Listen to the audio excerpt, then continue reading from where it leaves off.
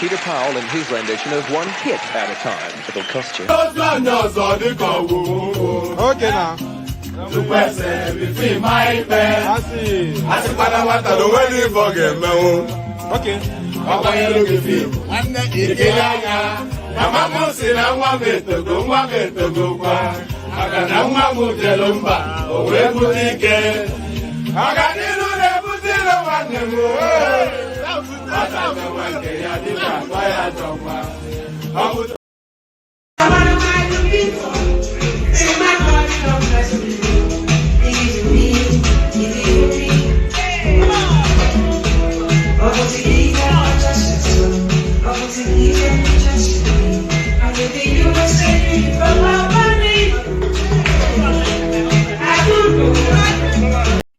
And there it is right there. So that is it. May God never depart from your back. So I'll co-opt those words and extend it to the main sponsor of the platform, which is of course, who always regularly puts a hearty chair on the smile of the host. So thank you for that. So good day to you. Good to be in your company. And how are you? So good to be in your company. And how are you? We do that thing again. That thing we do every single day. We're doing it again just to keep up the consistency. So so your part, so I'm doing my part now. So your part. So click on the like button just as soon as you're coming in. Subscribe if you haven't done. And when I say click on the like button, please do that just so it helps the YouTube algorithm. I've explained ad infinitum all the reasons why you should do that. It helps us propel up the YouTube algorithm. So click on the like button just as soon as you log on. As you join us, click on the like button just as soon as you join us. Subscribe if you haven't done that already. So the reasons why you're clicking on the like is no different from the reasons that you're clicking on the subscribe. It helps the YouTube algorithm. So I think you've all been around long enough for you not to need an expansive explanation on that. So click on like and click on subscribe, and then this hyperlink right here that says StreamYard, let me resend it to the studio. We've been seeing somewhat of because the landscape is changing, and with now the high tension of high politics has now somewhat petered down into the mundaneness of our governance. So we're not quite seeing the same energy that we had during the cut and thrust of the politics. But we still have to maintain consistency, though, just to keep the sitting government in check and to continue to monitor the political space. So, of course, the landscape has changed and the dynamics changes as well, but the consistency does not change. So click on like, click on subscribe, and then if you want to come and have a chat around particular matters, click on the hyperlink that says StreamYard. Now, let me just say this. When we start, I roll out just a retinue of our headlines and a little bit of a readout, a couple of video clips, etc. So the conversations are not limited to those spaces. Those are just space fillers for the conversations to take place. So if there's anything that I've missed in the news cycle, or if there's anything that is especially, germane, I don't like the word germane, it sounds so pretentious. But if there's anything that especially is at the forefront of your thoughts in terms of either the political dynamics or human sphere or anything at all that you'd like to wrap conversations around, just bring it to the fore and we wrap conversations around it. So we're not restricted to the talking points that I flesh out. So as I said, the talking points I flesh out, they're just space fillers for the conversations to take place. So I thought we're all on board on that, but I feel it necessary to explain that. So if there's anything you want to talk about, just say, oh, this particularly piqued my interest in the news cycle. And I'm a man of vast knowledge. There's nothing you bring forward that I would not be able to engage in somewhat of a conversation around. So all that funky stuff. Click on like, click on subscribe, click on the hyperlink that says StreamYard. And then, of course, you are all encouraged to follow the example you're seeing on your screen. So that example being set by Ayo right there, who regularly supercharges to the stream just as soon as it starts. So join him in that space and supercharge to the stream. So Ayo sets the benchmark. So we have the anticipation of 5 super chats, both either matching to what Ayo has said or exceeding it. So no risory super chats, please. Just leave you can rather not super chats than super chat something derisory. So and you are set a minimum bar, so exceed it, match or exceed it. So thank you, Ayo, for that. We have the anticipation of, as I said, 5 or more super chats every single session. So Ayo kicks us off in that space. So well done, Ayo. So that's Ayo doing as he always does. So Ayo does as he always does. So why don't I do as I often do? So let me do as I often do, and then we start the doings with this. River State politics are refusing to leave the headlines.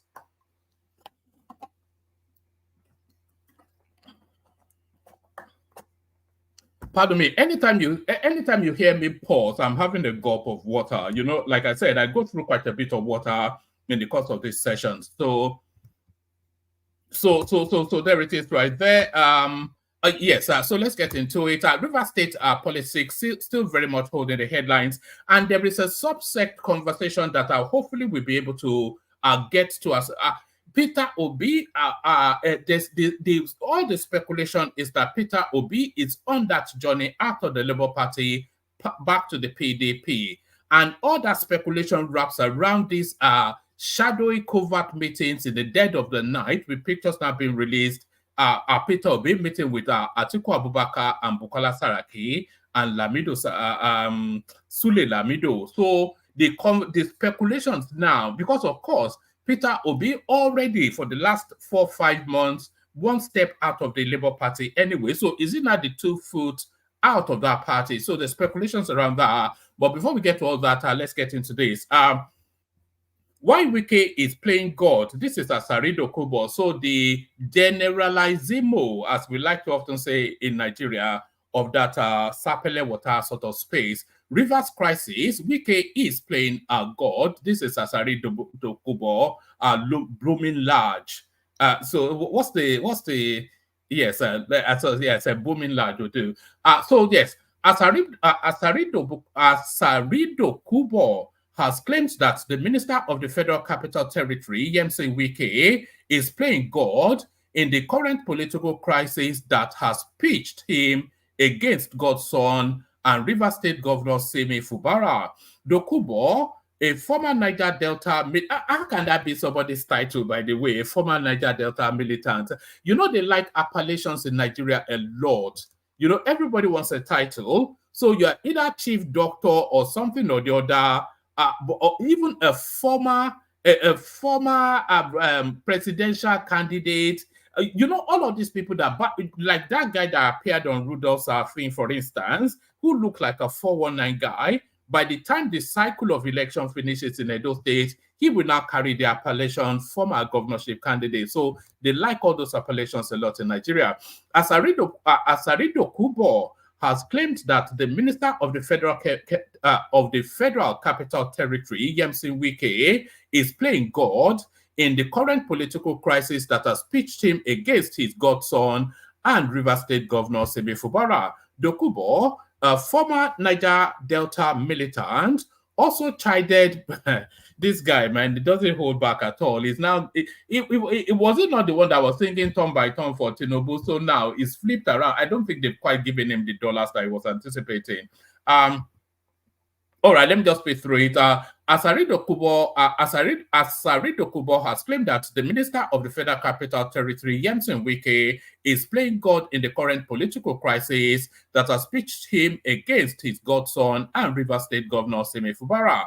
Dokubu, a former Niger Delta militant, also chided President Bola Tinubu for, according to him, handing over Rivers and Bayelsa to the ex-governor. He is now playing God. It is dead, and I'll play you a clip after this, by the way. He is now playing God. It is dead on arrival. All those things he has been doing, Dokubu said in a video that surfaced on Twitter on Monday. He added, I advised my friend, President Bola Tinubu, what you are doing to all Ijos, Ikwere people in Rivers State, or what are you doing to all Ijos, Ikwere people in Rivers State? You took Rivers State and gave it to one man. In April, Fubara revealed that the administration has raised the monthly internally generated revenue of the state from 12 billion naira, which he met upon assumption of office, to 27 billion naira. So that would take some doing. I'm not quite sure how that reach can be reached. You know, within 12 months, you've over doubled from 12 billion to 27 billion. That is what it's saying. It's either they are holding people at gunpoint in Rivers State. I can't see it. Less than 12 months even. It's not completed a calendar year in office, and it's already exceeded double of the IG house within the state. So that's clearly a lie. In April, Fubara revealed that the administration has raised the monthly internally generated revenue of the state from 12 billion naira, which he met upon assumption of office, to 27 billion naira. Dokubu described the development as commendable, whilst alleging that the governor only had access to 6 billion naira when he assumed office. The governor had come out to say that the IGR, what sort of business activities go on in River State that would generate, of course, that's the oil field, that's the pork belly fat of the Nigerian economy. But outside of the oil economy, what other economy goes on in River State that would generate? Because of course they will already be taxing the oil companies as they've always done. And I don't think he has the leverage to just go and increase it. So what other business activities goes on in River State for them to exceed double of their IGR within 12 months? So of course a lie. In April, Fubara revealed that the administration has raised the monthly internally generated revenue of the state from 12 billion naira, which he met upon assumption of office, to 27 billion naira. Dokubu described the development as commendable, whilst alleging that the governor only had access to 6 billion naira when he assumed office. The governor had come out to say that the IGR for River State is now 25 billion. So it's just lost 2 billion just within two paragraphs. The governor had come out to say that the IGR for River State is now 25 billion, up from 12 billion. The governor is even being economical with the truth. When the governor came in, they were giving him a paltry sum of 6 billion naira. Meanwhile, in another twist to the ongoing crisis, Fubara on Monday said he will set up a panel of inquiry to look into the affairs of governance in the state. He disclosed that the swearing in and administration of the oath of office of Dagogo Oboroma SAN as the Attorney General of the state and Commissioner for Justice. The governor criticized recent comments by the former Attorney General of the state, etc., etc. So that's all that. So the going on still. So Asari Dokubu essentially launches himself into the center of the ongoing crisis. Good to see you, Jaintola. A better greeting will be with the super chat. These are all the tricks that I'm learning from Kwaizo that if you don't ask, then it doesn't happen. So yes. So that's Asari Dokubu essentially declaring for Simi Fubara. So of course he always goes with where the money is anyway, Asari Dokubu. But let me play you this clip as Simi Fubara sends ominous messages to the wicked cat. Any man who cocks a gun, shoots it, and maybe because of the gun is in safety, the bullet didn't come out, has already killed you. So if you have a way to bury that person or the group of person, we will bury them. Yes. The beginning of a new era.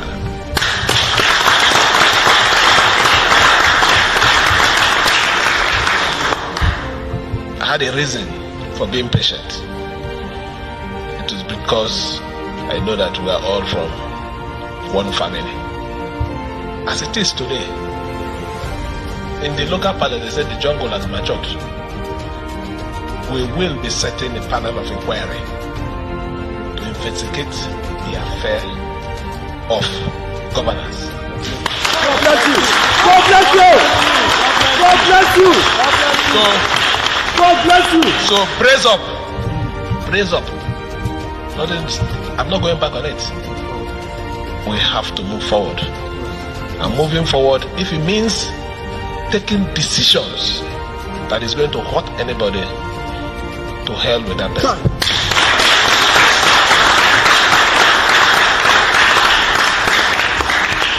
Maybe where they are telling them nothing will happen, nothing will happen. It's happening here live.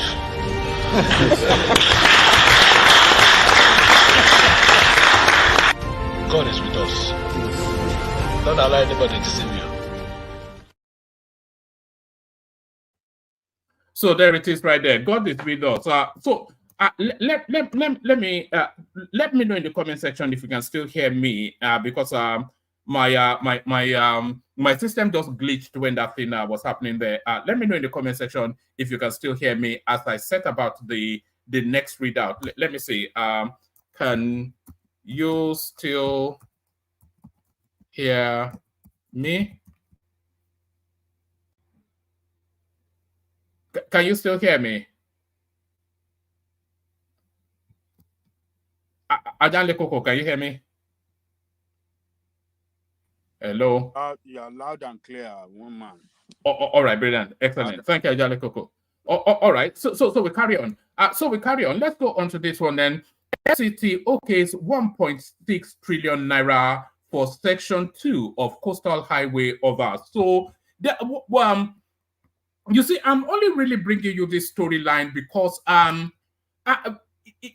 think it is hate that is holding Nigeria back, because if you remove the either ethnic tension, historical distrust, jadedness towards politics and politicians, and you look at what is actually going on in Nigeria now, you can see quantum leaps being made in a paradigm shift of the trajectory of the country. You can see that. You can see, and I didn't even rehearse that. You can see quantum leaps being made in a paradigm shift of the trajectory of the country. What do I mean? I'm going to play you a clip in a moment, which is about the consumer credit space, which liberalizes financing for the average Nigerian to the point that vests dignity back on them, back in their hands. So that's one. And then we know the students loan system, which is a real inspired blue sky thinking that realigns education, and it permanently aligns education to affordability within the Nigerian space. That's two. But now the remapping of the country in terms of infrastructural development, especially the ease of travel. If you are talking about a new Nigeria, that new Nigeria is taking shape, whether you like all of the reforms in the financial sector, everything all within 1 year. If you are talking about a new Nigeria, that new Nigeria is taking place right before your eyes now. And very soon, it will be impossible to deny it.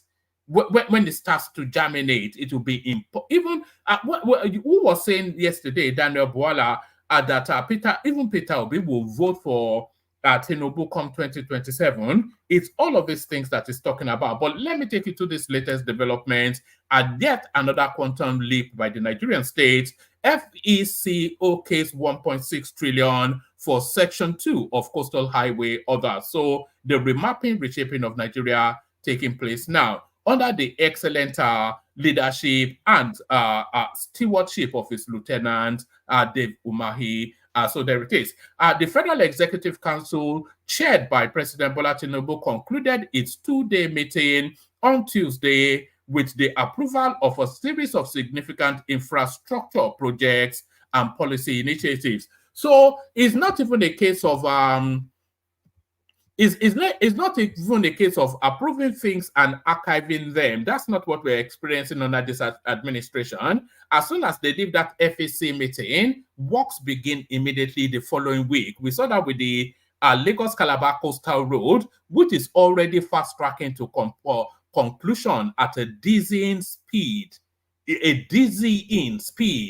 You know, so the new Nigeria is taking shape, whether you like it or not. The Federal Executive Council, chaired by President Bola Tinubu, concluded its two-day meeting on Tuesday with the approval of a series of significant infrastructure projects and policy initiatives. A statement by Bayo Onanuga, the special advisor, information and strategy to President Bola Tinubu via his X page on Tuesday, noted that the council supported a series of initiatives and measures designed at boosting the economy, facilitating investment, and promoting ease of doing business in the country. According to him, the major highlights of the concluded meeting are as follows. Number one, the council supports a series of initiatives set to be launched that will revolutionize Nigeria's infrastructure and housing sector through public-private partnerships. The initiatives, which can unlock about 2 trillion naira,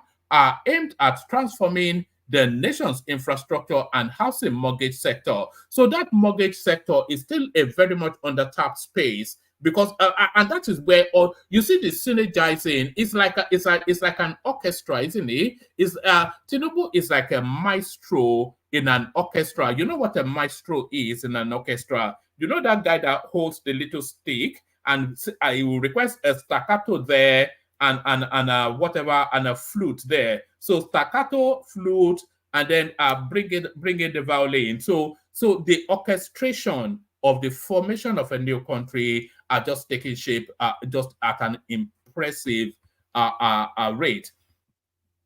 Let me take it. Let me take it from the top, and I'll speed through it this time around. The Federal Executive Council. Oh, and by the way, plenty of room in the studio. If you want the conversation, I do keep saying this. If you want the conversation to take place, then you have to come out. It is a participatory sport. It is a participatory sport. This live streaming is a participatory sport. So you have to come in and engage for everything to come together. So if you feel inclined, that's the hyperlink right there. The Federal Executive Council, chaired by President Bola Tinubu, concluded its two-day meeting on Tuesday with the approval of a series of significant infrastructure projects and policy initiatives. A statement by Bayo Onanuga, the special advisor, information and strategy to President Bola Tinubu via his X page on Tuesday, noted that the council supported a series of initiatives and measures designed at boosting the economy, facilitating investments, and promoting ease of doing business in the country. According to him, the major highlights of the concluded meeting are as follows. Number one, the council supported a series of initiatives set to be launched that will revolutionize Nigeria's infrastructure and housing sector through public-private partnerships. The initiatives, which can unlock about 2 trillion naira, are aimed at transforming the nation's infrastructure and housing mortgage sector, meeting the urgent demand for critical infrastructure and affordable home ownership, and etc., etc. Number two, FEC approved that all users of federal airports all over the country must pay tolls at the gate. So the one thing that the Tinubu's administration is adept at is picking money out of your pocket. So it's somewhat of a pickpocket administration. You know, they keep finding new and innovative ways to squeeze money out of you. So this is another. So nobody will be able to quibble this. So, but anytime you go to the airport now, Tinubu will charge you a tax. Number two, FEC approved that all users of federal airports all over the country must now pay tolls at the gate. No one is excluded. The president VP to pay too. Number three, the council announced a ban on sand dredging 10 kilometers from all federal bridges throughout the country. Number four, FEC announced a 4-week deadline for the review of visa policy to enable tourists. You know, I think they are trying to, they are fast tracking visa applications or visa approvals, especially if it's business related. Another pause for a gulp of water. Yes, so number four, the council announced a 4-week deadline for the review of visa policy to enable tourists and businessmen and creative professionals to visit Nigeria. So creative professionals will be all those Wadamaya type of people, the ease of doing business, etc., etc. Number five, the council approved the supply of the supply, installation, and training of operators of the disabled aircraft recovery system. Number 6, approval of special purpose vehicle to be created on PPP basis to develop 90,000 kilometers of fiber optic cable to increase. This is you see, this number 6 here. These are some of the things that the Nigerian state should really be prioritized, because we live in a digital world, and those digitalized spaces is really the next the next frontier. So that's where the money should go. Council approved special purpose vehicle to be created on a PPP basis to develop 90,000 kilometers of fiber optic cable to increase Nigeria's internet connectivity by 6 to 70%. The SPV intended to copy blah blah blah blah. It to copy some model or the other. So I think a lot more push in that direction, I suspect. The council approved a consultancy service for the reconciliation and expansion of our remittances, etc. Approved the request of the Ministry of Communications to convert the property at 324 Jackson Street, San Francisco.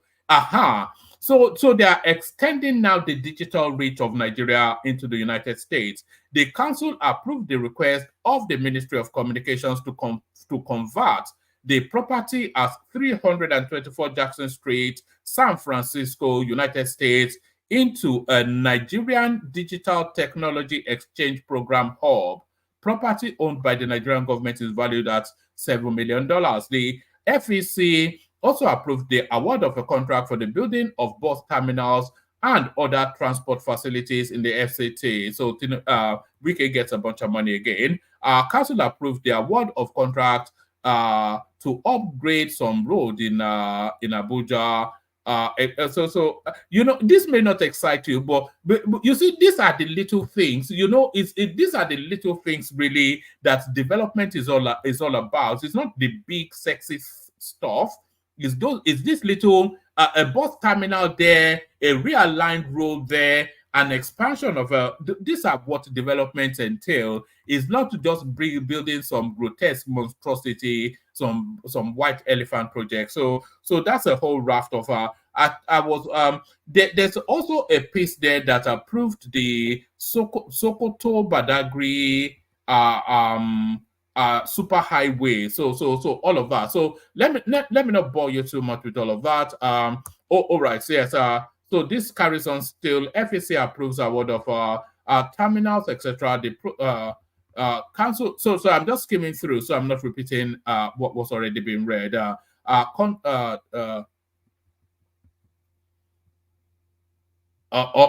right. Approval was granted for the award of contract for the reconstruction of Cotton Cafe Abaji Road along Abuja-Lokoja route.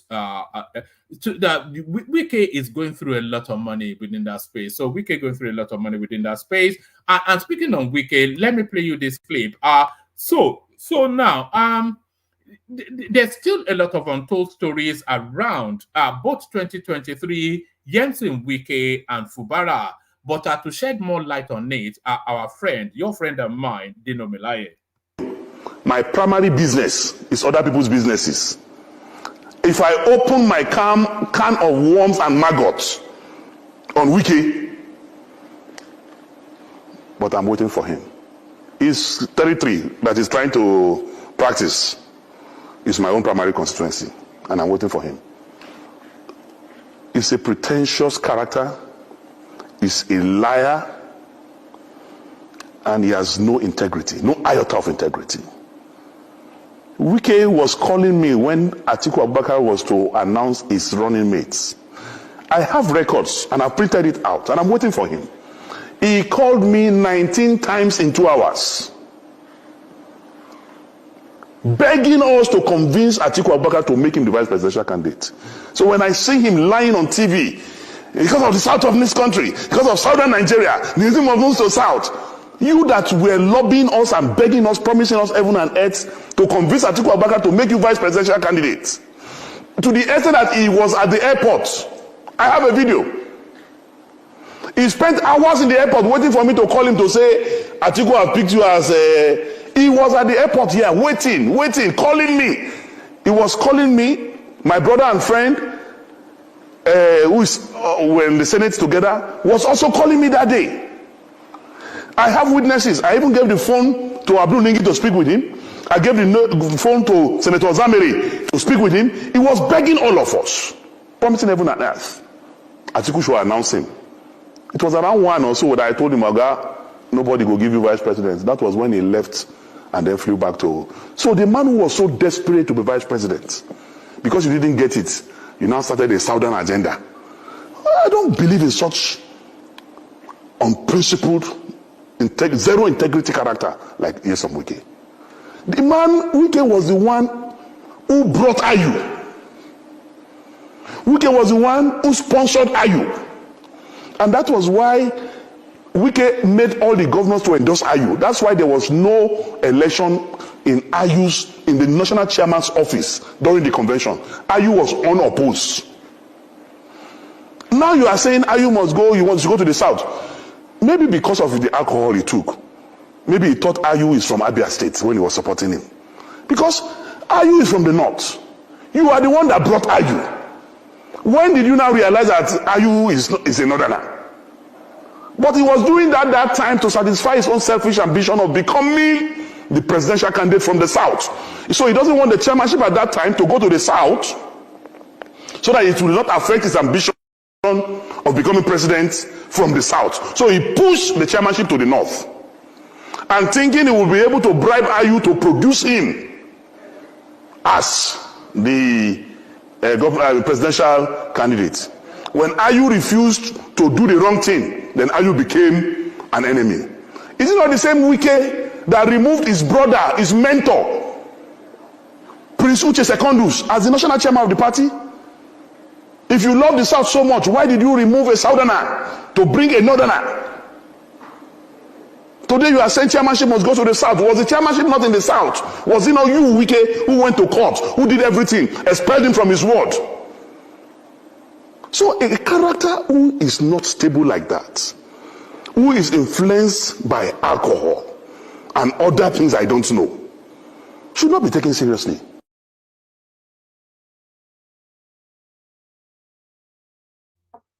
All right. So a lot of what Adino said there already known, but the one thing that did strike me was that Wike was hustling very hard to get that vice presidential slot. Whether he called Dino Melaye 20 times or not, or that was made up or not, it doesn't really matter. We all knew he was hustling very hard to get that vice presidential slot.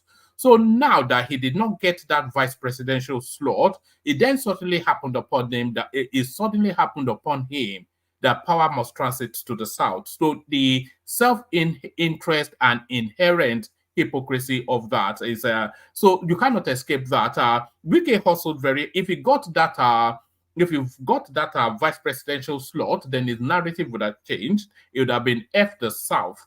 I want to be vice president. So the inherent hypocrisy of our politicians are Wike no different. Let me bring you one more readout, and then we go to the video clip that I really want to share with you. Women Affairs Minister sue Niger Speaker over plan to marry off 100 orphans. So when you hear stories like this, you begin to query sort of the age bracket of those orphans. So well done, Uju Kennedy, who seems to be moving rather, is she moving funky or is she moving sharp? Sometimes she moves funky. When she went to that hospital and started to make noise, that was funky moves, but this is sharp. Minister of Women Affairs, Uju Kennedy, has petitioned the Inspector General of Police and sought for a court injunction to stop the Speaker of Niger State Assembly, Abdul Malik, whatever his last name is, from marrying off 100 orphan girls. Recall that the Speaker recently announced his plans to marry off the orphaned girls who lost their parents due to banditry attacks in the Mariga local government area as part of his constituency project on May the 24th. He announced that the gesture was aimed at alleviating the suffering, let's do that again. Minister of Women Affairs Uju Kennedy has petitioned the Inspector General of Police and sought for a court injunction to stop the Speaker of the Niger State Assembly, Abdul Malik, whatever his last name is, from marrying off 100 orphaned girls. Recall that the Speaker recently announced his plans to marry off the orphaned girls who lost their parents to banditry in whatever local government. He announced that the gesture was aimed at alleviating the suffering of the impoverished, pledging to pay the bride price for the bridegroom and already procured materials for the mass wedding. So they have these habits, they have this habit of mass weddings in the north, which is somewhat anatomic to the ceremony. It's meant to be a special day, not some production line, industrial something. Remember when they used to marry orphaned women and give them beds and a bag of rice? It's just it's quite a culture in the north, isn't it? It's unbelievable stuff. But that's that. Let me just leave that there. I think you get the general gist of that. I think after Uju Kennedy's pushback, though, that assemblyman has now somewhat reversed position.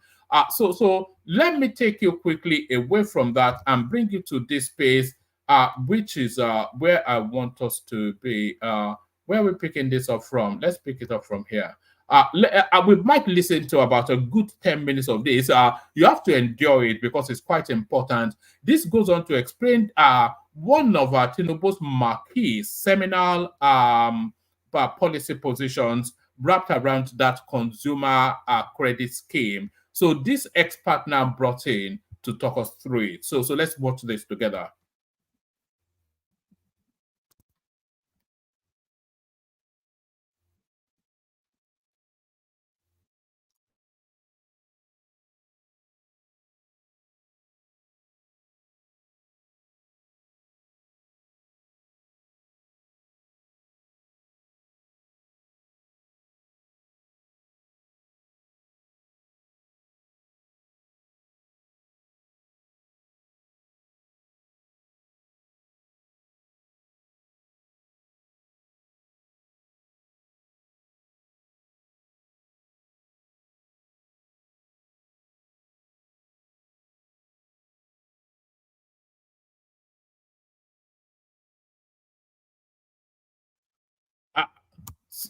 Sorry, somebody. Oh, no audio.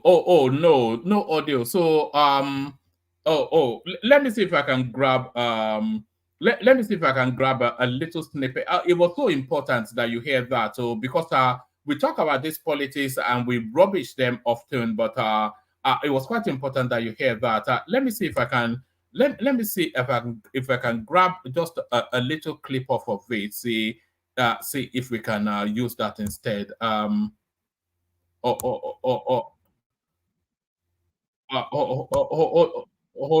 on one second. Yes. I'll give you just I'll give you a very short snippet of it. Which it was a cut-off clip that somebody sent in, and then I requested that the person send a fuller version because it's such an important talking point. But unfortunately, we're not getting the audio. I don't quite know why that happens. But let me just give you the sliver that's been cut off, and then that would then set the basis for conversations. So I've downloaded it now. I'm re-uploading it onto the studio. So it's now just being processed now. So just to give you a flavor, this consumer credit is a real revolution within the Nigerian financial structure. So a real weapon.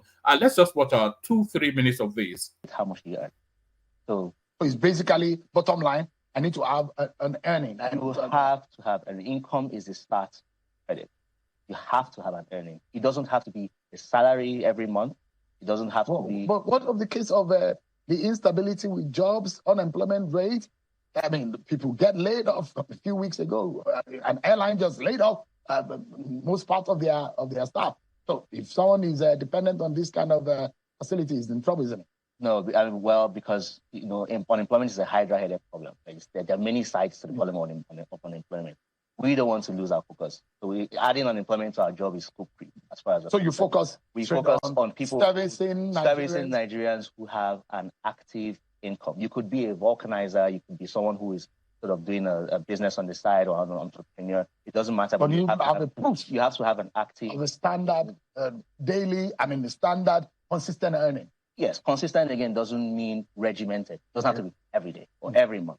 But I mean, the financial system, there are several tools and some that would also be supporting the financial institutions to be able to measure people's income in a way that is not necessarily forcing them to be salaried employees. So if you're a vulcanizer and you earn 20,000 to 5,000 today, 3,000 tomorrow, maybe 0 the next day, 4,000 the next day. But then there are very many predictive models that can figure out what is a reasonable estimate of your financial capacity. And then on the basis of that, you can go to your financial institution and they grant you credit. So back to your question, if I want to get a 10 million naira car, then what you do first is that you have to have a predictable income. Secondly is that you may not be able to service a 10 million naira car now, but you can borrow for, let's say you have an active loan, maybe a solar panel for your house. And based on what we are doing, the credit infrastructure, your credit behavior when you go borrow from your microfinance bank to get that solar panel would now be written to the credit system. And if you are consistent, just like I was as a 20-year-old student, consistent with repaying your credit, you have a credit score that is high. And at some point you can go higher and say, okay, now I want to borrow to get a car. And obviously your income would also be following that. So it's a journey, and it's not something that you can just do overnight. But the first attempt at all of these in easing the life of Nigerians is that the access to it. Yes. Consumer credit. Yes. Let them, first of all, have access. Access. Then we'll balance up. Yes. So our mandate, in fact, if you look, we are quite public to say that our job is to get access to consumer credit to half of the commercially active population by 2030. Quickly, can you tell us? All right. So that was a little soupçon of quite an extensive interaction that chappie had with Seun Okinbaloye. But the broad strokes of it, especially those of you living abroad, you already know how that system works. But the system now being started from ground zero within the Nigerian space. So they're talking about a consumer credit scheme, which is that sort of credit ratings that you get. So you, like for instance, if we take the UK, for instance, let's say you are new to the UK and you want to start to establish your financial history, you go and take some high-level, high interest rate credit card that is willing to take the risk. So you take that credit card and then you use it, you pay it at the end of the month, you use it, you pay it at the end of the month, you use it and you pay it at the end of the month. So within 3 to 6 weeks, within 3 rather to 6 months, you are already building a credit history. They've shown you that you are showing credit worthiness. And of course, as you continue to use the credit facilities and service the credit facilities, you begin to build a credit record that accesses you even for that credit. And that is the model that is now being brought to the Nigerian space. So because everything starts from ground zero, the government puts some sort of financial insurance behind it.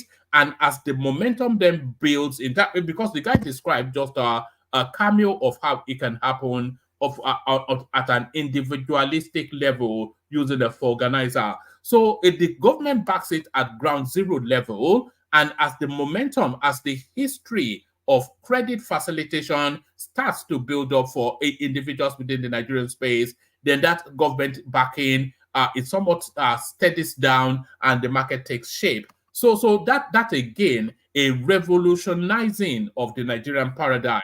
So that new Nigeria that is possible, that new Nigeria is here. Let me play you one more clip. I'll play you the K guys, and then the conversation kicks off. So they want to be doing Saudi style in the north. If you carry drugs, they want your head off. And this is Senator Ndume explaining exactly why. You want Nigeria to kill those who are being caught for drugs. You think that death penalty will actually be a good deterrent? Yes, it's the best deterrent. If you don't go and do drugs, nobody will kill you. If you go and do drugs, you are killing people. In fact, you have killed, mostly, that means you have destroyed the life of many people, killed so many people. So if they kill you, you're only one. And you are saving these people that would have died because of what you are doing. There are those who will say there is a kind of offense that is common to the political elite, which is corruption. Yeah. Why are we not using the death penalty? Let me tell you. Before you come to us politicians, I know that is the direction you are going. We politicians, even if you call us anything, if you compare us to all the corruption, our own is a very small one. Where our corruption is people-driven. You steal all the money, you go and share it with the people. If you don't, you are not coming back after 4 years. So that's the reason why most of you steal the money? No. Some will go and keep it. There's no reason for stealing. I've been in the National Assembly. I can't say, people will not look at you on the TV now and say, I'm a clean person. No. I have to say the truth. If death penalty is supposed to be included in corruption, I will support it. But you don't go, somebody that stole 1 million, you go and kill him. And then somebody that stole 1 billion, you go and kill him. No, but I'm in support of saying you have progressive. If you steal 1 billion, maybe you go to life imprisonment or imprisonment for 20 years. I support that. But if you go and steal, like some people are hearing 1 trillion and the government's money, that means you have deprived so many people. No, that person should be killed. So we should start thinking about that. That too. But let's start with the drugs because it's the most important one. Yeah, very well done to Senator Ndume there. Let's start with the drugs. Let's kill the poor people first before you start to kill us. So to the care guys, it's enough to send you to drink to the care guys. Water, only water, only water, where they see ma. Water,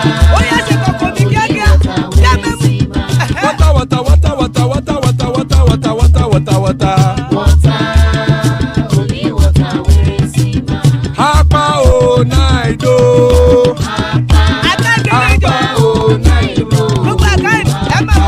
Hapa you don't come o.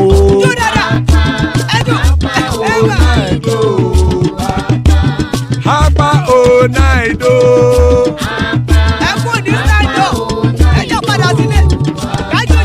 Oro kẹ̀kẹ́ ẹlẹ́mù yé o. Ilé sọ́díyà kẹ̀kẹ́ rẹ̀ ẹlẹ́mù rẹ̀ o. Bobby Master kẹ̀kẹ́ rẹ̀ ẹlẹ́mù rẹ̀ o. Chief Failati kẹ̀kẹ́ rẹ̀ ẹlẹ́mù rẹ̀ o. Eruku lẹ̀lẹ̀ ẹlẹ́mù dé. Eruku lẹ̀lẹ̀ ẹgbẹ́ ẹlẹ́mù dòde ojàre o. Eruku lẹ̀lẹ̀ Ghana ti dé ẹgbẹ́ bọ́dì o. Ọmọ ẹlẹ́yẹ ẹyẹ o ó dilé o. Odúyẹ̀lá ẹyẹ o ó dilé o. Petrosoname ẹyẹ o ó dilé o. Petrosodunke ẹyẹ rẹ̀ ó dilé o. Ẹlẹ́kọ̀ ọ̀run mú ìní o.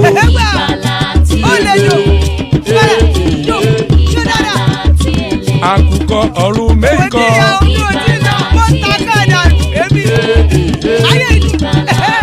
Ikú kò ní ríwà gbéṣe o.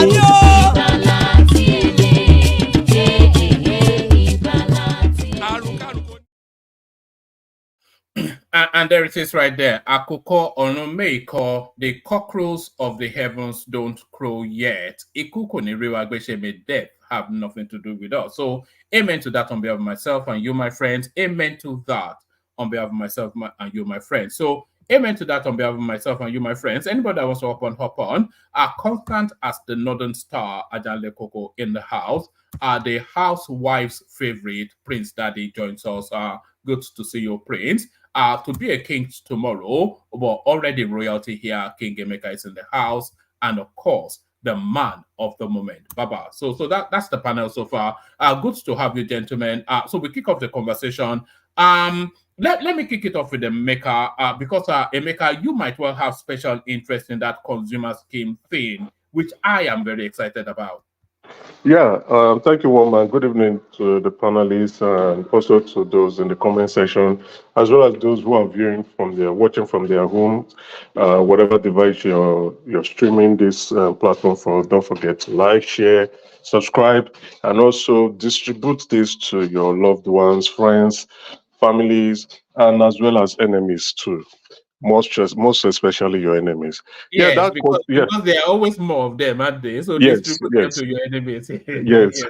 Carry on. So the consumer credit scheme, right? That's actually the MD. I know, unfortunately, you were unable to play the full entirety of that interview, and I'm glad he's actually a young man, and explaining what that scheme is going to look like, and it's the game changer, if you ask me. You remember the president spoke about it.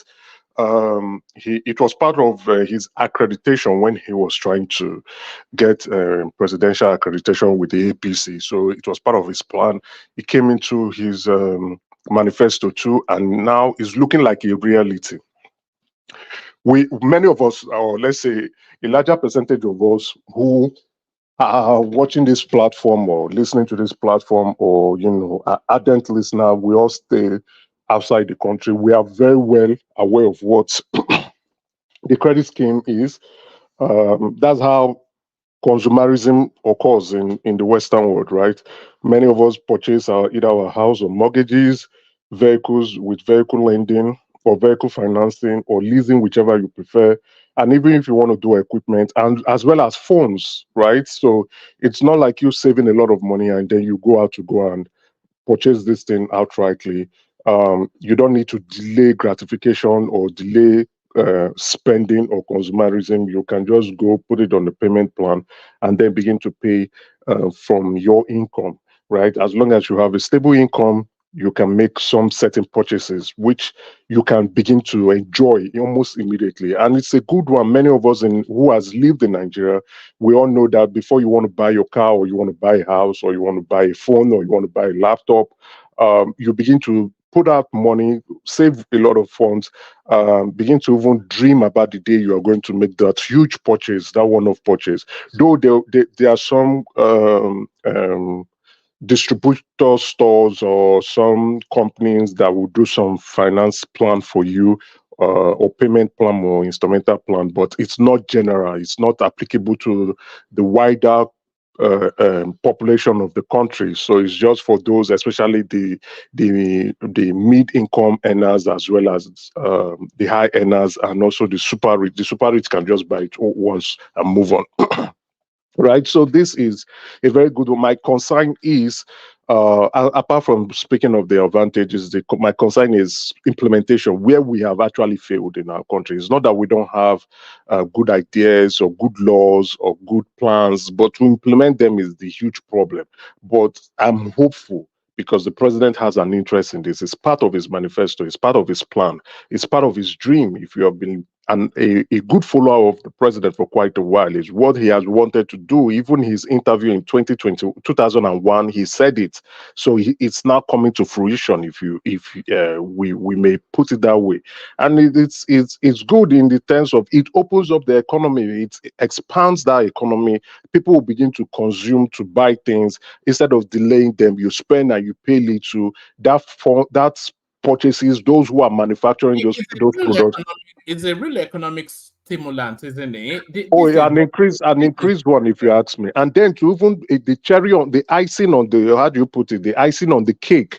Yesterday, in fact, the president not just announced, approved, not announced, approved I think about 8 trillion. I will confirm that amount for mortgage. That's a public-private partnership in mortgages that would enable young Nigerians, and when I mean young Nigerians, that is those who from the age of 24, 25, who are just leaving colleges or universities and going into full-time employment, can aspire to purchase a home. So that approval was yesterday. So now we're not talking about the implementation. Like this, what this guy is now, this MD of Nigeria Consumer Credit Agency, right? I don't think I pronounced the name properly. That has been approved for a long period. So now they are implementing and is now carrying out, sensitizing the public on what they are trying to do, so that they initially the plan was to start with public, that civil servants, but I think now instead of just making it for government or public servants alone, they want to incorporate the entire public. And you hear it, we're hearing it from his mouth. As long as you have an income, and they can estimate that income. The real obstacle will be securitizing those loans. But that spot on. If it's not set against the fixed assets, then we know what our people are like now. Exactly, spot on. If you read a lot of banks, especially in the West, right, a huge percentage of their mortgage loans and their finance loans, vehicle loans, even credit card loans, right, a huge percentage of them are securitized, and they begin to trade them on the secondary market. So this open another avenue for our stock exchange. So it's a multiplier. It has that multiple effects and a complete transformation. When I sent it out to you, I said this is a game changer. Right? That was what I said. It's a game changer in terms of where the vision that the president is trying to implement, that $1 trillion economy. This is how it starts. And then if you're looking at mortgages alone, has a quadruple effect in an economy. The main surviving industry or sector got the growing sector, which is also, they are trying to slow down that inflationary push, is because of the mortgage industry or the mortgage sector in Canada. Before you go there, go actually into the multiplier effects of this scheme, because you are saying there's so many industries that will experience a boon. A lot of it. Thank you for directing my thoughts.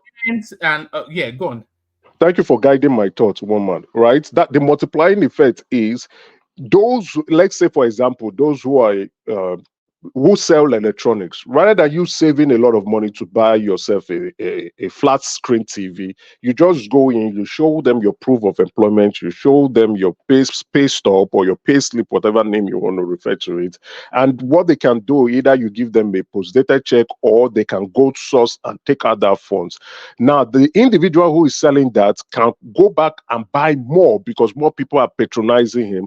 And even that individual can go borrow funds and see how to set up a shop to be producing more electronics as well as selling them. Then that loan itself, which the credit agency is going to do, they will take that loan and sell it to a secondary party. Those people will go to the market and start selling those loans because to share the risk. They'll be sharing. Thank you. So as consumers are paying on a monthly basis, they will be getting their income for the purchases, the interest income for the purchases of that loan itself. That's securitization. So it opens up the mortgages alone. What about the manufacturing, the production activities or capability that it opens? Building, construction, cement, wiring, tiling, painting, what else again? Even road construction on the streets. So it's a gift that just keeps on giving. Honestly speaking, apart from this, the financial instrument aspect of the mortgage itself, the production capacity to build homes, it pulls a lot. Those dependencies, the individuals Emeka, yeah. Did they announce what the interest rate would be? No, they've not done monetary policy rate. That should be coming in around June, July for that's the second of the matter. Because right now in Nigeria, if you want to get a loan, it's double digits, isn't it?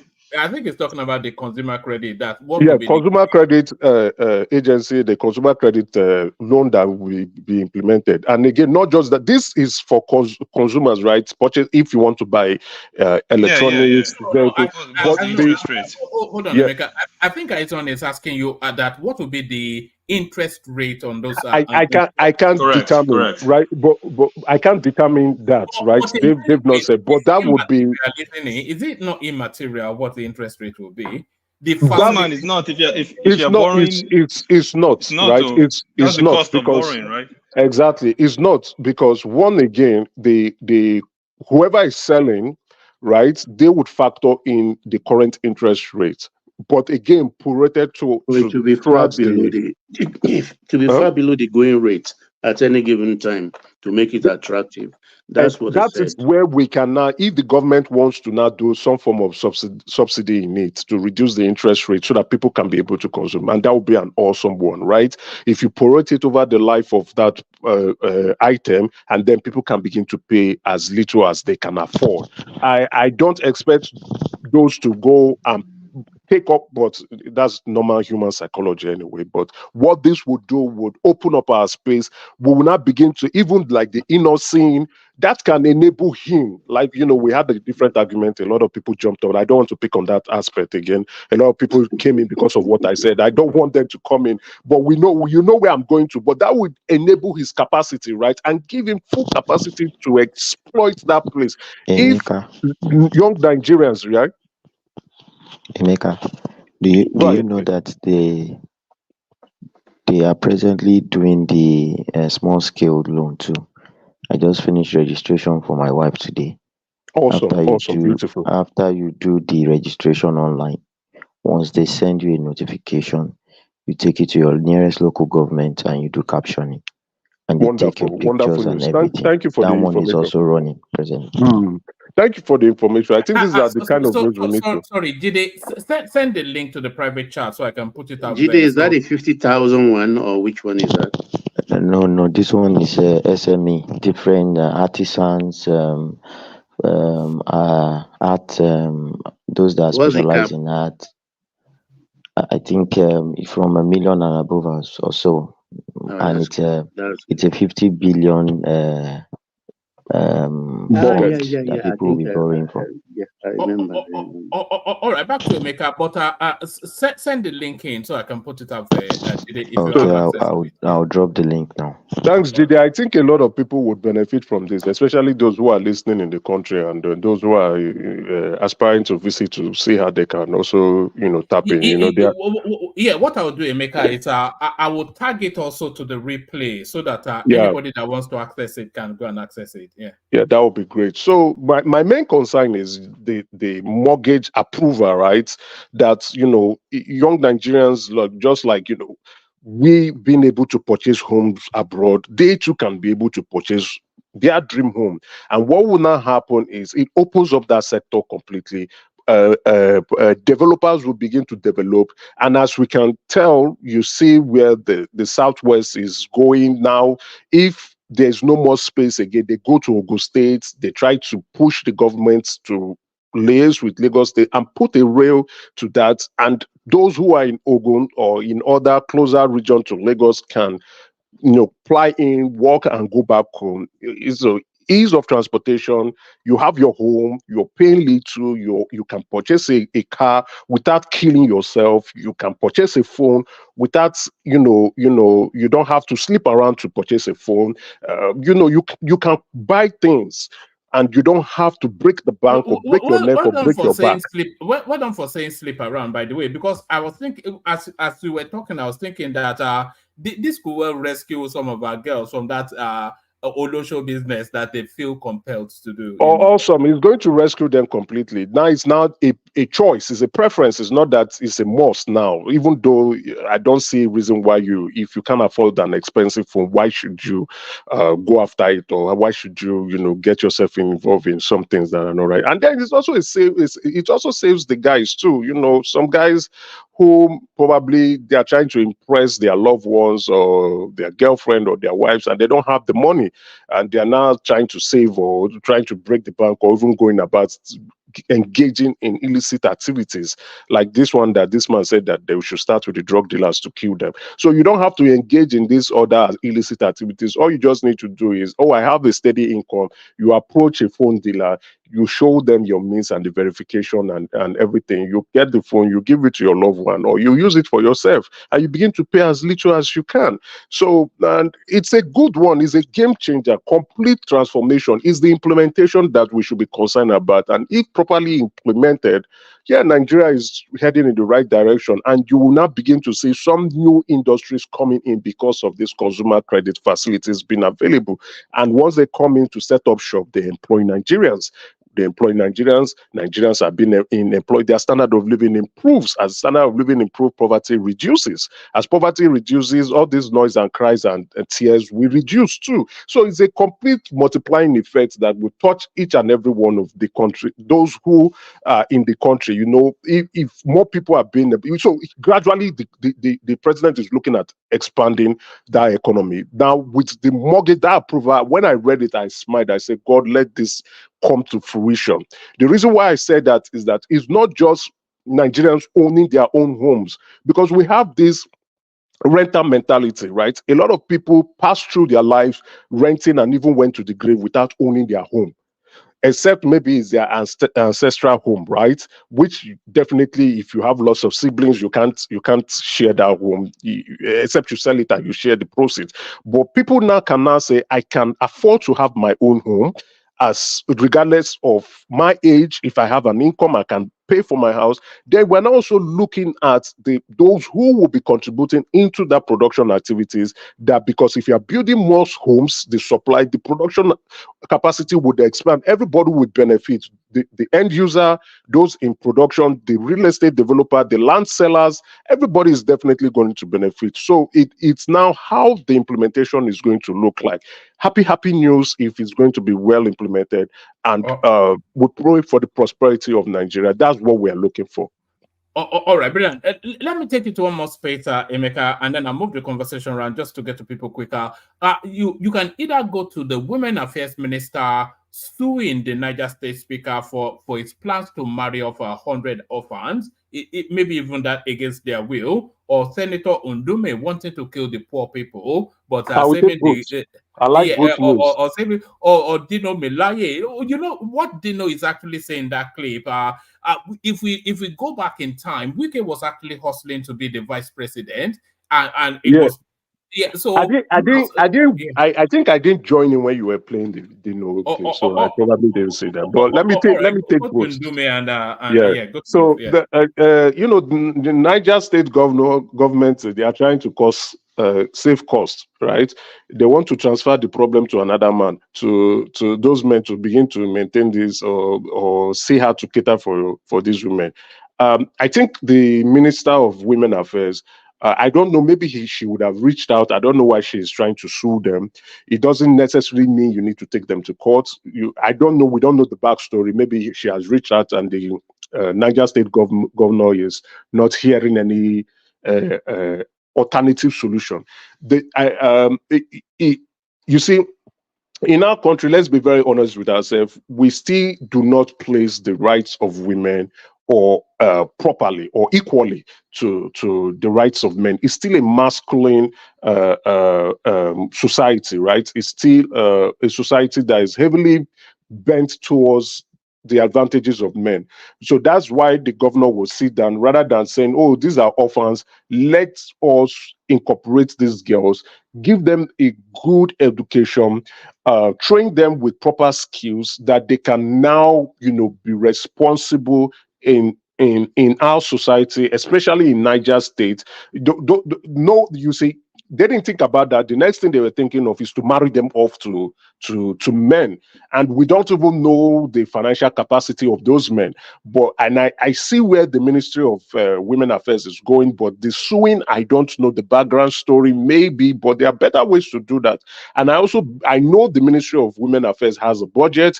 Take up, that's your ministry. Those are women. Why don't you reach out to the governor? Give me this, let me train them, let me provide, let me put them in schools or vocational skills that they can use to fend for themselves. And who knows, they might have other siblings because they are orphans. So marrying them off is a cheaper route for the Niger State government. And I don't think it's the best route. They are just trying to throw away the problem to somebody else to go cater for it. Those girls can become doctors. Those girls can become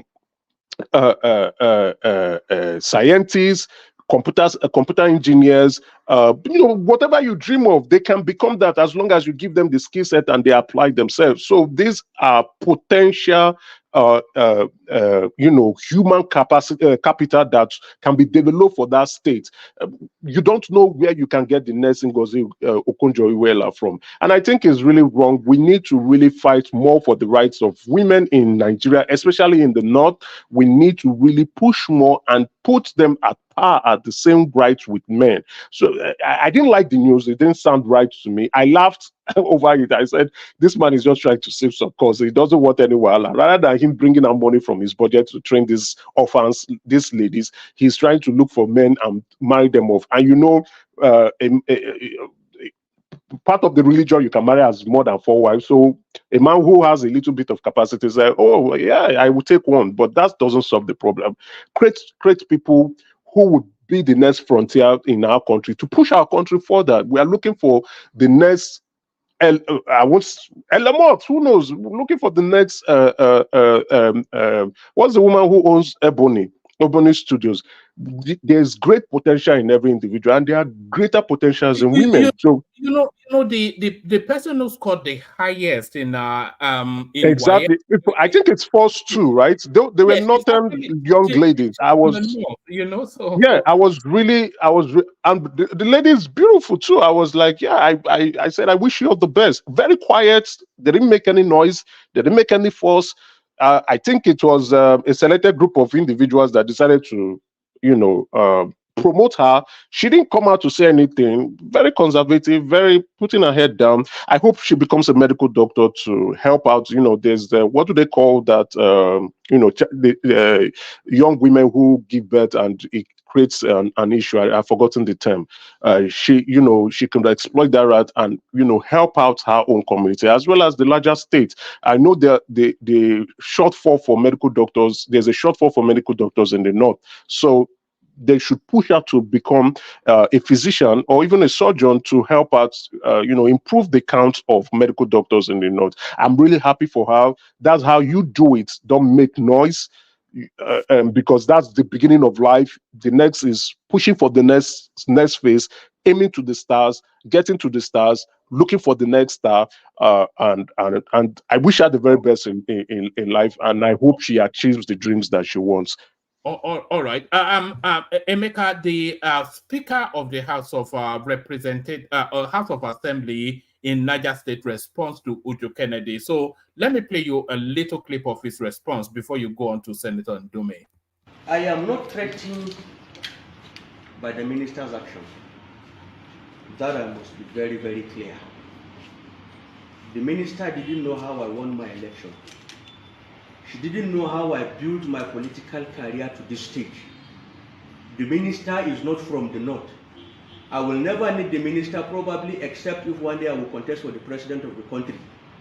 So as it is right now, I'm not threatened by the action of the minister.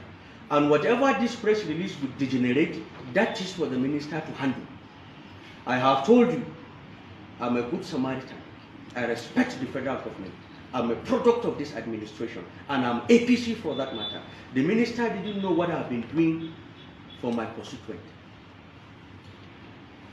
I'm not going back. Already I have given out my support to those parents through those traditional and religious institutions. And I have told you that I'm not going to claim it back. I have wanted to grace the occasion, but now I will not. I will not reclaim whatever donations I have given. It is never from any constituency project. The minister should please find out who I am. Let her find out that first in the first place. And how I've been supportive to my people since the last 15 years.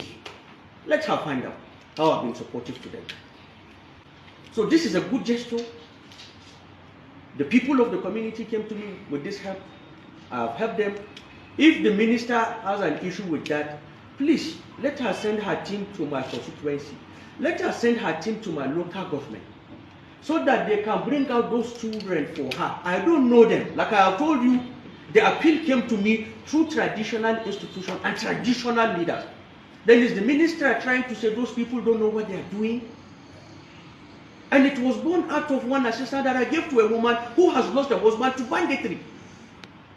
Now our children have the maturity to get married, but she does not have the means to offset the marriage expenses. If that woman had the wisdom to communicate or to get across to me, then what happened to other families that share different experience but do not have the means to get across to me? It's probably what the traditional rulers felt they should come in to appeal to me. They appealed and I have helped them. So it is their choice now. Whoever think a child is going to abuse, I'm not aware of that. So they have that to contend with the religious leaders and the traditional institution that have appealed to me to assist them. And I did.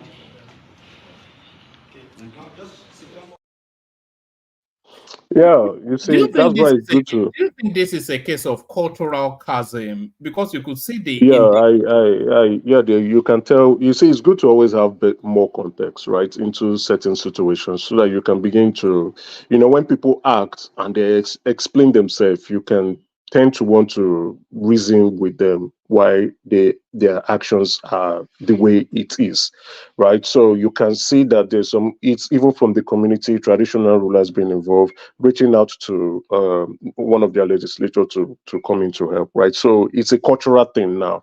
Now, I always say, we all know that the Minister of Women Affairs, the way she plays she's always wanted to be visible because probably her portfolio is a shadow one.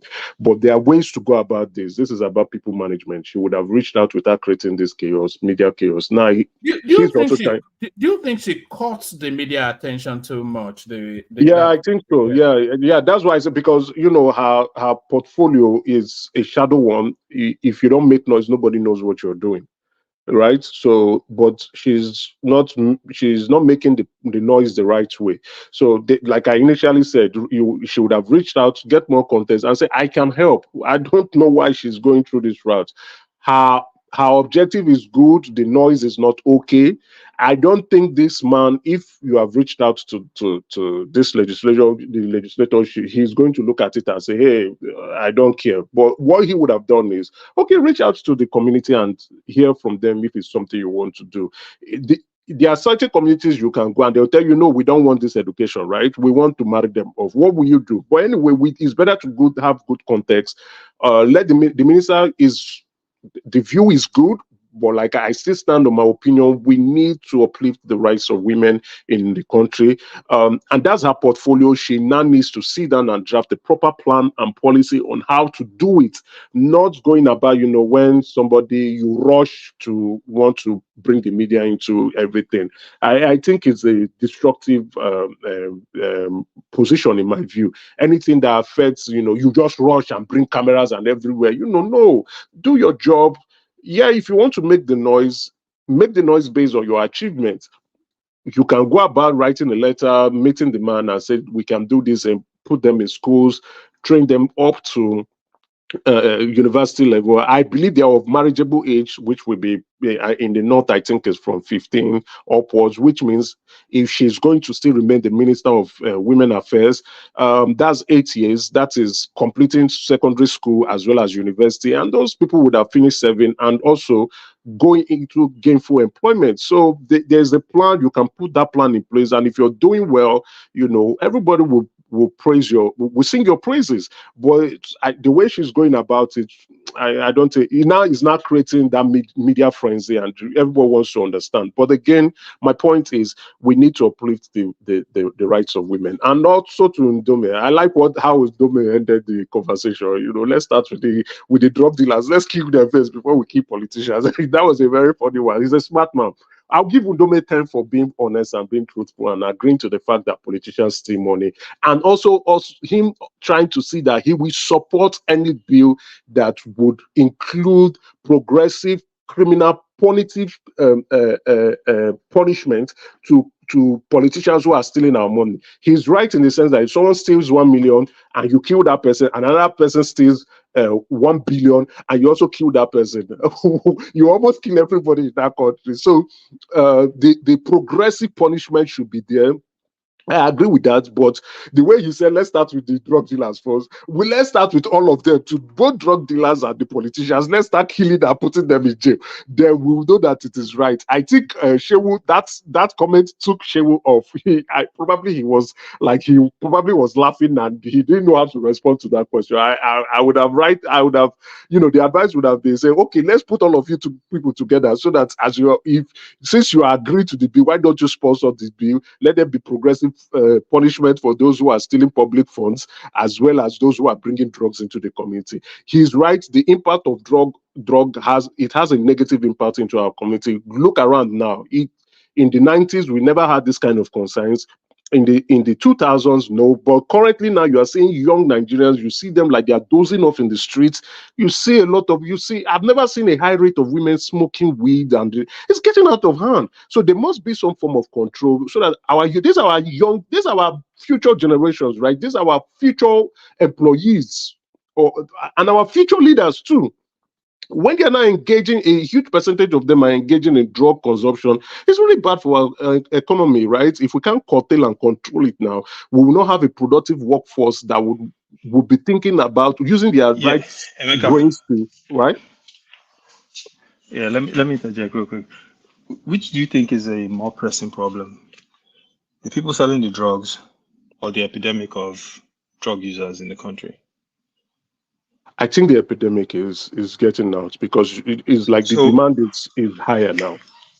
The demand is higher. Initially, they've always been sales of drugs in that country. Let's be very realistic. They've always been that sales of drugs. Even they've been sales of cocaine in that country for quite a long while, even as long as I can remember, But now you see that even those younger people, teenagers engaging in drug consumption. So the demand is higher now than the supply, and it's now a business that suppliers are now bringing into to feed into that demand. I agree with you. I agree with you, man. I'm asking because so the way I'm looking at it, isn't this the cart before the horse? In essence, you want to create a capital punishment for dealers, which a lot of people agree with. That's their prerogative. But you have an epidemic of your youth being wasted away with drugs. Shouldn't the sense of urgency be to try to find ways to deal with all these people, like you said, seeing them sleeping on the streets? Me too, I've seen my fair share, of issues. They said Kano has turned into a full-blown epidemic in Kano. Is crazy. And then you have the Almajiri problem, lack of education. So all these things are tied in. So in order to fully, you see what I'm saying? Like, this is typical Nigerian testosterone knee-jerk reaction. Okay, we're just going to kill all these people, and then the problem will go away. No, it won't. Drug dealers will find ways. Drug users, sorry. It's not just drug users. Yeah, thank you. Yeah, they'll find ways to do even harder drugs. They'll start like bleach. in the north, right? In the north, I served in the north, right? So I never knew you can consume cough syrup and you get high. So cough syrup is used for the treatment of cough. How did people decide to sit down and, I don't know how that came up, that you can consume lots of cough syrup and you get high. So when you think about it, you're like, what the hell is this? So like you said, you agree with me, is a consumption of drug issue than the supply. So if you curb the supply, people will look for things that they can use to get high. They want to get high, and it's a problem. Young Nigerians want to get high. The reason why they want to get high, I don't know. Maybe because they want to take themselves off the sufferings of the country and not think about the sufferings of the country. They want to escape their reality. They want to escape reality, right? They want to completely escape that reality. So I think this is where we need sensitization, national orientation of information, stepping in to tell them about the impact of drug consumption and what it can do for you. Sorry, Jide. Emeka, bring it home. I want to move it around quickly. Yeah. So let me land this point. I have one slight topic I want to I won't spend more than 2 minutes. So, that consumption, try to sensitize that, because we don't want our young Nigerians, by the time they are of employment age, half of their brains is already fried. And the remaining half is thinking of hard drugs to fry that hard drugs that they cannot even concentrate anymore. It's a problem if we have this drugs epidemic and we don't have people who will come in and step up into the plate to be productive. Now, my other topic, I know a lot of it happened yesterday. A lot of us, I don't know if we discussed it yesterday, and I sent something to you today, Woma, right, where Labour Party chairman coming out to weekly African news, and they've started their gossiping, and he's also blaming Peter Obi.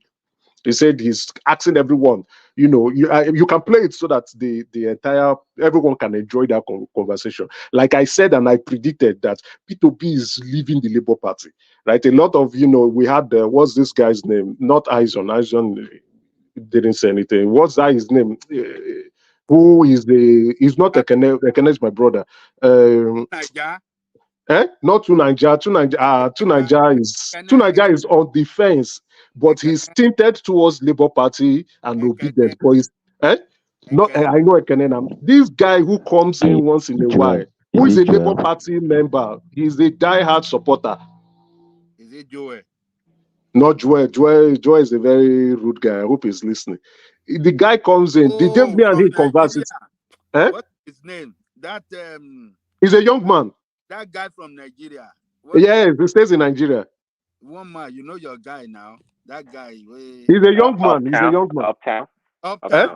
Uptown. Thank you. Uptown was telling us left and right that Obi is going nowhere. Blah blah blah blah blah. Play the video and you let people hear. I told him now. Obi was already 1 foot out of Labour Party, but his meeting with Atiku yesterday and Saraki. Exactly. So that's the second feed.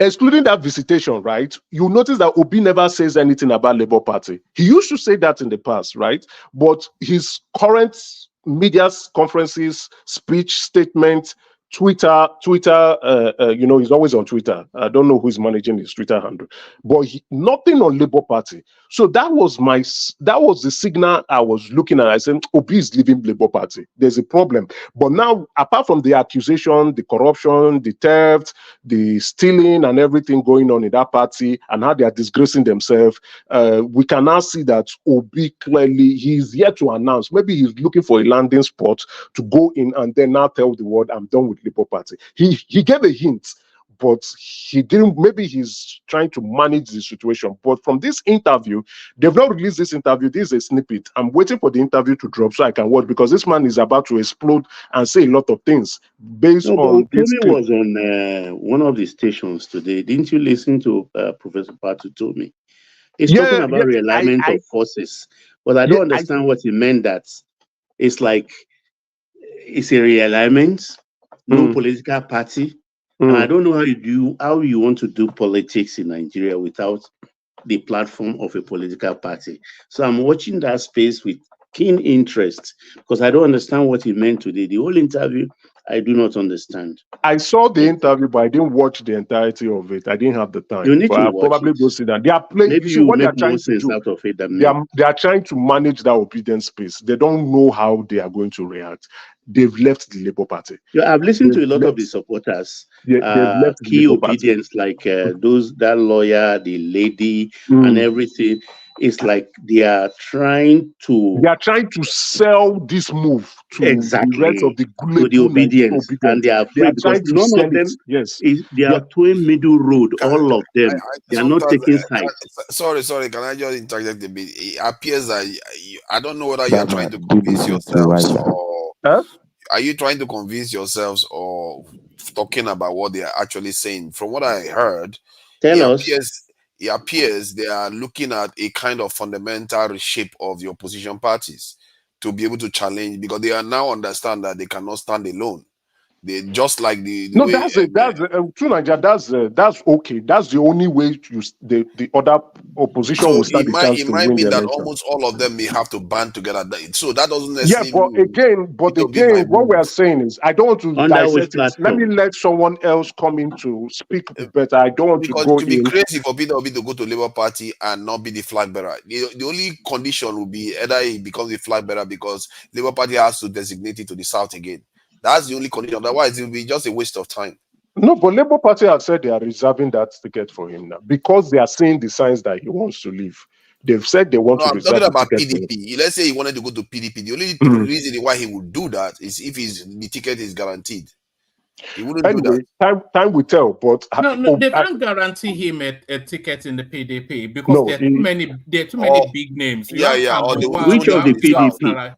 They will have to zone it to the South. Wike's PDP. Guys, please, let me round up so that we don't, take so much potential guys who come in to speak about it. So time will tell. We are watching the space. Obi, I think his heart, his spirit is, and probably his body, because he's evangelizing and politicking everywhere in the country.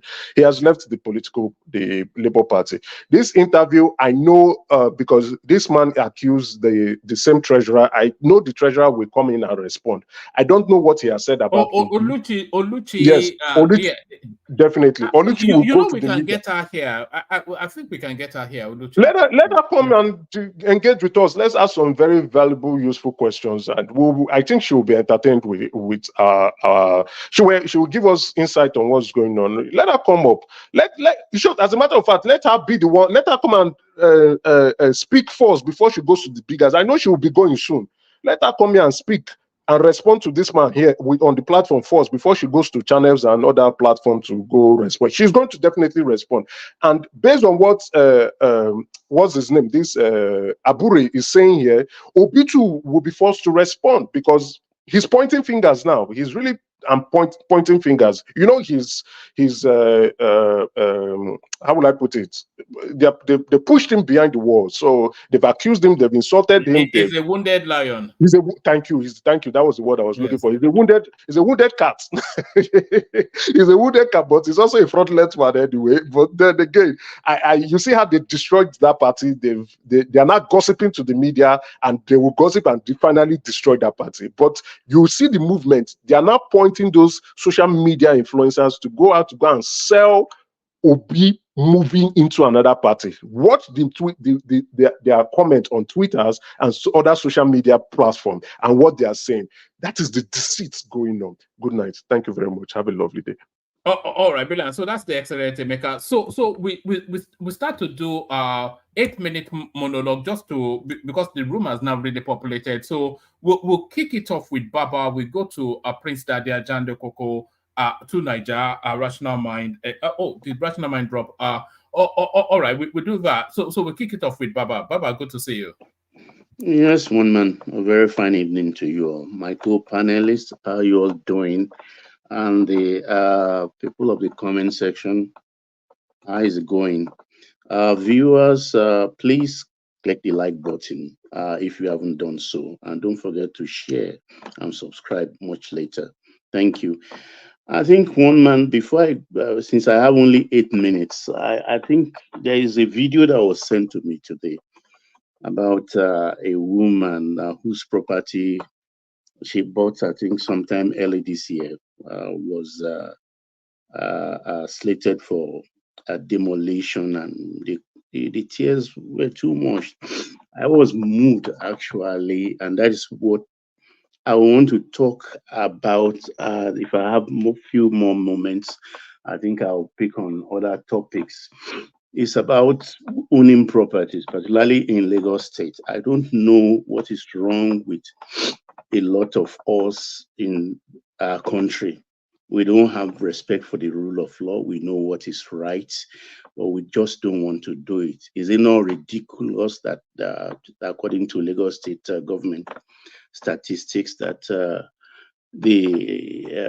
over 90% of the houses are not even do not have C of O in Lagos? I mean, that's amazing.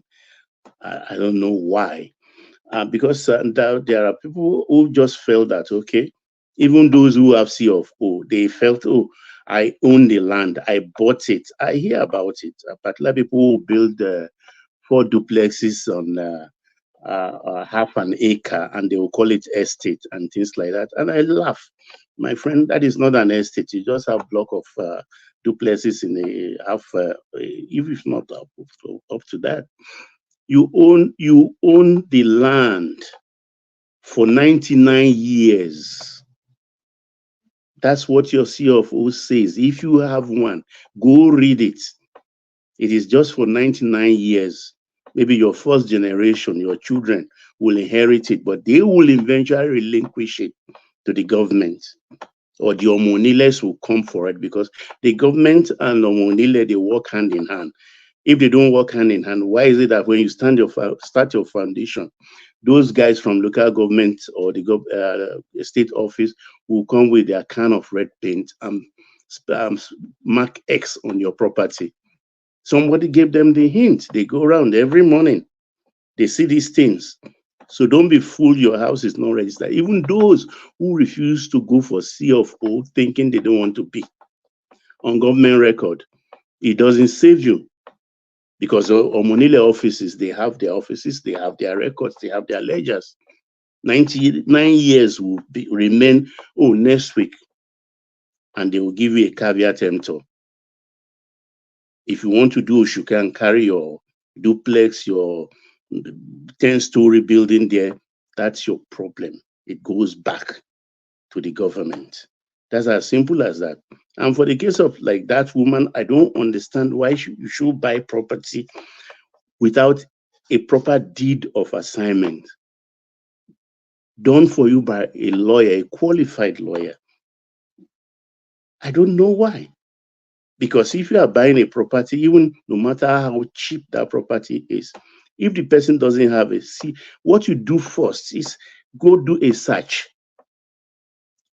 All that person has to do, the seller to you, is just to give you the number allotted to him when they register, because you must register your property, even though if you don't apply for C of O. You take it to the land office and do a search, what they call a search. You pay a token price, and they check for you exactly the status of that property. And then you can go ahead and maybe prepare a deed of assignment if that person, the seller, doesn't have a C of O.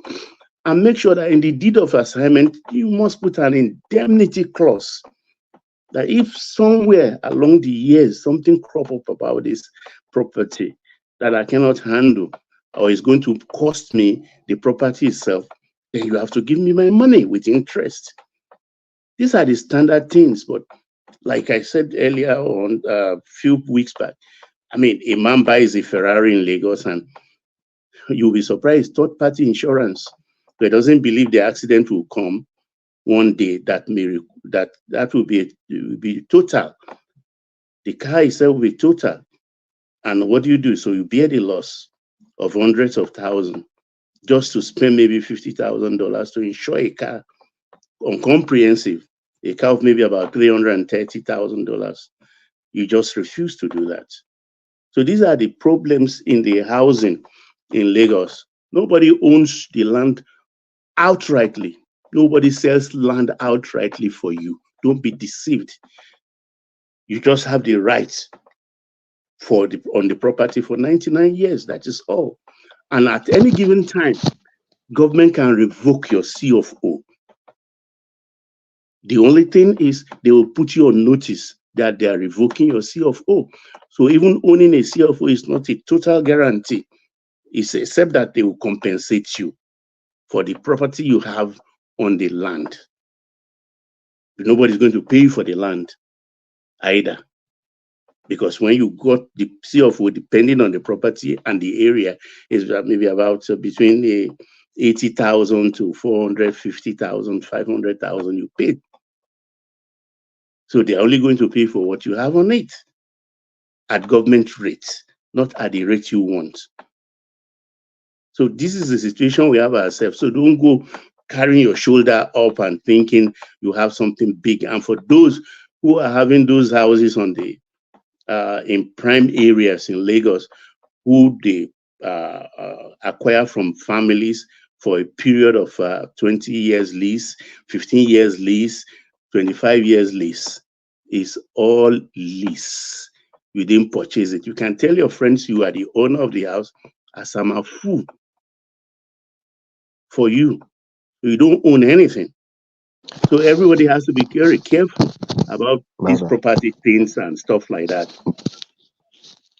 So one man, let me go to the River State thing. Yeah, Baba, before you go to the River State, I think Jide wants to interject. But before Jide interjects, I think we have a clip of that lady that you just spoke about. Is it this one? We bought that property in February. In February. And we've only been here for 2 months. For 2 months. For 2 months. All the hard work, all the sleepless nights, everything. If you're in Lagos, you know how much properties in Etios are cost. You know how much properties in Etios are cost. Each time my son see me crying, he will always ask me why I'm crying. Mommy, you've been crying. How do I explain to our son? How? What do I tell my children?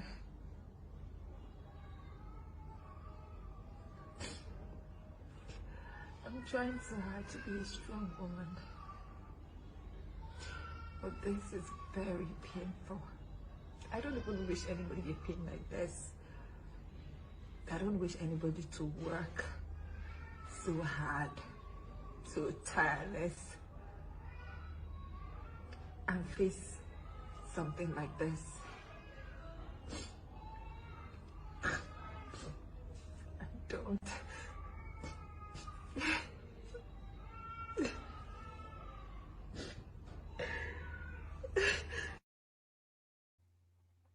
So, Baba, as much as we say government policy, just at an individual level, your heart has to bleed for Exactly.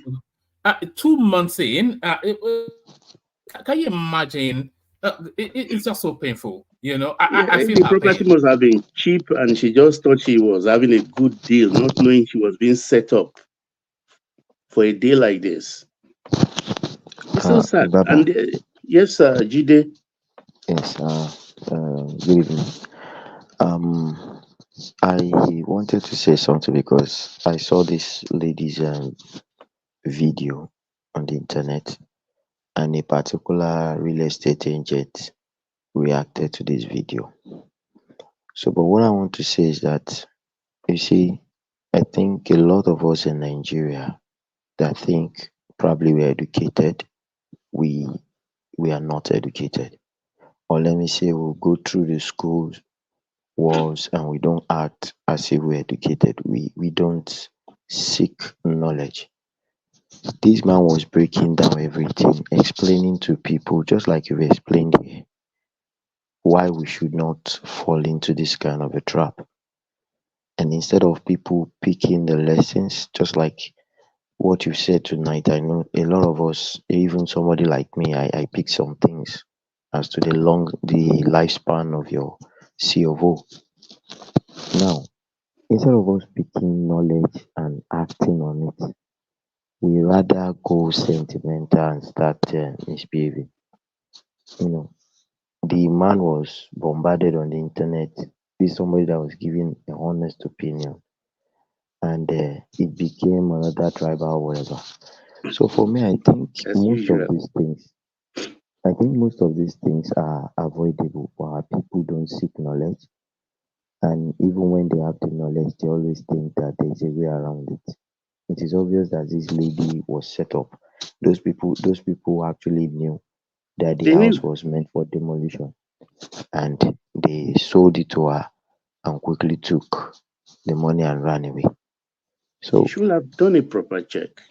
exactly, that's the point. It's just doing due diligence and being, I think, shows some level of literacy in the way we handle things. So that was what I wanted to Yeah, add. and you know the funny thing, also I will alert a lot of people who bought houses into already those built up estates, not the one you buy land and develop yourself. They don't give them C of O, they give them deed of assignment. Read that deed of assignment very well, because couple of years back in this century, somebody bought a property in a top-notch estate in a country where I also have residency. The biggest estate there, where property goes from $1 million plus, then it's now 2 million plus USD, and a Nigerian, and asked me to collect the papers for him. He left and came back to Lagos. And when I collected the paper, when it was ready, and I took time off to read it, because I read anything in print. I'm very voracious about it. And I discovered that that house on that estate, according to them, the duration is just for 33 years. 33 years for occupancy. After 33 years, you renew again. And I called him up. And that started a whole chain of things, because, I mean, it was the hoopla in that country. And that's what also apply here. So everybody should try and read those small prints. Read those small prints. Even if you have a comprehensive insurance, read the prints properly. To what extent you are covered. We take too many things for granted, particularly we Nigerians. We are so brazen, nothing will happen until something happens, and it results into this kind of tears. So that's it, one man. Do I still have how many minutes left, or is done?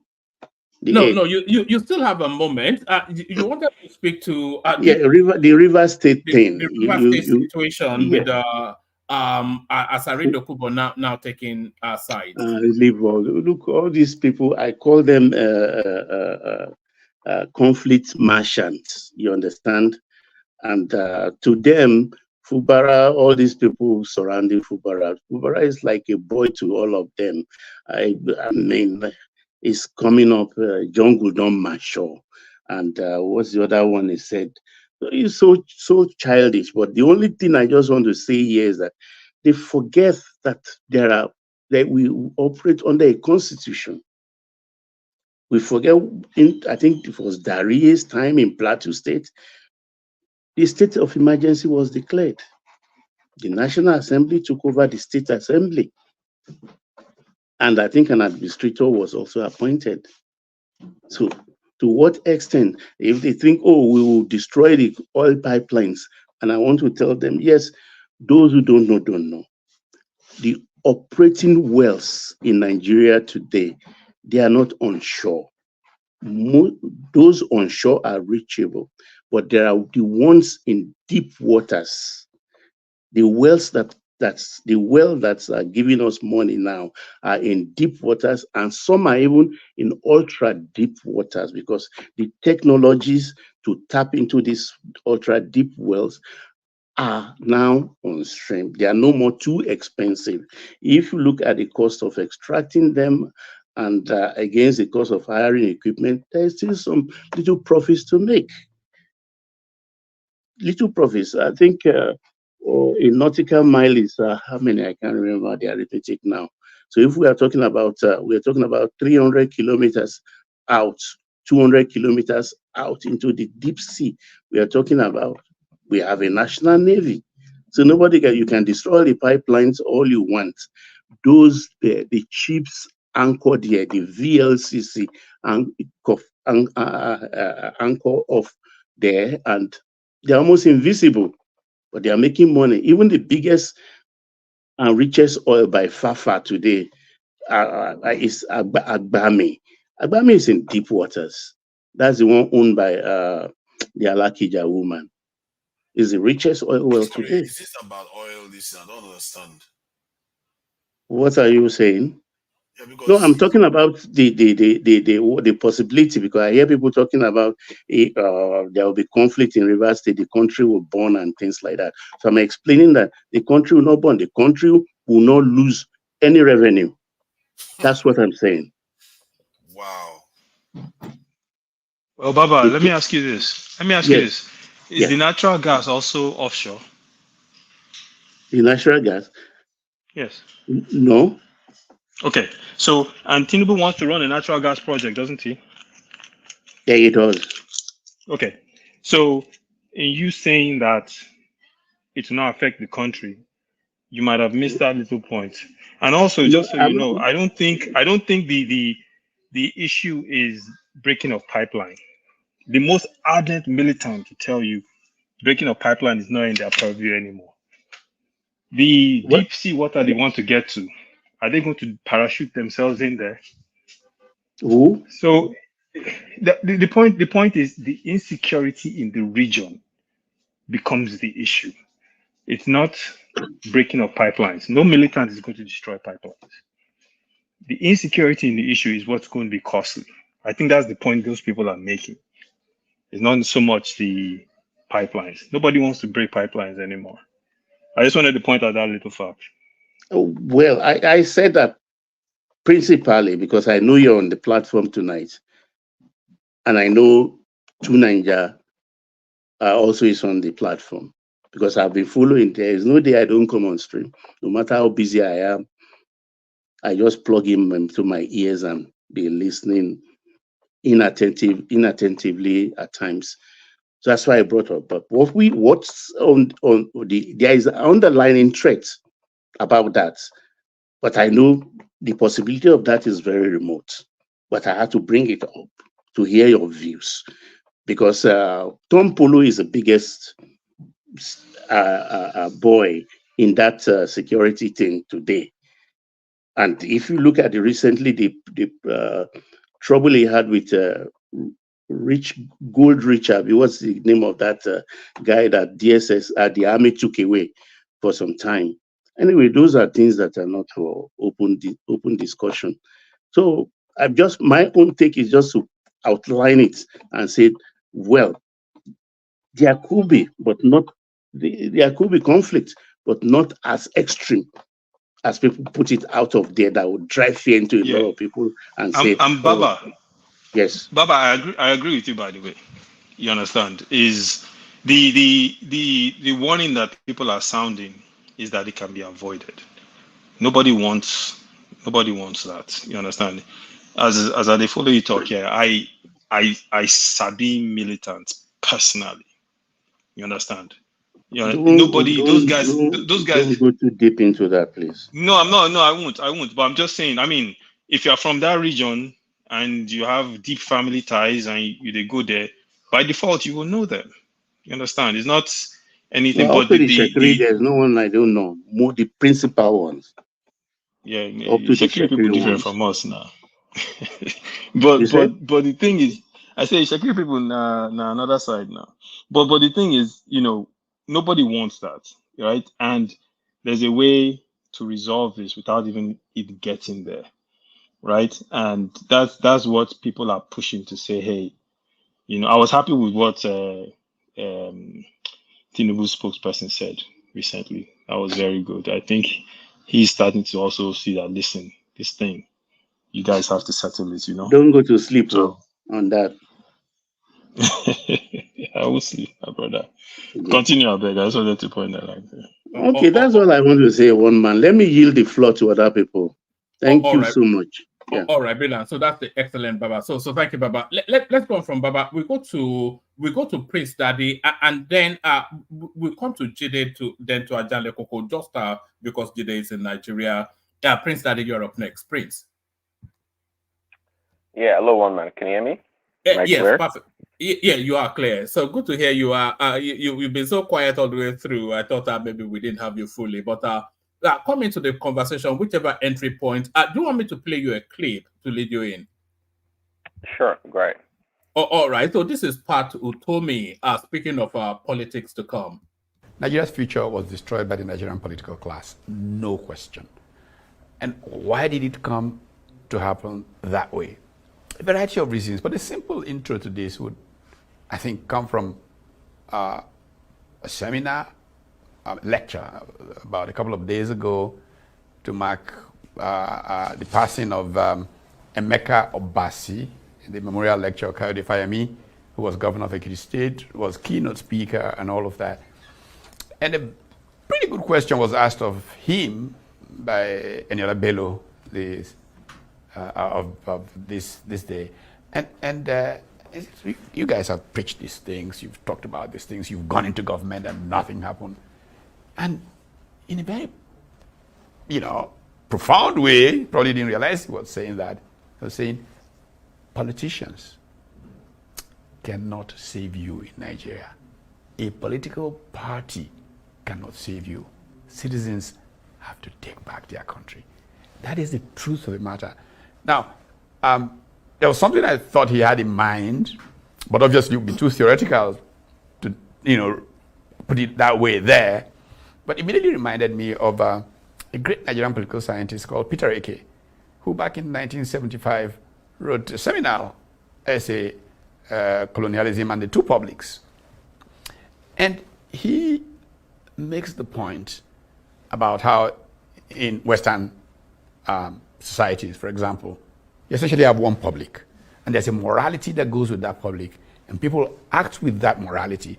You can't steal public money and get away. There is accountability. There's this, and citizens rise to ensure that that does not happen.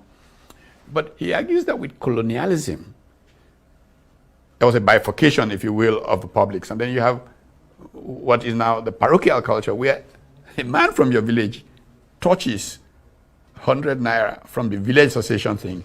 He gets ostracized, all kinds of things happen. And so he would not dare do that. But the same man goes to Abuja, no man's land. And somebody, when I was talking about it somewhere today, brought up Gareth Hardin and the tragedy of the commons. That which belongs to all belongs to none. And so this same guy just goes, in it like a drunken, sailor, tearing away at the public purse. And so Nigerian political parties have been built on that culture. In fact, compounded, if I just begin 1 more second to talk political theory, by a phenomenon that happened with the convergence of soldiers and oil, which my friend Richard Joseph describes very well in his book on prebendal politics in Nigeria. So everybody is scrambling for a share of this cake. Politicians forgot the mission of politics, which is to use creativity to make the next generation better than this generation. But when did that happen? Yeah. Because, you talk about the supply of easy money, which was diverted on an unprecedented scale away from development into private pockets. But Nigeria had borrowed a lot of money and still had to pay back huge amounts of money that had been borrowed. And is that what precipitated this downward spiral? It created a culture. And this is what? Culture is everything. Values shape human progress. When this dangerous alchemy, like I call it, of soldiers and oil took place, you had soldiers in power, they'd managed to... all right. I'm not sure if you have any thoughts on that. That wasn't quite what I thought it would be. I thought it was going to speak to the politics of the Labour Party. But do you have any thoughts on that, or do you want me just want us to move on? Not really. I was going to have you actually give a summary of what you want me to say about it, but let's move on. It sounds like a lecture. Yeah, it sounds like a lecture. I've found I'm noticing anytime they have interviews with this Charles Anyagonu, it's always boring because they want to sound highfalutin because he's of course a middle class Englishman. So then their accent starts to change, and then this language tries to, and they start to philosophize, and they don't really say anything eventually. But Let me take you to the consumer credit space, which is something now that is birthing now in real time, and a lot of excitement around that space. You could hear it in Emeka's voice, but what are you then making then of the recalibration of financing in Nigeria? Yeah, Omar, thank you. Yeah, everyone like, share, and subscribe, and love the show. Yeah, I listened to Emeka's breakdown or analysis of the consumer credit, and it's fine. There should be excitement about it, so it is good stuff. But you know, for the program or the initiative to succeed, you know, the government has to be willing to part away with a lot of money, meaning money that cannot be recovered due to what you call, I guess, bad loans, or they have to increase their, what you call it, the percentage of collection. They're going to have a very high non-collectible debt, and that should not be. And with that in mind, that should not be a discouragement to continue the program. To have a $1 trillion economy, for sure, you know, we need such programs. Absolutely, people should be able to access funds or consumer credit, you know, to expand their lifestyle. But of course, there's danger to that also. I mean, with that comes a high bankruptcy rate. Okay, just like, you know, in the West, and with that also comes with people being extravagant in their purchasing, their lifestyle, purchasing things they don't need. It's going to lead to that, no doubt about that. So, and we to top that up, we don't have a culture of consumer credit or financing, so to speak. We're not good at paying back. We can reference or have a reference point with I guess it's called the initiative that Oshibanjo spearheaded, that or the other ones under Buhari's administration, that, you know, the consumers or the borrowers do not pay back because they don't feel the need to pay back, and there's still this culture mentality that, well, my share of the cake, national cake now, you know, whatever. So again, all this things I mentioned should not be discouragement. These are things that the administration should have in the back of their mind, but continue to support the program. They should continue. Well, of course, the banks don't want to take risk, but they have to guarantee this loans or this, you know, consumer credit to a high degree, keeping in mind that a high percentage will not be paid back. But again, we have to, you know, with this program comes education. You know, in the West, I guess in America, a lot of, you know, children at young age, even in what you call it, even elementary school to high school, they teach them about a level of consumer credit or consumerism to a certain degree, how to buy, you know, buying and borrowing and all these things. It's part of the culture. A child at 17 or 16 knows that, you know, it needs some kind of credit to go to the car dealership to buy a car, and they have that, you know, sensibility. That is not quite pervasive of as permeated our society. But again, I give Tinubu's administration credit for bringing it about. It's going to help the economy a lot. But, you know, at the end of the day, you know, I was listening to the guy. I think was trying to explain, is it a vulcanizer or whomever is using to make an example of who is capable of accessing the credit. That's a good one. But, you know, the people that are already documented, like teachers and the civil servants, you know, can easily access those consumer credit and kind of start from there, you know, and expand the base eventually. But, you know, there's nothing to reinvent here, just like, you know. All the models needed can be found in the West.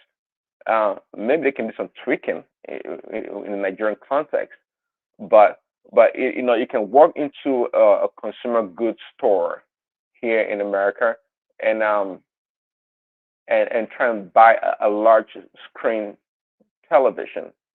Well, the person selling to you would not be the person actually trying to vet your pay stub or do some kind of a level of credit check on you to make sure you qualify.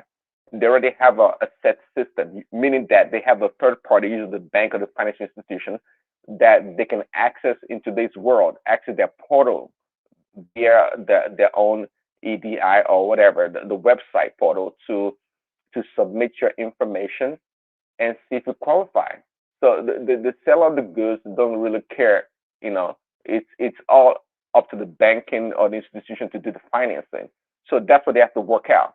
Okay, someone like a Kenneth, for example, it can't do the work. It doesn't have the expertise, and many other people that sellers for that matter. But if for example, if a Kenneth can be in his business can be qualified, pre-qualified, or be one of those businesses that have access to such programs, that anybody comes to your store and they want to finance, buy a large quantity or whatever, they can just go to the portal and submit the information and get a pre-approval and make the purchase. So all these kinks need to be worked out, no doubt. It needs to be worked out. But again, I give kudos to the Tinubu administration.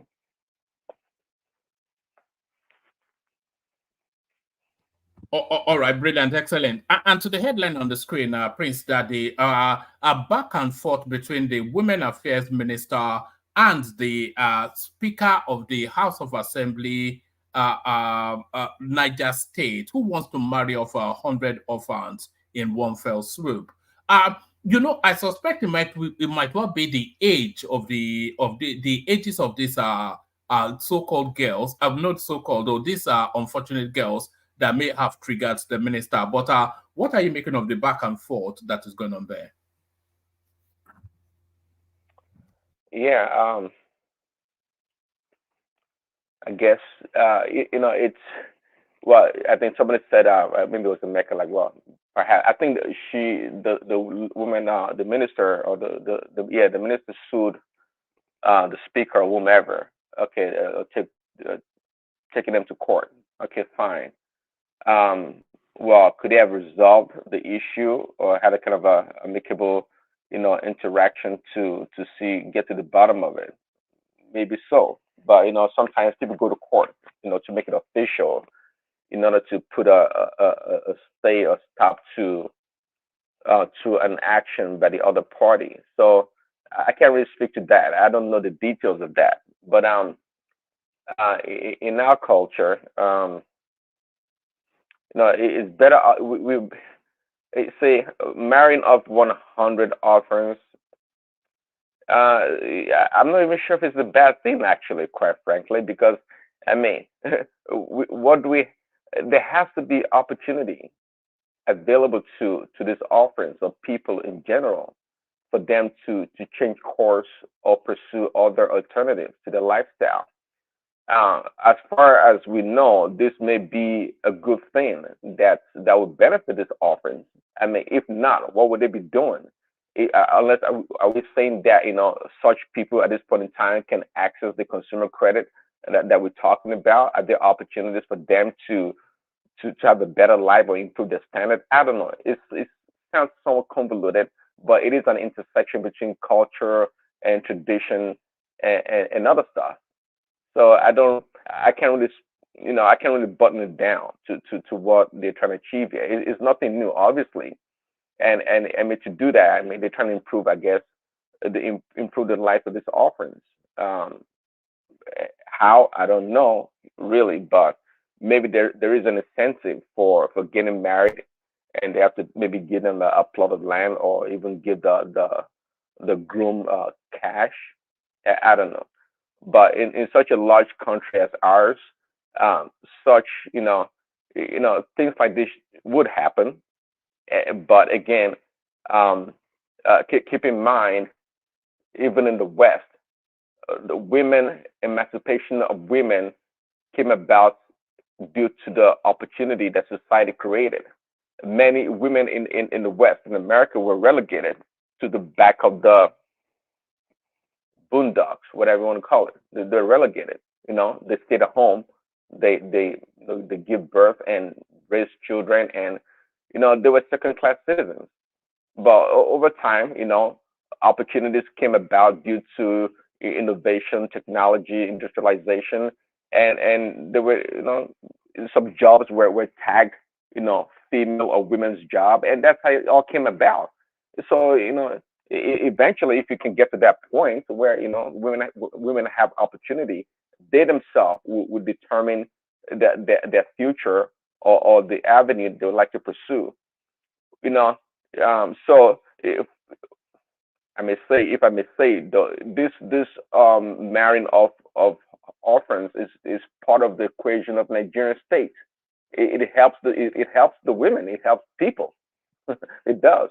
Because we can't provide for everybody. We're still crying about a host of other challenges in the country. So this I'm not sure this will not impact the country or these people in the large scale. I would say my point is that, look, it's fine, but with education, with opportunities, there's more opportunities, and educating people that they have other avenues, they have other opportunities to do whatever they want to do, or pursue whatever lifestyle they want to pursue to improve their standard of living, would be great. We're not there yet, so we have to use it. Has to be it has to be a menagerie of all kinds of help or opportunity that we can conjure in order to move people forward. So let's not pretend that this is such a really, really, really bad thing. Of course, I don't know the age of these girls, but I'm assuming they have to be that is where that is where I suspect the concern might be. Because for her to intervene, then she would have had concerns about the age of those girls. Yeah, quite possible. Possibly, yeah. So yeah, so I understand. I can understand maybe a frustration, a concern, legitimately so. But again, it's not like you can turn left or turn right, and you have all the opportunities in the world in Nigeria. That's not the case. So we make do what we have. Yeah, Prince, right. let me interject real quick, brother. So don't you think the fact that there is no safety net for these young, or however old these girls are, that's a failure of the state, right?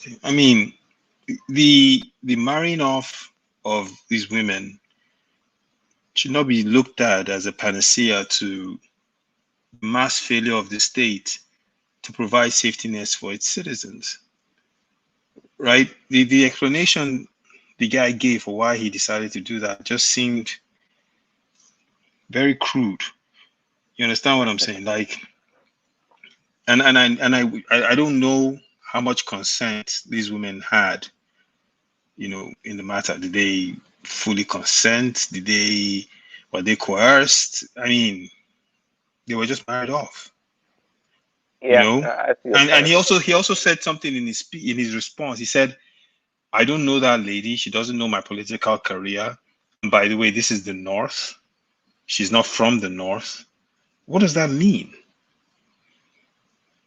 Well, it is a fact, though. It is a fact. I said earlier, I'm not sure how I put it, but it's an intersection between, culture, religion, and other stuff, that comes into play. Yeah, it's still the traditional chasm that we have in the country, isn't it? There's a cultural. Absolutely. We don't know the cultural mores of each of the. They probably know our culture more than us, because our culture is more westernized, and that has broad understanding.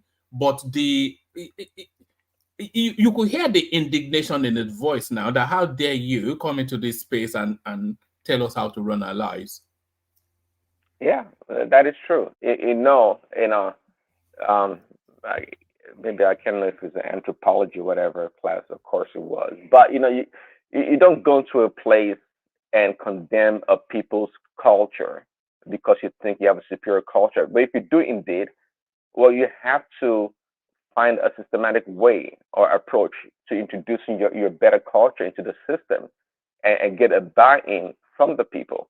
You don't go on a microphone and condemn other people and tell them they're doing wrong. The culture that's been around for thousands of years, maybe hundreds of years. I mean, so it just shows, maybe immaturity from that lady, somewhat, I would say. But by the same time, just like I said, I can see the urgency, maybe trying to put a halt to that, to the practice, as as quickly as possible. But there's a lot of things at play here. Again, culture, tradition, religion. So yeah, it's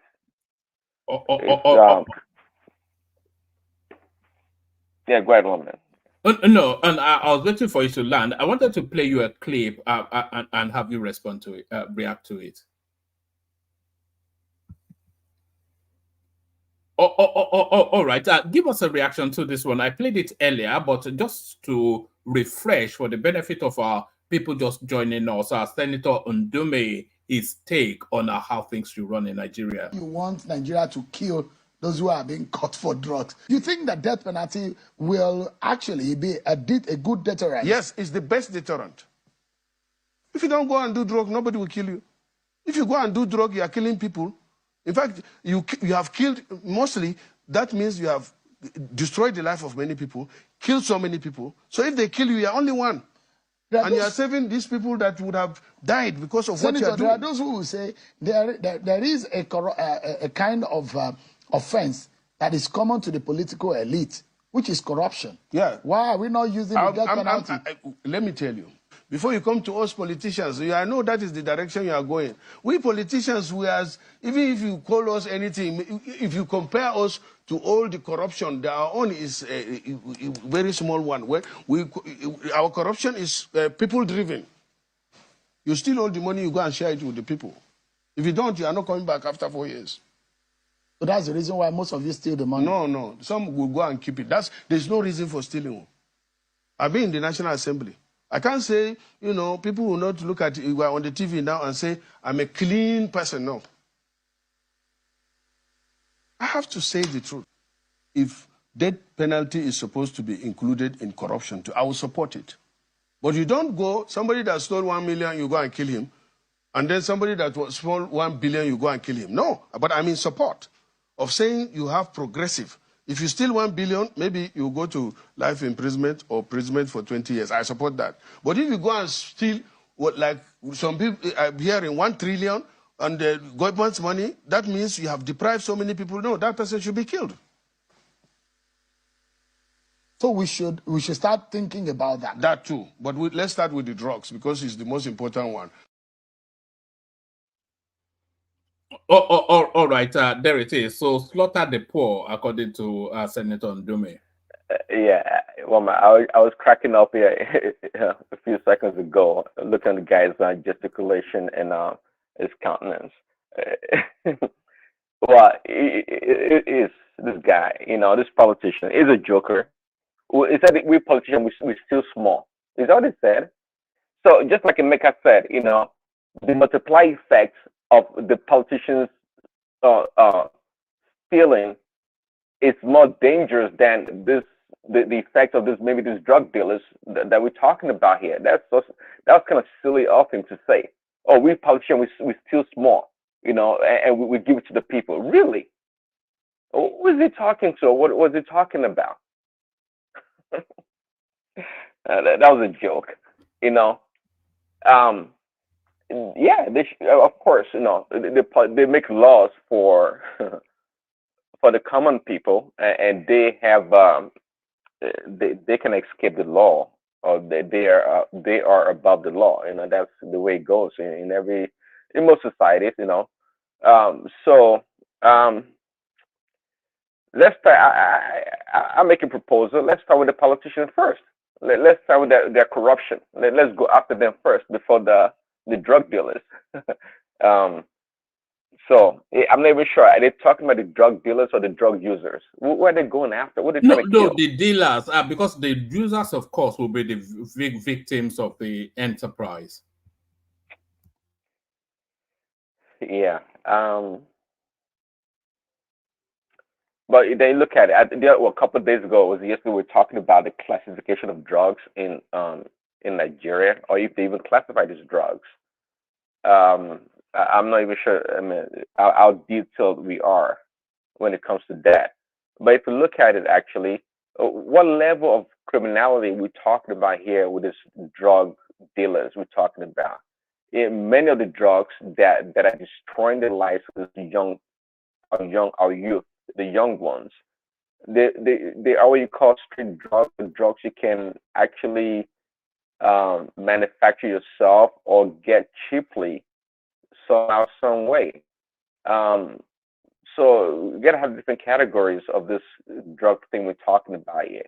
Now, if you talk about drug dealers like El Chapo, the kingpin drug dealers, with millions and billions of dollars in operation, like they do in Mexico, well, I can understand that. But this level of drugs we're talking about here that are actually destroying the lives of people, they just common street drugs for the most part. I think maybe America somebody did mention codeine or cough drop or cough medicine that they're taking. Those are legal over-the-counter drugs, right? Medication. Even though they can make them, behind the counter because of the abuse by the people, by consumers. But these are normal drugs that people are getting high on. And if you look at these so-called drug addicts, they don't have money. They're not sitting down in the mansion in a sniffing coke and doing some high-class drugs. Not at all. They're doing dirty drugs. That's what they call dirty drugs. That's what is killing them, and that's why they're on the streets. So he needs to rethink what he's talking about. Rather, we need drug intervention policies and programs to help these people. I don't think we have adequate. Everybody, they get high on drugs, they take them to psychiatric hospitals and dump them there. But to actually take care of drug addicts, it's costs a lot of money. The treatment, the care, that welfare, it costs a lot of money. So it's something that if we're serious about, we should rather invest in it to take care of the drug addicts. After the drug dealers, if they are truly big time drug dealers, I don't think they can get them. They have so much money to buy the police and buy the judges and buy everybody else. So it's still a bit unclear, really, what this guy's trying to do.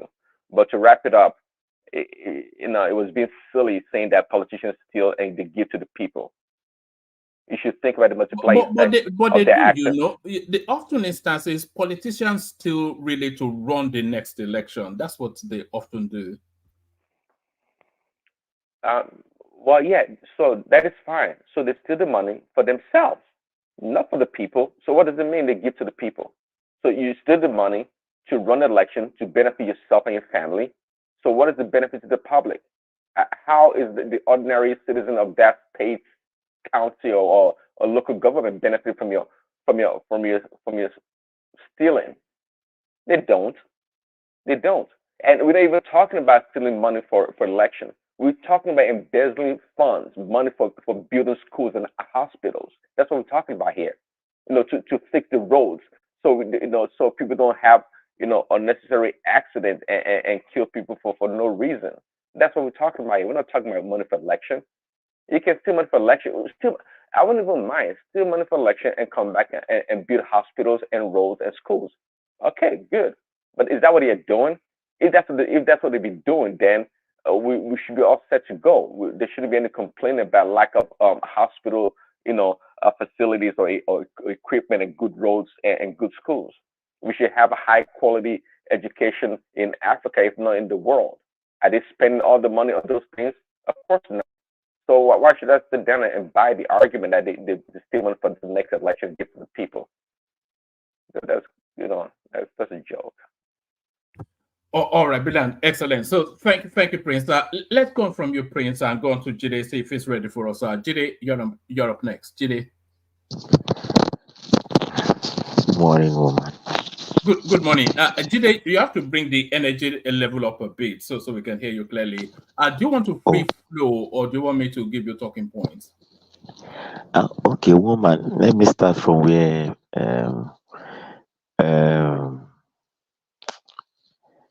Priest Daddy stopped. Yes, let me start from where he stopped. I want to address this matter by saying that what Ndume said was just the truth, and he spoke the mind of an average politician, the way they see things, the way they view things, and it is just the truth. He said that they steal so that they can get re-elected, because if they don't give money, in his own words, that was what he said, if you don't give money to the people, you will not get re-elected. So he is telling us the mind of our politicians. Okay? But where I sort of have an issue with what he's saying is that, yes, drug trafficking, drug business, whatever it's called, needs to be dealt with critically. But so is the corruption of our politicians. And if we are going to look at it critically, the two things or the two canker worms that have eaten into our fabrics, the fabric of this nation so much, is corruption and this drug stuff. And they are the two things that is spoiling the good name of this country outside the country. You go to South Africa now, you talk of a Nigerian, the next thing you hear is drugs. They are corrupt. I don't even know which one comes before the other. So I think if they are taking this level of urgency to attack drug pushing, drug business, they should be doing the same thing to destroy corruption in the country. And that is the only place where I really disagree with whatever he said. And for me, I think if drug was a death sentence, corruption too should be a death sentence. Because while drugs destroy the life of many youths, destroy the name of the country, politicians too. Jide, can you speak up a little bit? Your voice is a bit low. Yeah. Okay, can you hear me now? Is it better now, woman? Yeah, carry on. It was just so. Yeah, carry on. It's a bit better. Yeah. Oh, okay. So, I feel corruption too kills a lot of people. When you embezzle money that was meant to build facilities, good health facilities for the people, you embezzle it. Do you know how many people die as a result of lack of access to drugs, medications, to good facilities in the hospital? So I think one is not greater than the other. The two of them are evils that should be treated the same way. And that is just the only place where I disagree with Ndume. But for everything he said, he's saying the truth from the view of a politician and the way a politician will see it. And I like the fact, or the part where he said he's not a saint, he's also a culprit. And this is what I tell people. We are only choosing from the lesser evil in our country. And I can say it even almost everywhere in the world where politics is being practiced. You always politics is a game of rub my back, I rub your back. So if you are not paying in cash, you'll be paying in kind, or you'll be paying in favors. So, and everything still boils down to corruption. So for me, I feel that's the only part where I disagree with him, but he's speaking the truth from the mind of a politician. So, woman, where do I go to next, please? Maybe the consumer credit scheme. I know it's not a sexy topic, but it's one that will change lives. Well, woman, I just want to say, for all those people that are still sitting down and instead of looking for the opportunities in this government to better their lives, for whoever is still sitting down, you know, criticizing and wasting his data criticizing instead of looking for the new things and evolving in the country and lashing onto the opportunity at the right time. Um, eh, if they are still doing that, if I'm going to say the way the band used to say, they are on a long thing, and they would find themselves to blame at the end of it. But funny enough, these are Gen Z people. They are the ones that are shouting whatever, whatever on the internet. But when this opportunity comes, most times these guys are the first to even, tap into it. So for me, it is real. I've seen people that collected the 50,000 that was given out the last time. I think it was when the portal was overloaded that they had to shut it down. Because a lot of people were trying at the same time. But I've seen people in my environment that got that money. And this one, it was even somebody that was in the process that had gone to do his captioning at the local government that informed me that this thing is out again for small scale businesses. You go to their website, you fill all your data, all the documents needed. You must have a registered CAC, whatever, name, BVN, bank details, and things like that, and your national ID card too. So you fill all this form, they send a message to you, then you go for captioning after you have received. But if it wasn't successful, you won't go because I think they also they screen those that they would pick. And I'm sure that they must have run a check on your credit worthiness, how credit worthy you are before they grant you the permission to go for the next step. So I've seen people doing it, and I think the way they're even doing it is very orderly. After you fill the form, you go to the local government or designated centers, take your captioning, fingerprint, everything. Then you await your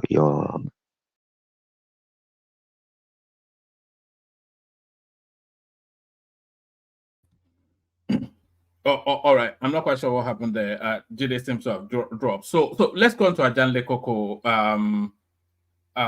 Whilst we wait for Jide to join us. So Ajanle Koko, you're up next. Where do you want to come in? What happened to Jide? He dropped. Hey, he dropped. Okay. All right. Greetings to our listeners around the world. Click on the like button. Share and subscribe if you haven't done so. So, woman, what are we working with? Yeah, Jide was on the creditor scheme, and he's had personal interactions with it. So the system and what Jide was actually, I hope he comes back, because what Jide was actually saying was that people wasting time just criticizing anything that comes out of government, they are missing out on opportunities because the opportunities are presenting very quickly. And the people that move quicker, they're the ones getting it. So what are you making of this credit scheme that is already been taken advantage of by Nigerians? It's really going to transform our economy and economic and economic activities in that country. It's going to leave a lot of our workers out of poverty because Nigerian workers are living in poverty, serious, abject poverty. It shouldn't be like that. People should not be working and at the same time living in poverty. So what is going to provide for Nigerian workers is an opportunity to purchase on credit. So this absolutely going to increase the purchasing power of Nigerian workers. And that will really transform their life, the quality of their life, the condition of their living absolutely is going to get better than where they are today. And economic activities will improve, productivity will improve as well. Because when workers' purchasing power is strong and they buy, when they buy, producers there'll be more demand for product in all ramifications of it. Food and other, consumable and product, everything, every product there'll be demand because the credit facility is there. And Nigerian state will become stronger than what we are today, being the biggest market in Africa. We're going to be more bigger. And when we are more bigger, that transform that, what that means is that productivity will improve, economic activities will improve, job will be created, more job will be created, and possibly it might even help our export, because when industries and producers, have demand for product and, and they produce to satisfy that demand and even more, because the more people buy, the more they produces, and they can even expand. So it's really going to transform the society. But the people that are going to benefit most are Nigerian workers. I want to see Nigerian workers living quality life and not living in poverty. Workers here live quality life. Even people that are not well paid, people that are, on, what do you call it?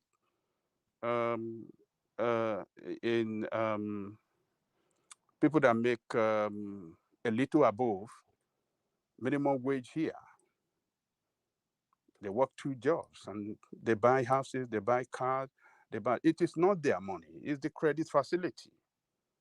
So once you can keep your good credit, you can buy anything. So every sector in the economy will benefit. The economic activity will improve in a very strong. People like Kenneth should be excited by Baba, this. let me say something, if you will give me a little time. Let me land. So in all sector of the economy will benefit, because there'll be demand for product. So it's going to be transformational. The economy, it's going to transform our economy, and it's going to lift people out of poverty. It's going to create more jobs. It's going to create more opportunities, and people, above all, people will live quality life. So it's a good thing that is coming. I hope they can manage it well. I hope it's not just one of those programs that we had in the past. We're going to do this, and boom, it's not going to yield any results to the benefit of the people. So Nigeria is a country that, we have good plan. we can put it on the paper, we can talk about it, but implementation is always the problem.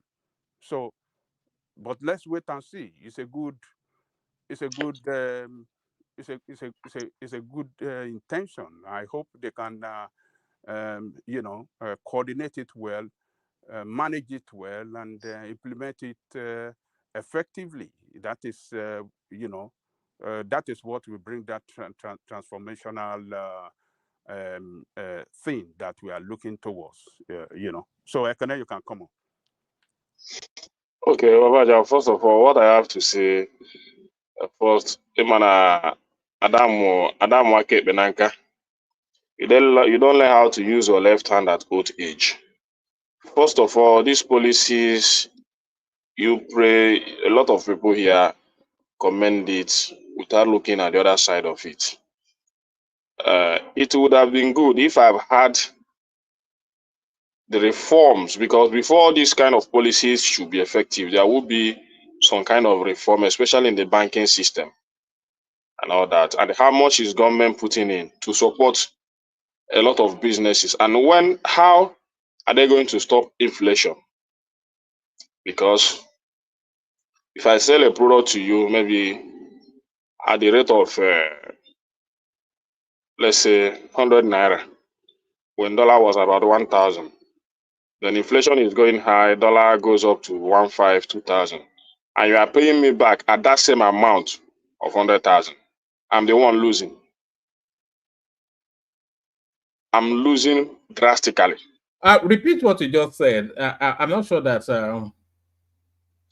Okay, if I'm selling a product, maybe on credit to you based on the government policy, or I don't know, but I don't know the items, maybe they have their specific items, but if it is a general terms or general goods, if I'm selling a product to you at the rate of 100 naira, then dollar is about 1,000 naira. Then maybe you have a repayment terms of about 1 year or 6 years or whatever. Then you are returning that money to me. The dollar now goes up to about 1,500. Before you are returning that money, no, you the seller, dollar you get your money instantly. You are not involved in the repayment or anything. You get your money. Yes, for the goods you sold out. So if that's what I want to understand. That's what I said. What is the reforms that the government is putting in place so that it will not affect the other side? You understand? Even if you will get your money up front, but their financiers, the financial sector will facilitate that credit for them. You see? Okay, the seller will get their money up front. Yeah. Yes. Yeah, you are getting your money. As you are selling, you are getting your money. You are getting your money. So the instantly facility is a third party that will handle that. So it's between them and the buyer. You understand what I'm saying? But you, that is the seller, you don't have no problem. You just said once you get him approved through your system that, oh, okay, take this thing, you are approved, boom, money is going to your account immediately. That finance, that credit company is paying it to your account immediately the moment they approve that guy to buy that product from you. So you are getting your money independently, and you are going to use your money to invest, for expansion or buy more products to put, because a lot of people will come in to buy on credit. So the credit facility is not you providing it. It's a credit company, finance company, maybe bank or some other. It's really good news for you. Let's say your foot traffic to your shop. Let's say it's. I'm not okay. Let's not use it as an example for the karma. Let's say the foot traffic to somebody's shop is 10 people a day. What this new system facilitates for is that 10 people, it could turn to 100, because what 10 people could afford just by bringing out the money, forking it out up front, and now 100 people can now afford it through credit facilitation. So you have just like 100 times more people coming into your shop just as off the back of this policy. One man, for me, why I'm saying this. If I'm getting my money, I don't have any problem with that. You understand? They can go ahead with the policy. But if I'm not getting my money, you cannot tell me after all my hustles and all the money I've been able to save up in my business, you want me to be using to be giving people my goods on credit. No, you know how a credit card works. You know how a credit card works, Ekene? That is the way it works. We are telling you. If you know how a credit card works, then that's how it works. That's it. That is it. Now, maybe that's why I said there should be a lot of reform, and people should be educated on that, because you don't learn how to use your left hand at old age. So there should be a lot of education, a lot of reform, so that people will be aware of what government is trying to do or implement, so that it will not just be talking. So we should see the reforms they are putting in place. And this has not been our system. So if you are bringing in a new system into the country, then there should be enough education for that. But because for me, I'm already thinking it. How can somebody come to my shop and tell me to give me his bill because maybe some kind of government protection? They are going to be paying me 1 naira, maybe for 10 years or for 30 years. That will not work to me. But if it is the government paying me my money directly, and the person knows how he settles his debt with the government, will not be. I don't have any problem. The government will not be paying you your money. By the way, it's the credit facilitator. It'll be either a new industry around credit facilitation, or the banks, or whatever it is. But it will be the government just ensures that industry space. I think that's what it is. But Jide, you're back. Woman. Yes, woman. I want to tell Ekene that some banks are already signing up as partners. We have Sterling Bank, Access Bank. They're already signing up for all these things you're talking about. And also to remind Ekene that a lot of people in Nigeria got to buy electronics and phones through this easy buy initiative. Buy now, pay later, if you know. There are a lot of people that couldn't afford to buy phones, but just because of that, those companies that came in and stood in the middle, people could buy. A lot of people bought good phones because there was this leverage of, okay, I can pay so percentage now, then pay the rest later. So I want you to see the volume of people now that can now buy things or trade on this new platform, whereby the buyer gets his money immediately and the rest is settled between the government and the intermediary. Do you understand? With the person that is Jide, please, just a little bit. This system has been on even before. Some people have been applying it, and people have been saying selling on credit, but it depends on who you are selling to. So I don't want to believe that is the same thing that you want to make to be a government policy, because I know even in the last 2 years that even if you want to buy a phone in Nigeria today, there is an easy buy for that. But the implication is that if that phone is selling for 100,000, you are buying it for 120 or 125,000 or 130,000. Go and check it. There is a very big price difference. You understand? So that price difference, instead of if you have the money cash 100,000, you can get it 100,000 and save 30,000 or 25,000 naira that you are going to pay upfront. Then if you don't have it, then you can subscribe to that and be paying it maybe for 12 months or 2 years. That system is there, and I know it.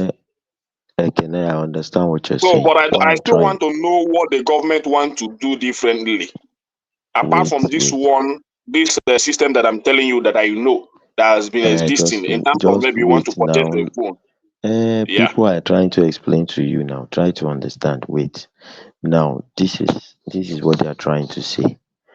I was just using the easy buy stuff as an example. You want to buy a phone of 180 something thousand, they could say make a down payment of You want to buy a phone of 134,000, they may say make a down payment of 100,000. You can pay the remaining. You will buy the phone instead of 130, you buy it at 150.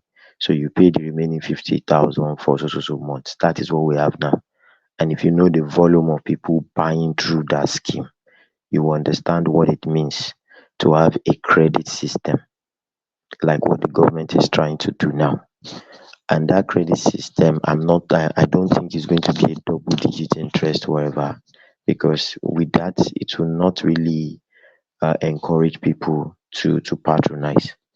But where it is safe is you want to buy something. Once the seller gets his money, the business is done. How they sort the money back from the buyer to the bank that is facilitating the sale does not concern the seller anymore. I come and buy something in your shop. Your own is you have collected your money immediately. You don't care. That means it's not your concern if I'm buying on loan. When I'm buying on loan, I'm buying on credit. It is between me and my bank. It doesn't concern you. That is what the government is trying to say. The government is putting intermediaries now. Ekene, I want to buy electronics from you, is worth 1 million naira. I will pay. But the problem is between me and the person paying. So you have gotten your money. Do you understand? Once you pay me, I don't have any problem, Jide. That's my own point. So we That just is come what and they are buy. No, trying to do. I don't have any problem. That is what the government is trying to do. Okay? So therefore, while they repay themselves does not concern you, but the trade has been done. You have cashed in. The person that wants to carry the property has carried his own property, and now they settle themselves on the payment back does not concern you. That is between the person and his bank. Okay, Jude, if you don't mind,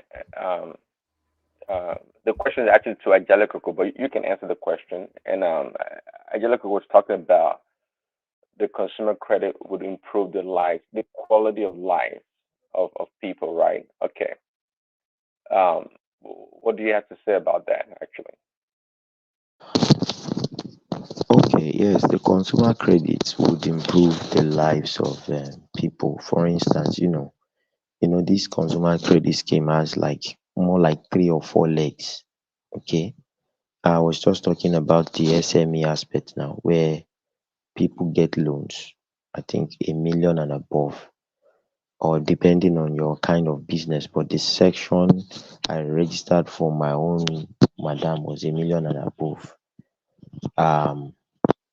The issue is that alone will catalyze the economy, because people who have money to invest into their business, no matter how small scale it is, and they will be paying back over a period of, I think, 3 years, which is Yeah, okay. sorry, before you go further, so that's the category we need to talk about. Now, if you borrow Yes. money to do business, to expand your business, fine.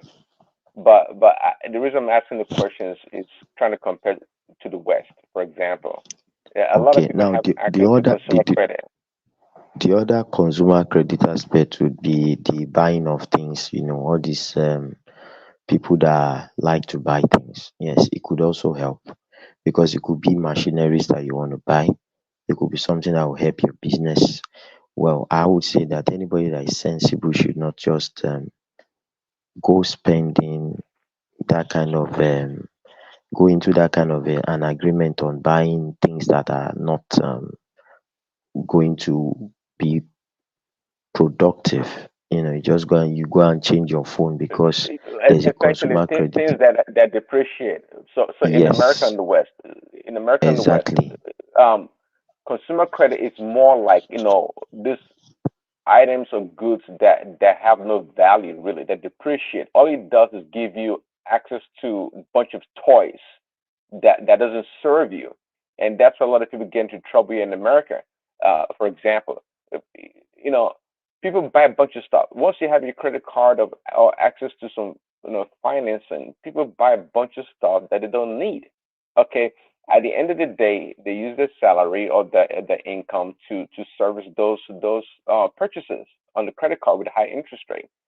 So at the end of the day, that quality of life, it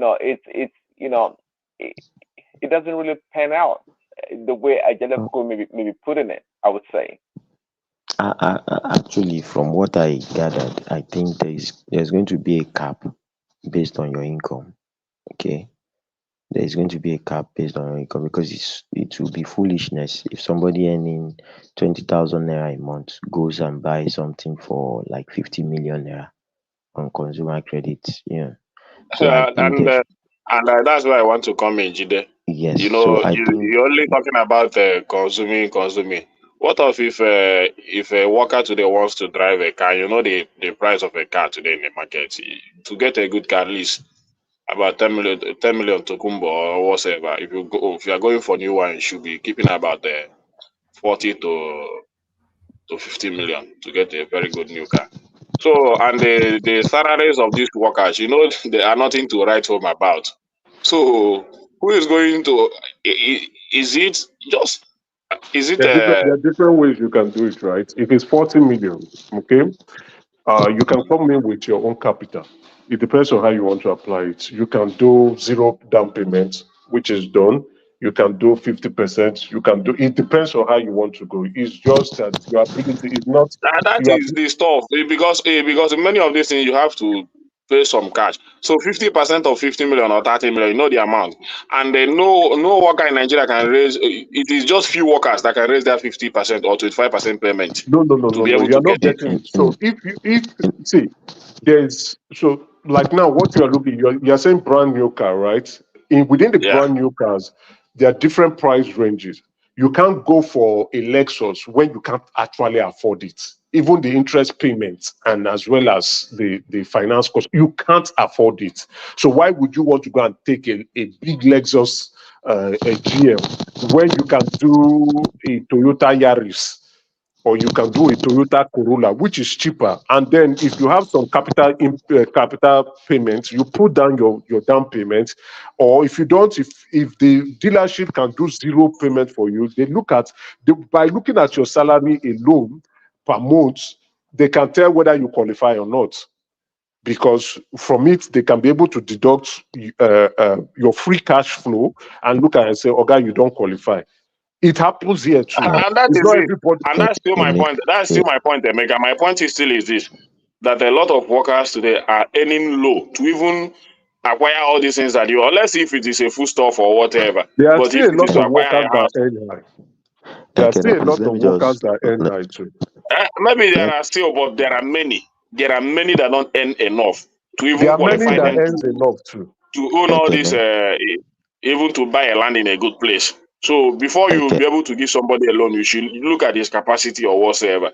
So first of all, that still remains, still comes down that the wages or the salaries of the workers or their minimum wage has to be increased for even to be able to be talking about all this. That's why I said there should be a lot of reform. Because it's not put a policy that cannot work for the people. Ekene, it's actually the contrary of what you said. If this credit facilitation, if it works, then the wages of the workers does not necessarily have to increase. Because everything that they purchase up front, they can purchase it on either deferred payment or instrumental payments. So that 1,000 naira can even buy you 10,000 naira worth of things on credit.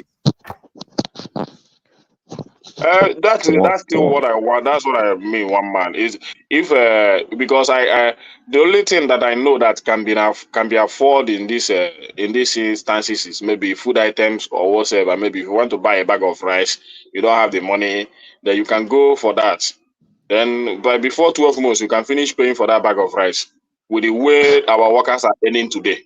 You understand? You can combine it with Indomies and there's some tin tomatoes and all those stuff. So that's the only thing that I know. I don't think the credit facility is for Indomie. Maybe that's the many workers today. That's what I think it can cover up to. It can be only for maybe Indomie and the spaghetti and all those stuff. But going for things that maybe, Jide, let me finish. I beg. I will leave you. I will just give you the time to speak. But coming for the things, maybe you want to make an investment. If you want to make an investment, you have to go and look for land that is sited in a good environment. You understand? So if your salary is about as low as what the workers are earning today in Nigeria, their minimum wage and all those stuff. It is very difficult to get that land and develop it to start earning. You understand? It's very difficult. Your salary cannot qualify you for that. It cannot compare to what you guys are earning abroad. The only thing that your salary can earn in Nigeria can qualify you for is Indomie, spaghetti, and the rice. All those things. Let him learn. Let him learn. Yeah. So, Jide, continue. Okay, you see the problem I have is the problem I have is this: we always come with these complaints, trying to see how we can put a spin around things. This is the issue. Anybody approaching the bank today with what we have even today, they would ask you for your payslip.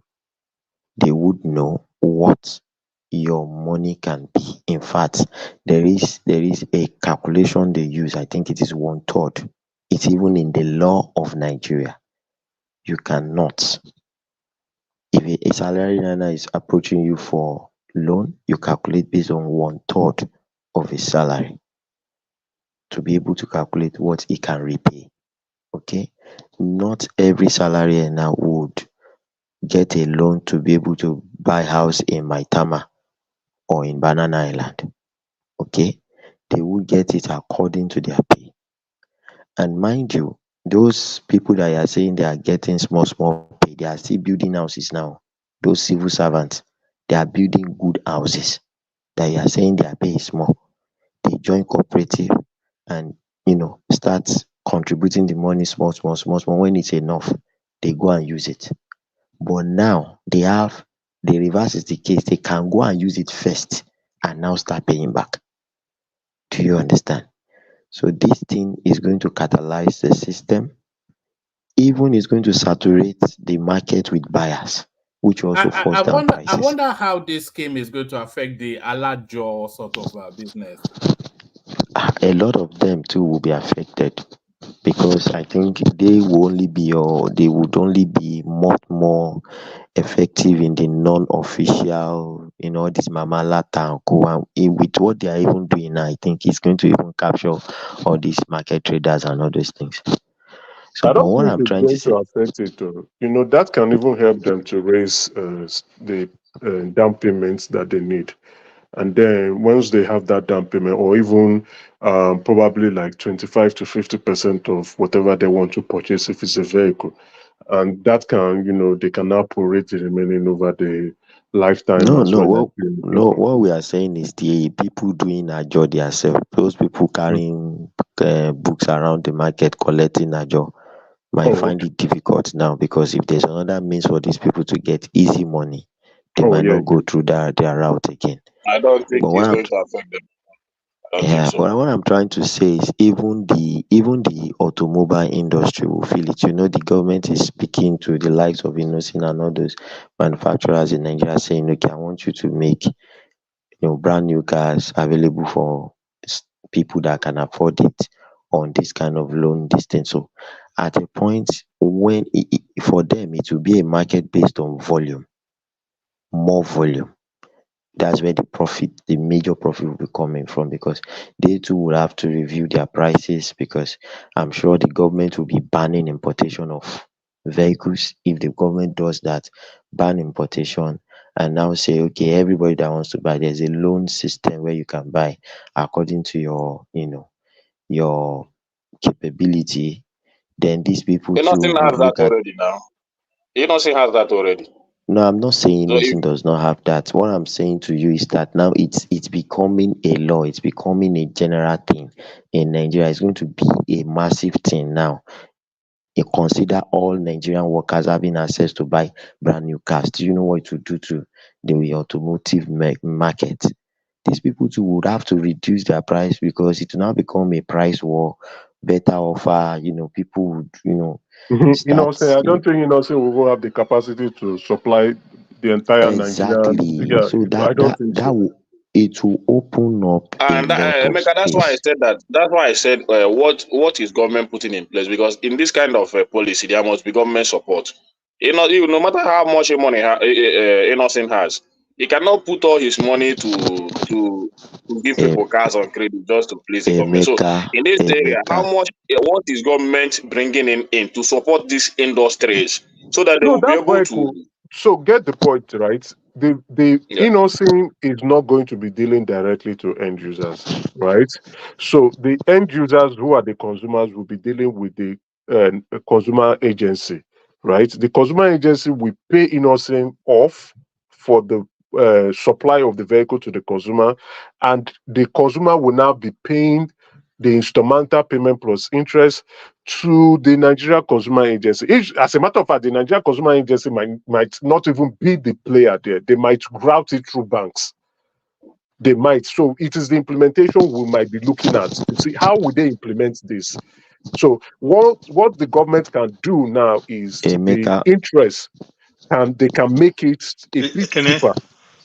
Is Ekene talking about the producers and manufacturers? Yeah, that's what he Yes, means.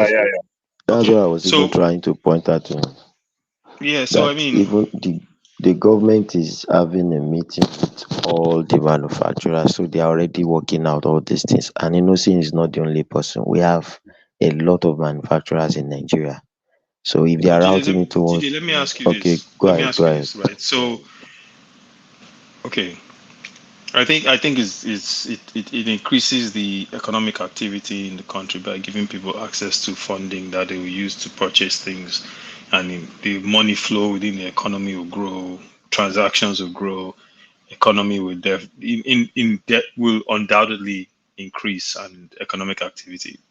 The only thing is this: it seems like the first question seems like with this administration, because of the president's background, the people that seem to be benefiting the most are the bankers, because you have student loan, you have different types of loan facilities being created for people to do things. And again, it's not bad.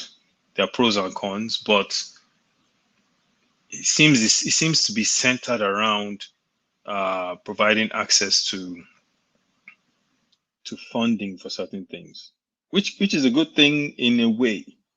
And then the other piece is, based on Ekene's question, if the manufacturers have to have this increased demand, but they don't have the Hold on, infrastructure before you go on to Ekene's question, I didn't quite. I'm not quite sure you landed your criticism. You said it wasn't a criticism, it was an observation. But they are conduits to funnel financing to the general mass. I said that. Yeah. Woman, I think you're misinterpreting No, what I'm saying. there was. I said that there was a note of caution in your. You were almost. It's not a note of caution. It is an observation. Yeah. All right. Okay. Yeah, it's an observation that it seems like the people that are benefiting the most from this administration are bankers. The house always wins now. Have you never been to a casino? The house always wins. But our economy is not an advanced one, right? A majority of the population are at the bottom of the pyramid, right?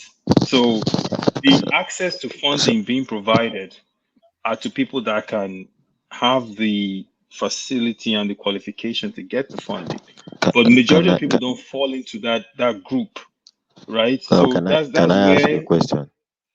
Yeah, can I ask you a I didn't like question? my second. One man interrupted me for my second question, but go ahead. Yeah. Oh no, I know.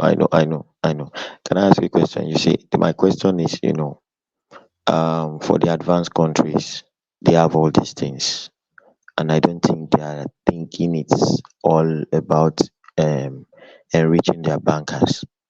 But I want to ask you a question. Don't you think that if, for instance, I'm a person now, working with the government, my mortgage is settled, my car loan is settled, I don't have to, don't you think it frees more funds for me to spend, and the mama later in the market will feel it better than before? Don't you think that is going to be the effect? Okay, let me answer your question. The answer to that is yes, but the caveat to that is yes, if you fall into that category of people that are making that kind of money. And the point I'm pointing out to you is that majority of our population don't fall into that category. You see what I'm saying? So, I'll give you an example. You see what I'm saying? And that's why I'm not saying it's a bad thing. I'm saying the pros is like the example you gave. If you have steady income coming in, it doesn't have to be much. You're now put in a position to get access to money that you can use to buy a home, buy a vehicle. Now your life is a little easier. Yeah, you owe money that you have to pay back. And that's why I was asking one man what the interest rate is. You owe money that you have to pay back, right? But at least you have a semblance of a life when that didn't exist before. That's the argument for it. The argument against it is, okay, how many people have those kind of jobs with steady income coming in? And what percent of the population falls into that group, right? So that's where you start to take a look. And I think, given the president's background, maybe because of his background, the bankers obviously are going to be the happiest people from this administration. And that can be a good thing if you're a banker. But you also have to think about the masses of people. We're the poverty capital of the world.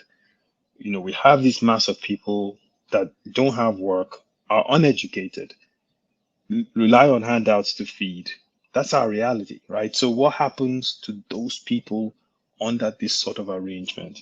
And that's the question. So the pros and the cons is what I'm looking at. I'm not The eyes on it just now means that it this is also even for the rich, because if you don't have the resources or the incomes to pay the stuff, that means you are not going for it now. It's still for the rich. Not even for the man on the interview was saying that even if you're a vulcanizer, right, but you have steady income coming in, you will qualify to get money. I don't know how much you qualify for, whether na 20K or na 2 million. I don't know. He didn't give us those details. How many years? Just like but hold on, you already know those details now because you've accessed the credit facilities yourself. It's whatever income bracket you are, we determine what level of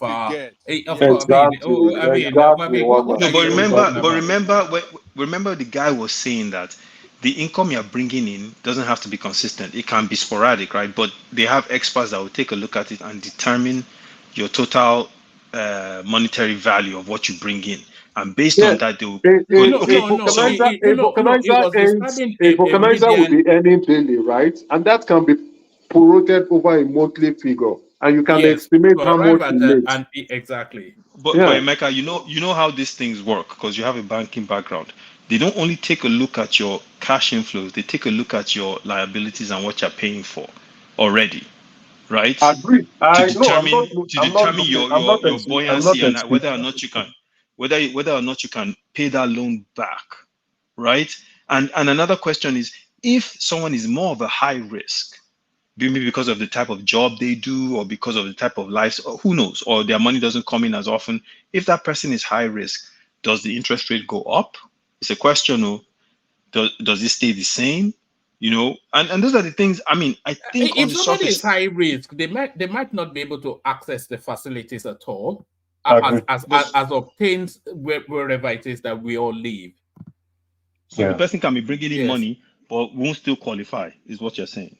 No, if you're bringing it, okay, go ahead, woman, go ahead, please. No, I think you're about to say the same thing I'm about to say. Yeah. But so if you're bringing in money, if your income is steady, you see what they're trying to do is what we are very familiar here. Get a credit rating system, right?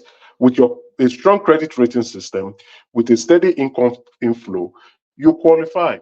So even with that can still be that would make the financial or the lending house to apply the appropriate interest for you. If your credit rating is really good, your the interest on you would be not so much comparable to someone's credit rating that is not as good as yours, even if both of you are earning the same thing. So because that person has a good credit rating, which means can manage credit facilities, pays on time, does not have huge balances or zero balances left. But someone is a bit higher. Yes, the pricing would be higher. That's the interest will be higher in comparison with someone who can be able to manage. But Emeka, you know that Well, hopefully, I want this thing to actually kick off because I think there might be some positives. I'm not totally going to No, knock it. there's a lot of But positives. You yeah, mentioned the bankers. I would try to expand that bracket. Working professionals, Nigeria yeah, working okay. professionals. So, but let me say this to you. You said you're talking about the levels of credit from different people. You and I know when this thing rolls out, over 70% of the people, I don't want to go higher than that, but over 70% of the people will be starting from zero. So they will have very low or no credit because the system hasn't existed before, which Correct, yes. means their interest rate is going to be high from jump. You and I know that. Let's see how it goes. We are estimating here. I'm not saying you are wrong. I'm not saying I'm you are right. estimating, But yes, it's I'm just estimating, but based Hold because on, because Aizon, let me come in. Sorry, yeah. 1 minute. You see, I think the government is trying to do something that will benefit the workers the most, particularly the civil servant. Those are the people they said they want to start this credit facility. They want to start it with them first because those one have a steady job and they have nowhere to run to. They have, income stability, stable income, and they can deduct this thing from the source, from their income. I'm talking about the repayment can be taken from their income.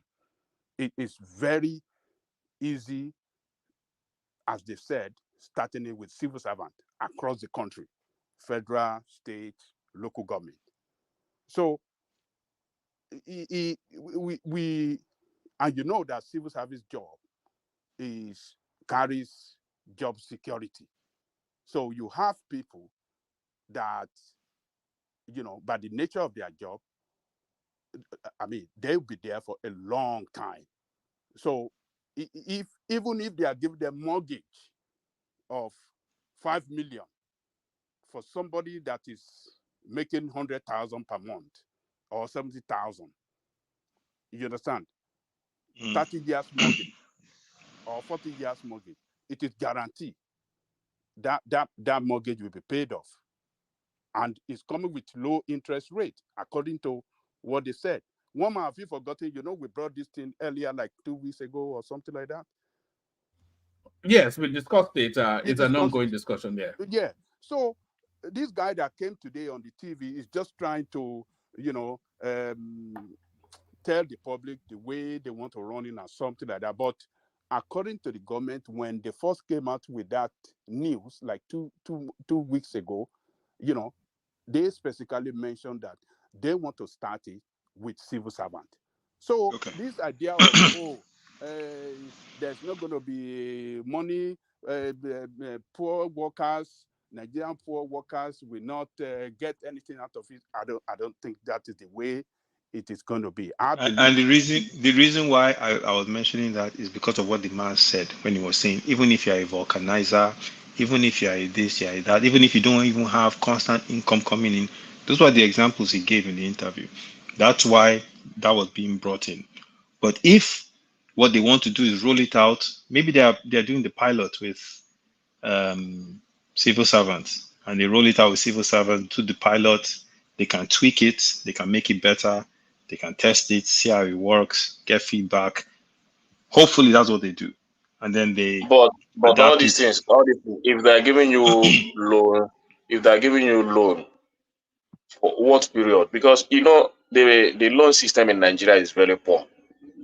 There is no bank in Nigeria that will give you a loan for a period of, let's say, 30 years or 40 years. Give you a maximum amount to invest, and they have your investment back before paying back the money. So, but I think other countries are doing that.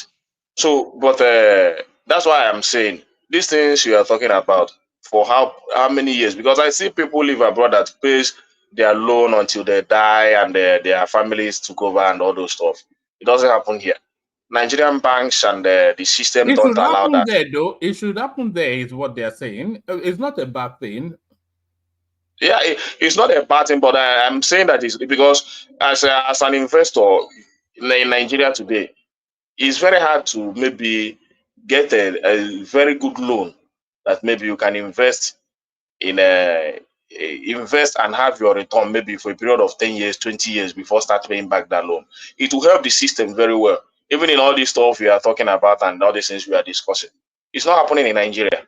If Nigeria managed to give it banking, if a bank in Nigeria managed to give you any loan, it's just for 12 months or 24 months. And before they even give you, before they give you that 24 months, they will know your worth. Sometimes they give you money, they'll be deducting it every month. At the end of the day, you found out that you didn't do anything with that money. So the banking system is very poor. The loan system in Nigeria is very poor. That's why I said that they should start from doing a lot of reform, especially in our banking system. There should be a lot of reform. I want to see the reform they're doing. I want to see to how they want to put things, make it work for ordinary man. Because Nigeria is just like the survival of the fittest. You understand? So those things that work there, it's very difficult for you to work. Emeka, don't worry yourself. They are voting money. Because you don't have the I cannot be that too. I cannot be that. Don't worry about you want the Nigerian banking system does not have problem. We just need. No, it has a lot of problem. The banking system today is for making money. It's not for. It's just like in our bank today. What you have is marketers going about chasing millionaires and billionaires that will deposit money for them. So even if they want to invest, they look for people like us, charish, not for the common man. Shouldn't you want to question this thing? You can't just accept it hook, line, and sinker now. If they're rolling out this thing, we should question the details. We should try to find out exactly what does this mean? How is this going to benefit this person? How long is this thing going to be out for? How does this affect businesses? Those are the questions we must ask. Those questions. So it's not like anyone is trying to just be dismissive of the program, but I mean, the government has come out of so many different things that have been terrible.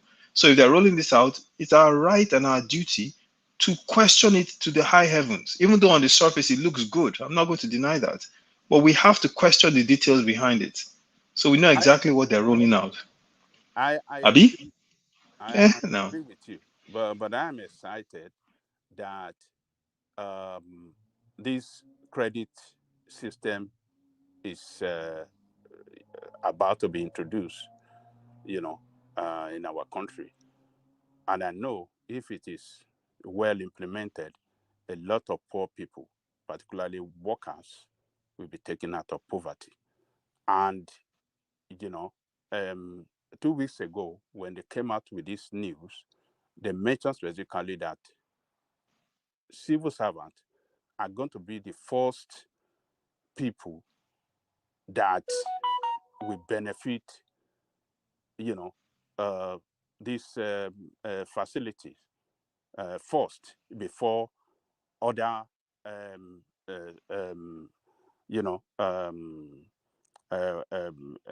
other workers in other sectors of the our economy. So the civil servant, let's see how they're going to do it with civil servant, because civil servants have a structure that can guarantee repayment of this facility. So let's see how it will be implemented with civil servant, and that will tell us the road and the pathway they are trying to pursue towards the general public. So I don't want to worry my head or have too much or questioning too much. They have said it specifically that, okay, this sector, this group of workers are those they want to target first. So let's see.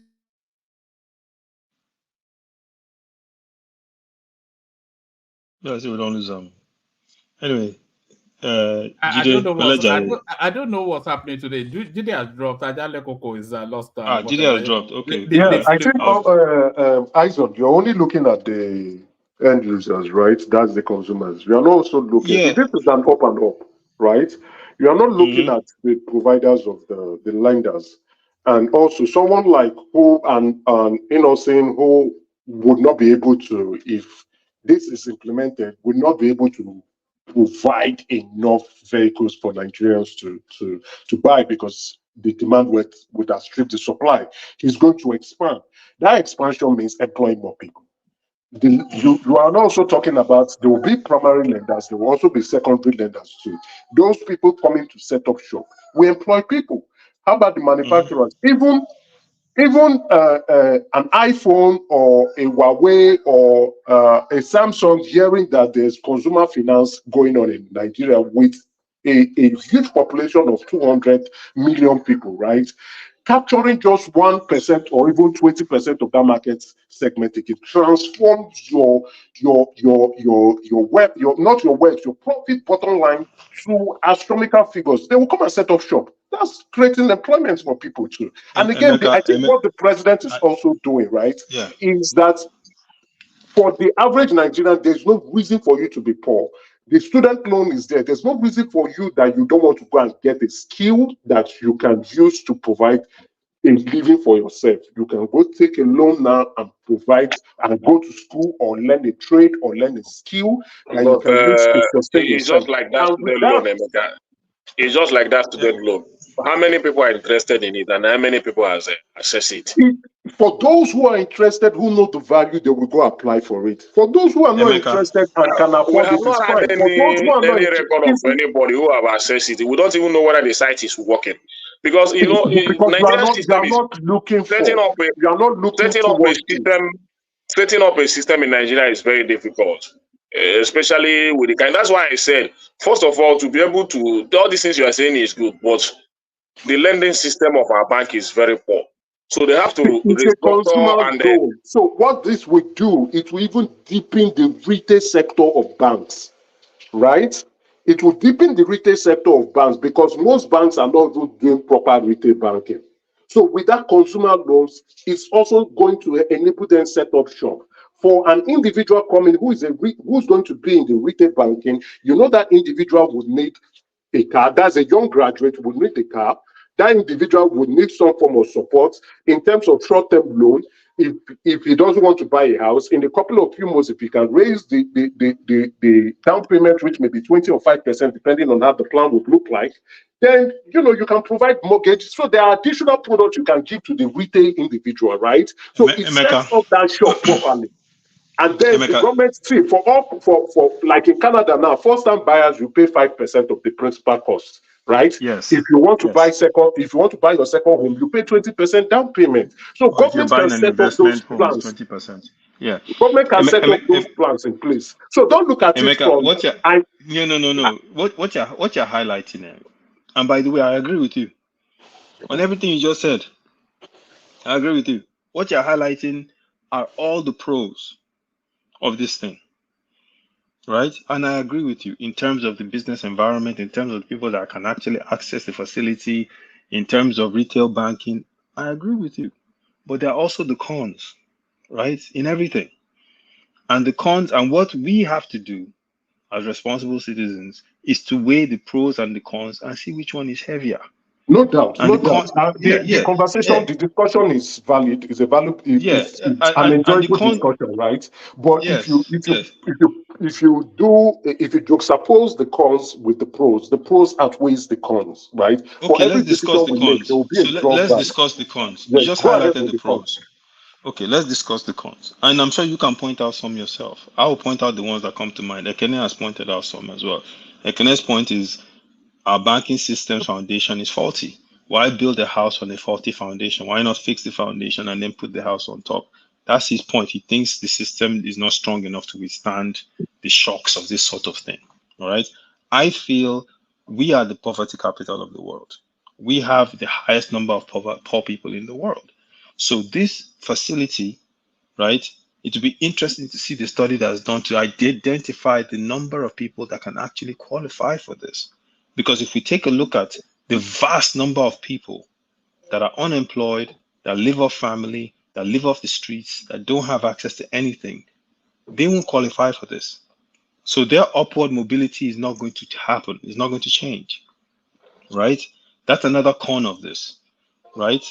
That's another point that we have to. The other point that we don't know, which I would like to hear eventually when it comes out, is what interest rate is this How is that going to play out, right? That's a valid point, right? It's Yeah. yes, it's good to raise up. That's even very important, sir, because because if you are giving me a store for in that regard for about 150,000 naira, with my cash I can get it for 100,000 naira. Why going for it? Exactly. I was watching Emeka. I was watching Maya had a piece recently. I was watching it about this real estate developer based Is out it of the one Port where he Harcourt. went to a car factory? Oh, sorry, Karen. No, this guy is a Gambian, right? God, I have tip of the tongue right now. I can't remember the name of his company. I actually wrote it down somewhere. I went on his Yeah, website. is it the one that turned himself into a billionaire? He was a carpenter in his country. Yes, that's him. And he's building this all these different affordable homes and housing. He built one in Sierra Leone. He built one in Gambia. He has built one in Port Harcourt. He's built another one in Port Harcourt.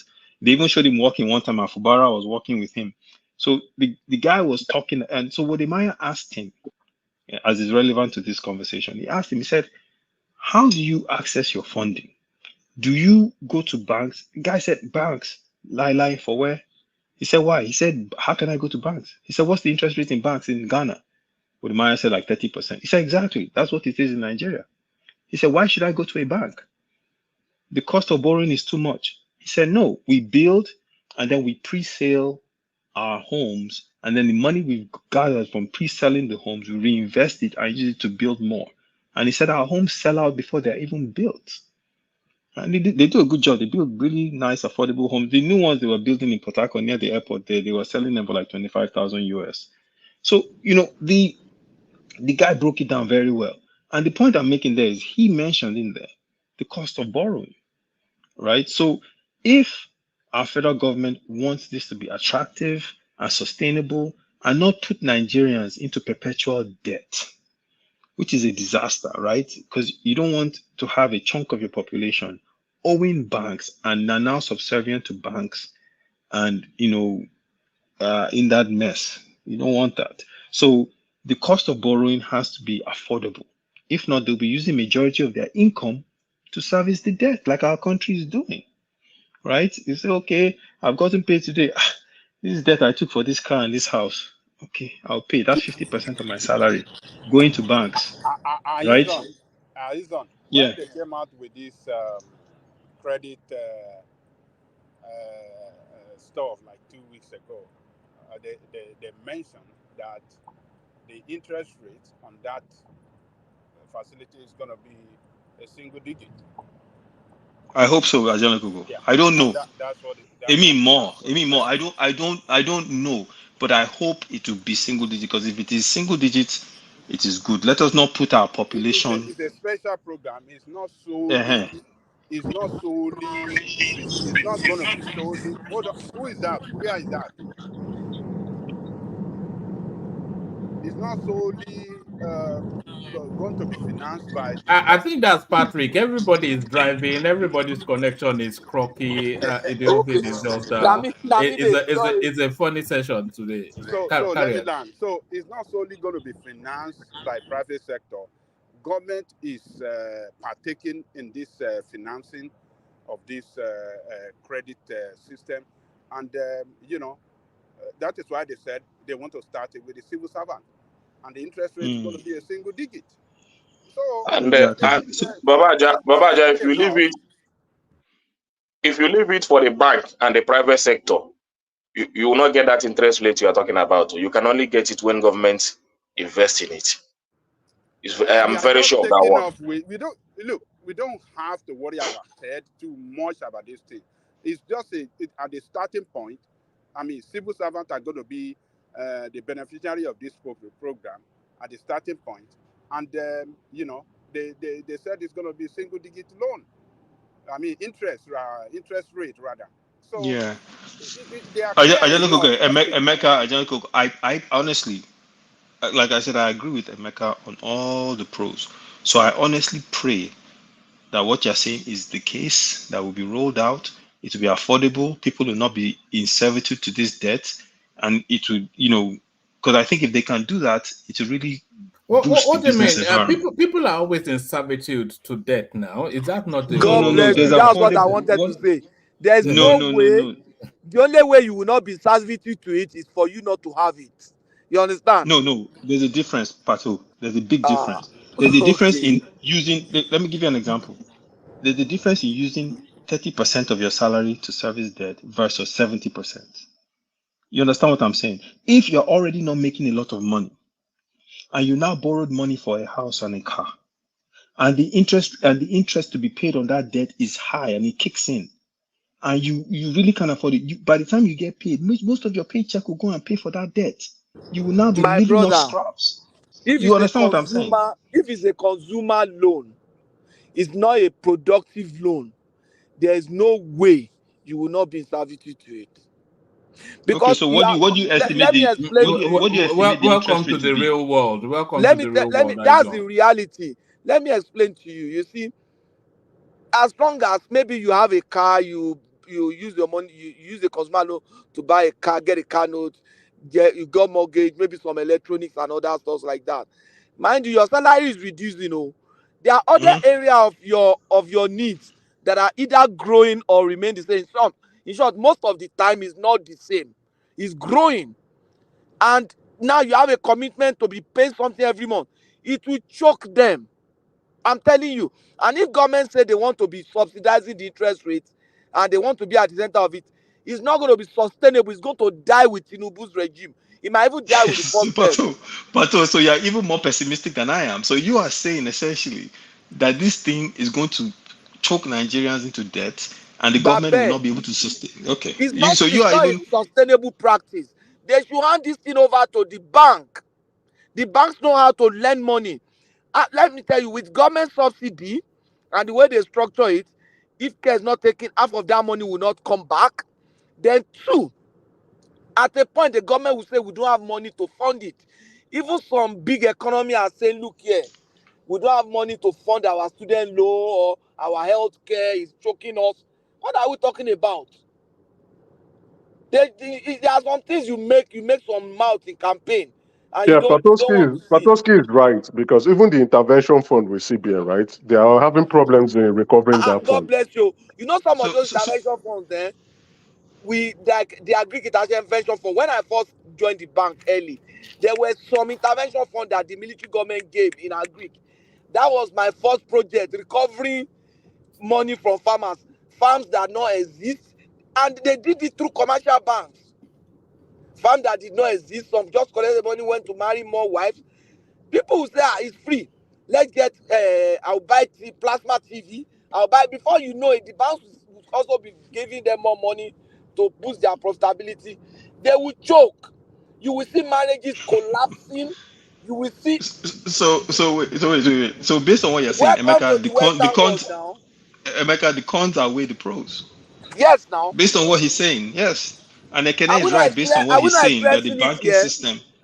Are we Yeah, not we're experiencing experiencing it it here here in the now. With the West? same I'm here. But that's why I'm saying the details are what when we get the details, we will And know. that's why I said you don't learn how to use your left hand at old age now. My brother, Nigeria is not socially and mentally even prepared for the consequence of that thing. There are social implication and mental implication on a family because of that thing. You will see family breaking up. You will see. Wait now. The best thing is But not to but be but living our lives the way we are but living Pato, now. okay, so Pato, let me ask you this. Okay, you're highlighting the cons of this thing and you believe that it's going to be a disaster. But let me ask you this. Based on what you said, if they really let the banks handle this, all the pros that Emeka highlighted in terms of the effects on the economy, don't you see that being a positive? I will let the bank handle it. It will still be bad, but it will not be that. It will not be a burden on the government. It will be a decision of the people. If you put yourself under load, you put yourself under it. Emeka, if you remember, in 99, 2000, we started having consumer loans now. The banks were creating consumer credit. When the economy is buoyant, the banks will create, the retail banking department will create consumer loan.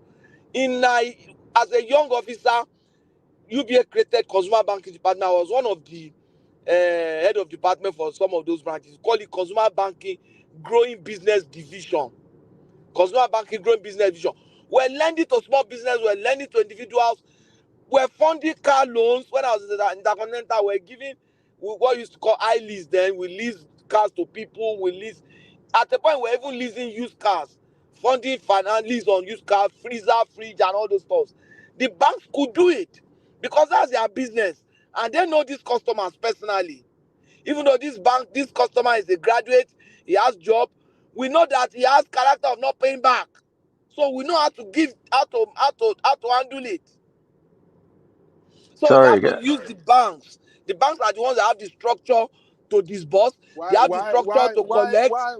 Why hasn't the bank been doing it and expand that program since banks Because the economy doing shrunk. You see, and there are no policy system in place. I'll give you a good example.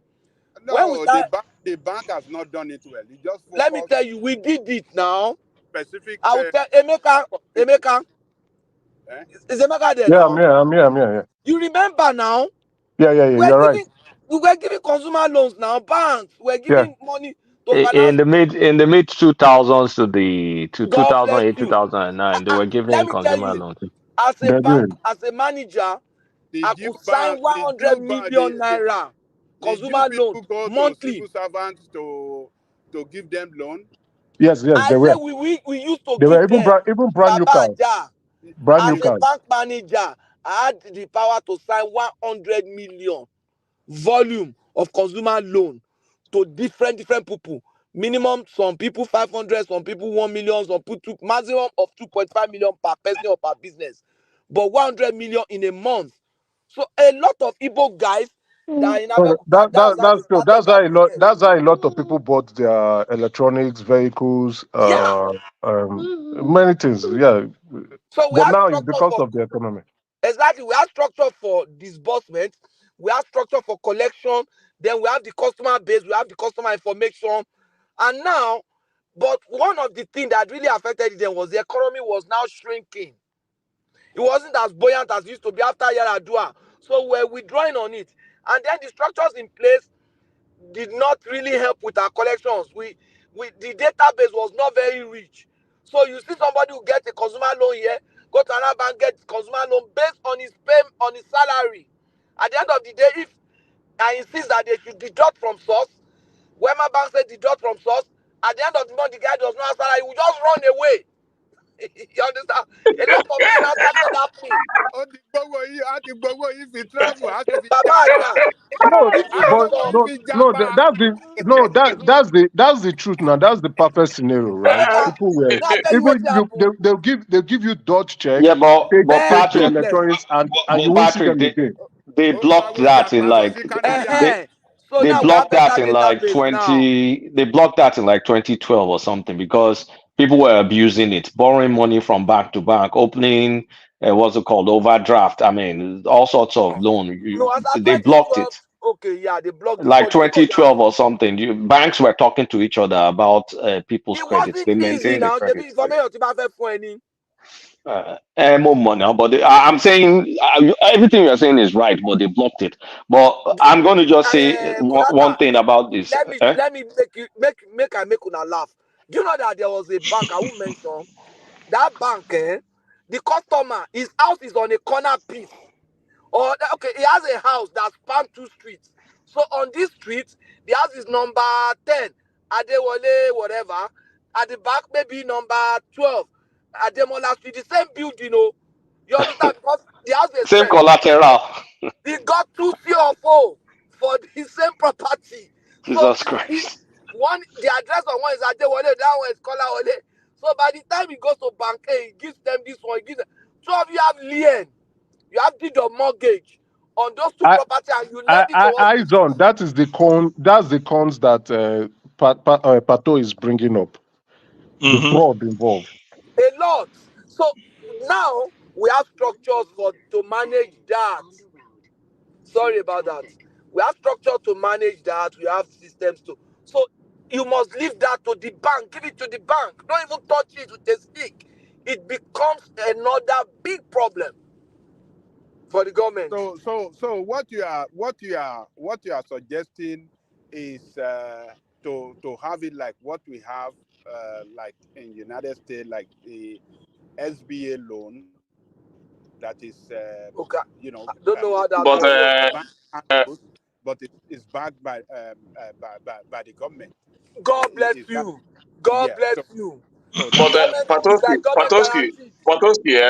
Patoski, let me say this. But Yeah. most of these things, a lot of companies are doing it in Nigeria. If you want to buy your phone today on credit, the system is there. Ekene, that's You understand? layaway. Ekene, Eh? you're confused. That is layaway pricing. No, I know So what I'm layaway is saying. I layaway know is it might different. be Kulata, let me finish. Kulata, let me finish. It might be different from what you are saying, but at least if you want to get a phone in the no, market today that one on is credit, completely different. It's a whatever layaway. it is, but my point is this. My point is this. Why not maybe expand, give good loans to this company so that they can expand on that instead of To going into expand all their these business policies that will, exactly. instead of going Kulata, into all these policies that will Kulata, confuse the people. Give good Kulata. Yeah. You loans know to these companies. Dell has a Even finance innocent now. today, there is you can get cars Ekene, from I can't innocent hear on credit. Patrick. You said No, I said Patrick was trying to say something. I Sorry. was trying to say Dell. You know Dell has his own financing system now. Dell Finance. I used to see their this thing. many companies have this financial system now. You Support them buy now, their give them more server, loan you buy laptop. on a good interest rate now. You don't Yeah, need all these things. yeah. They are making money from the product. They're also making money on the credit or the finance side of it. It's Yeah, called Dell people Business realized Finance. in the 90s that selling product is not good enough. You can as well create a finance house. That's why you see all those Exactly. car dealership and co-offering loan.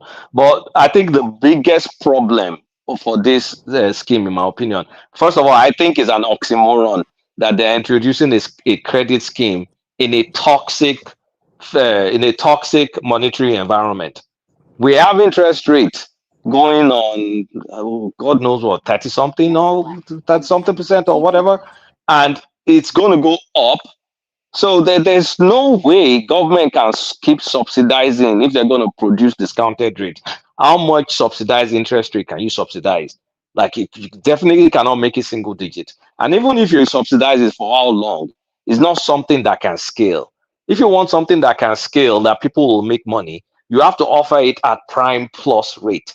So when we're saying prime plus rate, we're looking at rates of 50, 60%, because it's going to be the prime plus the points, the profits the banks will make, including the edging of risk. They have to make that as point.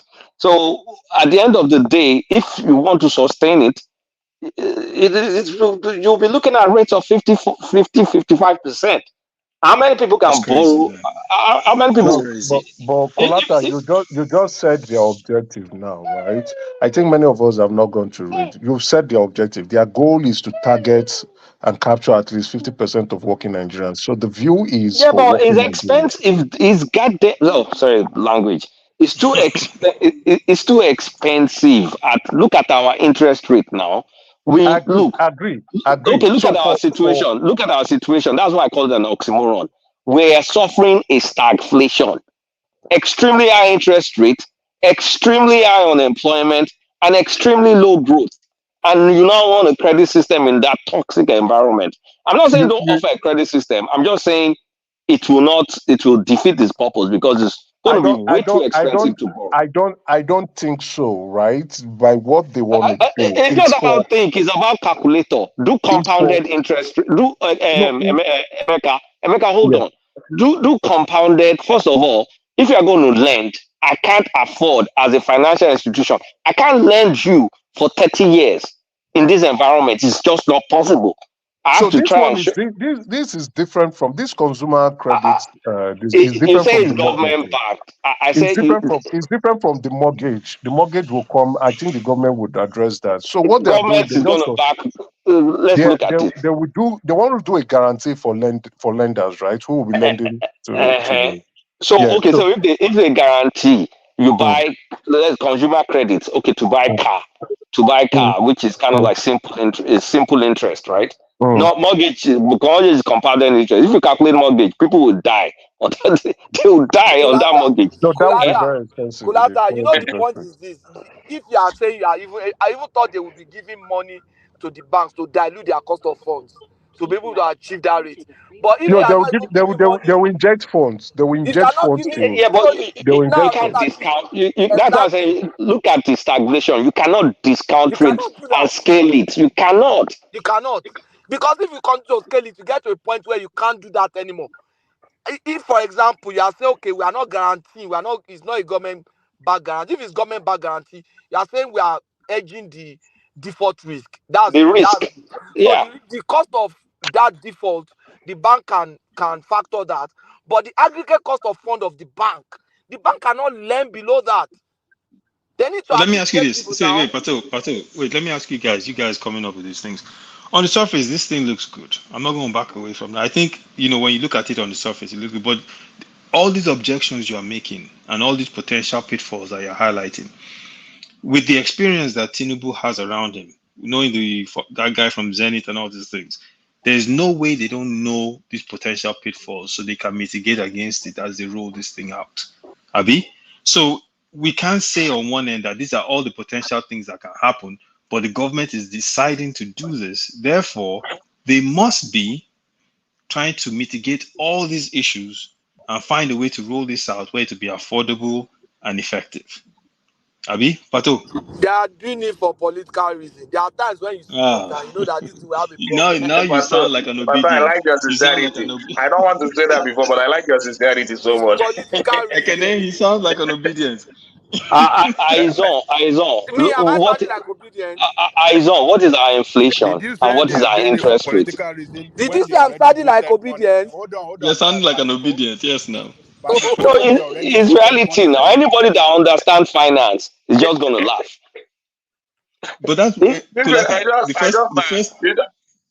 The first question sometimes I asked about this thing was that what is the interest rate? I asked Emeka earlier because the announcement, yeah, it's all great and dandy until we know what the cost of borrowing is, and that's the one thing they didn't highlight in the interview.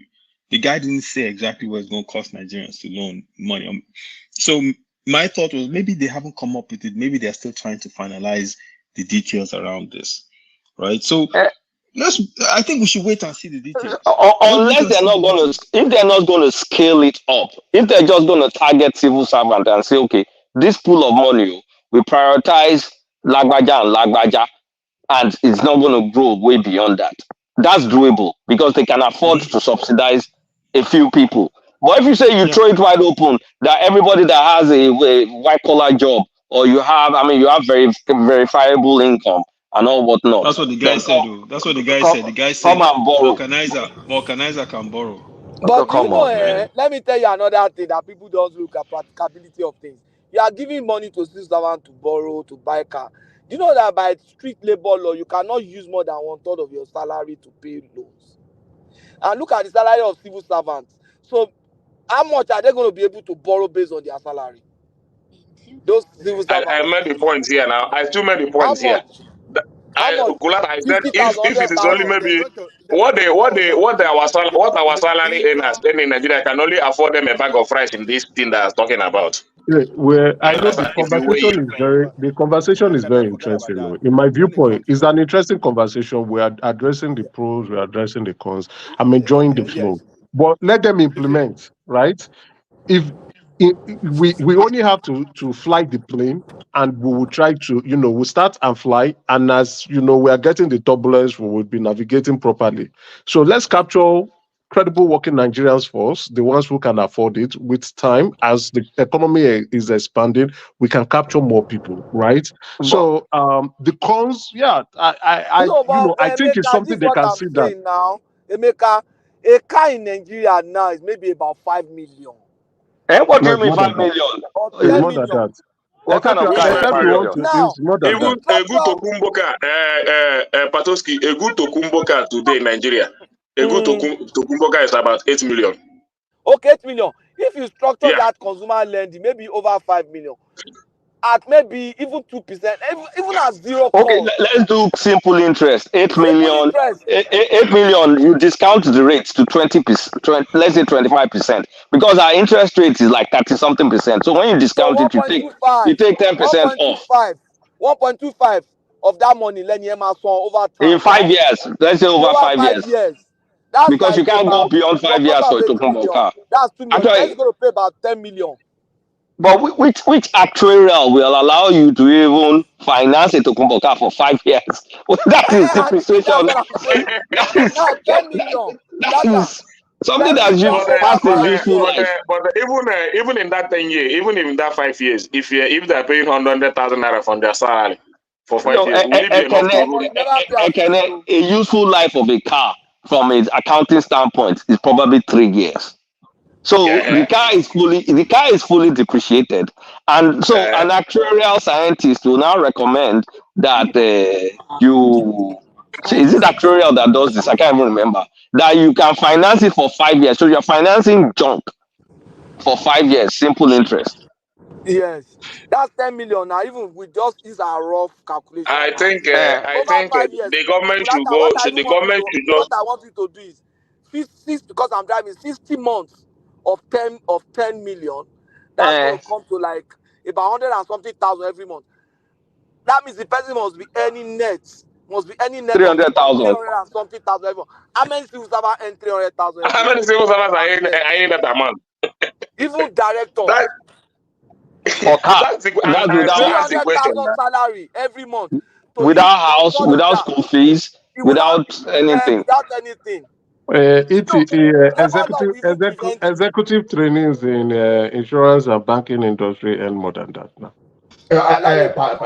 Patoski, you know, even in the bank, then let me give an example like someone in the grade of, let's say, SCA or BE then. That's maybe somebody like a senior banking officer or close to being an AM. Or banking officer. You know, they could easily afford that now because when you look at the net pay, because SCRB, like that's the top level, the proper top level in the banking, you know, the gross pay was around 700,000, even when Nigeria was still at the okay, end of right? the month. Yeah, they will see about. So the It's people not that will what be I'm paying. telling you now. What I'm telling you now is that that pay is not like that now. Wait, the people that will be paying that 100,000 you are talking about, they are not the people that on that 300K net a month. So I'm just trying to refer back to when we used to give credit, lease, and I jargons we used to give at Taconeta Bank. You know quite well that you can't be spending like a third of your money on such. So you know better than me because when the brand's giving that, you know that there's no way any credit risk will pass that. That you're spending Exactly. a They will third not of your pass it. That's salary It why on will I'm not that. pass risk now because that's too much liability on your cash flow you will is default. almost There's you no you can't default now. default. And you So okay, so you default. Is it Tokumbo car now there you're going to repossess? What's the the value of car that Tokumbo is car? depreciated, that is fully That's fully depreciated. that's the moment you drive a car out of the lot, the car is like almost 50% depreciated. So I don't know. You see, at times when they make campaign promises, they just say things. The best thing is for you to allow a consumer credit system to evolve. Continue to create structures, database, credit rating That's what agencies, they are. It's part of what they are legal doing. framework. When all There will those be a things, credit risk. Huh? when all those things are in place, the banks will go It into that is retail what they are banking themselves. implementing. They've done it. So I would share the link with of their website to Woman. He'll put it up. That's what they are doing. Guys, So I think we should wait, and I can't believe I'm saying this because I'm not a Batified fan, you know that. But I think we should wait and let them roll it out. Let's Okay, see. sorry. I'm a bad five person, but If I I may ask, guarantee you, 100% Patoski, it will fail. if I may ask, what brought us to this topic? Because it's sounding interesting to me. What brought us? Is it the consumer loan or the student loan? What brought us to this point? Consumer loan is a consumer loan, Ola. Let me ask one Okay. question. People were Sorry. talking of single digits. There's nowhere in the world that, Let me ask as one far as I'm question. concerned, that I know that we find single digits in consumer loan. Consumer loan, Sorry, very, very well. who knows the Who knows our current MPR rate? The last one that Don't Cardoso. do the jargons now. We are already I mean, confused. okay, You know. interest rate, CBN Yeah. interest rate. It's 22.27 thereabout. Are you sure? No, It's 29. around or I think it's 27. I can check, don't 27. worry. I can check. So that is the direct thing coming from CBN, right? And if you give a finance house, they have to make money, right? So they have to put Yeah. some points. They have to put some points on it, right? So if they Collateral, put, some of those finance houses will even take money from interbank. Because I so already have some position already that they do other lending now. Why would I put my money? 24.75. 24.75. See, Patoski and Kulata and Emeka, the way I see this thing is this: our financial services has just barely crossed the chasm compared to where we have fully practiced financial system. So look, you look at it from how it's going to impact people the way you're analyzing it, but you look at it from the perspective of how it's going to allow our financial system to realize its full capacity. So because see, if you are thinking of single digits rate, just forget it. Even when we are even talking of like say 23-24%, if you want to look at consumer loan, even in this world we have, see, you just go and get your Visa or MasterCard, the proper consumer credit, proper consumer credit, not some kind of specialized line of credit or mortgage or whatever. So that is why that even if you want to finance business, you don't go to the regular bank for that. So there are some kind of specialized financing for all those stuff. So to me, I see this thing as let's just fumble and wumble, and over time we are going to get, because when you allow the system, the financial system to fully develop, it's going to get a state that competition itself will start forcing the proper interest rate when the time comes. But you still need to crawl and to work before you get there. There's no way we can compare our system and the system in a fully, maybe these people they want to compare ourselves against, they've been doing this thing for like maybe 500 years. And we started for less than 50 years. And we want to know we are not going to meet them like that. So let's just start it first of all. And we know Patoski and Emeka, the reason why one of the reasons that the interest rate will always be high is because you want to make up for the risk. Because from day one when you are lending customer that many will default. So because of that risk, you are edging it by raising the interest rate, and you put some other factors there too. So to me, Ola is not just raising the interest rate. Ola, there's you wanted to ask a question later.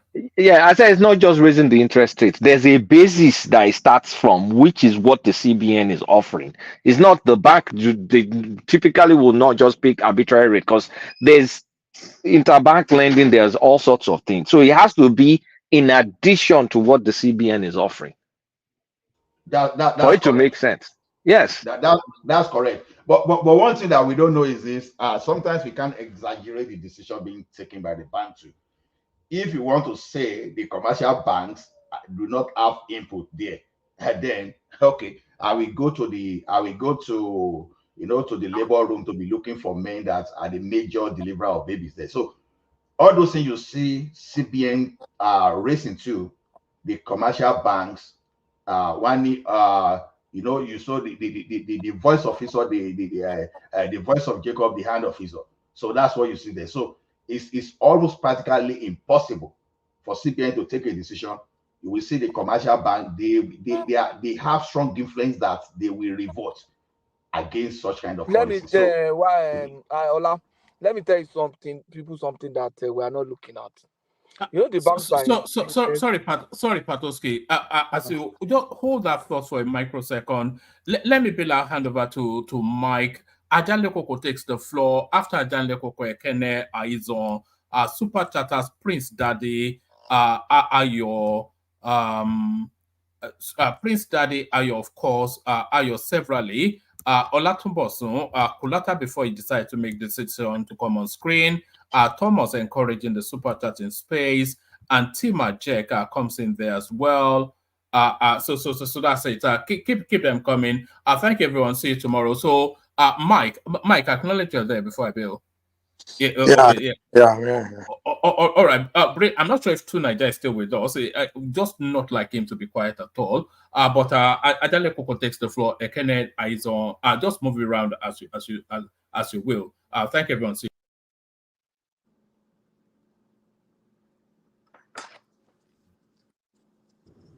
Mike. Yeah, I'm here. You guys continue. Let me yield my. Okay, yeah. What I was trying to make a point. Let me yield my. You see, you know the banks are here to make money, and for their profit, they have a cost to. Here, Mike. Yeah. You guys, yeah. It's fine. You guys continue talking. Yeah. Can you hear me? Okay. Continue. Now, for what they are doing, there's a cost for every business. There's a cost to their service, and there's a markup. Now, there's some other costs. If, for example, government is saying we are putting, maybe government is saying we have a government guarantee that if there's a default, we are going to maybe cover for that default. So, what government has done is they have covered the risk of default. If, for example, somebody borrows $10,000 and the person couldn't pay, government will pay the 10,000. The government is not likely to pay the interest on it. Government is not bringing extra money to dilute their own cost, because they also, the money that the banks are using, they are paying something on it. And there are also other lendings that the banks are doing. If, for example, I have this money at 10% and government is forcing me, say, do it at 5%, what's the opportunity cost of investing that money in another business that has a relatively fair risk too? Treasury bills, Nigeria So Treasury why should I bills. forgo that alternative and put that money in government? Am I the one that is president? Why should I be the one funding Nigeria? You understand what I'm saying? If my bank collapses, the CBN does not have mercy on me now. They yank the MD, they alert everybody. Now, I will now be playing to the government because of what? Why will I go to my AGM and tell shareholders that, oh, government, I give money to government? No. Government cannot be drawing benefit from the bank. If government wants to draw benefit, you buy shares in the bank.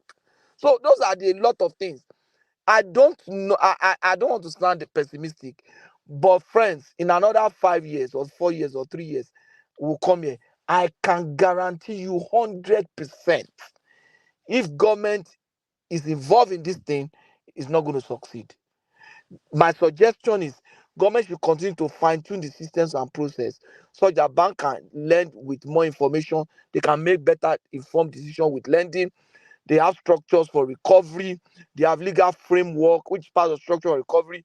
They have legal framework that accelerate transaction cycles and all this stuff. Once they have that, open that system, expand the economy. People have money.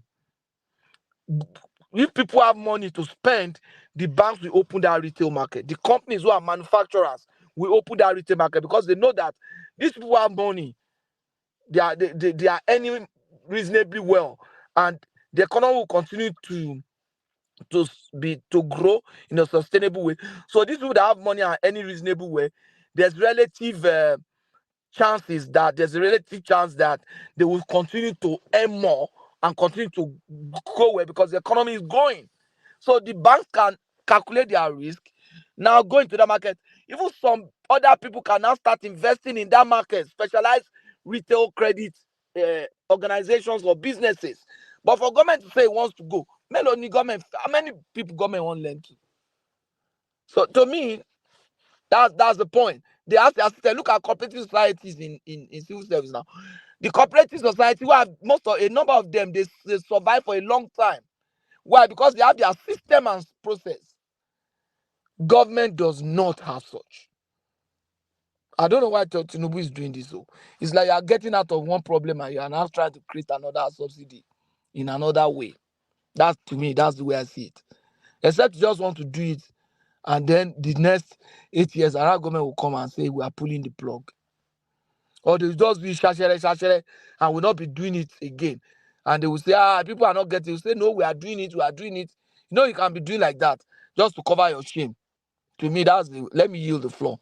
See, Patoski, you see one thing, this may sound cruel and Can you hear me? maybe we can hear you.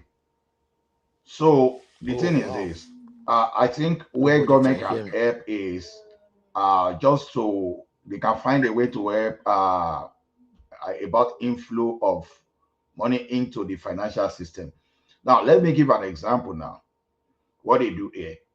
You see, what is coming to the insurance alone in this type of the world is helping the banking system. But look at the situation of Nigeria now. The last statistic I know about Nigeria is that 25% of the vehicles on Nigeria road are insured. If that data was correct. So you ask yourself a simple question. How come you have 75% uninsured? Do you know the massive financial implication of that 75% alone within on our financial system? So those are the areas that I think government can start looking at. What you make from insurance, then how to have money, how to find other instruments to bring money into the system. So when you bring money into the system and you have a chunk of deposit, then that is where we start negotiating, because that such money now becomes a huge risk, right?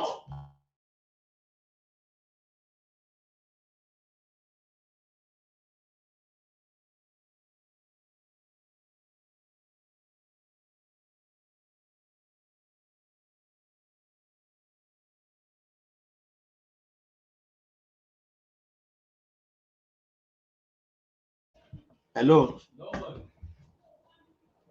Hello. Yeah, we can hear you. Sorry, Gary. This boy is playing game and he's shouting on me. So I think we mainly, one of the way for the government to help our financial system is this is insurance and other way. So whatever Tinubu is doing today, I will look at it in the time of developing the financial system rather than the negative consequences alone. So it will go a very long way. We are going to get to a stage whereby you even buy a computer from Computer Village, you want to insure. You buy your jacuzzi, you want to insure. So I think those are the kind of innovation we need to bring within our financial system. Because as it is now, we don't even have enough money within our financial system. No, I mean official system, to even develop our financial system. That's just the way I see it.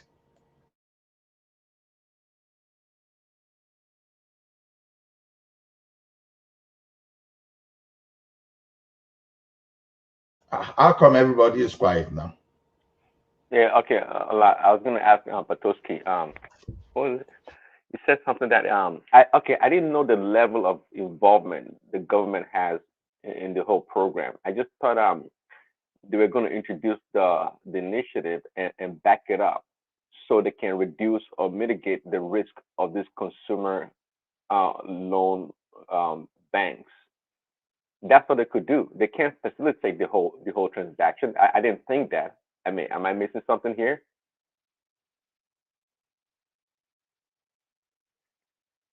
Whether government is going to back it or something. What do you say? Daddy, you are saying that you don't know the involvement of government, right? Yeah, I thought, because I don't know if you listened to heard my submission earlier. I said, it's a good concept idea, but the success, there's going to be a high rate of defaults, no doubt about that. So the percentage of loans they have to write off is going to be much higher than normal because it's kind of new into our system. So therefore, I expect the government be able to, or rather, be ready to lose a lot of money to make the program work. It's not something that's going to happen like in a year or two. We're talking about 4 or 5 years or whatever before they have a good footing for this program to fully work. Yeah, that's my challenge. I don't know. That's my challenge. Sorry. That's my challenge. I don't know. Oh, sorry. That's my challenge. The only to me, government should back out completely from such efforts. You understand? There are more important things that are very critical to the economy. When you have somebody who can do certain job for you, why not give it to them and just stay? Let those who know, let the professionals do the job that professionals know how to do. You do the ones that you know how to do and do it very well. The one that you are supposed to know how to do, you are not doing it. We have seen in countries in the world today that are defending their citizens like mad. Look at the current issues between Israel and Hamas. Look at the effort going on back and forth on hostages. Oh, we need to get this, we need to negotiate. They are attacking, they are withdrawing, they are negotiating, they are releasing, they are swapping. Look at the way terrorists just hold our people. You understand? And they are just there for years. You will see the difference between a serious government and an unserious government. Every day they are on that thing since October 7 up to now, back and forth, back and forth, back and forth. Pushing international buttons, pushing local domestic effort, using backdoor, using other channels just to get things done. I want people, once the hype is died down, that's how they will just stay. And that's supposed to be their primary job. They are not doing it, they are working on this one. That tribal now, I learned that she's married, she has even married two terrorist people, and she had like 2 or 3 children or something. I mean, who does that now? How long are we going to be like, continue like that?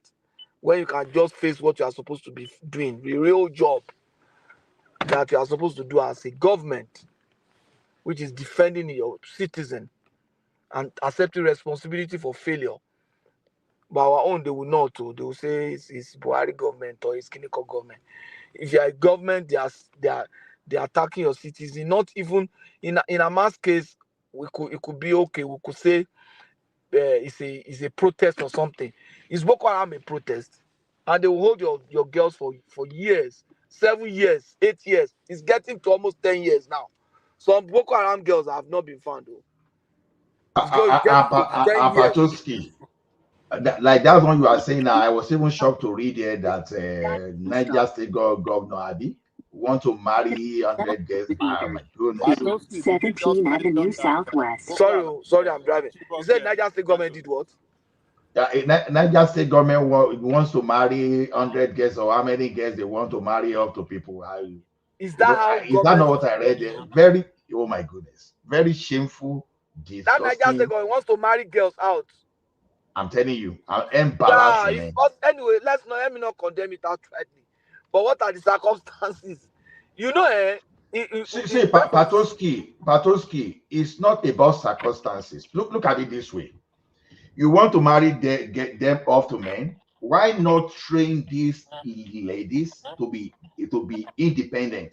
How come that everything in Nigeria should be marriage, even though you know that no, these people will be at disadvantage? It doesn't mean that they will not train them.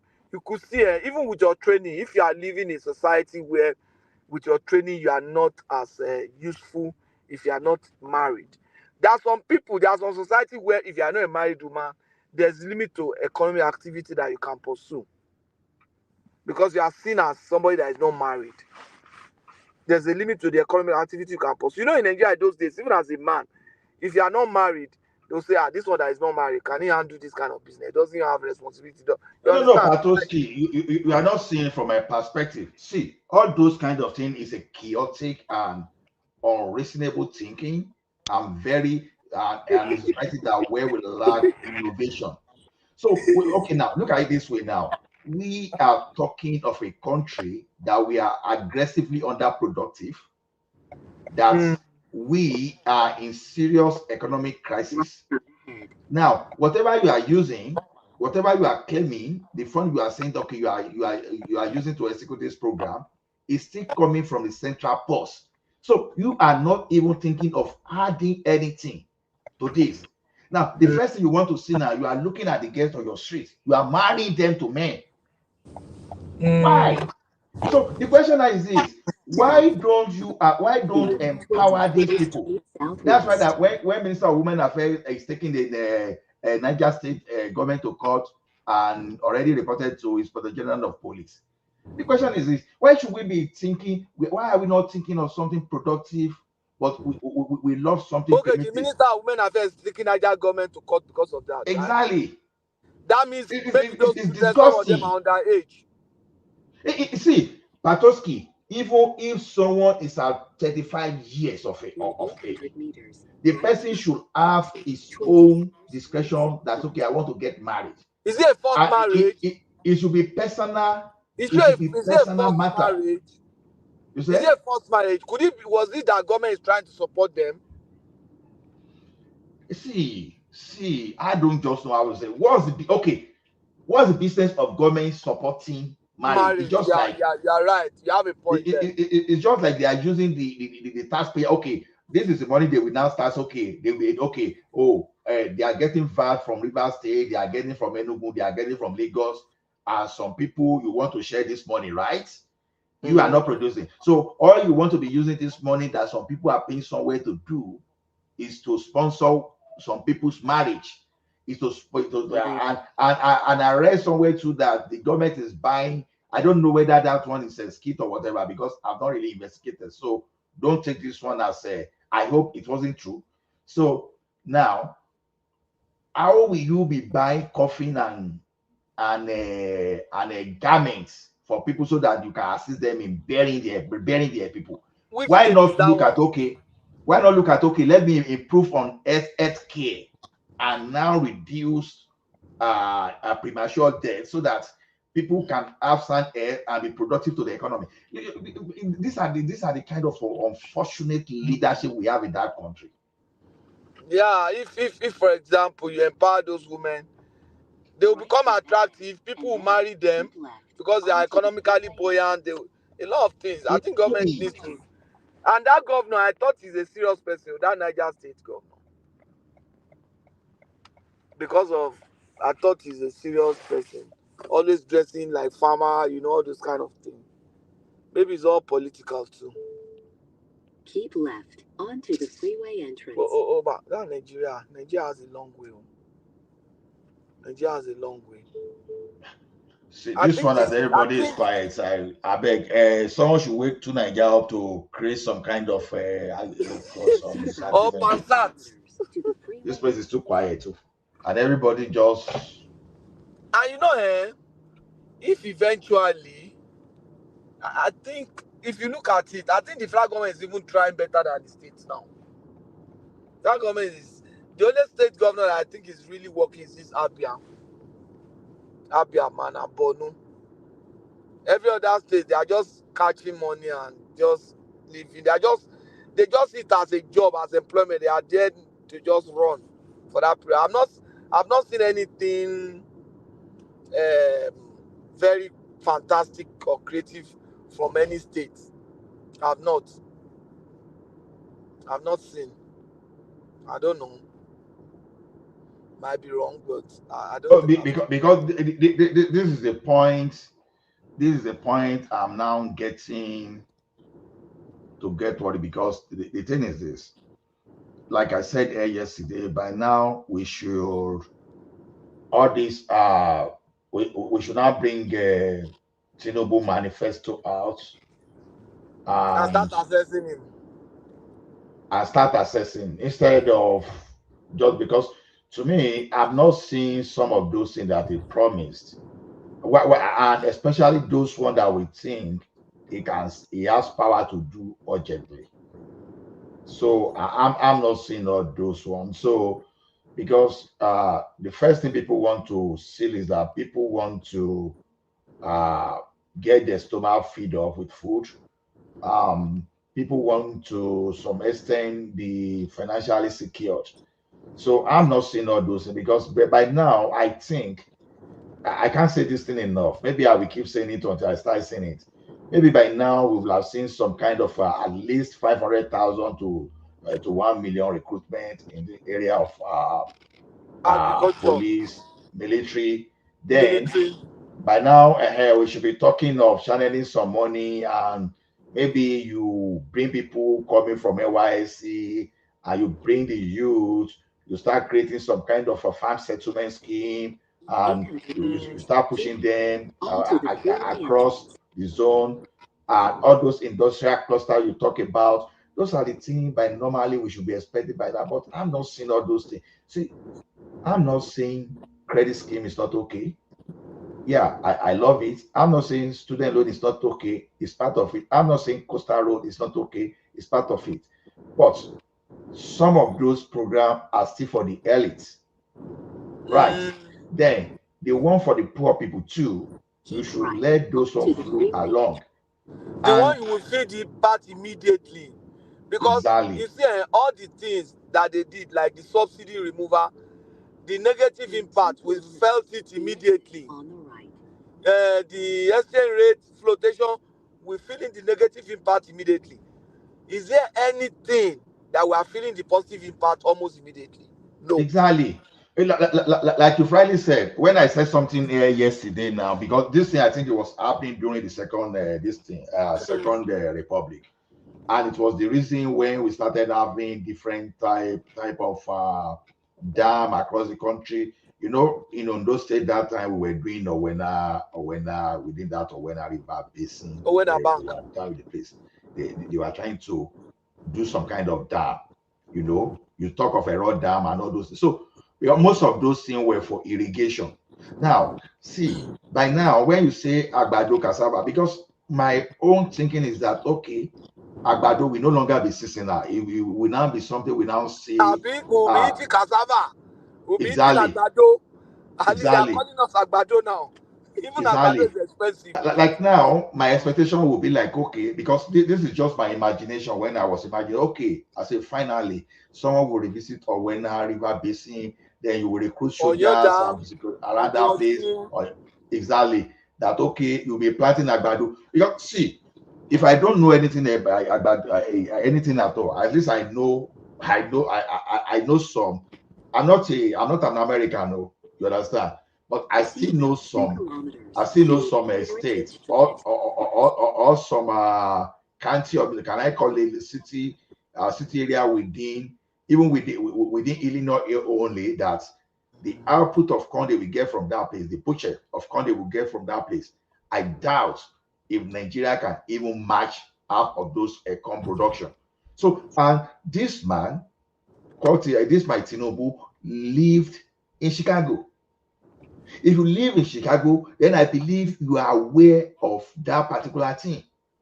You are aware. So to me, if you put enough energy, you channel it to, you directed it to agriculture.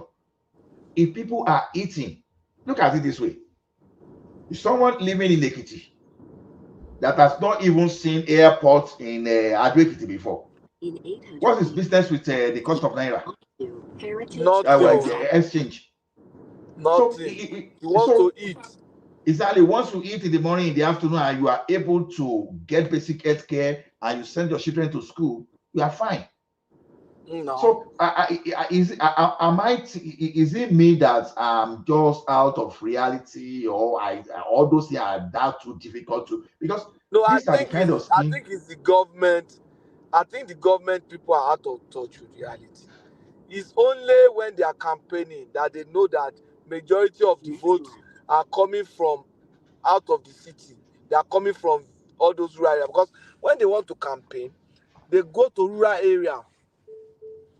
Bulk of the vote that Tinubu got, it got out of, especially in Southwest, majority of them, they came out of the capital city. They came from all those other small suburbs.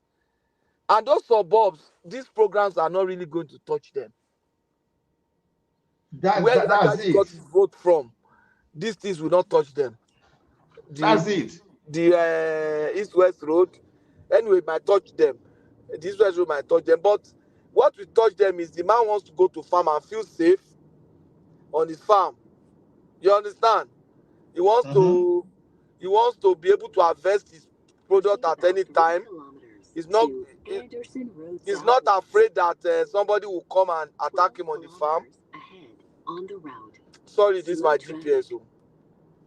Patoski, this your after work hour, yeah, also you they do now. No, I Wow. went to drop something for someone. By I And think now, not be part of I your went to also. drop a kit for someone. I know. So at the end of the day, I think Tinubu should look at, okay, what are the programs that I'm doing now that have impact on the people immediately? 1 year is enough to start feeling the impact of government. Exactly. 1 year is enough. That's the point. You see, He said they are you going to know, clear. People can make mouth to. and one of my yardstick that I want to use to appraise this government at the end of the day, you know, I'm enjoying it now that Tinubu is there, right? At least what the garbage that came with Buhari is not there, right? There's no garbage. But The Buhari first 1 year is better than this first 1 year of Tinubu. no. When I say garbage that came with Buhari, you know, in the area of insecurity, especially to farmer, it's still Security there, has been but there before Buhari now. it's not no. It went to another level under Buhari. But It went before to another Buhari left, level. it was already going down now. But see, at least the signal is okay. Let me give you an example. It got When complicated under OPC, Buhari. It got worse off under Buhari. exactly. So the thing is this: when OPC was a menace in Southwest, you know what about Sojo did? He didn't care whether these people are my distance. He said, "Look, deal with them." Or reverse was the case under Buhari. He allowed that thing What to you want fester. Buhari to do? Buhari said they should shoot any farmer, any Fulani man that is carrying weapon. They should shoot them and fight. Patoski. I don't know They where should Ola shoot get and the When fight. idea that What do you want him why to do again? You want him to be the one carrying the gun to go and start shooting? Patoski, when Obasanjo gave his own order, we felt the impact that the thing went down immediately. Now because That is when wait, Patoski, wait. So did Obasanjo just say, hey, go after Yoruba? Because what Ola is accusing Buhari of not doing is that Buhari didn't order, he didn't order the law enforcement to go after, he didn't mention the word Fulani. That's what Ola has problem with. He has problem with the fact that Buhari didn't say, Mike, go as much after as Fulani. possible, If the president, hold on, Ola, wait now, let me land. Sorry, if the president say shoot anyone that carry AK-47, go after anyone that's committing crime, is that not enough to say it's telling them to go after the whoever is doing banditry, whether it's Fulani or anyone? Mike and Patoski, Patoski, you know this thing quite well that when a leader asks you to do something and you cannot feel the impact, then that means that the leader was not sincere to start with. No. Oh, really? So when Jonathan was there, we all felt the impact. Wait, Farabale, Mike, Farabale. I'm comparing between two personality now. Obasanjo gave his own order, and you felt the impact immediately. And they started killing OPC. Hold on. Let me even say this. So you are comparing a known entity, which we all can see. We know Gani Adams, right? We know his face. He's the leader of OPC, and the OPC members. It's not that they were hiding, attacking and hiding, running in the bush. Where they had offices. Exactly, they had offices. So all just they have to do is just gonna pick them up. Now we have these bandits where they attack, they disappear. So Ola is not saying, "Oh, we felt the impact of Obasanjo," as if bandits had an office somewhere. So what exactly no, are you he's not supporting saying now? bandits. Because I don't know. We are talking the Fulani bandits. You see, immediately Mike are supporting Fulani now. AK-47. Okay. So okay. AK-47. That is what Obasanjo, Ola is telling us. Okay, the Esno can AK-47. Did they go after them? Okay, but Buhari gave order now. So what else want Buhari to do? Did they go after them? How do you and I know whether they go after them or not? Did they not commit more mayhem Okay. after even that order? So because they commit mayhem means that the law enforcement didn't go after them. What are you talking, Mike? Actually, Coco, if Buhari, hold on, wait. If Buhari gave order for army law enforcement to go after anyone carrying AK-47, and we still seeing it or something like that, then we Not should be anybody questioning. Wait, we should be. against the Fulani herdsmen carrying Okay, you say AK-47, Fulani killing, herdsmen. yes, killing people in If you the say bush. Fulani herdsmen. What? So your problem now is that he didn't say go after the Fulani herdsmen. That is not what I'm saying. Just listen. I mean, we are listening. People that are in the bush killing people back then, particularly in our own space, were Fulani herdsmen carrying arms. Fulani. You understand? Let me not even go into that again. Okay. Anyway, that argument, I will not. He gave order, go after all these people carrying AK-47, shoot at sight. When it was shoot at sight, he order shoot at sight. The mayhem increased after then. Okay, so who do you blame for that? Does that not tell you that is the Boju order? Hold on. That's Babajali bad. Koko. Babajali bad. Koko. Wait. Ola, wait, please allow me. You've been talking all day now. This is the first time I'm coming in. Give me a chance. Okay, the president on his part, you guys are accused, they didn't do anything. As a head of state, you in Aso Rock, you are not the one in the bush going after anybody. The only thing we expect from you is what's your position, and he made his position clear. You see them carrying AK-47, shoot at sight. Now, if we are not feeling the impact, then the first person to be asking question is, hey, send journalists to ask the IG or police, IG or the whoever is in charge of the commanding the action in the bushes. Okay, what's going on? The president gave you hold on. The president gave you order to go and shoot aside, and we are still feeling this. What's the reason why? And then if you now tell us that we trying to when we see them trying to shoot them aside, the president give us a call, say that one we shoot him, and then we have an argument, but there's no evidence of that. Okay, Mike, wait now. If you give me a minute to respond, you gave order to do something. At the same time, now you started looking for grazing route that never existed. At the same time, you were looking for land to grab and create route. What are you talking about? What does grazing route have to do with somebody carrying AK-47? Ola, let me answer. Please let me answer him. First one, you see, when president gives order to shoot at sites, he's not saying start looking for people and start shooting them. Normally, when you see a situation, a policeman wants to shoot, but there's a law that says you can't shoot indiscriminately. But the president said, look, I'm suspending the aspect of the restriction in your operation. If you see anybody, don't worry about that law. Just shoot him. Even if the person does not shoot at you. He's carrying AK-47, he's not shooting at you. That normal operation, you should look away to disarm him and get him. But I'm saying, if you shoot him without him shooting at you, he can have a case against you. But I'm saying I'm suspending that. Don't worry. Just shoot aside. You have my word. That is present order. And that holds. You understand? The fact that I told them to shoot aside does not mean that I will not be thinking of finding alternative to an existing problem. So he's looking at grazing route does not mean he's supporting the Fulani that are shooting people. Patoski, the sincerity. You know, as a leader, as a leader. So looking for grazing route as a leader, if you tell your team member to do something, they will watch other thing you are doing, whether you are serious or you are unserious. Hold on, one voice at a time. Let Ola land. Ola, what were you saying? Let Ola. Question of Olajare, supporting, trying to advocate for grazing route or a ranch is an indication that his shoot aside order is fake. How does that connect? Is that what you're telling us, Ola? See, Patoski, except we want to deceive ourselves here. You understand? You say something, you know, in communication, you all know that we have kinetics. You understand? The kinetics is your body language.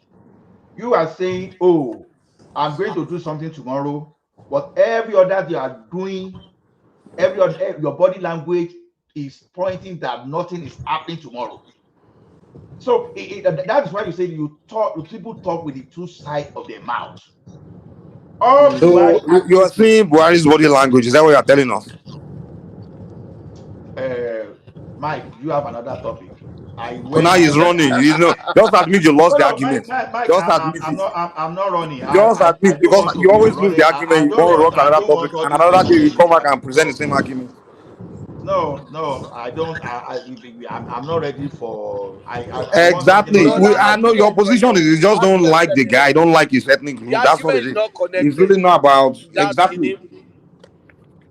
It's really not about points. Yeah, you making a point. It's just just you don't like Buhari and his ethnic group. You already People told don't us you just didn't like like him him. from The 1983. question you ask yourself now is that how come now they went in hibernation immediately they know their kinsman was going out of power?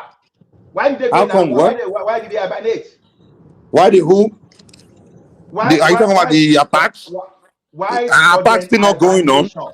The only thing that happened is every attack that happened now, we no longer call it Fulani, we just call it attack. The Attack That's the still only go on difference. now. The, Look at the how many school kidnapping has happened within 1 year. exactly. No, The we only are thing that emanates is the fact that when the kidnapping happen now, we don't call it Fulani.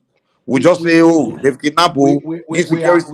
But when he was there, hold on. When he was there, every attack that happened, before whether we know who did It's it or not, Fulani, hold on, including let me some land. attack in the east. No. What I'm saying is the only difference between when Buhari was there and now is that when Buhari was there, if Everything was Fulani. everything when somebody we hear anything say oh somebody don't die on a farm or somebody they don't shoot somebody from a house before It's we know who did Fulani. it, before anything they will conclude it's full and yes man. That's the only difference. So all I is saying how come they no longer attack? No, the attack is still going on in Nigeria. Just Can watch I the come The in video. here? attack is going on. The only Can I thing come in? Nigeria is very peaceful now. Can I come in here, please? Sorry. Good morning, everyone. Just to add to what you guys have been talking about. First and foremost, during Buhari regime, in the first year, it tried. But when you talk about others, Fulani others clash, I think it didn't handle that situation very well. That is the truth. And immediately he left office, that kind of crisis or criminality went down drastically.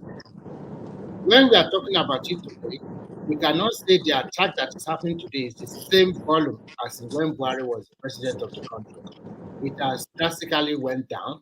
It went down before the man Finn left now. It went down No, before the man left. no. When you talk about Hold on. Fulani, Also, this went down you're talking about. no. I When you don't know talk what about, you mean by went down. I mentioned Hold even on, hold one. on. Maybe it's underreported now. No. Let be It's underreported now. Sorry to You know say. that No. When the Buhari last was 1 year, there, do you know how many kidnapping there of schools they had in Abuja alone? Kidnapping of schools. exactly. They No. went, there's an estate. They went to a campus in Abuja, a university or polytechnic, I don't know. They kidnap people there, kill their children. Even in Ondo recently, And now, the one in Jos. I mean, it's still going on. The only difference is that when Buhari was there, we don't only report these attacks and all this. We also report a woman that died in his house, in her house. We report everything joined. We even report pickpockets. We report everything, and we call everything Fulani. So give me now, hold on. Let me land. Let me give me a chance. You are coming in now, but let me finish my statement now. You have to let me finish the statement. If I'm in the statement, let me finish, and then you come in. So let me just man the statement. The only difference between when he's there and now is that we report every crime, including the ones that has nothing to do with just everyone. Maybe one domestic including violence. misdemeanor. Yeah, Including exactly. Mr. misdemeanor. Mino, we call it Fulani don't drama. You know that's the only difference. So that's why you think everything went down. But go ahead, Remy. Go ahead. No, Remy, Okay. for me a minute. No, I will keep after. No. Patoski. No, Madake Remy, Professor. Patoski, honestly, I don't really like this type of argument. I will say. The thing is this. I pick a certain domain where we're using farmer elders crisis, and you allow Mike to push this into the Boko Haram situation and other things that were existing before. When you pick a specific case, this one was clearly I was making an example of this thing. Now you started talking of something like related to Boko Haram that they used to kidnap school children before. See, if we keep using this type of emotion and this kind of sentiment to analyze our situation, just because it is favor us at what is convenient for us, then as a country, How are we even supposed to identify our problem and move it forward? No, I don't get what you're Honestly, saying. I don't get your point. We don't even understand I what you don't just get said. this My last point Oh, is this: okay. I was Can I come specific in? about What you are farmers' saying. headers, and Okay. you now escalated it to every other thing. No, we're looking at wait, it now hold on. I'm sorry, generally now. Patoski. Did Ola just say he was specific with farmers' headers? Ola, I'm sorry, you were We're not looking speaking with at farmers. crime. You were talking about kidnapping, everything. It was not farmers' headers alone. You were talking I am about attacks, specific. kidnapping, banditry. That's what you're talking about. It was not just farmers' For headers. It me, was general crime now. I am specific. I said farmers others clash. It didn't handle it very well. To be frank, it didn't handle it very well. Because if you had handled it very well, they wouldn't have committed a lot of criminality across the country like that. So that is one drawback from his administration. In total, insecurity, generality, he does not handle it very well. But just opposed to today, maybe you said whether underreported or overreported, at least those cases have went down. If we are going to When you compare, talk about farmers' headers, Abi. if you talk about farmers' others clashes, that one have gone down a lot. Since Have gone when? down. Since this administration came in, it has Okay, gone down. thank you. Remy. The farmer. So you agree with me that there's difference between farmers' headers crisis and banditry and kidnapping, Of right? course, yeah, that's why I'm specific. I did not Oh, say. yeah. That's what I'm trying to make sure I'm clear with that, Yes, right? yes, I agree. Yeah, totally. Okay. So I just want to be clear that it's different. The farmers' headers and banditry and kidnapping are separate things, right? Yes. Farmers' headers is basically farmers and elders clashing and killing each other, fighting each other because cow goes into their farm and things like that. Remy, when was the last time they reported that farmer and elder clashed? If you look back, if you go and dig the last report of farmer and elder clash, it's been about 6 years. Yeah. It's been about 6 years. I remember that was when that farmer and Where elder did thing that one started. come from, Mike? 6 Papa years. Charlie Coco, the farmer 6 elder. years. Where did No, that come from? Babajali Coco. I made it clear because we mix Farmer people when. elder clash is not reported. It's Elders reported is as still Fulani destroying killing farm farmer. up to today. Okay, give me Babajali Coco, please give me the last news that came about farmer and elder jamming each other. It's still happening till today. Give me the last report. Okay, so you are debunking Remy then because Remy says it doesn't hear it anymore. It's still So happening till today. what you call Even Fulani, in Yoruba land, it's still so happening what till today. Ajaleroko, what you are calling Fulani killing farmer is purely a farmer header clash. That's what we are trying to bring out there. I'm sure that's what Mike's trying to I make. say it has went down. I did not say it So the farmer, it went down even through. Under Under Buhari, we Buhari, call it exactly. That's what I'm Fulani saying. men. Because we were not Fulani men the farmer and the elder They don't situation. call We're not it ending again. clash. What was happening was just the banditry one, the kidnapping one. But what the Fulani is the farmer and kidnapping. the elder Fulani, situation. they didn't call it elder and farmers clash again. They just call it Fulani kidnapping, Fulani killing people. Fulani, they didn't see it as, oh, there are two groups fighting. Farmer and elders are fighting. That's the way we report it. That's why we say the reporting is key. Farmers and header have been happening and was happening under Buhari, but it was never reported as farmer header clash. It was reported as Fulani killing people all over the place. That means the what do you call it? The Nigerian press are playing politics with it. Exactly. So you don't know, Remy? Remy, you don't know? Oh and my now God! it is still happening. Now, Remy, you come here to. Guys are not true. Remy, I can't believe you. You come here to blame all these video and hype for falling for propaganda. So you two, you are falling. That's not true. They are not playing. Remy, what are What now saying that it is happening now, but they are not They are not reporting playing it politics. They are as reporting Fulani it as herdsmen. You guys are not being true. So Babajali, why are they not reporting it now? Babajali, you say it's still going on. So why are they not reporting it now if it's not politics? No, let me tell you. You see, those the insecurity problem in Nigeria, particularly they want that the Fulani herdsmen are involved and the banditry are involved, terrorism are involved. You see, they most of the time they are interwoven. No, there's no evidence to that. It's a But there's no evidence to that. I'm sorry. Well, let me tell you. It's just your opinion. these It's politics. They banditry just want to call and it. terrorism are interwoven. If you go to Benue State now, go and ask a lot of what do you call these people living in the Governor Tom, have you? not That was Tom. running. They are there. Governor Tom. Not Tom. This is a state with over 5 million people in IDP camp. This is not a Tom. It's still there. It's even worse off now. About 2/3 of the local government, the total local government, are under the control of these people. The elders. We terrorists and headers and all of them. No, we have to separate. We have to separate. No. When you say they're interwoven, you're saying like it's the same people that are doing everything. I'm saying that, you see, some of these situations they are so bad that because of the We know it's of the bad state, now, but we just want to understand what because you're of saying. the Who's doing it? failure of the state, sometimes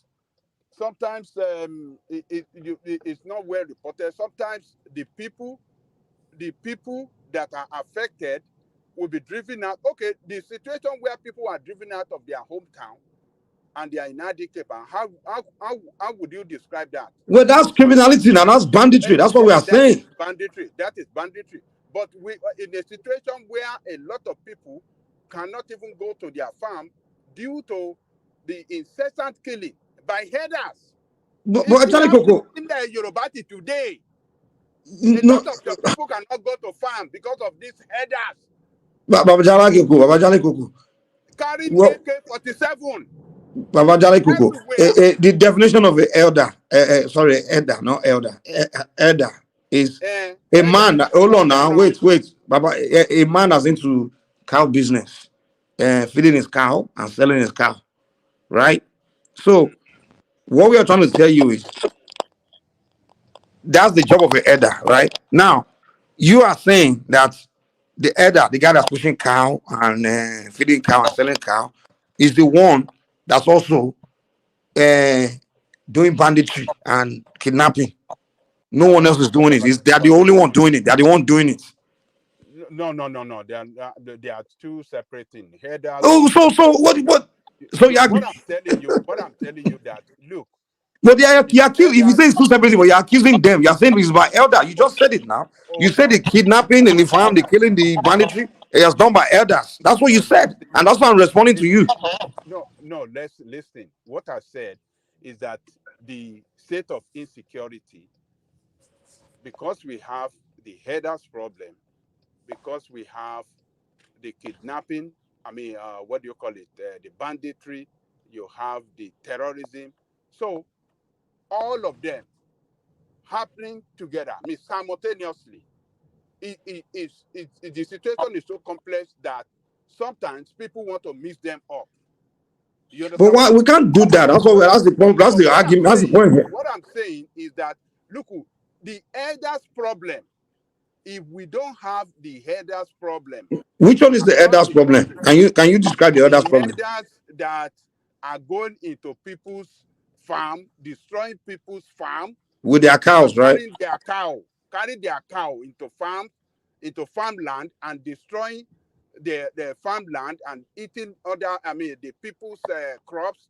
If we don't have that problem, this situation will be clearly defined. We can really know, okay, this is the banditry in this side of the country. Then let's go and target them. But you see the elders roaming across the country with their ram, crushing farmland, destroying crops and everything, and nothing happened to them. Okay. Because they are carrying AK-47. If you dare challenge them, they shoot you. They are carrying AK. Okay. Baba Charlie Coco. Okay. So, okay.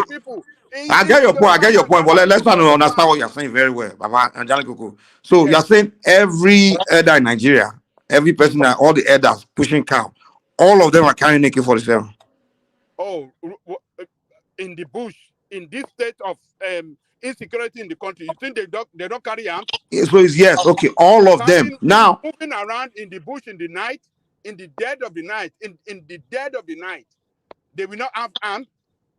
Okay, And when okay. you have banditry, you Okay, have okay, okay. Okay, you already answered the question. So you say all elders are carrying AK-47. Okay, fine, that's true. So now another question I ask for you is: so the people they are doing the kidnapping, right, are asking for ransom. Are they all elders too as well? a lot of them are doing kidnapping too. Is it all of them? Okay, no, that's not what I asked. Babajali Koko. Everybody's into kidnapping. Too. All ethnic groups have kidnappers. We know Evans the kidnapper. But what I'm asking you is the all the kidnapping that's happening? Is it the elders that are doing all the kidnapping No, and for ransom? I'm not saying it's only the elders that are doing kidnapping, but majority of the kidnapping in the country are done by headers. Because Based on what? Based on what statistics? Hold on. Because when they grab people on the highway, they drag them into the bush. They are the ones that live in the bush. So what are you talking about? And a lot of people are reported. A lot of people that came back after being after paying what do you call it, ransom. They said it clearly. They say it was the elder with his cow that kidnapped him. People are Fulani people. No, which one is the Fulani? Is the elder? Which one? No, So you don't need to be. Okay. man. If I can, You know, ká máa fi ọ̀rọ̀ sábẹ́ àwọn àwọn tó ń ba ìlú yìí jẹ́. You don't need to mention it. Àwọn tó ń ba ìlú yìí jẹ́ now. I don't know those that are really one problem in Nigeria, we don't really want to. I like to address problem. We just like to do ethnic tribalism. That's what we like to do. So there's a tribe tó ń bá ìlú wa jẹ́, that's what we are saying. Exactly. It's just and that's what you are saying now. That's what Pansat wanted to say that day, and you fought him. Exactly. When Pansat do it, Pansat was saying something like that day. You were I don't think we should single out one tribe here today. But when we talk about during Buhari time, it gave a new àwọn wo làwọn elders ní Nàìjíríà àwọn ò ní. àwọn Fúlàní ni now. àwọn Fúlàní now. àwọn Fúlàní. So what you are saying is pé tribe yẹn ló ń bà lùwà jẹ́. iṣẹ́ àwọn nìkan gbogbo yín ni àti Yorùbá àti Igbo gbogbo everybody ló ń bá rẹ̀. What I'm saying is that this same thing that you are saying now was what Pansat was even trained. No. Pansat was not even specific like you. Pansat was saying northern Muslim. You are saying Fulani. No, look. I think you are trying to blackmail Babajale Koko. He's not blackmailing, man. He's pointing out obvious facts. Now. That's not what he's trying to say. Is this totally different? Let me one voice, man. Let Mike, you listened to the program that day, right? I listen now. He was very, very delayed. They are two different. You didn't even allow him to land. Okay, what are you talking about? You land, you see.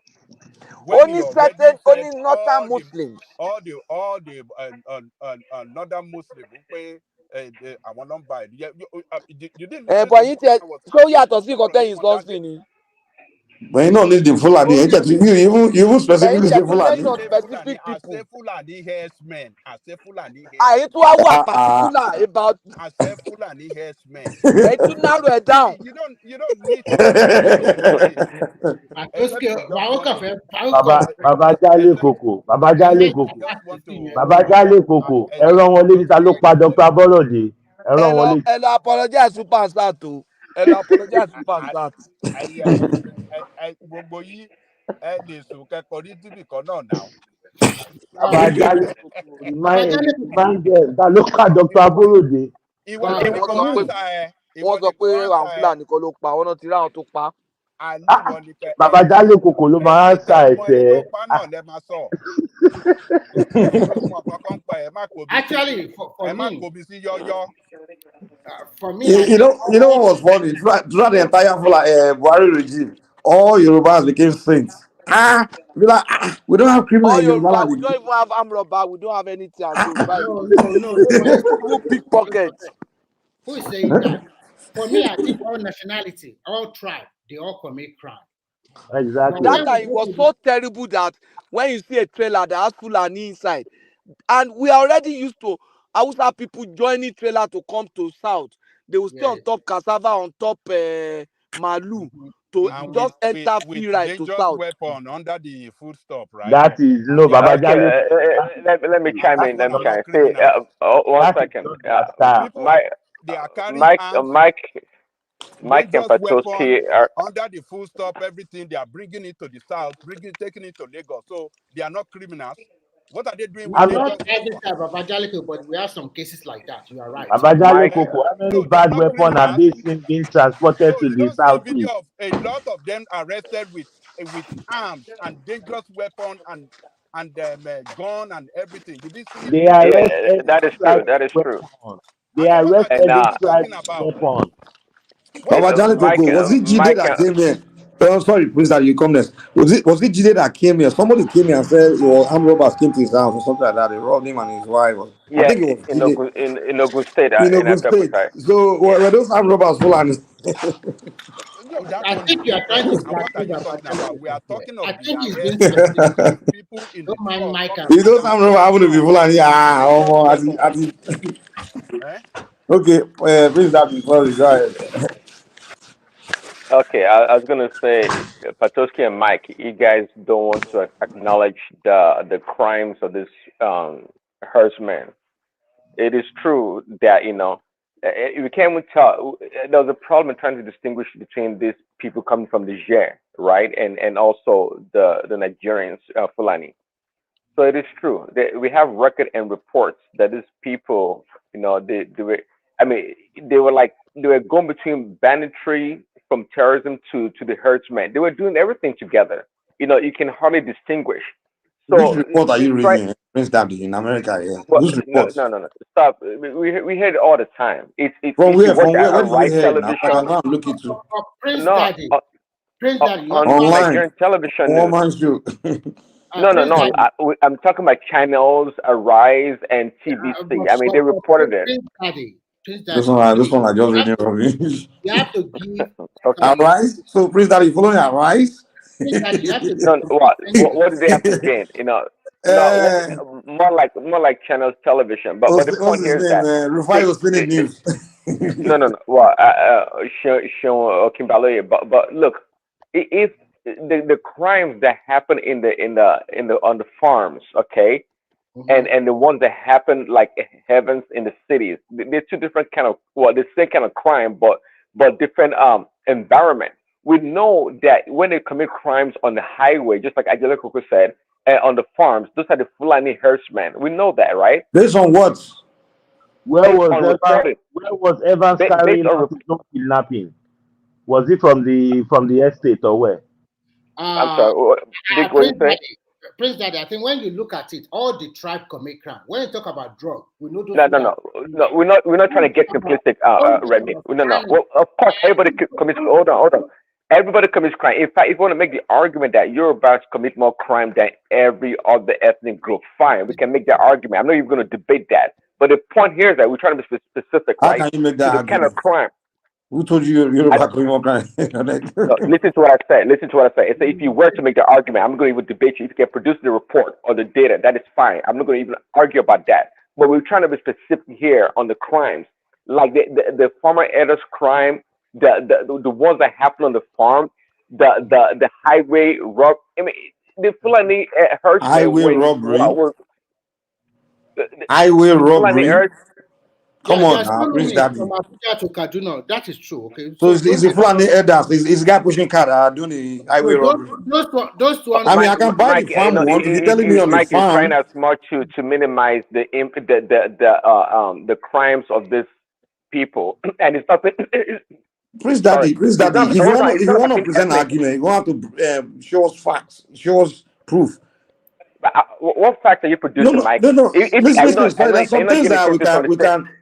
Okay, go ahead. Just finish. Mike, sorry, Are one you not second. getting Prince your Daddy, one argument second. Prince also? Daddy, Is one it second. based? Prince Hold on. Is Daddy. it based on your own personal research and your You research have been institute? indoctrinated online. That's your problem. Mike, No, hold sorry. on. What do I have to gain? I'm not against. I'm not anti-Fulani at all. I'm not pansat. I'm not that at all. I'm just trying to give provide information as I know it. I'm not trying to take Okay. sides But here what at you know all. is not based on any evidence, though. All right, you said So something now. You so said the so highway all the reporting that the media repeats. But Even I is it investigative journalism that are doing there, or is it okay. just oh I they guess say we them should say? start listening to the media about anything. That is Is it no fine. Maybe opinion? they've been lying. Maybe you're right. Maybe they've been lying. Exactly. So you know Maybe them now. Don't we comment to debunk with fire saying every day? This, I mean, all this, a lot of these media guys, they are Yoruba people and Igbo people and Mike, Southerners. let me just They chip just in have something. issue with Northerners. We know that. Let me Go chip in ahead, boss. something. Biggie. Sorry. You said the highway, the Fulanis are committing highway robbery. Yeah, and you mentioned Kaduna. What? Somebody mentioned Kaduna something. Yeah, fine. How about the highway robbery happening on Lagos, Ibadan, Ondo, or are those still Fulanis too? And the one happening listen, Biggie, about we not say I didn't say in absolutely or in absolute terms that every damn highway robbery were committed or being committed by Fulani people. I'm not saying that, But that's what you but said, we man. know Stop it, man. You said it's all no. committed by the elders. The that's what I'm like. You said no, no. This In is what you said. Let me hold repeat it. on, Mike. You said In specific the areas, crime in specific committing areas. robbery on the farm and on the highway is not committed by these people. Who are the people you're talking about? Is it not the elders? When I started my conversation, I said the kidnapping by Evans and the kidnapping by the Fulani herdsmen, they happen in different parts of the country. The more like the city crimes and such crimes, right? We know the kind of people Evans crime that are wasn't more in likely to commit such crimes. no. But the Evans crimes crime but the wasn't crimes that happen on the farms, the crime that happens on the farm, on the highway, especially in the northern parts of the country, just like Remy said, It's in by Kaduna elders. Highway, whatever. the one that happens in the south too is by the Southerners. So what's the difference? Crime So, happens everywhere by so different I people. think you are getting this twisted unnecessarily to me. When we talk about What I'm saying is don't label the Fulani what they are not. who is We all committing have criminals. crime in the farm against the farmer is the Fulani. You can Dr. tell me. Aborode was kidnapped and killed by Yoruba men. In the I So farm. know, In the I farm, know, happens but on Remy. the that Say, farm. In the Nobody farm, Remy. an that. exception to the rule or the abnormally is not You cannot does put that not as an What do you disprove mean? the. exception. No. Hold When on. Prince Daddy, what do you mean abnormally? You're trying to make Prince you're trying Daddy, to make an wait, no, argument hold that on. Yoruba Prince Daddy, people commit stop. No, no, crime no. or Igbo people is irrelevant. That's Prince not what we're Daddy, Prince talking Daddy, about here. when the man was killed in his farm, who did we accuse of doing it before they found out who did it? Well, see, No, just answer the question. Who did we accuse of doing it before they see, found out who did it? because the Fulani they stereotypes. Okay, though they may have gotten the killers wrong, it wasn't strange So to have attributed. no. Hold on, it wasn't strange to have Wait. attributed that How crime many to Fulani. And Prince people Daddy, do Prince make Daddy, mistakes. Prince Daddy, Prince Daddy. Do you know how many times people are committing crimes that the police came and accused wrong people, even when people even confessed and said and called people that didn't exactly that were not even. Prince Daddy, and the point we are making to you is majority of the crime that happened there in the farm and all these places, they never arrested the perpetrator. But guess what? Every one of them were accused Fulani of it until when they finally arrest the perpetrator, and then we find out, oh, it wasn't Fulani. And then we're like, Okay, okay, we'll be like, okay, we got it wrong hold this on, time. Remy. No, hold on. We'll say, oh, we got it wrong this time. But the ones that still haven't found the perpetrator, oh, we got those ones right. Right? Okay, let me end the argument by saying that. See, trying to nitpick everything and talk in absolute terms, it's not productive at all. It's not. You trying to say, oh, everybody else commits crime. Nobody's making that argument. Yoruba, Igbos, Hausa, they all commit crimes. But we're trying to be specific here. See, there are certain crimes in Nigeria, like right now. Maybe when it comes to drug crimes, and you can attribute those So crimes to which one is certain which ethnic groups. To okay, certain fine. ethnic groups. But Okay, it can be the way ethnic we specific. attribute it is based on the arrest record, right? Right? Because when It's okay, for based. example, when It's woman say, no. hold It's on, based on when reporting. It's woman was based on accusing the reporting. South, hold on now. When woman was accusing, oh, something group of doing most of these things in other countries, and when we ask woman, when the people say ask woman, okay, how do you know, how do you do this, and then you Google the arrest record, and they begin to show people arrested, and the names of them happen to be from that particular place. But we are asking you, bring the arrest record of this crime that you think is only Fulani that are doing, the highway robbery and all these things. Show us their arrest record and let's look at their names and their tribe where it's just Fulani. Okay, No, you it know, doesn't exist. okay, hold on. See, we know. Actually, I wish. There is Okay, no record. The only record. hold on, Mike. Hold on, Mike. Let me land. See, there was a video. I don't tend to watch a lot of the videos, but there's a video of a Yoruba man that I think came from England, right, London, and him and his family were kidnapped, and they were taken into bush, and they did all sorts of horrific things to him as a man, if you know what I mean, and his family. Well, the guy came and narrated the whole event, and it was as an adult, he was able to tell that hey, this were the kind he was able to name the tribe. Let's put that with the Fulani people that did it. So the reason I brought this up Okay, is that one. look, Name hold on, another one. yeah, hold Okay, on, hold on. name more. See, Okay, hold one. on. See, Mike, one second. my Mike, point, one my second. point is that Mike, one my second. point here Please, is that Daddy, please, 1 second. Let me interject you quick. If I bring a Fulani man standing in front of you speaking his language, and the Hausa man standing in front of you speaking his language, can you differentiate between the two? well, yes, I can. I can distinguish. Yes, I How? can Are you distinguish. sure? By the way, well, I lived in the north. You know, I didn't Okay, spend so now, many years, but I grew up in Kaduna State. In okay. Kaduna State. Hearing you live in North, I agree with you. Okay, Yeah, in continue. Kaduna State. Yeah, my dad speaks perfect, excellent Hausa. You can't see any accent in there, so I know what Okay, I'm talking about. do you speak I can Hausa? distinguish it. Do you speak Hausa? You know, funny enough, yes, I did. Growing up, I'm telling Okay, you, I do you did. speak it now? No, I do not. I grew up. I mean, our gate man. That's where I learned Hausa from. He taught. I mean, yes, I learned Hausa actually. To the Prince contrary. Daddy, Yaya Sudanka. I'm sorry. Yaya Sudanka. I cannot respond. You Yeah, know, he doesn't. He don't like to us. Oh my hold on. I can. Hold on. Okay, If I can remember. Prince Hold Daddy, on. Hold on a second. Hold on. If I can remember. If I can count. I think Daya Udu Bia Tokosara. Don't try, Praise Daddy. Even Anybody Yoruba, hear you that cannot one now? speak That of one now. Hausa. What are you trying to do? Some of us are serving, you know, we hear that one now. Prince Daddy, what about Fufude? Do you understand Fufude at all? No, not at all. I don't even know what that is. So if you don't know Fufude, So how how would do you you say that person that differentiate started an that with Hausa Fulani? speaking, Fulani speaking, or somebody from the Shua Arab, or Or even somebody Kanuri? Kobobiri? I No, we're mean, not there trying are to so get that many. specific. There are so We're not many trying to ethnic get groups in the specific. north, man. So many. And the funny thing is that most of us in the south never heard Fufude before. We don't know what it sounds like. So Actually, it might be a little bit difficult for you to differentiate between the Hausa and the Fulani. The Fulani the are northern now, it's not just Hausa and Fulani. There are many Fulani tribes in the are north. minority in the northern part. We have more Hausa than the Fulani, but the Fulani Yes, are and most of them speak Hausa, by the way. so you can Say, hold on. My dad chauffeur was a Fulani man, and he spoke Hausa 100%.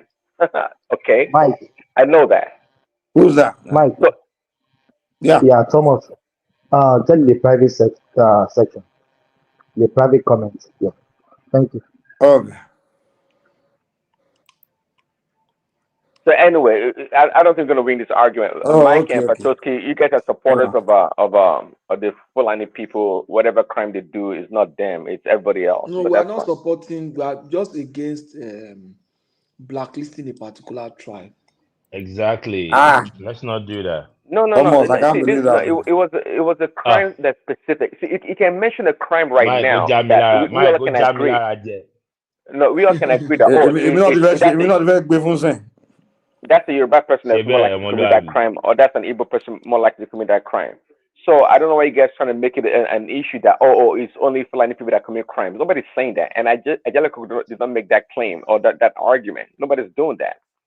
But Ajala Okuni, he said you people know. He said you people know the people giving us problem in that country.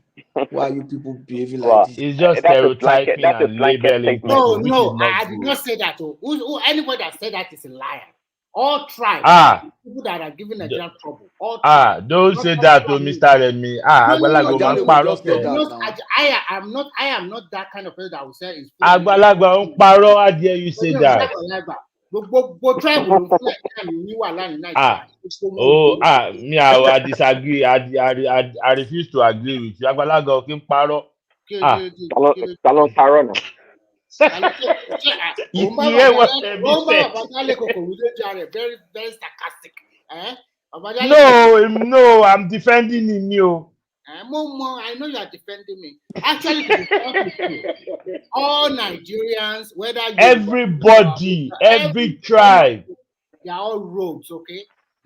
Don't let us. We talk about drug. We talk about no. That's a lie. The Yoruba, Hausa, they all do it.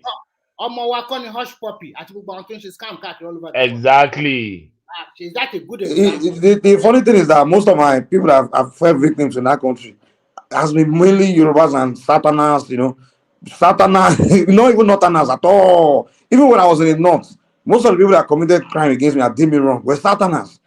That's why I always like, well, we just turn these Northerners to some, I'm growing up, they always just, even most of the corruption that take place.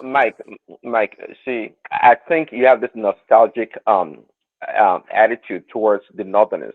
So what you're saying, I agree with you that the Southerners maybe back then they do commit more crimes, but things have changed. You have to come to the present get out of here, time. man. Get out of here. Since I was a kid, and my uncles, everyone is You have to come to the present time. The problem of Nigeria, no, President, let me tell you, people think I just love Northerners like it's because they're not here to defend themselves. And the reason why I always heavily trying to defend them is because they used to say a few Northerners used to come on the issue, they stop coming. They will come once they were someone, they just don't want to come again because they feel like they're just being attacked, you understand? And you guys, I feel like you guys are shameless because how can you just be indicting people that are not here to defend themselves? Like the way we just, and a lot of things we do, is just propaganda and lie on them, and they are not here to defend themselves. Not on one man show. I disagree. Come on now. The way we go hold on on. this. No. See, I may say something tonight, what that are may we be doing wrong. tonight? What are we doing tonight? Hold on. No. I could be wrong, Mike. Unlike you and other people, what I'm saying could be wrong. Not because I'm trying to indict the Northerners or the Fulani people. My information source could be wrong. Not because I have any vendetta against them. Not at all. And that's what we are trying to prove to you now. But then we constantly telling you like this. You can't be going by. You making it sound like. But you make it sound that the information that you have is also correct. That you're up. No. I'm not going by any. Okay. Hold on. I'm not going by any information. All I'm asking you guys is show me proof of what you are telling me. But you can't. So I'm not presenting any information that no one is doing anything. I'm never coming here to tell you that it's not anyone that's doing something. I'm just saying you're not giving me proof that these people are the only one doing this or that's all I'm saying here. I'm not here defending that anyone is not doing anything or doing something. That's not what I'm doing. Yeah, go ahead. If we are to be Prince Dad, if we are to be specific, when we look at Nigerian history, the Northerners are not known for petty theft, like stealing or robbery in the 80s or maybe 70s or what. But turn of the event, after that Boko Haram event, there is a lot of criminality has crept into their region.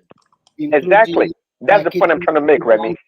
But when we talk about Hausa, Fulani, and others clash between farmers and Fulani people, we know that they are the one during Buhari regime that they commit a lot of crime, and that is true. Don't let us shy away from it. Yoruba people also commit a lot of scam, while the other side commit a lot of drugs. You know them. I don't want to mention their name. So we know those tribes that they commit different crimes. But when we look at the totality of the country itself, all the tribes are committing crime. Whether you are even minority, they are committing crime.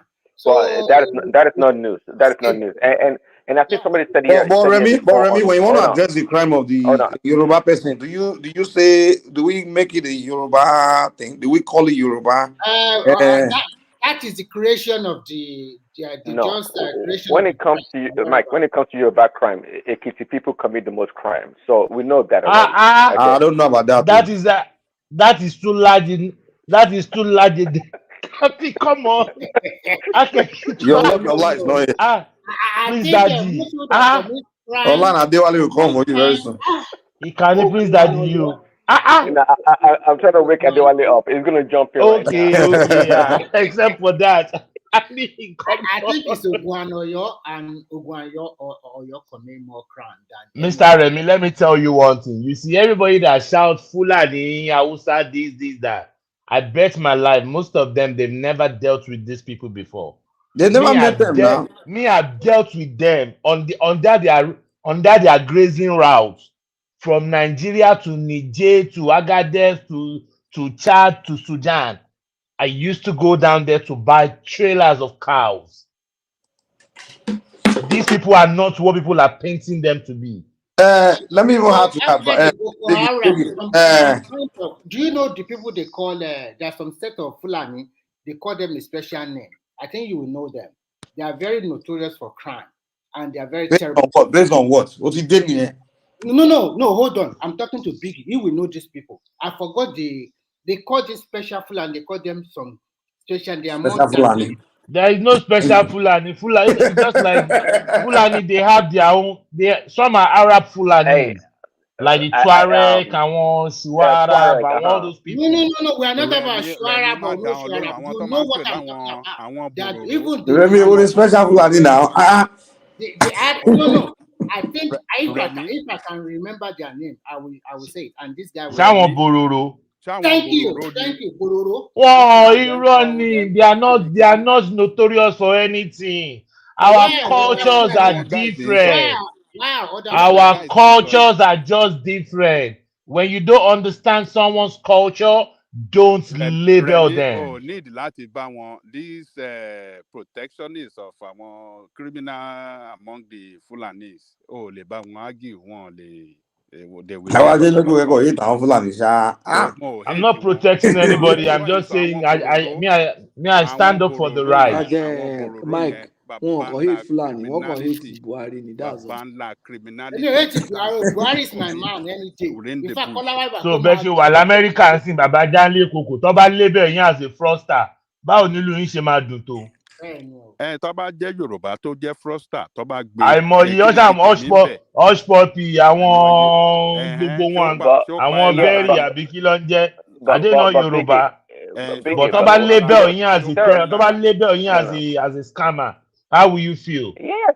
But Tọ́ba ní Yorùbá táwọn òyìnbó tó bá tàbẹ̀ sínú news wọn pé Yorùbá scammer. Exactly. Let's not do that. And would that be far from the truth? Hold on. Would that be far from the truth though?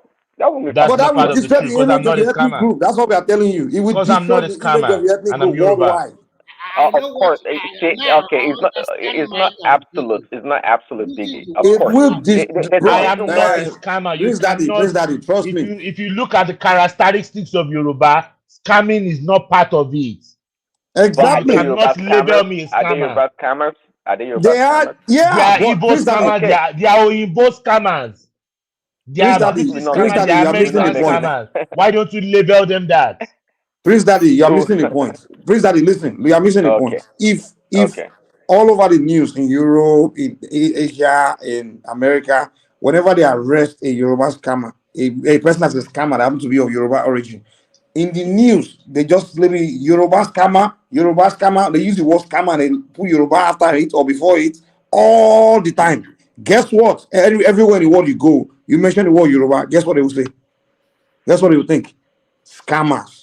So you just get, it's like you just labeled it that you've destroyed the image of that name Yoruba. You just destroyed that name. You bastardized the name, and that's the point we are making here because for people that happen to be hold on. But when we are hold on, what we are trying to correct here is if we want to address particular criminality, let's just say it's criminals or bandit or whatever, but let's not put the name of an ethnic group behind it or before. It's not good. Okay, Mike. Okay, you live in America, so when they arrest a person that commits a crime, does the policeman just go there and say, "There's this person here that committed the crime. His name is Mr. John," and that's it? Of course not. No, we need descriptive. They need descriptive description of the person. If it's black, white, or Asian. How tall the person is. So let's not run away from. It depends on the crime. That's when it gets to description. Exactly. That's when it gets to description. Exactly. But do they name the ethnic They only group? say that when it gets to description. That's what I said. That's exactly what I said. They have to describe the person. So if people are committing crime in a certain geographical area, then after that day, do everybody go on the street and say, like let's say a Caucasian guy is arrested for spying his family? Do they go on the street the next day and say all Caucasians are piars? No, I think on this basis Do that they say sorry, Caucasian let me say killer? something. Prince Daddy, do they say Caucasian kidnapper, ẹ má Caucasian jẹ́ máa killer? ṣe nǹkan tí ò dáa After they ká máa arrest him, justify nǹkan tí after ò they dáa arrest Or him, Prince nǹkan tá a Daddy, lè do gbà ká they máa when gbé they lọ arrest ni. black, do they say the black arm robber or the black when killer? they arrest them, before they I arrest think them, No, they they, can give a I agree description. with Mike and Biggie and the rest. I think that is why they changed the name. We cannot be using Fulani. Exactly. I think Ala Remy, when you go on then the we black Malam American, Musa I Shehu saw. Ebi Malam Musa Shehu if Ebi the cow this is herder part of is no, this is a arrested part of for the terrorism. backwardness of, Pam, of black people don't or say all Africans. No, Fulanis. no, you have no. Nobody's saying all Fulani. You have to be specific in order to come. In You order to Don't can't be be change the able to specific, address. narrative. man. You No, can't hold do on. that. You can't name Yes, it you can. fine, Yes, you especially can. when you Yes, don't you even can. Who know say if you that is cannot? them Of or course you not. can. No, 80% of you have to the be specific. Please, You Daddy, have to be stop this, man. specific I know in order to. you're just trying to be difficult. And you know what's even making worse? Majority of it that is not even proven. We still label them. We still say it's Fulani. Even we just say Exactly. the majority of the Mike, men that we don't even know who did it. We still call it Fulani. Yeah, just like a big Prince game. and Daddy. When they find Mike, out who sorry, killed that one man, second, Mike, and sorry, I one agree with second. you. Prince And I agree with Daddy, you Prince that. Daddy. When they came out with the news of the Dr. Aborode that they said was the Fulanis, and then when they found out that no, it was a politically motivated spying, and they caught the people that did it and they were Yorubas, did the news came back the way the first one came? No, No, they kept it super silent. there's a term, Biggie. There's a term for that. It's called Tano, taking advantage of naturally occurring events. You So there's can, no I'm against that. Don't make anybody scapegoat. I'm no. It's against not. It's not that. scapegoat. People will always abuse things. That's nothing strange. but that's See, what you are doing, and we're trying to correct you not to no, do no, it. no, no. Yeah, the fact, Mike, I actually agree with you that But the there are fact some that they other do it crimes. doesn't mean it's right. Of course not. But It's there's not a lot right. of crimes that were committed by non-Fulanis that they were labeled as Fulani committed crimes. I Exactly. understand that. Okay, but to try to dismiss the fact that many of there were specific kind of crimes like the farmer headers crime, like the kidnapping that happened in the forest and the Okay. highway. Say those were we can attribute those crimes to Fulani specifically. It's You not. It's a cannot lie. attribute it to It's a lie. Fulanis. Highway Which robber in statistics show you Kaduna, that all the fine. armed robberies done by Fulanis? Highway Which robbery in statistics? Ibadan and Ondo. You cannot attribute it to Fulanis. I'll give you a quick story. There was a program I was watching in Nigeria some weeks ago. A man went to the farm with his to the farm with his wife, and he never came back home, but the wife came back home. They started saying, "Oh, it's the Fulani, the elders, this, that." Only until about a week later, when they arrested some guys, they were part of his neighborhood guys. They pied him, took up the head, and sold it for 40K. They were Yorubas. I didn't think Okay, those guys were not arrested. All we will have been hearing is Fulani, Fulani killed him on the farm. Fulani pied him on the farm. No, they were Yorubas. They were young boys, 24, 25. They pied him, took off his head, and sold it for 40K. Chicken yes, now. Vicky, no, you make all this up one two examples that does not dispute the fact of what we're talking about there. Which fact are you presenting I'm here? You're not presenting No, any fact. You're not showing us any all the arrest fact record you are statistics. presenting is you want to label the entire Fulani criminals, no, and you I can't. will Nobody not can keep do that. quiet. Nobody can speak in absolute terms. It's not possible. How would I gain such an information to label an That is entire exactly ethnic what group? you are doing. I'm Highway not doing that. robbery is the Fulani. I'm Kidnapping giving is the no. Fulani. If they had not caught Uh, Evans the kidnapper, most of his victims would have thought they were Fulani that but kidnapped their family. Evans' father is a Fulani though. I mean, that's part. That's the link right there. Evans what? His father was a Fulani. His That's the link. father is who? His father. His How father. can you Who say his told you father that? was Fulani? This Oh, guy, you man. What joke. the hell? This daddy, man. Dude, the Nigerians have brainwashed you on the Are you internet, man. serious? This guy, Are, man. are you serious about that? Oh, you're kidding? This guy, this guy, he Mike, follows so many I Nigerian give up, YouTube. Mike, I'm done, I give Maybe up. the guy, he probably one Southeastern guy probably made a video just. I think it was I'm just Prince Daddy it's want to just watch it pulling and believe what he alleged. heard. I think it's just pulling I give alleged. up, I give up on Prince Daddy. I'm sorry. I think he's just pulling our leg. The father How was can I say Evan's father is a Fulani? the So mother must be the Evans mother must be vexed. the mother must be Yoruba. Exactly. Hold on. And it came out Igbo, yes. Evans go vex. Let's tell ourselves the truth. When we have these herders, farmers, crisis across the country or in anywhere that it happens, who are the people that are causing this problem against Ajali Koko Baba, most of those things you label as the Fulani classes, some of them are communal community clash. Hold on. The people, or how do I say it? These herders that in all Mike, you cases. can see me. Ajali Koko is struggling to talk. Hold on. He These is still herders just struggling. Ajali Koko. hold on. These elders that involve in conflict or crisis or maybe whatsoever you want to describe it with farmers, from which tribe are they? If you heard of herders and farmers crisis in Yoruba land, it's them. It's the Fulani herders. In Can you Igbo describe land, it? Can you Fulani herders. If you hear in Tiv-land, in Fulani herders. Why That is too can't we much of find Mike, solution to this that Clifford is problem? too Oji that much was of a arrested. generalization. And that, Please, hold let on me say now, this. and Clifford Oji this that has was brought arrested. Is a he from serious Fulani? insecurity problem to our homeland across that country. Why can't we find problem to the solution? And when you see, when some people stood up to say, okay, let these people have ranch. Who are the people that kick against it? Who are the people? Why can't they have ranch or When they ranches? wanted to give them the grazing, Hold whatever, on are we now. not the Hold on. Yoruba When we are talking that about, okay, let us have ranch where you can have your cow, and you raise them there, you take care of them. Why are they kicking against it? Why do we have people that Ajali Koko. politicians particularly standing up Ajali Koko. fighting against this thing? Ajali Koko. Yeah, give me this. I'm at work. Just give me maybe 1 minute. Yeah, go ahead. Yes, can you agree with me?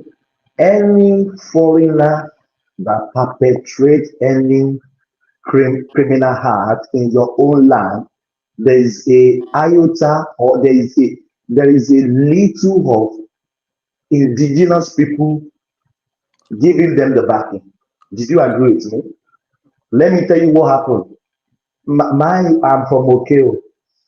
He's saying, Ado Awaye, all the Lalates, all the seven parapors, when they caught Boros with their crime, Yoruba were the people backing them. I mean, giving them the way. Yoruba people were among the criminals. They are the one even giving them, this is where to go, this is the people to kill, this is people to collect money from. So you can't label Fulani or the Awusas as the criminal, even though your own kings, your own indigenous people are even the one perpetrating this evil with them. We can't do that, Ajale Koko. So in Yorubas all are cases, criminal. hold on. There are criminals among Ajale Koko. Let me quick say this. There's criminals about Yoruba, Igbos, Awusas. Clifford Oji that they caught. Is he Awusa? Is he Fulani? We are not saying we don't have criminals across the country. Yes, every tribe have their own criminal. But what we are saying is that when you have a particular tribe that engages in a particular trade and or business, and that business activities causes problem, conflict, insecurity across the country, then we have to do something about it to put a stop to it. And a lot of our people, particularly in Ondo State, they pass a law that what do you call it? They pass a law against Grazing route. grazing this thing in that land. Why? It's because of the problem that these people business brought on the state, insecurity that they brought on the That state, Coco, that they brought on the state. Coco. Let me Why first. did we have? Why did we have so many states that pass such law that you people cannot stay in the forest? You can't, because that's a reserve area for that state. You are not supposed to be there. But these people didn't even listen. They will still go there. Who are, when you see people that don't respect the law of the land, they are criminals. Okay, about Coco. You can't carry on business in such a criminal manner, in such a way that it causes insecurity and mayhem on the life and on the well-being and livelihood of other people. I mean, let us tell ourselves the truth, man. But when they are talking about, okay, let us have ranch, let them have ranch. Some people, a lot of their leaders from the north were kicking against it. They are standing up and kicking against it. We are in the same country. We are the same. We are this. It's the same country, and a particular trade should not be carried out in such a way that we cause a problem to other people's livelihood. That is wrong. So Okay, but Coco, let me put this into context, right? So when the farmer elder situation started, what they were saying was that the elders, when they are moving their cow to feed their cow, sometimes they don't recognize that a place is a farm, like their crops that someone planted. So when their cows are moving, they just walk through the farm. And of course, when cows walk through, when people, whether it's human being or cows, if you walk through a farm, you end up destroying crops. that is not So true. That is not what true. is not true? There's no way you will see a planted farmland that you will know that, oh, there's a crop here. There's Hold no on way you now. will know. Oh no, hold on. The way some people That's a farm. land. They But wait now. deliberately run their cattle into that farm to eat everything up, their crops. But hold on. But cows don't eat Who what told they you call cows it don't now. eat? They don't eat Fatty, tomatoes now. Cows don't eat tomatoes now. fatty, They eat grass. fatty. Hold on, Baba. Wait. Normally the places where what cow eats is grass, like wheat, where so they have nothing to do with actual crops. So what these elders want their cow to eat is grass. So sometimes some people farm where their farm is just kind of well structured, where uh uh it's kind of like just kind of too far from bushes and everything. So cows just walk to destroy the crops. Where And will you see? hold Where on. will you see farmland that But will but be but wait overgrown now. by weeds? But to be fair, sometimes maybe some headers are just careless, don't care. They don't care, they just want to go by, they don't mind destroying the farm. Well, we can Yeah, some present wicked that ones. case. Yeah, that can happen too. So either way, well, the header is wrong. Yeah, he's still in the wrong, whether he purposely did it or not. He's still in the wrong. We get that. So that was the clash. So when that happened, the farmer, of course, I mean, farmer spent hours planting something, somebody destroyed. I'll be upset, and I will whoever that did it, I want to fight the person. So what happened was when that happens, the farmers get angry, so they challenge the elders, whether they get in a fight, whatever. Sometimes become deadly. So it's like a clash between two trades. So, Why must there be but wait now, violence between those two? but after long uh, um, announcement and education and news, everybody carrying it. A lot of the elders, elders association started telling their elders that hey, we don't want trouble. Of course, any businessman don't want their business to be as people to be against them because they want their business to be smoothly, so they don't want trouble people. So a lot of them started just telling their elders, like, listen, be careful when you are moving your cow, make sure you don't run into people's farm. And after that education has gone around, that elder farmers, this thing reduced. It reduced to a high degree where we don't even hear about a farmer coming out complaining anymore that, oh, these people cattle walk into our farm and destroy our farm. We don't hear that anymore like that. I'm not saying it's still not happening, but it's not as much as maybe it was in the beginning. So that's no longer like a big problem as far as cows walking to someone's farm. But what we started having later was something different: kidnapping and banditry, where people AK-47 gangsters go and rob people on the highway or run into one place, kidnap a rich person, ask for ransom. So how does that tie to a guy that is cow walking to someone's farm? Elders farmer clash. What does gang kidnapping have to do with elders that's pushing cow? What does that have to do with it? How do we tie it together? And before this elder crisis started, we were already having kidnapping. We heard about it from the Niger Delta, we kidnap foreigners. So kidnapping business was introduced into Nigeria. It started with the Niger Delta, where they would kidnap foreigners, they would demand ransom, and people would pay. And of course, other people started hearing about it, like, oh, this is a good business. So other broke people, they started hearing about, oh, whoa, if you can kidnap somebody, ask for ransom, we can get money, we can get out of poverty. So some people started looking for ways for weapons, to find weapons, going outside of the country, importing weapons, and starting forming gangs.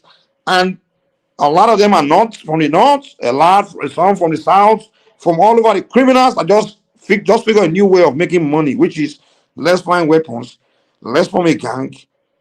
And when they are forming gang, criminals don't go look for a particular ethnic group. They're just looking for somebody that's willing to join them. So it's not like among all these gangs, it's just one single ethnic group. Because I'm very sure the northern kidnappers, when they started recruiting their members, they didn't just go to their ethnic group.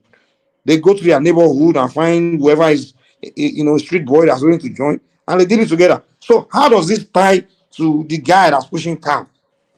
How is Um, there? um, Mike, let me say this, please. Do you know there are taxi rustlers that are even stealing cows of themselves as a northerner to northerner? If that fight happens, people will be saying it's from they are trying to kidnap people. So there are many things going on, even in their own community, fighting each other. So sometimes if somebody is committing crime, let us name the person. But tying it to some tribe in Nigeria, we know the crime they always committed, but people will never call them Yoruba is this, Igbo is this. But this Fulani, we just stereotype them. It's not good. It's never been good for Nigeria to stereotype the Fulanis. No, let's call them by their name. Thank you. Who is stereotyping this when they say the herdsmen, Fulani herdsmen? How does that connote stereotype? How does that connote sterilizing them, or how do I describe it? Nobody's sterilizing them. We are just saying it the way it is. You can't use your own trade to destroy my own trade. From everything that Mike have just said, Mike confirm that they are the one that carry the Who's they? I mean the Fulani herdsmen. I No, didn't say Fulani. I don't use the word Fulani. it started from Niger Delta. They are the one that started this commercialization of kidnapping. No, It was a forget thing about like that. kidnapping is a different ballgame. We are No, talking Baba No, about Jaliko, no. You said it was the no. Fulani herdsmen Fulanis that are kidnapping. You said no, it. I didn't say kidnapping. You said I've not said kidnapping too. kidnapping. You said all the insecurity is done by them. That's what you Whoa. said. So all the security. All the I didn't insecurity is say done by the kidnapping. headsmen. That's what you told That us. is not what I said. I Right, said from right. what you said, you confirm that the herdsmen are always the one that always cause the problem Which problem? with No, that's not what I said. with the farmers. With the Mike, farmer when they run their cattle into the farmland to eat farmers' crop. But that's been taken care of. That's out of the way a long time ago. Who is taking care of it? It's still Anyway, happening who to wanted to today. come in? What was that? Go to Ekiti State, go to other states. People cannot Go grow ahead. farm. You are saying this Yeah, thing you that know, this taking issue care of. of cattle rearing in the farm, it has always been, even in Ondo and Ekiti, they allow the Fulanis to rear their cattle.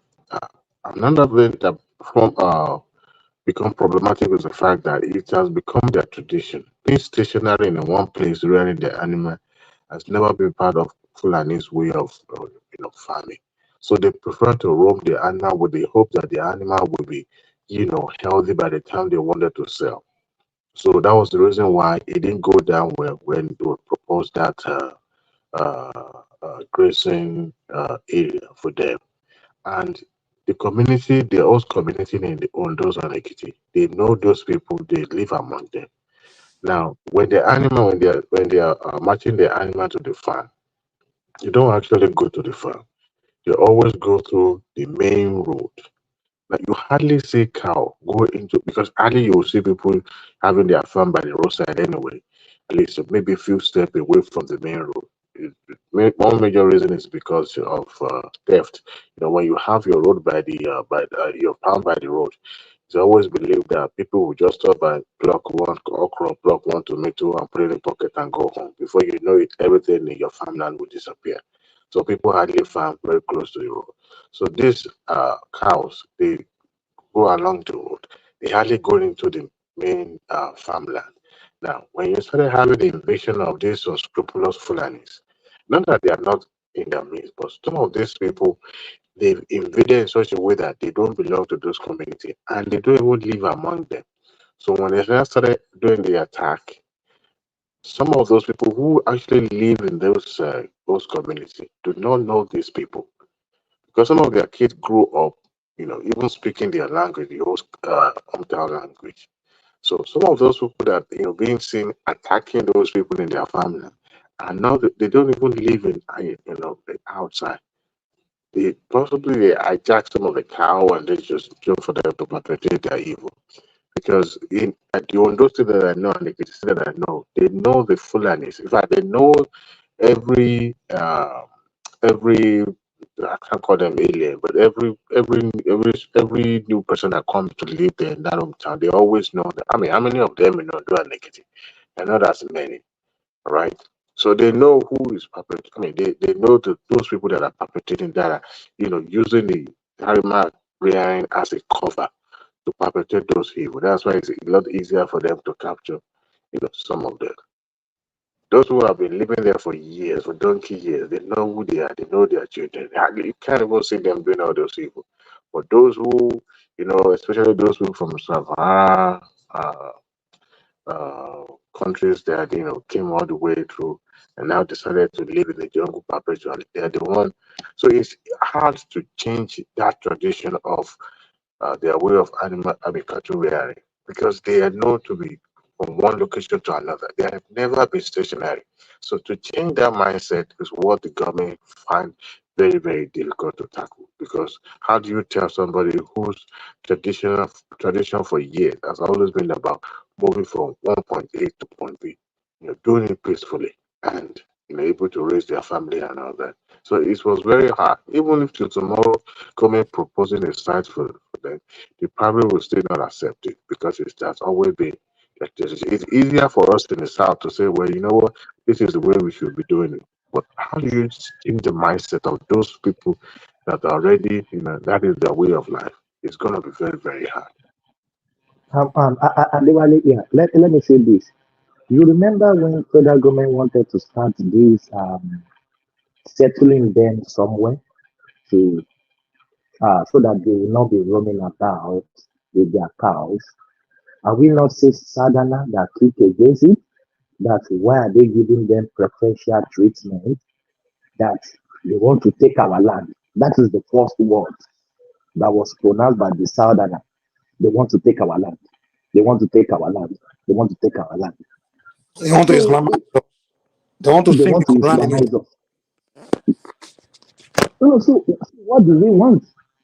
And let me tell you, Mike, all those cows you see, Yoruba kings have cow with them. I'm telling you this. This is my own area. Ibarapa. Yoruba people give these Fulanis cow to rear for them. Go and find out. This is what I'm saying now. Tell me that I'm Yeah, lying. you're right. You're right. I'm from that side. I'm from Okeo. Yoruba people, kings, baales, give them cow to rear for them. So if you see them roaming about with cows, it's not only their cows. I know this for fact. My mom has a vast of 8 hectares of land in Agrawaye. If you are going Thomas, to Iseyin from Abeokuta, Thomas. yeah, So yeah. finally, Tinubu approved the construction of roads to link your hometown. I mean, your village. Perhaps maybe it has not been I saw turned on it. I this saw year. you So wrote it in the comment it's section. a Yeah, cause for jubilation. Finally, your I hometown will because for have jubilation. Yeah, a good road for in the first time in the history of that hometown. Where do you say you come from, sir? Okay, or where? from Okeo, Okeo, Okay. Okeo, Oh, close to okay. Shaki. So at least they will put your hometown on the map now this time around, Abby. Now you Can I quickly jump in here? Because the narrative you guys are painting are totally different. When the Fulani are claiming they have, Buhari said there is a grazing route before, and people kick against it because we live in, this is no more 1940s. And when they talk about giving them land, you cannot force people to give them land. Why can't they go and get land in all the northern 19 states and do their ranching there? If the southern states say that we don't have land, it's fine because we are predominantly farmers. There is also, sorry, you have farmland. So you can't blame them not giving land. I don't like what Buhari did that time too. That one is not possible.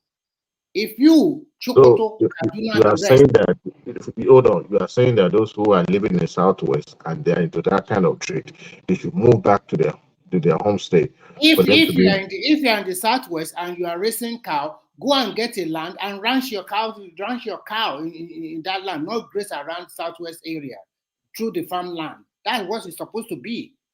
Like I said, We are not. Remy, Remy, it's you are not as not used to these people. We live among them. We know them. We grow with their children. We know them. hey, I'm telling you. Adewale, another thing you guys are not considering. First of all, you guys understand that we all consume meat every day in our southwest and in south and around the country, and also there's a growth in restaurant business and all those kind of things. So the demand for beef it was increasing, and our population growing and all those things. So we know when there's a demand for something, of course the whoever supplies it will rush to that area. So we just not ignore the fact that the demand for the meat, the cow, and also consider how much with millions of people consume meat every day. You know how many cows they will be slaughtered. That means there will be a lot of elders in the But that southwest. does not mean that they should not graze their cow in your Wait farmland. now, wait. If you the way we describe elders, we describe it as just maybe the population of elders in people doing cow business are just this few amount of people. You know, this yes, land a few tens, hundred of them. You know, do you know elders are in their probably tens of thousands for we to be able to meet to meet that demand of meat that we consume. You know the population of people living in Nigeria, especially in the south. We are tens of millions of people, and every one of us eat meat at least once meat a day. So that's a lot of cows. So with that many cows that has to be slaughtered daily, do you know how many areas will exist in our region? Because when I go to Nigeria, I see areas everywhere, everywhere. Even where I stay, when I go to, I spend a lot of time in Osun State. I spend a lot of time in Mine, but mine. wait. Where I was Quantity of staying, Missouri, food Nadia Solon. You don't even let people talk. Say, calm down. When I was there, I was at least living in the bush. The reason why I said don't disagree with you guys because I spent a lot of time in the rural parts. When I go, like last time I was there in Nigeria, I was there 2 weeks in the rural parts, and I saw them elders with their cows, so many they going. And I didn't say no, they waking first. I didn't see any problem. The entire weeks I was there, their cows now be in there waking me up in the morning. They're making that sound. So I'm like, this thing is not the way people describe it. So what I'm saying is the demand for me is so, and there's so many elders. So where would that many? If you say every one of them have to get a land, so they might as well sell so many land away there. Okay, So what it's I'm impossible. They have to move the cows around, man. Go What I'm ahead. trying to tell you is this. First and foremost, majority of the beef or meat that we eat in the South, they were brought in big truck or trailer every day. And I know because I live in Ibadan too. There's a place they gave them that all those cows, they will take them to that place, and their abattoir is not very far from that place, and they will kill them. And sometimes they also kill them in the Bodija market.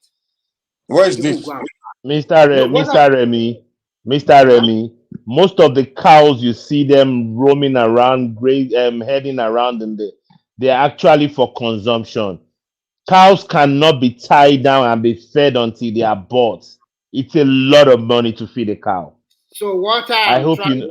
what I'm trying to tell you, first and foremost, modernity and also population increase have taken a lot of land from their grazing route. So they don't have that kind of way to just graze the cow from the north to the south. It's not going They to be don't. possible like Nobody that. grazes the cow from the north to the south. That's what they Nobody are doing. does that. Okay, how Nobody. are they not eating the farm, the farm, the plant or If the they let me give you an example. Let me give you an example. If they are coming from the north, sometimes they might get down in probably Osun State or somewhere, bring the cow, put the cows down there.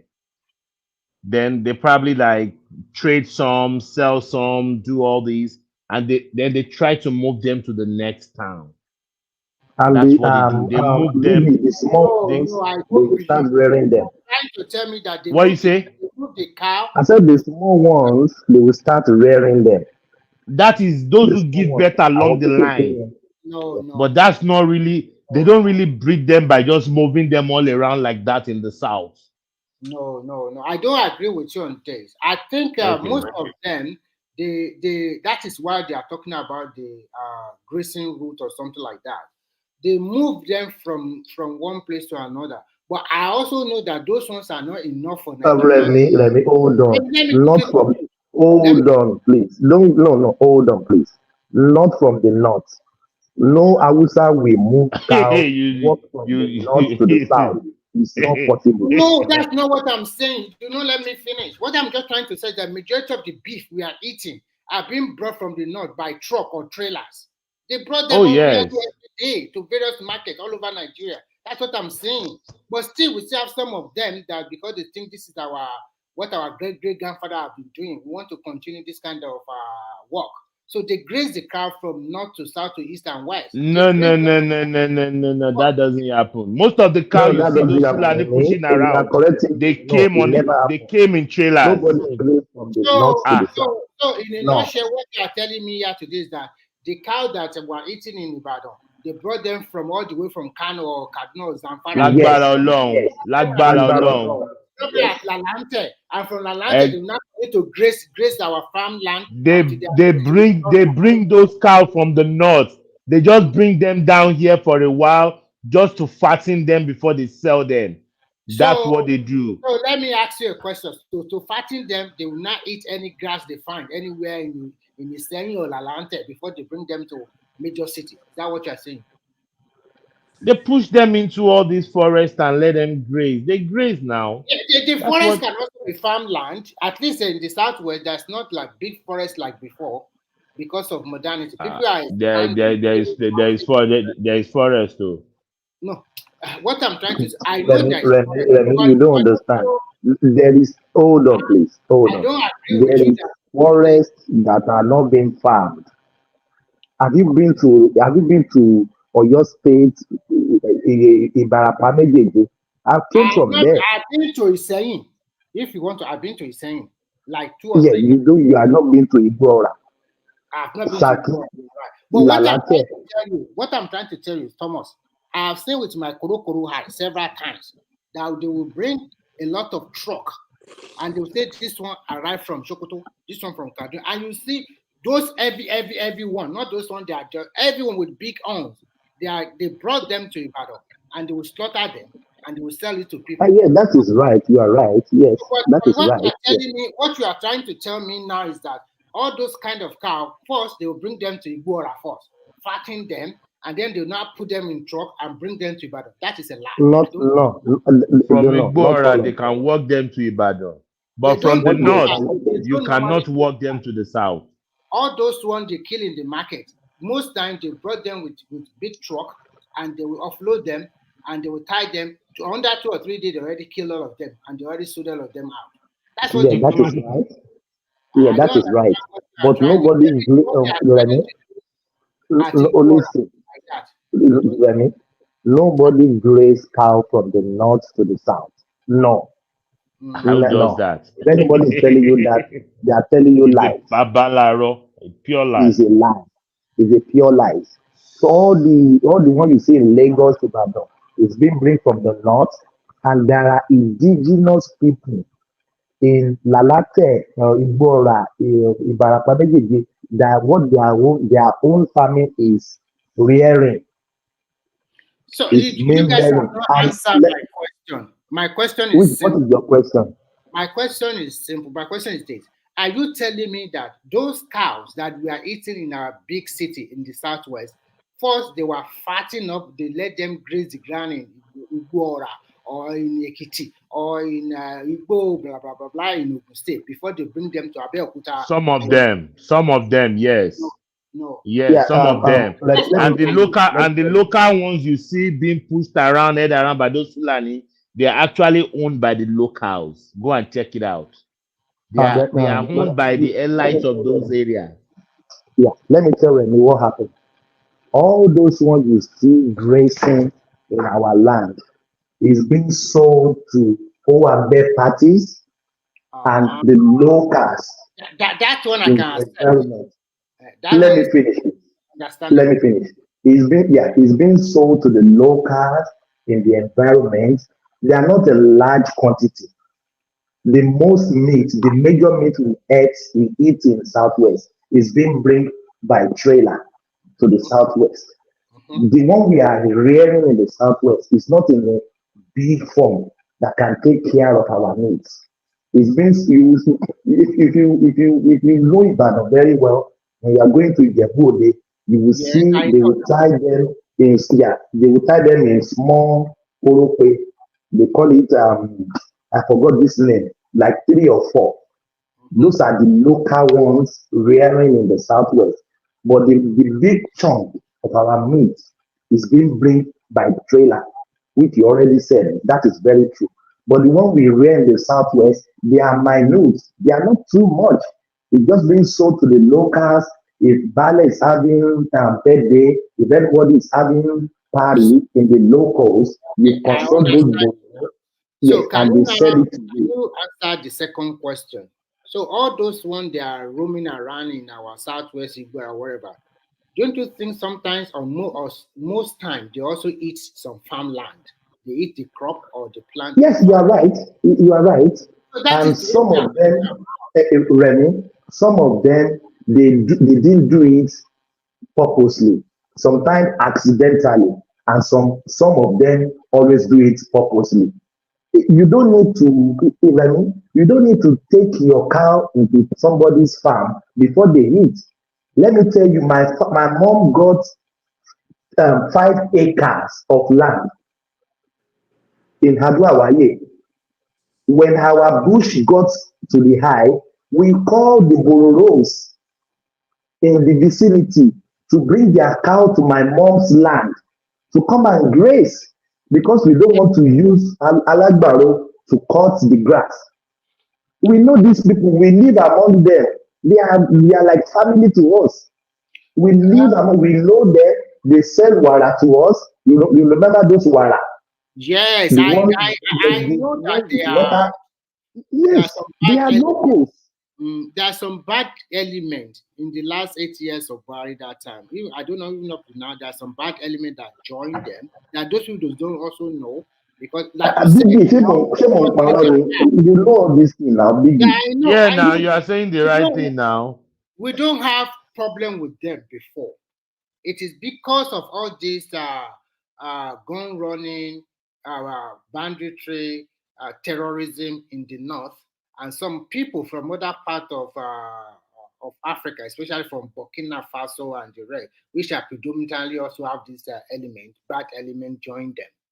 But we now live in another century. I think grazing a cow through the forest, at least we live in foreign land. I've never seen a cow that I will see on the major road here. Bukono. It cannot never happen. I never say. So why can't we just say, okay, ranch this cow? If you don't ranch it, every state. It took so many years for America to start and to get into ranching. I know. But You can't compare America of 200 years somewhere. ago to today I now. think if our state governor, I will call a meeting with all of them, pay for some land at a very, very far distant place and ranch your cow there. If you don't ranch your cow, I will tell my citizens, any cow you see on the street, kill it and eat it. That will give them people good lesson because it's not good at all. Remy, this cow, this thing, problem. It's just somebody. I don't know when I'm making a call for same things. When this person always call me, I got a phone call that came in. Sorry. Okay. Yeah, this cow noise we hear on the internet. It's just so exaggerated, man. It's too many people on granted. It's not that big of a it's not that major.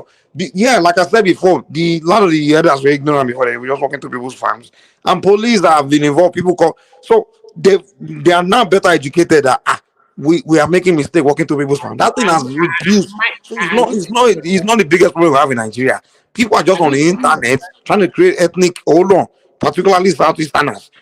They just say Fulani, they just want to create their agenda is this, and that's why I'm trying to educate you people that are suspicious of what's going on. Their agenda is to create ethnic war in Nigeria. All these Ipobians. Nisuru, you guys need to start thinking. The agenda of Nnamdi Kanu and all these people is to create an ethnic violence, a war between two ethnic groups, so that way Nigeria can split. That's why they do all this propaganda, they push all these things. So they target Fulanis and they notice that, oh, these ones do this thing, headers. So they just pushing these things. They will have something like they want to Islamize you, they want to sing the Quran in the sea, and they will go back to Usman Danfodio.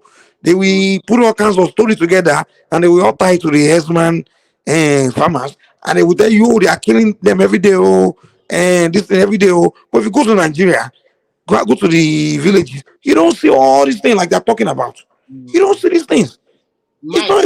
Mike, you are right, but at the same time, all the other tribes, they are not. It's not the biggest problem we have in Nigeria. Trust me. We are not also mumu. Grazing a cow. You say we are not what? We see them on the street, on the highway, like just a few months ago. Yeah, we get it, but this one we are talking about, I think that's the biggest problem we have in Nigeria. Yeah, we have a lot of uncivilized behavior we do in Nigeria, but that's not the only one. It's just a discussion. It's no big deal. I don't care whether some people want to say, okay, Yoruba should fight with Hausa or Yoruba. A lot of Yoruba, you guys are falling, and you guys don't have sense. This Southeastern is just brainwashing people. They are the one that started this whole Fulani thing, and Yoruba people bought it, and they stand. I'm like, you guys are so dumb that you let these Igbos brainwash you. Come on now. We are not falling. Look at the dispensation. If you look at it politically for the last 9 years, who are those people that have been ruling Nigeria? Are they not the northern part and the southwest? So when you play your politics right, you continue to be at that top echelon where they take decisions.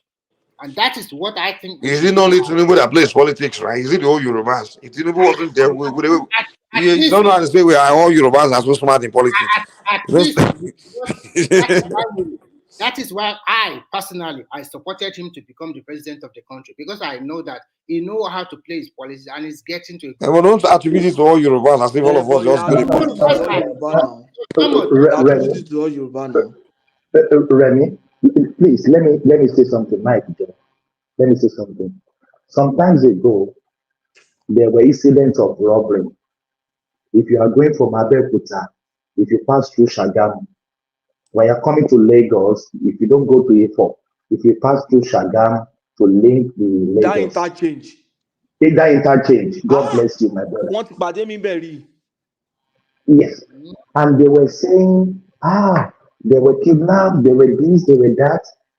When they caught the kidnappers on that road, ask me which tribe are they? They will be Yoruba. They are Yoruba stocks. They are Yoruba In that people. place, Yoruba ni wọ́n ti pa Yes. wọ́n bẹ̀rù dáadáa. Ibadan to Lagos Expressway, majority of the kidnapper that they would throw ring to you when you are Dream on your car. Nígbà tí wọ́n mú wọn Patrick, when they call these people, they are Yoruba people. And if nobody caught them, they have labeled the Hausas, the Bororos, that they are the one kidnapping on that road. So please, let's stop this stereotyping. There are criminals everywhere. There are Hausa criminals. There are Igbo criminals. You know there that are interchange. You know that place is bent, curved. There's no way you pass that place without slowing down. You will not slow down. You know the place now. And then you won't the see the front very well. Wọ́n kàn máa jáde ni síwájú ẹ̀. They are Yorubas. That time I used to like be very alert. Where is exactly that place, Mike? Sorry, Thomas. Sagami interchange. When you now. when you are going to Abeokuta or Benin. That place. You know what? They were notorious. So there was a day we are traveling there. Told one kidnap and all of them were saying, you know, people that kidnap them on that highway are Fulani people and this and that. So they are lying. So when you see an incident of one incident of Yoruba involvement in one incident, oh, they are Yorubas. But most of the video that we are watching, everybody, people that escape their kidnapping, or people that in the southwest or in the north? In the southwest. In the southwest. Okay, name three. On ransom that claim that they are Fulani people, so they are lying.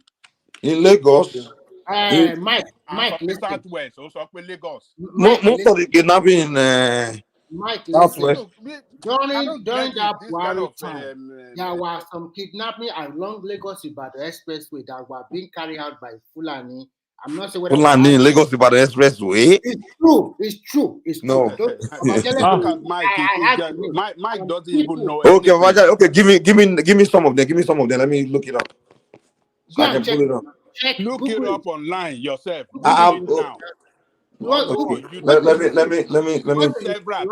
me Google Lagos Ibadan Expressway kidnapping. Baba, there are thousands scared. Not the cool Nigeria, don't you? Wow, they call you thousands. I just don't know why you want to label this Fulani body. I'm not really labeling them, but I'm just trying to. That's what you are doing. You just don't know. No. At that particular time, they commit such a crime. I cannot say all Yoruba are committing crime, but at that particular moment of 8 years of Buhari rule, it didn't do much. Propaganda from Yoruba nation, from Biafra nation. Even when two neighbors fight, they come and say it's Fulani. This Nigeria now, it's a complex country. Nigeria, we are just full of propaganda. I don't even know how they believe that propaganda can help them to achieve their nation, their husband and wife, they are having domestic issues. It's Fulani, headsmen. Really? When they were doing that Yoruba Nation movement, in the beginning, I'm like, you know what? Maybe we should split Nigeria. I kind of want to join behind it, but then when I started seeing the way they are going about it, just doing propaganda, I'm like, they were just full of coconut heads. Yeah, I'm like, is this the way you get a new country? You want us? Mike, I never believe in. That's why I'm pulling up. Okay, Papa Jack. I haven't seen a single Fulani. If you have one, Papa Jack, go send it in the private chat. We can pull it. Where? If you have one, send it so I can share it. What I'm trying to tell you is that I never believe in that Yoruba nation. Number one, that is number one. Two, I never believe in Igbo cause because I know Igbo very well. He's a thug. He has killed a lot of people in Ibadan. They use him. Baba Jale will go attack you. For several decades. Talking about Igbo like that. I'm not turning around. He can fly, right? They let him fly now. Then turning around telling he's helping his own people. Why did he run away? I think if we are talking about we want to break peacefully, we know those who will lead us. They are bunch of scammers making money with the. Every one of them, they are just scamming people, collecting money from them. Now. Propaganda making money. They are coming tomorrow. When people look at Nnamdi Kanu too, And they will collect donation. They will sell t-shirts. They will sell different products. There's this one show like that. They were leading the Yoruba Nation. This thing. They were based in London. They want to buy fighter jets. They want to buy a motor. All kinds of stuff. They need donation. Our people. They want to buy fighter jets and pack it there. They were planning. Now, did you see the idiot that went to Ibadan? Those ones too. I think not part of Yoruba Nation. They went to go and take over. They went to go and take over his state. Our tea is not here today. I would have bashed him. Are they these people Yoruba Nation? Are they thinking Yoruba are so docile?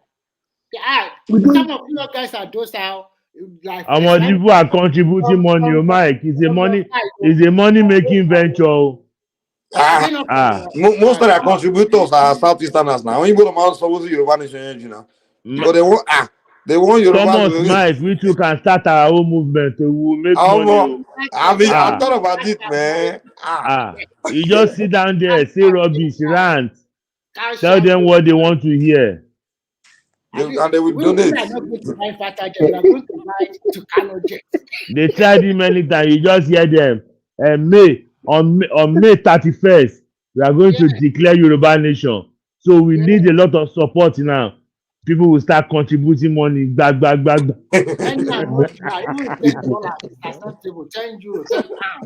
You see that idiot Mayegun too, that one in Scotland.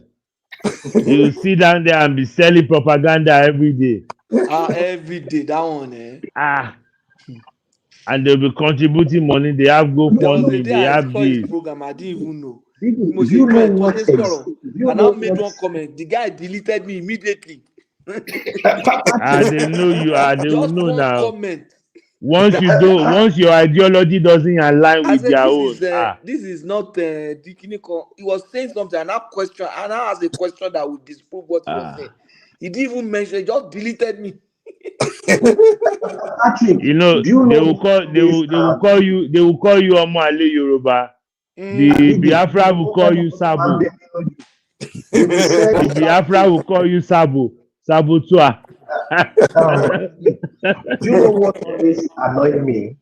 They will said May 29, we are taking our country. Exactly. May 29 is 2030. May 29 never come. The idiot telling them this thing is somewhere in London or Germany, sitting down, enjoying McDonald's fries and double cheeseburger. And he's telling the idiots in Nigeria they are coming to take a decision. There's this one, I don't want to mention his name, he's in London. That day he was just talking. I just called on the program and said, yes, you are saying all these things. You are telling them in Nigeria to go and be buying cutlass. They should go and be making local made gun. They should start getting ready because the war is coming. And I said, you are sitting down in London. Your wife just gave you a cup of coffee and two slices of toast bread. You are eating it in front of the camera and you are telling some idiot to go and start a war in Nigeria. When are you going to go with your own children and go and join them? We will buy them shirts. We will send them shirts. We will print it. Ogundun lọ lẹ́yìn ò bá wọn lọ. Ẹ̀yin fẹ́ ra ṣẹ́ẹ̀tì fún wọn. Yeah, people. Kí lógún bá wọn lẹ́rù fún? Ṣèbó ẹ̀rù ló ń bẹ̀ yín kẹ́yìn òfin support. Bàbá Jánlé Kòkò wà láìtàláì mú fọlọ́n búra. Tán bá dálẹ̀ inú yàrá yín lè máa wà lábẹ́ bẹ́ẹ̀dì. Boaz, you know, when they come for New York rally, Baba Jale will flee to New York. I was telling Baba Jale, go, don't waste your money.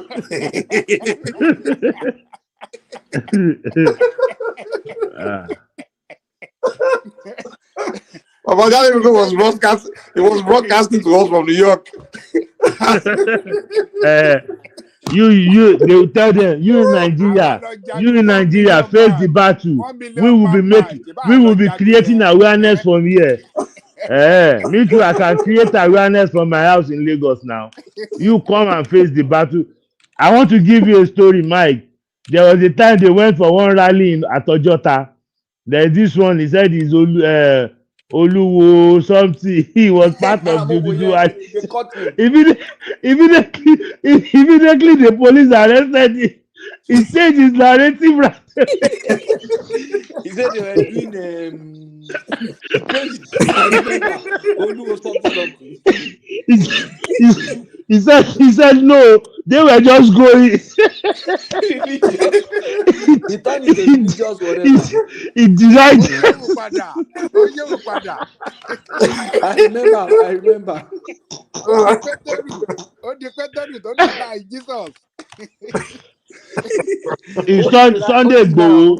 Sunday Igboho, if they did not arrest that guy in Cotonou, till tomorrow he will have been telling us he disappeared to Germany. You know what about Mali? You know another useless mother F. If he wasn't arrested in Cotonou, I swear to God Almighty, he would have been telling us he disappeared to Germany.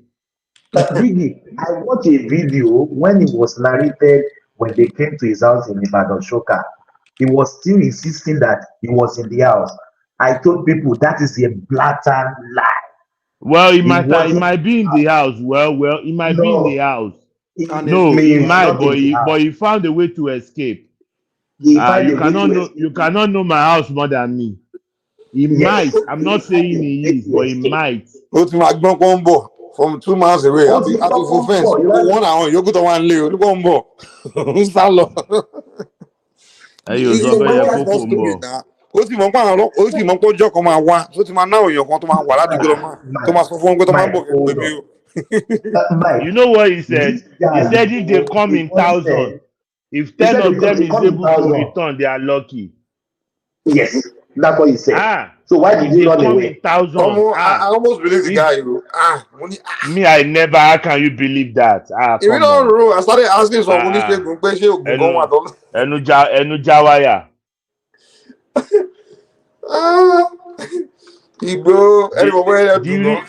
Baba, Mike, the real warriors and the real fighter, they don't talk much. They don't talk, man.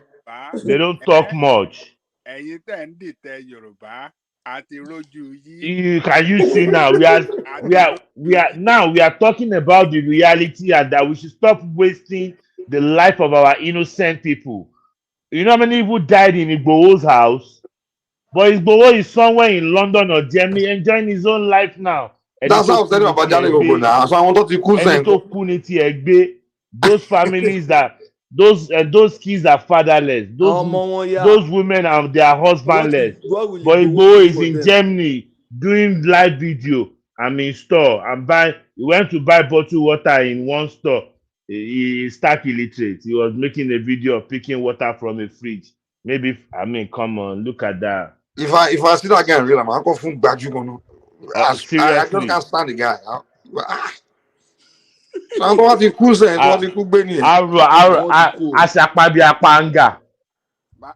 Mikey, ṣé ọwọ́ ẹ ti rọ sẹ́yìn rí ṣá? Gbàgbé bóyá ìṣẹ̀lẹ̀ jàre ẹ lọ jókòó ẹ̀yin ló lè máa tarú láyẹn fún wọn lè ta fúnra wa ẹ̀. Babaláwo tó fi létà dogan ọ̀nà bolẹ̀. Abẹ́lẹ̀ tà sí kìíní ẹ lọ jókòó jọ.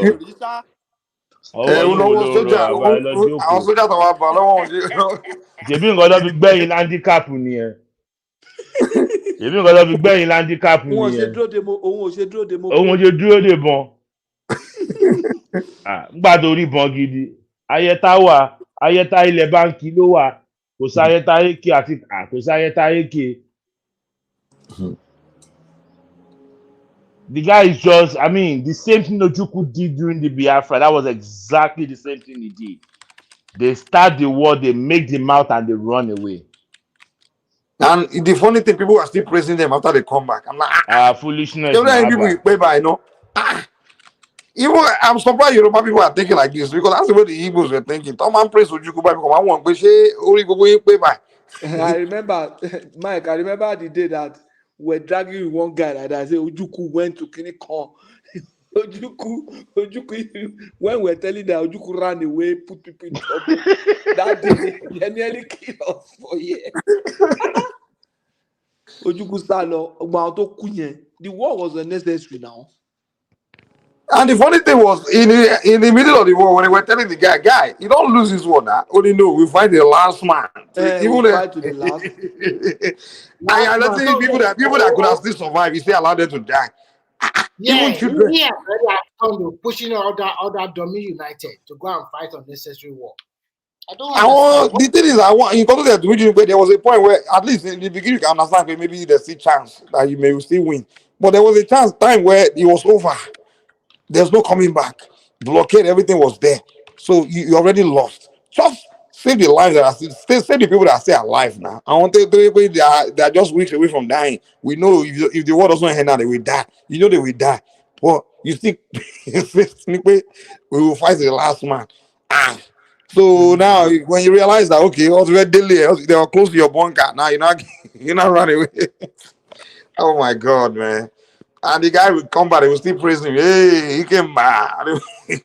No, you know the funniest part? Black people are retarded. Mike, do you know the funniest part of it? When he came back and he ran for presidency, these people did not vote for him. Why would they vote? It's not because they're angry. They all know him as a coward. Who will vote for a coward? No. I don't think these people didn't vote. No. Remy. Don't say they didn't vote for him because of what he did. I think the only thing they value they need him for in their land is to give them Biafra, not to give them presidency. You understand? They only like him for being. I agree. Yeah. What I'm just trying to say at that particular moment, at least the way they voted for Obi, why can't all of them voted for him that time? Who will vote for who? For Ojukwu. A lot of them still have the bad belly that they knew he ran away. Probably those who lost their parents are still upset. But if they have bad belly, why are they not saying they want another Biafra now? Most of the people shouting Biafra now, they were not there. They were not there during that war. Go and check them. And their fathers who are old enough to tell them the story are not telling them the truth. If you ask them, they will tell them the story. They will say they almost won it. A word that was lost gallantly. They say there is no win, no vanquish. I mean, what is that English they always say? There was no victor, no vanquish. No victor, no vanquish. They could have crushed them if not for Yoruba. They start giving you story of one banjo that. But man, that war is unnecessary. That war is unnecessary. It's supposed to have not happen at all. That is why these Yoruba people, they are not thinking. To be honest with you, Mike, Biggie, if we will get Yoruba nation and one blood of Yoruba will not be shed, I will say let's go for Yoruba nation. But you can't get a country without a war. I still have mother, I have father in Nigeria, I have brothers and sisters, family. I don't want any of my blood member or any of Yoruba blood people to be shed down for one. Thomas, that's not even the point. The point is all the decisions they are making. 90% of Yorubas doesn't even know what's going on. Thank you. And it's probably one idiot in New York sitting down enjoying KFC. And one idiot in London eating McDonald's, telling people in Nigeria to go and face the military. AK-47. Some idiot that are eating burger every morning. Over there. And you are not inviting them to go and fight on. We will print some Yoruba Nation shirts. We will print shirts for you. You don't touch shirts $1. Biggie, I never even know that Igbo also have residencies to Germany. Immediately flew to Germany, right? I knew. Remy, why do you think the guy was so confident doing that movement? You know where to go. You already have the passport and visa ready now.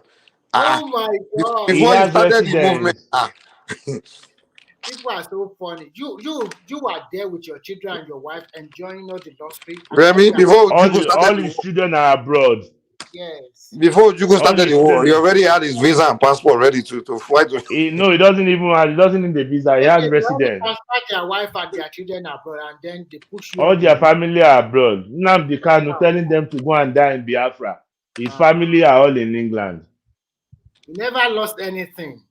Showore told them revolution now. Showore's family, they are in America. Thank you. Me, ìmọ̀jọ́ táwọn èèyàn máa gbọ́.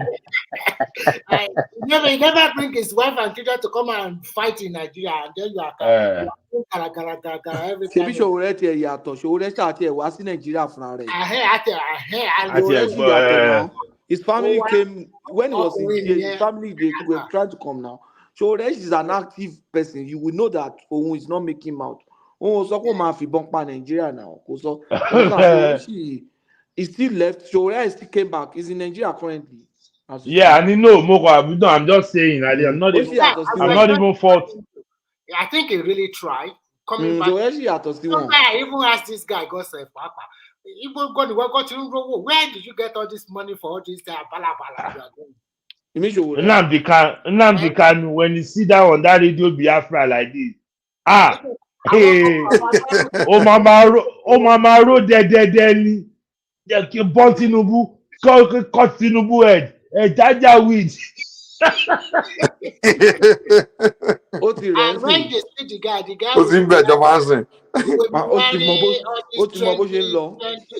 using their money to buy 1,000, 2,000 pounds of shoes and the rest. Who say no government? Ìwọ jẹ́ kọ́wọ́ ìjọba bá ẹ̀. Àmọ́ pé gọ́ọ̀mẹ̀ntì wà. Kó jẹ́ kú tọ́nu ni, àmọ́ pé gọ́ọ̀mẹ̀ntì ni bó ṣe kéré mọ́ ẹ̀. That finance guy that ran away, they already apprehended him in Kenya. They are about to repatriate him back to Nigeria.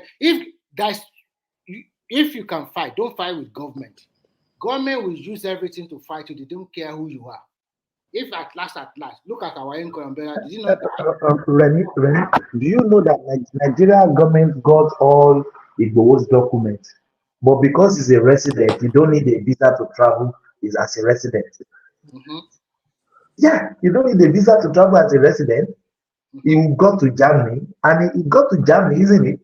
So, yes, but he's putting the life of Nigeria in risks, telling people should go and carry harm, go and do this, go and it's just Yoruba. I don't know Yoruba as a docile, but when they are just few Yorubas.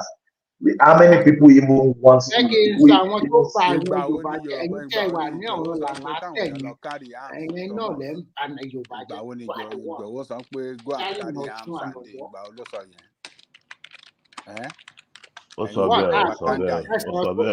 speak louder. Propaganda ọlọ́tẹ̀ yìí ìgbà ó ní Ìgbòho sọ pé go and carry arms. Go down my jagu now. Babajale Gogo, he said it now. What they call Shogun? Ready? Njọ́ tó wọ gbérí ọdẹ ńkọ́? Njọ́ tó wọ gbérí ọdẹ tó wọ jákẹ́ẹ̀tì bulẹ̀ proof. Òun ò ṣe dúró dè bọ̀. Gbérí tó fi ń pòkè. Gbérí tó fi ń pòkè télókò. Àwọn tó wà ní Ìbàràpá méjèèjì àwọn àgbẹ̀ ń sìn wọ́n dáko lọ nígbà tí Ìgbòho ti lé gbogbo àwọn èèyàn. Bàbá Jálé Koko wọ́n kàn gbé yín láńdíkàpù. Wọ́n kàn gbé yín láńdíkàpù ni. Wọ́n gbé yín láńdíkàpù ni Bàbá Jálé Koko. Thomas, what did I do to Olana? You should tell him to. He says I'm a Gambari. What am I? I did not do anything to him. Calling me a Gambari over there. I don't understand the how you should come to this platform. Why are you calling me a Gambari? I'm not an outside guy. And I don't have a yeta. Do you have? Kí lè wọ́n náà ya kí ló ń fara ya fún tọ́lọ́pù ẹ̀ ń Gàmbàrí? Ṣèbáwọn èèyàn kan ní Gàmbàrí. Ṣé wọ́n ṣe ìran tó dáa ni? Kí ló ń fara ya? I did not do anything to him now. He just and I don't have Ayeta. If you have Ayeta, like go say you give all of you Ayeta and go and fight the war. Is that a big deal? And do you have Ayeta so that you can go to America and go and fight a war in Nigeria? Remy, to be honest with you, Igboho disappointed me. They can't even kill one police. one police, one army when they came to his house. And they claim they have power, they have Ayeta, they have Adumo, they No, have. he turned to a cat and escape. That's what we had. He turned to a cat and they cannot see him anymore, and he escaped. And all those guys that gave Ayeta, they did not escape. They fell by the bullet, unfortunately for them. Actually, what he does is neither here and there. But at the end of the day, when some people lose their life and you, the principal one, you flew, it's not a good thing at all. Because all those people now, they lose no father, nothing anymore for them. I think at the end of the day, if you look at it, they are just using people to cash out at the end of the day. It's just like that. You cannot sit down in America or Scotland, anywhere, and then tell the people at home to go and take arms against the government. For what? Look at what happened recently in Ibadan now. Look at the Shakabula, all those people who are carrying. And look at all the charms. With all the charms they put in their waist, the soldiers still catch them. They said they want to declare. The one that happened in secretariat in Ibadan. If you see them, they have something at their waist, yo. Thomas, orúkọ wo làwọn tó bí wa àbáláyé tó ń pèjọba ìjọba amúnimóògùn. Amúnimóyè àbí amúnimóògùn. Government will catch you and catch your charm. I was surprised. So with all those Ibadan and the rest, they cannot even disappear like others. They just caught them like, see the way the soldier just caught them, dragging them like I don't even know. And they said they want to declare Yoruba nation. I still love that the way they dress up. Oh my God, it's so funny. No, they said United Nations has gave them the go ahead. These people are so docile. And before we can say Jack Robinson, their woman leader, also appear online. I just look at that. You are there in abroad, enjoying it, and you just push these people. Oh my God. At the end of the day, they will charge them to court and send them to like 10 or 15 years in prison. Some of them will die there. Why you this woman? You're in America. Baba Janle Koko, the video but on swearing Adele interim government. One swear interim. Adele interim government. Interim. Adele, you know. What's he swearing in now? You think that joke? Yoruba not this Yoruba nation government abroad. Once you swearing in yellow lead to that, swearing in yellow lead the sea Ibadan. Only just come and back. Adele Tani.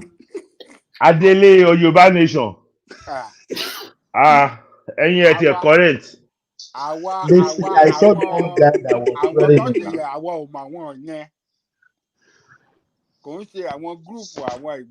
Baba Janle Koko, you are defending the money you've contributed. I think maybe you contributed towards those girls to the board. Generalissimo with a lot of Ayeta, he did not leave America. When he even went to Lagos, he did not go to Ibadan or go to Osho or Oyo. He just stayed in his Lekki house. Ìgbà tá a bá gba Yorùbá nation tún yí ohun padà ṣebí ẹ̀yin Yorùbá ni. Wọ́n lè máa ti lo Yorùbá nation tẹ́ bá tẹ̀lé wọn lọ. Baba Janle Koko mo fọlọ́n búra wọ́n lè máa ti lo Yorùbá nation yẹn tẹ́ bá wọn lọ. Baba mú yín. Mr. Boaz, Mr. Chief Boaz, Otumba, Echo, please, greetings to everybody, host. I want to look, but I want interim government Yorùbá nation tí mi ò gbọ́ wọn rí. Rẹ̀mí Onítìrí, Dúpẹ́ Onítìrí. Wọ́n ṣe swearing now. I forgot the name of that. Now swearing. One guy with. Mo ṣèlérí láti gbé ilẹ̀ Yorùbá. Odùduwà Republic àbí kí ló di ẹ pé mo wo bá pé àbọ̀bọ̀ tó bá mú ọ. So Boaz, they were doing their own government in exile. Báwọn ní àwọn mi mọ̀ bóyá exile lọ ti ṣe o bóyá Ìbàdàn lọ ti ṣe o mi mọ̀ bí lọ ti ṣe swearing yẹn wọ́n ṣáà ṣe swearing. Gbogbo fọ́tà àwọn àìpọ̀ bá ṣe àwọn náà máa kọ́pì. Ṣé lọ́wọ́ sí Wike Dokubu? Ẹ kò Wike Dokubu ẹ pọn náà náwó sí kiri yìí. Àwa ò mọ nǹkan tó ń sọ. Èmi gan mi ò gbọ́ tó ń sọ Èmi yẹn. náà ò gbọ́. Mo I gbọ́ don't àbí know. ìgbà tá à ń gbọ́ lọ́wọ́ ẹ̀ lẹ́nu wọn sì yìí. Correct nìyẹn. Àwọn Ẹni pé wọn carry yín along. Àwa ti jáwọ́ nù. That means you don't know what's going on in your organization. You see how much you don't know. Mélòó la fẹ́ sọ fún yín? You are donating. I don't even know what's going on. Banji Akintoye tó ń lead yín. Ó wà lẹ́xà. Ẹgbọ́n ẹni sùúrù Wike Dokubu ẹgbọ́n wọn ẹ̀ donate tí ò tọ́ ni. Bàbá náà donate owó mọ́tò náà. Gbàdọ́ fẹ́ ra fighter jet. Wọ́n fẹ́ ra fighter jet. Ìjọba one time tí bíi ti ẹ mọ̀ ṣé Simon Ekpa ni àbí Nnamdi Kanu tó lọ ya fọ́tò lẹ́gbẹ̀ẹ́ àwọn fighter jet kọ́. Nigeria lọ́rùn bó àgọ́lì. Ọmọ white tí wọ́n ti lè gbé ọ̀bọ yẹn white woman ló fẹ́ and he was in the army. And so what? That's what tó bá bí bàbá ẹ̀ lè kóhun step Naija. No. Àwa ṣàlàyé. No, I know. I'm saying that the reason that they can't go to things and say we want this guy is because he's married to a white woman over there and he serves in the army. That white woman no be him. Nah, the army gongo na him be the koko. That is why it's not gonna. They can't release. They can't release. Ordinarily, they should have sent him back to Nigeria. Ekpa. Simon Granot. Okay, Simon Ekpa. He was in the army. Yeah, for Finland. He was in the army now. Bank on and he's married to a white woman. Bank on. Forget about married to a white woman. You gala separate them from your children. Yellow easy Jew. But that's what is banking on. The only unrevocable citizenship is citizenship by birth. But any other one, highly revocable. But Babati, the fact that he was in the army you're restricted from doing this kind of thing now. You are in a foreign army. Yankee, you can't do that in Yankee. You are looking at aggressing another country. I say because I'm in Nigeria, he must plan aggression to another country. Patoski, but we know why he's doing it. Not because he loves Biafra. It should be it's money now. It's money. Money. You're cashing out madly. That's my point. Like in the army, you have code of conduct, right? That's the way you carry yourself. But he's doing it for cash. It's not for the love of Biafra. It doesn't give them any Biafra. Saying. That's more of the reason why the Finland army should take him on. Yeah, I agree. Can I because I'm a Nigerian soldier, I should be addressing and telling people to invade the British territory? If I'm doing that as a private citizen, it's even less relaxed. It's even relaxed. But if I'm a Nigerian soldier, I'm telling people to invade the UK. Well, you know, the country is right now. I think they were part of those who supported them during the Biafra. Yeah. They should arrest me. So do you think that Nigerian government is not doing enough? Press is not reporting to Pato, do you think that the Nigerian government is not doing enough to pursue I think they are not. Maybe they just ignore him. Right? If they want him on that alone, the press just needs to address him and say there's a soldier, there's a Finland soldier, a Finnish soldier in Finland that is inciting people to invade Nigeria. That's why I would just present it. They are not just they are just trying not to make him popular. Yeah, that's just the thing. They just they are living even the guy himself and Kanu, they are at loggerhead now. Yeah, he's adding more to Kanu's problem. But the reason I brought up his name is because Nnamdi Kanu is a British citizen, and the British government ignored him with this Nigerian. He's not British by birth. No. I agree with you. I'm just saying that if you apply that same thing to the Finnish government, like it is possible to say, okay, you're doing enough damage to a different country. You are. But don't forget, Kanu wasn't arrested. He wasn't arrested in England. He wasn't arrested in Britain, so that's why. So you want Ekpa to leave that place? He would never make that mistake. He might not even be able to go to his neighboring country. Okay. Go try it. What they big phone? Samuel Granot. Kó lọ wò di ní Kenya àbí kó lọ wò di ní bí ẹ̀gbọ́n ẹ̀. Kó lọ wò di. Could try any African country. Could you try any African So, country? by the way, question. Sorry. By the way, she was trying to play Namikano Olawudi ní Kenya ni àbí mo gbọ́ ni o, mi ò lè confirm o, mo gbọ́ ni o. Everything is possible. A man. Ó wọ Fendi, ó bẹ̀rẹ̀ pé fẹ́ lọ ṣọmọ bó ṣe dress lọ nìyẹn. What would be any other reason you wear Fendi? It's not going to go cash. No, okay. So, government. I mean, bóyá ó bọ́ àṣírí ẹ̀ ní wọ́n fẹ́ expose side yẹn ọkọ̀ don't let people know. The guy too do. Ọjọ́ tó wọ Fendi yẹn, ọjọ́ that was his dress for a date. Ọjọ́ tó fẹ́ lọ pàdé obìnrin yẹn, DSS lọ pàdé bẹ́ẹ̀. Wọ́n mọ Fendi yẹn wọ́n àwọ̀ tó wá fi kú. Ọkà tíṣe wọ́n ti láfíà ẹ̀ wá bẹ́ẹ̀. Wọ́n mọ spec ẹ̀ nìyẹn, wọ́n mọ àwọn tó like yẹn, wọ́n mọ orídìí tó like wọ́n fi yẹn. But ṣé gbogbo UK yẹn kò sí dì bẹ́ẹ̀ ẹ ti fly to Kenya lọ́nlọ́n ó parí o. Ọmọ ìdí òun tó yàn. And on the day of that Lekki toll gate, you see where he was boiling on the live. Go to body law now. Go and burn down Tinubu's house. Now, when you leave there, you go to the Federal Secretariat. Burn it down. Burn it down. Burn Lagos down in short. I mean, I'm like, wow, this is serious. You know, today none of the elders in the south is ever condemned that thing he did. Biggie, they will even go and stand in front of Tinubu. They will stand in front of Buhari and say, release him to me. But they didn't even tell Buhari like, oh, we condemn what he did. They will never condemn what he did. But they will still tell, they will never tell government that we condemn what the guy did. But they will tell government to release him for them. Well,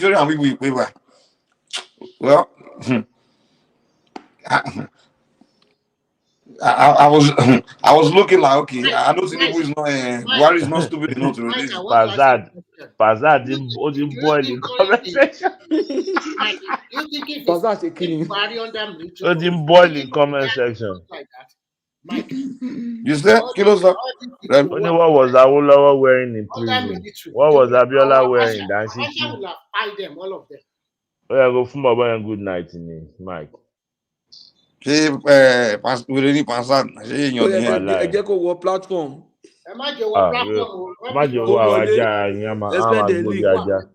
Send the link. Kí ló fẹ́ ṣe láàrin gbogbo wa ẹ̀ ẹ send the link. Àgbàgbó náà ni mí ti ẹ̀. ẹ má send the link kan jẹ́sà wà ń bẹ̀ kó máa bú wa lọ continuously lórí comment sókè dáwọ̀. tó bá sọ̀rọ̀ jù máa delete comment ẹ̀.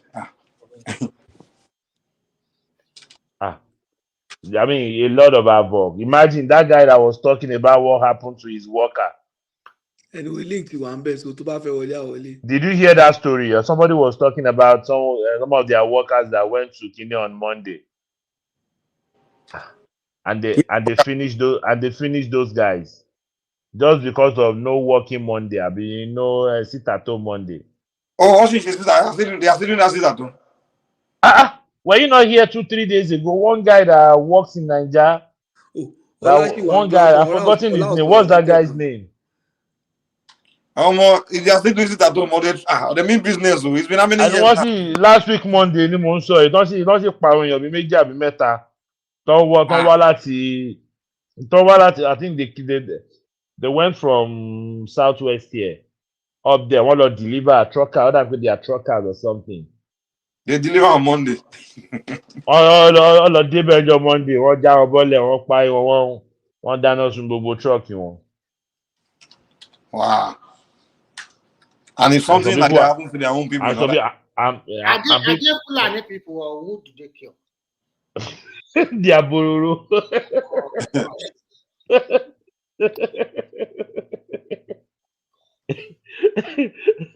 The southeast. Ọmọ. Peter Obi ò ní jáde kó bá sọ̀rọ̀ sí yẹn o. Gbé kí ni ẹ̀? And wọ́n end the life àwọn èèyàn méjì tán lọ láti southeast náà àwọn bí trailer àti motorboy tán fẹ́ lọ deliver nǹkan kan I think from Lafarge or somewhere. Oh. Wọ́n bọ́lẹ̀ wọ́n jọ Monday wọ́n dáná sun trailer o. Why? What happened? Sit at home Monday. Ẹ̀yin ò sit at home. They are still doing that. Sure, she Lágbára did. Ọlọ́run. I'm still surprised. No, like at what, because the Mike, they came out I think a few months ago. Me, what you say now? The economic damage to that enjoy. Mike, they said the damage to that economic will affect your gun. So why do you continue to affect your own? Now I didn't even know where it's still. I thought Obi movement ended all the. Now make sense to me now. Boss, does it make any sense? But does it make any sense though? Does it make any sense? It makes sense to them now. Though, but makes sense when they might continue. Our new makes sense to see. I don't know. So, on corner mogi oni opa ṣe. Sori pé government gan tiẹ̀ ti ignore wọn tó bá wọn. Na pé on le you serious now. That's why àti ẹ̀rántí mọ́ government ti ignore wọn. Ìgbà tó wà ìgbà Buhari yẹn ó tiẹ̀ ṣì àwọn èèyàn ṣì ń sọ pé àkíní kan Tinubu kò tiẹ̀ rántí. Ọmọdé máa pa bí ọmọdé máa pa mi tó bá ti jẹ́ ọmọdé máa pa rẹ̀ problem ti wà nìyẹn. So the way it's going, Tinubu ní fún bàbá yẹn lẹ ọ máa fi kó mbẹ bó ṣe wà yẹn. Bó ṣe máa wà nìyẹn. It's not gonna do anything. It's not gonna do anything. Because bàbá yẹn gan mo wo court case mẹni pé ó ń bẹ̀bẹ̀ ni. If you release me now, the whole thing will end. Tó bẹ̀bẹ̀ ni àwọn ọ̀làgídí. But ó bẹ̀ ni o, but ó fi agídí sọ bó ṣe ń sọ pé if you leave me now, if I get there within 5 minutes it will go over. So ó ń ṣe bí akọni.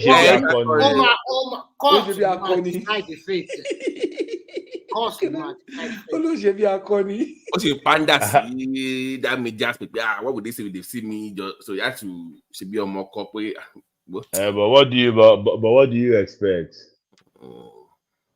And you know the typical like look at the way he was talking in the court. Yeah. Oh God. Okay. He knows how to take through them the red meat now. That guy is not good anywhere for the next 10 years or even 20. If na Yankee that guy did, the kind case we go there in next. All those things where they happen, all those things where you take him out talk where happen. Now he go carry the load. Once to what involve or move weapons like America, one for Guinea and Sherry. Come attack the police. Collect their weapon. No, ọjọ́ tó máa bí ẹnì kan tó máa kọ́ gbé chains nínú gbọ́ ẹsẹ̀ gbogbo ọwọ́. Baby tó lọ sí baby tó that girl wey go UK military school for Sandals wey come back make she never go aside o come lọ o ọba kó sọ́wọ́ ESN.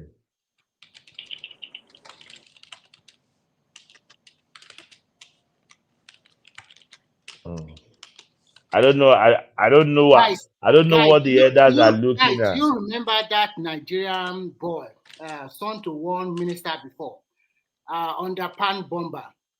Mutalab. How many years did they give him in America? Babe was the minister now. The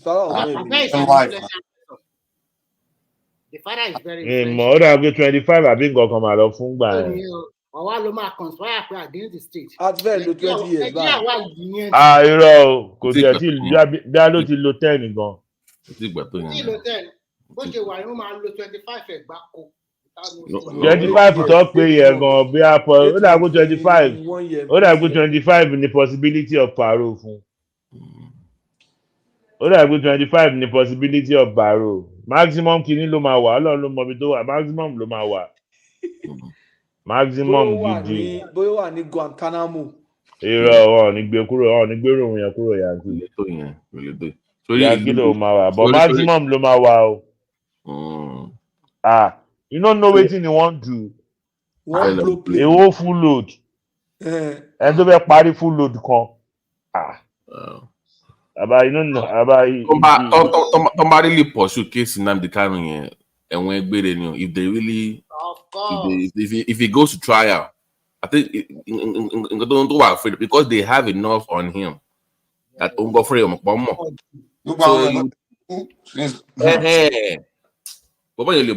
If they really go after him in court, will you bomb? Oh, Naija bad news. You will bad news. You will run fún around the 20th. I mean, Biafra is coming on the 20th. Which one? Only bad news. Only bad news is coming on the 20th. I swear, it will be very sad that day. Honestly, that must say that might be more. So might be shalaye ko to be ṣẹlẹ̀. I love buy a one now. I love buy a one. You mọ ko to be. Ya kí ẹ sá máa lọ fẹnu kọ. Oh, court case of Nnamdi Kanu. Okay, I see. Here any bad news? It's hearing Okay. now, so they're gonna charge him again. So I don't think that. I mean, I feel bad for the guy. I'll be sincere with you, but if I remember those things he has done, I mean, no. There is. That's why you see. Breaking here. Mike. Yeah. Mo ní ìgbà tí ó dẹ̀ ti jẹ́ pé Yorùbá lolúkálùkù ń sọ jẹ́ kúkú gbé ètò yìí sẹ́yìn agbóǹgbà yẹn. Ẹ gbé kúrò lórí afẹ́fẹ́. Okay, let's go back to English. Let's go back to English.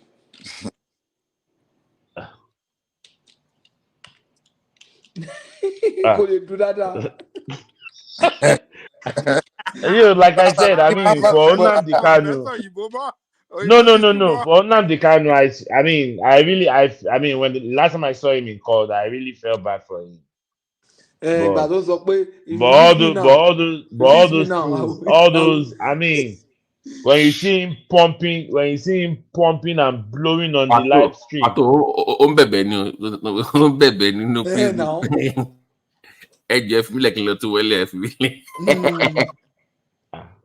Freedom. I mean, freedom. Man, you can't. There's nothing you can compare with freedom. Now when they take your freedom away, that thing is not good. Hey. Oh. The guy. I mean, they tell you when to go to bed, when to eat, when you can shower, when you can. I mean, come on.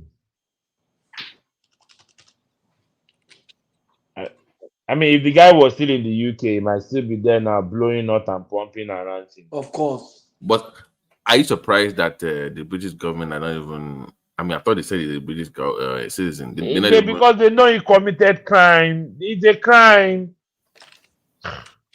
But it's still a citizen. Crime. But it's still a citizen. It doesn't matter, man. It doesn't matter. You know how many Americans are in, you know how many Americans are in North Korea? And you know how many Americans are in North Korea?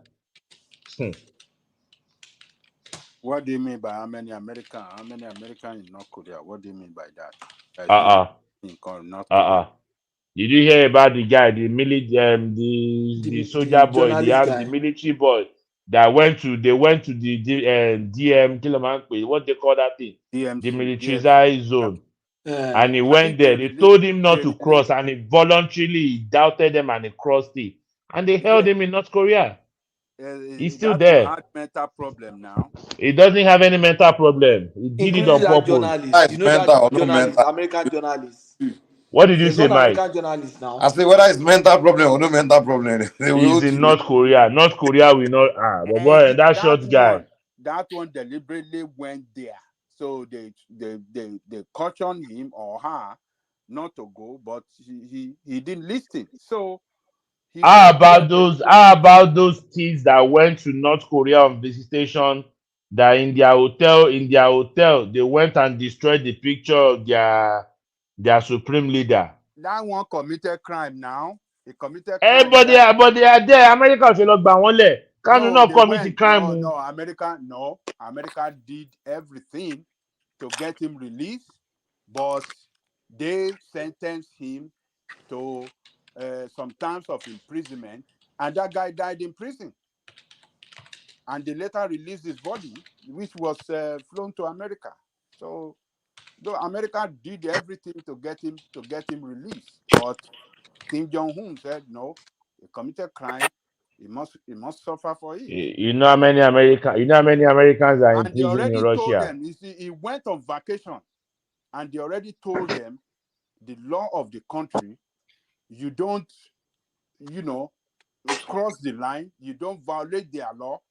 But he deliberately went to the hall in the hotel, removed the portrait of that guy on the wall, So how can you do that? Because He did what? He thought it's in America where he had freedom of whatsoever. So that's why What They did he went do to to the the portrait of the guy? portrait of the supreme leader. of the What did he supreme do? leader. I think the supreme leader. Abadale Oko, the president is not the supreme leader. Oh no, Kim Jong-un is the supreme leader. No, his father. No, his father. No, his father is dead. Baba Tiku His now. father is the supreme leader. His Ah, father is dead. he is No, the he's taking supreme over from his leader. Go father. and Google it. The man has been No, dead he for has over taken 10 over years from his father. His now. father has His died. father Eh, is but dead. he's still He's the the father supreme is. leader now. Oh my God, Google it. Don't argue. Is the grandfather? The grandfather gone was the main supreme leader. His father took over from his No. grandfather. Maybe I'm getting it wrong. Okay, hold on. Now Who Kim is the supreme? Jong-un, Who is the supreme? Who is the supreme leader of North Korea? The original Not at one the is this point, president, oh. the original one Not the president. Just is put it on no, Google. Boaz, this is the original one was the grandfather. Then Kim took over. Then the son is now there. Yes. Okay, who is the supreme leader now? The son is Not the is his son president, that is oh. Jong-un the son. now. Mhm. Is Jong-un is That's the president. Ah, The no. father of the president is Kim is dead. dead now. Kim died over 10 years ago now. I mean, even when during the Otiku Bush, like Otiku how now. many years ago? We are like During Bush, 8 years ago. was it during Bush or during Obama? That time, like he He died already died now. now. Otiku already now. After the Kim Jong-un is the supreme leader in that country at the moment. he's been dead for over 10 to 15 For years. 10 years or something like that. Yeah. So No, I think he has a. The argument is this: the original supreme leader was that his grandfather, and it was not used by anybody again. They just call the rest leader. You understand? They No, don't call them supreme Pato. leader. No. They still refer to him as the son as the Go supreme and leader. read it up, sha, actually. That's what I'm reading here. that's He's the what I'm supreme leader. Let me just settle this. Where He did that guy? he Where did had that guy read that stuff that he's saying he's reading? Because what I can read here, it says Kim Jong Un, he's born supreme 8th of leader. January 1982, is a North Korean politician who has been supreme leader of North Korea since 2011. So I don't know where you are reading that stuff. The title, if you look at it, if you read every this thing, leader it that said is the alive title. Wait that now, is currently the on the title throne supreme leader is regarded as the supreme leader. is Whoever that is. generally meant to be a de facto leader of the Workers' Party, the state of blah, blah, blah. Most Korean leaders who are called supreme leader were not called until after their death. What are You you talking understand? about? They don't You call them get that? supreme leader until after their death. No That is way. wrong. No, that is wrong. You Maybe they are can't do referring that. to after the death of the previous one. No, Pato, no. You That don't. is upside That is down. No, that let is me not just wrong. give you now. Let me finish now. It says supreme leader was So original. Hold on now. Let me read it supreme out leader to you why be now. Okuloru one be Talon be. ṣe leader. Talon Wait ṣe now. leader. Hold on. let's let Patoski read it. Let me What is finish it? reading now. It's not me that said it. It said the title supreme leader was originally designated to be used by Kim Song only, and only after his death. During his lifetime, he was known as great leader. He said the supreme leader was originally a designation used for only Kim Song only, and only after his death. Now, that was, By and his now people. what's happening? No, by his people. That's where it's the West that is calling any one of them supreme. The party Gong does not call this guy supreme leader, Kim Jong. Is that No, his grandfather that is you supreme don't leader? seem to understand what you read. They are saying that the first leader was not called supreme leader until after he died. Then from then on, they started using the term supreme leader as somebody that's what you read just now. Read it again so you can confirm. Supreme leader was originally a designation used for Kim Song only. He said he was originally designated to be used for Kim Song only, and it should be only after his death. You understand? That's the Yeah. way I see it. Yeah, For for that Kim specific Song case, only, you see and what I mean? only after his death. What else? He said that maybe in his in their lifetime he culture, in was their known as system, great it's only leader. after they die that they call him supreme leader. Maybe that's how they do it. I don't know. It was designated for him only, and only after his death. A title to this day, he said a title to this day that only refers to him. Mm-hmm. He said in his lifetime he was known as a great leader. That's a title to this day. Only that refers to him. So is the only one that bears great leader. His son, Kim Jong-un, known as dear leader during his lifetime and only after his death, did North Korea media begin to call him supreme leader in the tradition of his father.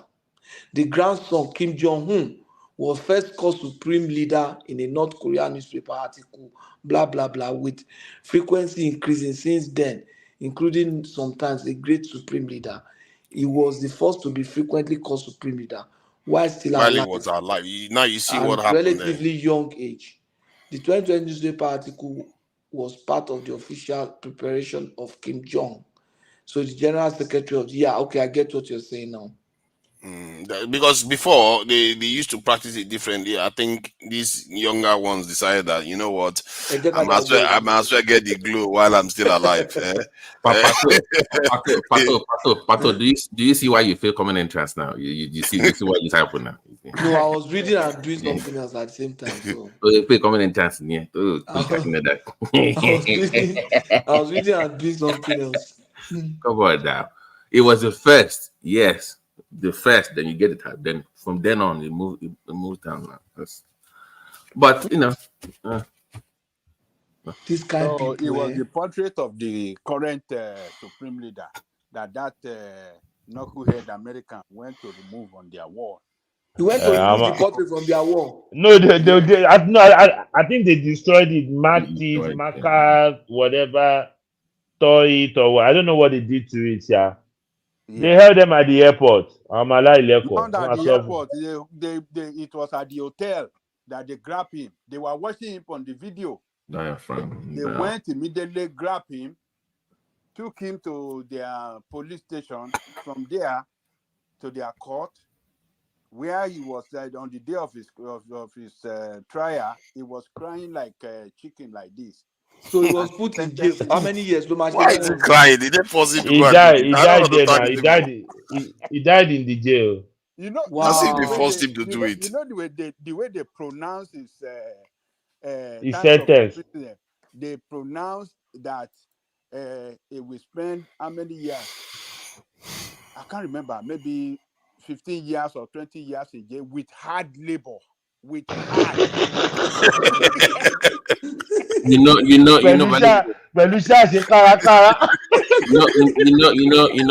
Sometimes and hard labor in North Korea is not ordinary labor.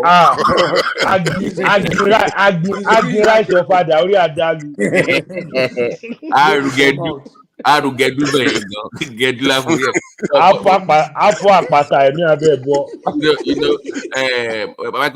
I always warn my American friends, please, before you go to any country, learn about the culture of this country. Don't bring your American attitude over there. Exactly.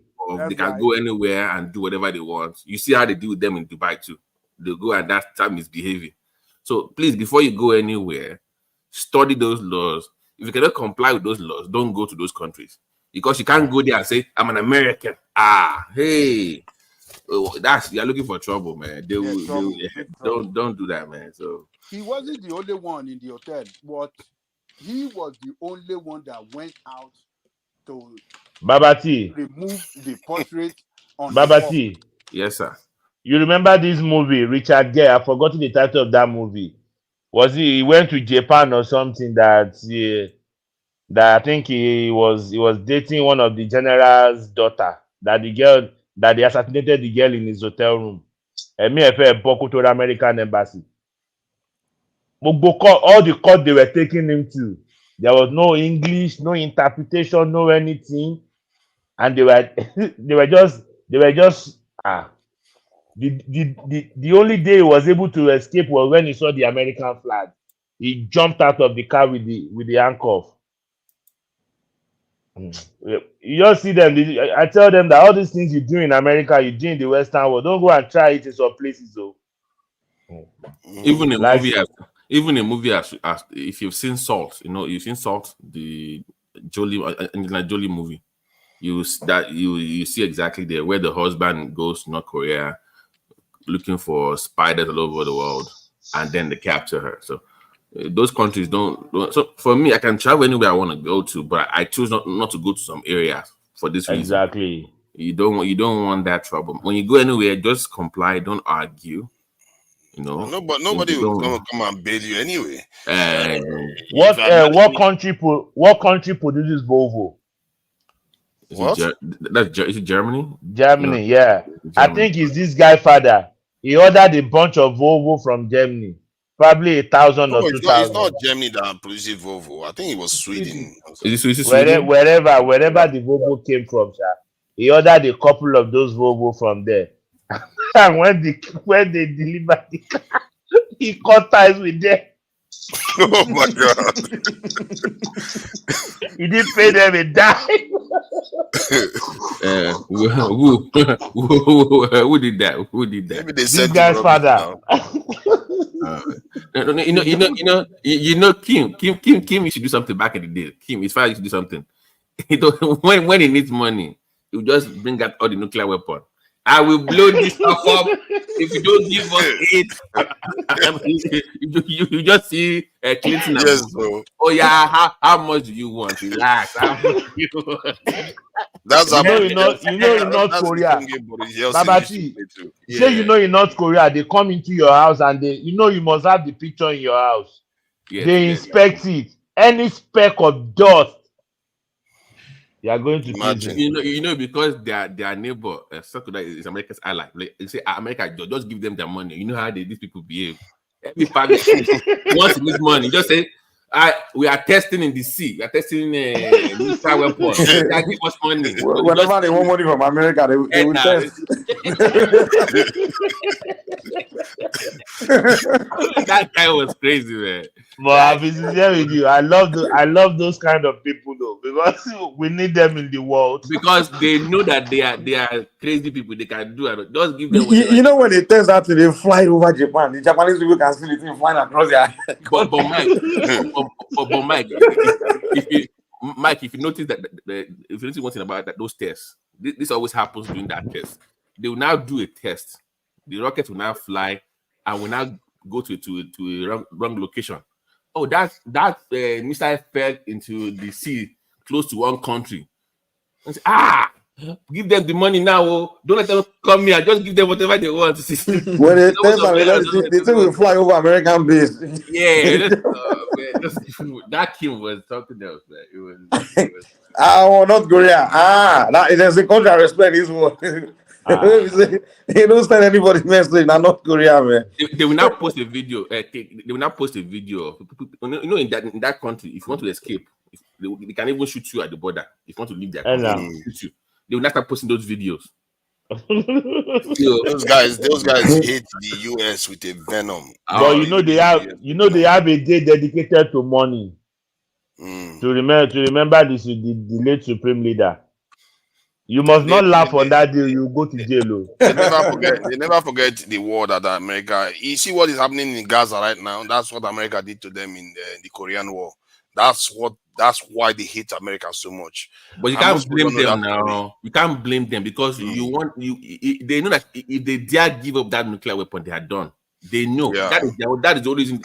Look at Saddam and Gaddafi that gave it up, and look at where they ended up. So they will never imagine North Korea giving up nuclear weapon today. By tomorrow, America will be over there. By tomorrow morning, they will be there. Straight up. So they know, and they know that. Trouble. So yeah. North Korea has gone far now. They even gone way further than Iran. They are nuclear power that are looking how to declare the nuclear weapon now. The other day they tested it with a submarine. And even a human-based submarine, robotic submarine. You put a nuclear weapon in a robotic submarine. During the Russia-Ukraine whatever, when they were having that heated, when the war was still very heated, the NATO were trying to get involved. It was the first one to send Putin a message. I'm by your side. China You is understand? playing a mischievous game. You know, China will be like, I'm not going to send any weapon to Russia for this war. Then they will give North Korea wink, wink, sell them, because North Korea has got almost all the weapons, and they are supplying Russia like crazy right now. Russia's economy now is based on this war, so they have an interest in even keeping the war going. Not Ukraine is in big trouble. They have an incentive to keep the war going. It's crazy what's happening just now. And it's going to be interesting to see where it's going to end, because it appears Ukraine is in trouble right now. Oh, That definitely. Russia is advancing, and if I don't know, man, it's a stupid war. They should have just like, let's just talk about this and end this. Russia doesn't want to. Russia, according to, they call it a low intensity warfare. Russia is fighting them like with one hand tied behind their back, because they are thinking, you're my brother. I don't want to I don't want to do you serious damage. Do you know what Russia reminds me of? They remind me of the Taliban. Like, we are here for the long run. Just keep fighting. We are here forever. That's how they do it. That's how they do it. They're like, in fact, spend all your money. We are here for 2040. We will be here. You are the That's one how Russia rules. Russia never finishes anything quickly. They never finish anything quickly. Even your tennis players don't finish anything quickly. They will have the person that their opponent ready to finish the person. They will just be toying with you. Just keep you going forever until you fall and die yourself. I've seen that same behavior. Look at Syria. When they went to Syria, they spent years just to clear out this thing. What they call them? The ISIS people. Russia. Just look at the war. Even Ukraine, Afghanistan, Chechnya want to. They go on for years. I don't know how they do it. For a nation like that endures war for a long time, it's not like America. America don't take that rubbish. America fights for 3 years. Because stylishly, they try to what will I say? They try to turn it to business, indirect business, and they make money It's their from bad it. luck now, and their drone technology now has improved, because they're using Ukraine for target practice right now, and they said their industrial this thing now output has more than doubled since the war. Their economy now is based on war. They are building war weapons now.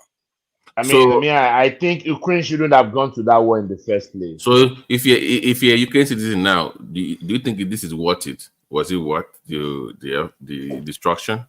Not at all. It was not worth it. But do you even know what's funny? When Putin is not ready, he will not take over the land. This guy, when he's ready to take over the land, he can take over whatever he wants if he really wants to.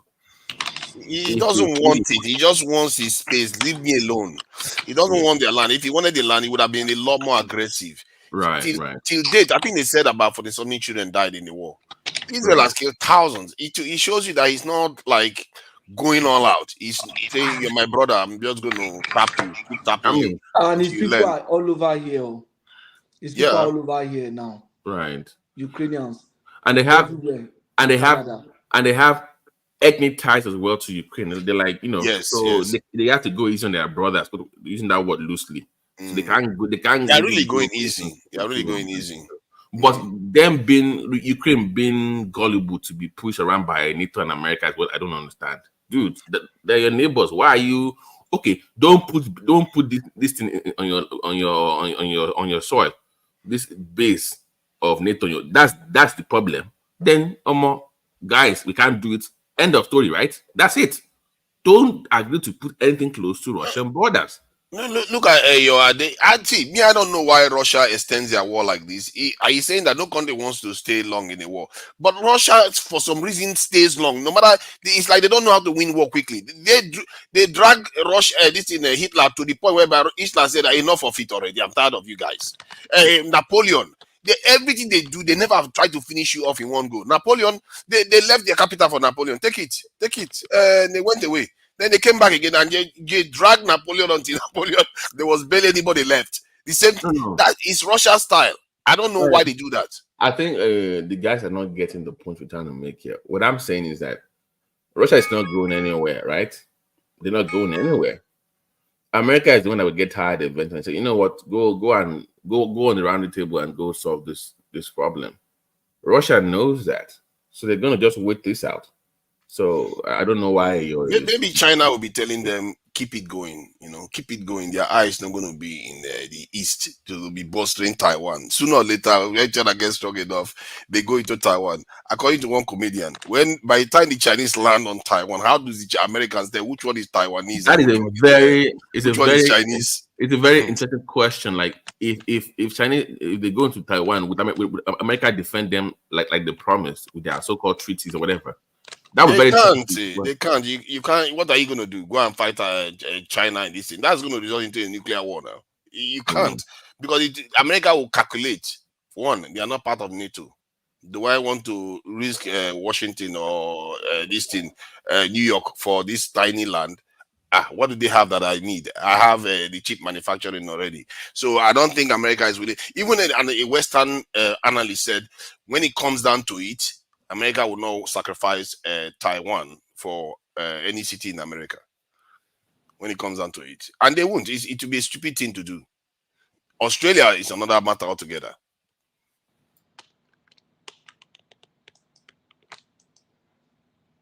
Did you guys see I saw the video one man played earlier on regarding an interview. They were interviewing one government official that was admitting that they are corrupt.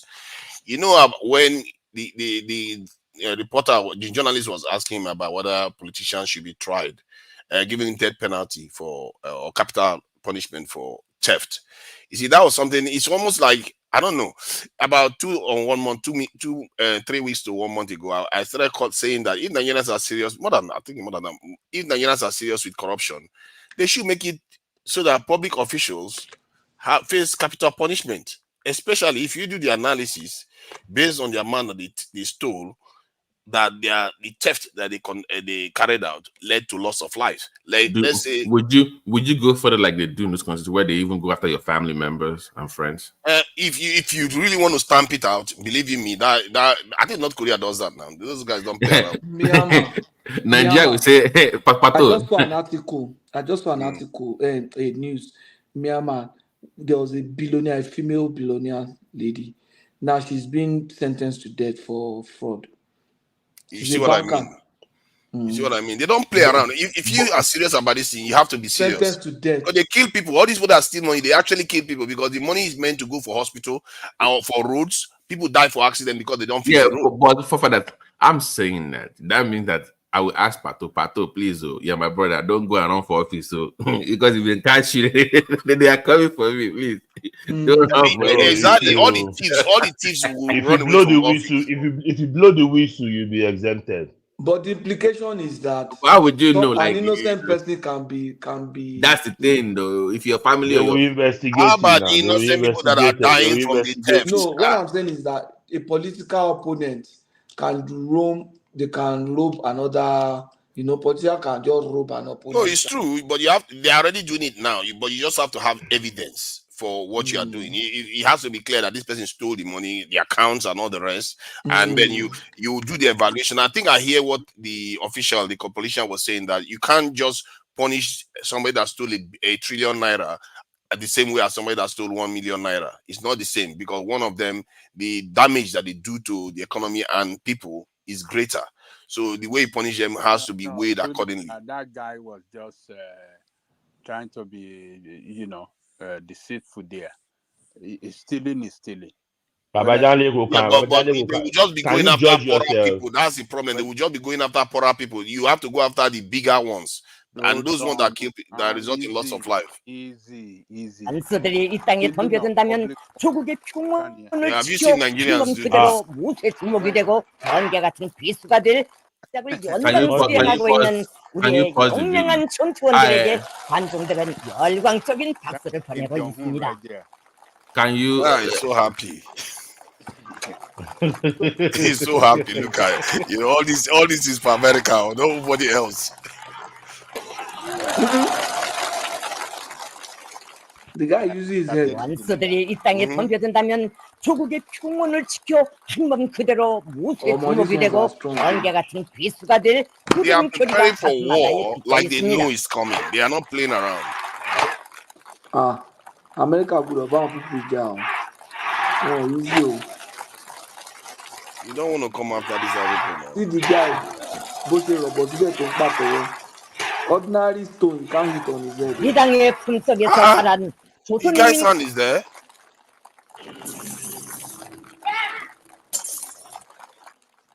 우리 전투원들은 경의하는 최고 사령관 동지께서 안겨주신 압력과 배짱, 천하무적의 억센 힘과 용맹을 더 억세게 겨려갈 불같은 결의에 충만되어 있습니다.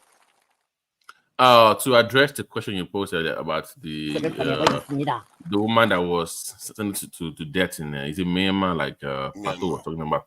I think I want to see how the EFCC handles this Kogi governor's case. I mean, ex-governors. That would tell us where we if they really. Oh, Nigeria, they've not no let death penalty now. No. I mean, like at least let's see what the what transpired.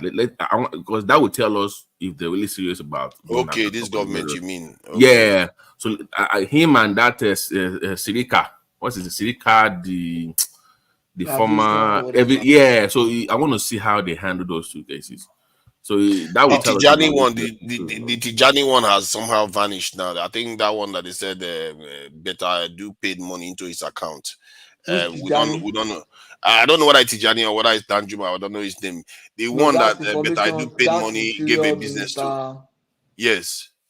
That better do paid money into the account. So because I was curious to find out whether that business has ever had that kind of so that contract do just fizzle out. That Fitadu don't go with that too. Yeah, they are trying to bury it now. This is the name of the game. Every time you want it's not coming back. Tunji The guy is Ojo, not coming back to that government. The lady is not coming back to that government. Oh, no, she's not. But the Otunji Ojo guy, that one too, somehow has been buried because we don't know whether the business that Better I Do paid money into, his business that Better I Do paid money into, has ever had such a project before. What if the business was just there as a what they call a special purpose vehicle? Then suddenly this lady paid money into the account and boom, they have a big business for something that a business can be running for 5 years and they never got any project over 1 billion naira. Then suddenly they get into office, they are getting project worth 10 billion. Then that shows you that there's corruption that has happened there.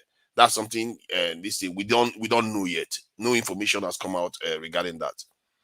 They're looking for a way to bury it. So, but I think that the idea of putting capital punishment in Nigeria is way overdue. If you think about it, this is the biggest problem Nigerians think that they have. Corruption, and yet there's no capital punishment. But Tunaja, who will be the first politician they will kill? But Tunaja, you are describing that minister. I mean, what's the name? Tunji Ojo. As if his name is still a director in that company. He has resigned. He's no more there now. He doesn't have to be there. It's whether the company has ever had such a business before. If they've never had such a business before, then hold on now. You can't link that activity of that company to him, since it's no more. You can link it because they were given a project that they don't have any experience for. Look, this we are talking legal now. You see the problem now. We are discussing Yaya Bello and Sirika. So you brought to has he been charged yet? He hasn't been charged now. Just because he hasn't been charged. You see what he's doing now. Instinctively, he's defending him. I am not defending him. I'm talking about Ajani Kuku. He's instinctively defending him, but you didn't bother to ask, is there any evidence that this business that he is no longer a board of director member that has ever won such a project before? That suddenly a minister that is associated with corruption. A minister that is associated with corruption offered such a amount of money. That's what you should be looking at, not saying he has not been charged and all the rest of it. How do you know? You don't know, because what if they never know? I don't know. That's why I want to know. So why don't you want to know? Why do you have to worry our head because of why that? don't you see that? You see that? Yes. See that Why attitude? must we Why don't you want to know over what we don't know? What sense does that make? Why must we worry our head over? They paid money into his a company that he was board of director of. They paid money into the account. They never won such a business before. It's what being exposed. It's already been established that he's not a director currently there. Oh my God! No, the fact that he's not a director currently there doesn't matter now. Look at the kind of stuff he's doing. It's the kind of attitude. Hold on. That's kind of attitude that is killing Is Nigeria. that company not a No, I personality agree with from you. that guy? People will start defending them in a sense. Look at what he's doing. Automatically, he just jumped into his defense without even caring. You should be asking for the same evidence. I am not defending, but he is trying to spew some what he doesn't know about against that guy. That this guy, his money, his company. It's no Yes, more his company. wait for the EFCC to charge him first with the evidence. Then you can now make that then position known. So the question you should be see whether EFCC You can't charges him or speculate not. on what you don't know. You No, don't know it's not now. about charging him, because if EST is doing what Ajay Lekoko is doing, they might ignore him. But the question I'm asking is, have they checked to find out whether that company has ever won such a project before? That within how many months, about 6 months or 3 months, They said they are in, hold on. suddenly they get billions of dollars naira worth of projects. Hold on. They said they are investigating the matter, right? That's what they said. So I let's don't wait even for know them how to- that's an investigation. It's just go and check the annual return. No, I mean that be thorough now. They don't jump to conclusion. They want to investigate. So okay. This is my point to you. Once they finish the investigation and they come out to public to say this is what we found, then you can now comment on it. Until then, we don't know what we don't know. But they are burying it already now. They are burying How do you know that? You don't know? Because if you want to investigate something like this, you would have revealed by now that this business has been around for. How do you know the timeline? You are not even letting me talk. You say this business has been around for 10 years. They've never won a project exceeding 5 million. Then within 3 months of government getting into office, can you let me finish? Within 3 months of this government getting into office, they won billions of naira worth of projects. If that is the case, you have to. Then that's when you can say, now, okay, we are investigating. Let's find out what is actually happening here. Are you emphasizing? But you don't even want to know that, Ajay Lekoko. You don't even care about knowing that. No, why are you emphasizing on what do I mean? Investigation have not revealed anything to us. And you want investigation has already revealed that they paid money to him. What are the company? I mean, investigation have not revealed nothing. He revealed that they paid money to the company. Why do you think it's there? Compared to this Kogi State governor, when every payment he made to that school upfront, they reveal it on the press. See, by that standard, okay, you see what you are saying now. By that standard, there is no evidence of true corruption there. You don't know where the money he paid for came from, do you? Okay, forget about it, man. So by that standard, you see the kind of nonsense you are doing. No. What we are saying is that they should reveal the same information that they revealed for this thing. You argue, and that's ridiculous now, because it doesn't suit you anymore, because you don't like him. Just leave it. Okay, guys, let's calm down. Let's calm down. Okay, let's put it this way. I don't understand. Calm down now. No, calm down. What we can say is this: we can ask questions like, "Can you give us updates on the investigation? Give us timeline. When would you release the information?" So the people that are investigating this matter can be questioned, and they will be forced to review what they find out so far, or give us a timeline to when they release their findings. That we can do, but to just say, "Oh, we know what they're hiding," we don't know that yet. Also, until then, we can only speculate. I don't think it's fair to do that at this point. So let's wait for it. And that's all I'm asking for. That's all I'm asking for. That it shouldn't just go quiet, because Beta Edu has been sacrificed while he's still in office. Beta Edu has been sacrificed while he's still in office, Exactly. and nobody has asked that question. That's what I wanted to say. If the person that paid the money had to step down for it to be properly investigated, the account or the companies that the money were paid to, if you have your person in government, has to step down too. It's a fair point. It's a fair point. I'm not. It's a fair. What I'm saying is that if this guy is complicit in this corruption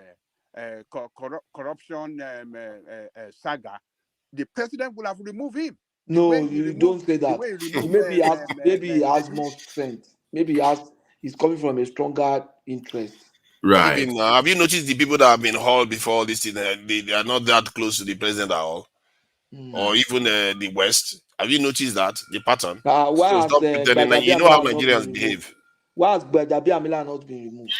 And by the way, by the way, guys, this is the same country for that wants to implement capital punishment for corruption. Yes, you see the wahala already. No. See, those are downstream problems. You already see the wahala already. I see the wahala, but those are still downstream problems because it's still, see, the effect is still going to be greater.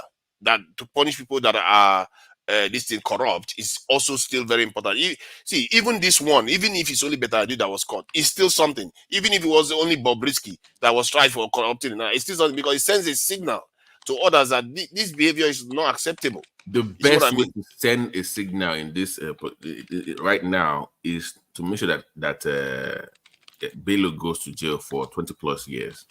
That sends a signal that this government is serious. So if they send Bello to prison for 20 plus years for whatever is done, corruption, and Sirika also goes to jail for those 20 plus years, that sends a signal that it is possible to send a governor to prison for that period of time. Sirika is a governor. No. He was a minister. Sirika was I'm saying Bello is what I'm really talking about. The 80 billion naira criminal. Where is Sirika from in Nigeria? Adamawa. Adamawa, yeah, it's in Adamawa. Adamawa. So let me see Adamawa. I don't know where Adamawa is. Whether it's one of those middle belts. She's like Buhari's wife cousin. It's not now. It's not a Nigeria. Not East. Not East. The same state with Atiku Abubakar. Yes, Atiku. Those ones are not. Let me see where he's from. I just want to know because sometimes all those things. Yeah, those ones are the ones that are tied to Cameroon. So they are not hot northerners as people recognize northerners. Yeah, you know, there are northerners and there are northerners. These ones are halfway to Cameroon and halfway to Nigeria.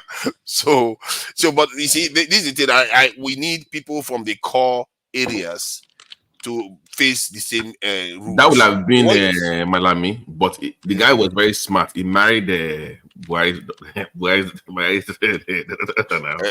And look at another one. The Ganduje one thrown off. That one is Kanu, isn't it? Ganduje. That one will go to jail now. It's just been it's a willing tool. It's a useful idiot for now. That's what they're doing with him. When they are done with him, trust me. Yeah. When they are done with him, they will throw him to the gallows. Just wait. Yeah, but that's the game now. That's the game they play because the people that are being hauled doesn't seem to be coming from the major groups, the core of the major groups. They tend to be hauling people from the peripherals. You know, people that tend to be from minority groups, and that doesn't look nice in Nigeria. The way they do things is really not nice. Because it means that other people can do stuff and get away with it while others cannot do the same thing. Is it some kind of insecurity, you being from a minority group? Is that what I'm hearing? No, if that's true, that's also one. But it doesn't even matter. So you are biased as well. No, it doesn't even matter because if you are I don't care about that. So why did you bring it up if it doesn't matter? I'm bringing it. No, it does. See, you don't understand. Even if they are, let's say you said because I'm from the south that they come after people on my own side. I don't care about that. What I care about is applied equally across the board. That is what truly matters. Give me a name from the north that the thing they should go after. Give us a name. I don't know. There's Ganduje. You were making excuses for him. And the other one, he said he got married to Buhari's this thing. So okay. So what? So because he got married to Buhari's daughter, so they cannot try him. No. They should, but I'm telling you why they won't. That's what I'm saying. Mm-hmm. And many of the people Babati, that's not enough reason. Buhari's wife's cousin is being tried. So but Malami okay.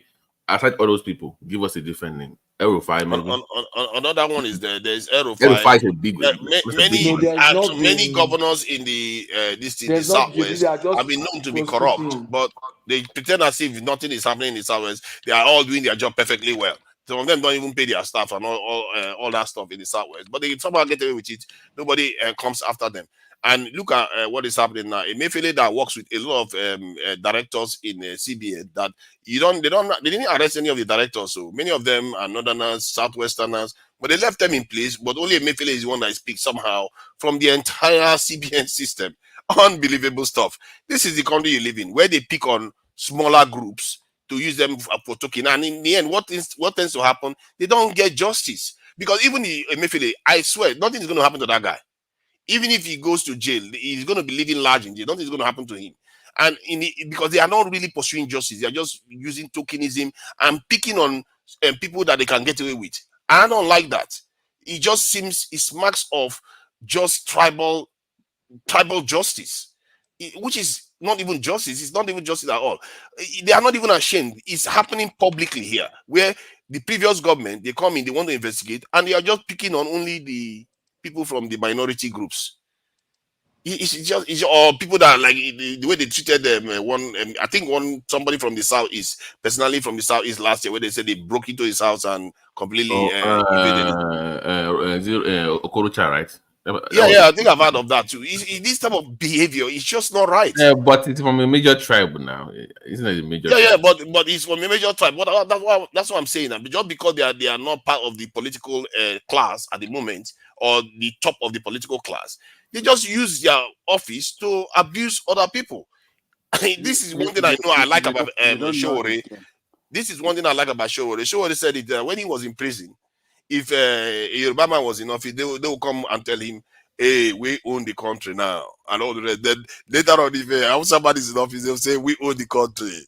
Then when Jonathan was in office, they'll say, "We own the country." That is the same thing based on politics. This in the tribes. That's how they behave, and you can see that in the people that they pick on. That's the one thing I already said that I actually listened to. But that's Nigeria for you. What can we do? It's on. You know what Otumi said too that I think we should be paying attention to. He said we have to create a new tribe in Nigeria, and this is why I don't care about all these tribal games, because there has to be an element of a new tribe that is going to transform this nation. Because what is going on where we play this sectional game, it's not going to get us anywhere. That's why, in short, as a matter of fact, that's partly why we are blinded to what we are supposed to be doing. So, sorry, when you say new tribe, you know, many people would say that would be at the expense of their own culture, because that would be a match. No, that would be a match of the mesh is already happening. Like I always say, cultural integration. If that's the other word for your new tribe, you have to integrate people, but it will come at the expense of people losing themselves to that bigger picture, that bigger tribe that you want to create, which people might recoil from that idea. Like they don't want to lose what they've held. There is always groups that will not assimilate to a new concept. Like you have the Amish today. There's room for all of them. As long as it's peaceful, there's room for all of them. But it shouldn't dominate the narrative. Because dominating the narrative means that we are operating at our lower capacity. For a nation to operate at its highest capacity, they have to have a unified approach to doing things. They have to have a unified consensus on how to do things. And this is what he was referring to. And some people will call it nationalism and all the rest of it. But the way we have been operating so far, in short, we are operating almost as if we are still in the pre-colonial days, quite divided in our approach. Even the 36 states are just as divided as anything else. So to change that, there has to be a new element. And it's funny because when people ask me the other day what tribe I'm from, I tell them my tribe is Nigeria.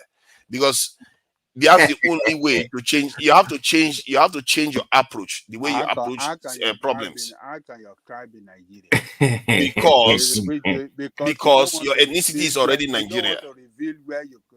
Yeah, he's hiding his No, because your tribe is which tribe is Nigeria? So which tribe is Yoruba? Who created Yoruba tribe? It was from heaven. It wasn't created from heaven. For that, review your own. Where's your own tribe? Why should I reveal that? I don't. You said Yoruba now. You said Yoruba now. Wait. You said Yoruba now. Okay. Okay. So now tell us yours. Nigeria. Tunaja is from Emefiele and Tunaja from I will know now. Tunaja, I'm the only one that know where you come from. No, you don't. But 2 years ago, when I was running to you on YouTube, you told me where you're from. You know, Mike.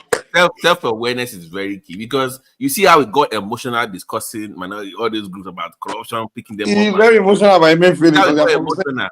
Dude, the reason why this conversation went that direction was because I asked for Tunji, and Ajahn Lekoko suddenly started soiling on from his the chair. same tribe with Because I mentioned Chuli, Ajahn Lekoko started soiling and complaining like, why do you mention Chuli and all the rest of it? Is nobody accused him of anything? There's no evidence. You see, that kind of attitude is the problem. Because you can't keep playing this game. No. The nation needs unified messaging. Doing what you don't have fact. You don't have fact over what you are saying. I'm saying That we was should what seek I was that putting. fact.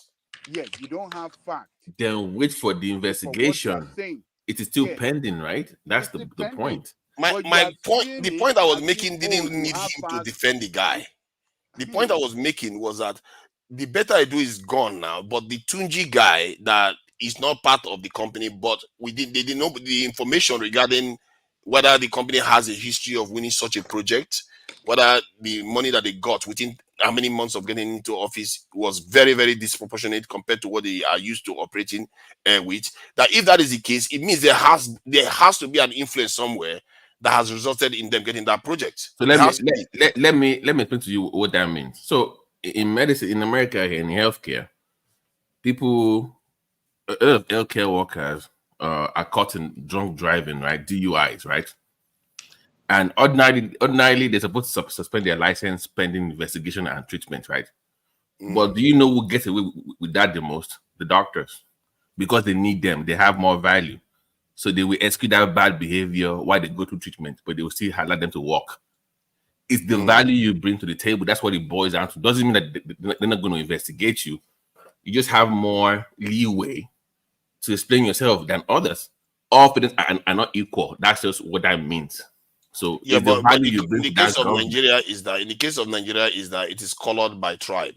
That is the problem. In this case, comparing what Edu and Tunji have done or are going to do, or what they should have, the value Tunji brings is just a little bit high in that department. So therefore, even though we are investigating him, we will still let him work until we finish the investigation. Now, for that, once they finish the investigation and it's found to be shady, and they still keep him there, now I have a problem. Then I will have a problem with that until that. So just wait for the That investigation shouldn't be that complicated. It's something that you can find out within that is a where week. the questions should, that is where you should pay attention to, not the. That's where you should pay attention to that investigation itself. And the people The investigation is going nowhere. Like I said, if anybody how do you know? You don't know that. Let me You tell you don't this know thing. now. See, for me, it's very simple. Babati, Have you ever won such a project before? Hold on now. For me, it's very simple. If you are a public official and let's say I'm the president, I employed you into office, and a company that you are associated with wins a project that they've never that's the size of the maximum size of project they've won before that time has never been close to what they won within 3 months of us getting into office. I will suspend your position. I'll say, well, hold on, this is not normal. Then try to find out what happened. What was I will ask better do. How did you come to give this for this project? And they will have to make a case. And if I look at the case that they made and it's not solid enough for you to just award this amount of project for a company that has never won it before, that's it. I'll make my judgment straight up. But that, like I said, when they are telling you that they are investigating, they are basically giving them a pass. That's what is happening. It's very, very straightforward. That's how I look at it. But if it was other groups, they don't do that. They will just go. If it's an Igbo man, they will carry an Igbo man straight. That Igbo chief. Yeah, go ahead. Investigation should not be thoroughly carried out to ascertain the fact before taking them through prosecution. Is that what you are saying? What is the thorough this thing? There's no thorough. I just gave you the thorough investigation here. You think so? Oh, okay, for that. Yes. I will look at the case that the company made, and I will look at whether they've ever won such a project. I will look at the merits of awarding the company such a project. And Better Edu and Tunji, they are going to answer for why this happened. How did this happen? If they've never won a project of this size before, how did it manage to happen within 3 months of us getting into office, or you being appointed? How did that happen so quickly? And once you give me the answer, somebody is going to tell me that if they never won such a project before, it's not going to have merit. Is it? And that's the question. And then you can ask Tunji, or because there's a chance that Tunji could be innocent. Let's look at it from a different point of view. I mean, Let's say, according to you, it should have been locked up already. Let me give you the only scenario that he could be innocent. Like if he was a superior minister to Beta Edu, and then Beta Edu got application from this company and says, hey, I would like to help with your palliative business and all the rest of it. And this Beta Edu, in looking to please Tunji, went and awarded the project. That is the only way Tunji will be innocent of this. But if that's not the case, they are equal these ministers, and somehow they are doing quid pro quo, then there's an issue there. That's a massive conflict of interest. And you can't take that risk. Exactly, and we don't know that yet, so we have to wait for that investigation to come. Right? That I don't even know why we are even dwelling on. Investigation is not complicated. I just did the investigation with you right now. Is there anything that you need to ask 1,000 people for? What are you talking about? The man said it. You guys make an excuse for corruption. What is there to investigate? Look at the document you are here talking about investigation. You're making us look stupid. You're not stupid. Wait. That is it. Wait. The man just said that he did that by himself, just right by now. Himself, just now. Are you the investigator? I don't know. What are you? I just did the investigation right now. I look at the document. Except the document show that that company made a very solid case, and they've been winning such a sizable project before. No, hold on now. You see what you are doing. You see what he's doing now. If the company has won such a project before, then that's when the investigation can kick in. Because let's say they won a big project before, then you can now see the nuances that maybe they actually merited winning the project. You are the EFCC. Yeah, but there's no information. They are not sharing information of what they have found. Yeah, right. I'm going to throw. I will say, okay, you are going to be on paid leave, because I'm not going to take the risk with the Nigerian state for somebody that is that has a question on his name. You see what I mean? I'll put you on paid leave, not like a Beta Edu that is known to have broken the rules. That one, I'm not going to pay anything. I'll just like go home, and until you clear your name, then you can come back and get your salary that you are due and carry on with your duties. Otherwise, your this thing is seized. So you can see, you can suspend Tunji because you don't want to expose the Nigerian state to somebody that has a question mark over the activity between his company and this in his role as this in a minister. So that's what you can do. But none of that has happened. Nobody shared information for us. But every day they are sharing information on how Emefiele is the devil of all devils. That there's something wrong with the Nigerian state, man. The way they pursue justice seems to be off, and maybe that's why what's his name, Yahaya is also playing his own games. Emefiele is not devil to you, right? See, he might be devil, and maybe he's the devil, but I know there are many other devils around him, but nobody is holding them.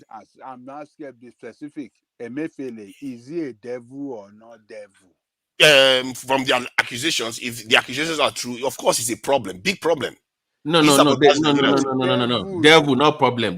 Why should I call him devil? I'm not going to use your language. Did I call anybody a devil? You see that? No, who did I call a devil? I didn't call anybody a devil now. Did I call anybody a devil? This guy. Hold on now. Did I call it? You are asking me to use your own language. I don't call people devils. I don't go about calling, but did I call you people devil? This guy is awada keri.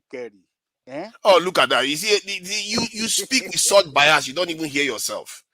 Your own people, you will never refer to them like that. Have you referred to any of your Southwesterners that are in office with this language you are using right now? You will never do that. And that is the bias that is killing this country. Because you can't pretend as if your own people are innocent. They're actually quite guilty in terms of corruption. They're actually quite guilty. A lot of Yoruba people have been known to be very, very corrupt too. But you act as if it's only one side of the country that is corrupt. But you are doing the same thing, doing the exact same thing that you're accusing him of doing. I just said, if the accusation that they put on him is true, then he is just as bad as any other politician that has stolen in Nigeria.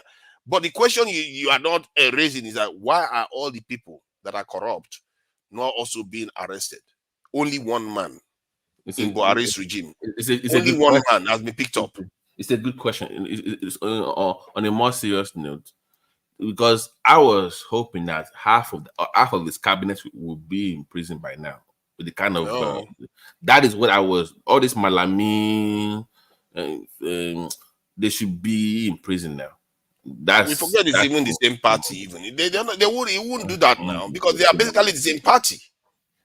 You know, you don't see him arresting ex South Western governors or ex South this in Northwestern governors. No, they just even Ganduje that everybody knows is corrupt. They is still walking around free because you see has a use for him. That's what use do you have for a criminal? Political use. Yes. Then is that not the corruption in the system? The elites are corrupt. The presidency is corrupt itself because they are not doing what they are supposed to do. You know, when politics, the end justifies the means. You want to point finger at Emefiele, but they too are not doing what they are supposed to do. This is the problem I'm talking about. And this is why I think Otomi is correct. We need a new tribe that is detribalized from all this nonsense. I can be a fair-minded Yoruba man. I don't. No, you can still be Yoruba. You see, when you are Yoruba, are you not Ijebu? When you are Yoruba, you not what they call it? What the other one? The different other groups. You have different groups even within the Yoruba. So if you have a bigger tribe that is Nigeria, it doesn't mean that the Yoruba tribe dies. You know, I'm Ijebu, exactly. Yoruba. Now you want to add one more. I think that one is enough. You already have that one. It's just that you're not recognizing it. That's a problem. It's okay. That is the problem. Don't you get it? That's the problem. You already have that one, the Nigerian one, but you are not recognizing it enough. No. I'm a Nigerian. I don't any new tribe. Just adding one more layer to my problem. I'm okay where I am. It's okay. You see, now this is the reason why people like Otumi is correct. No nation, that North Korea what you just now are not there playing tribal games. China is not there playing tribal games. Even the UK, even if they have their own tribal games, they make it work for them. America, they have it, but they don't allow that to cloud their national identity. But ours, we allow you to color everything. We allow you to flow into why people are corrupt or not. We allow you to flow who is guilty or not. It's just awful.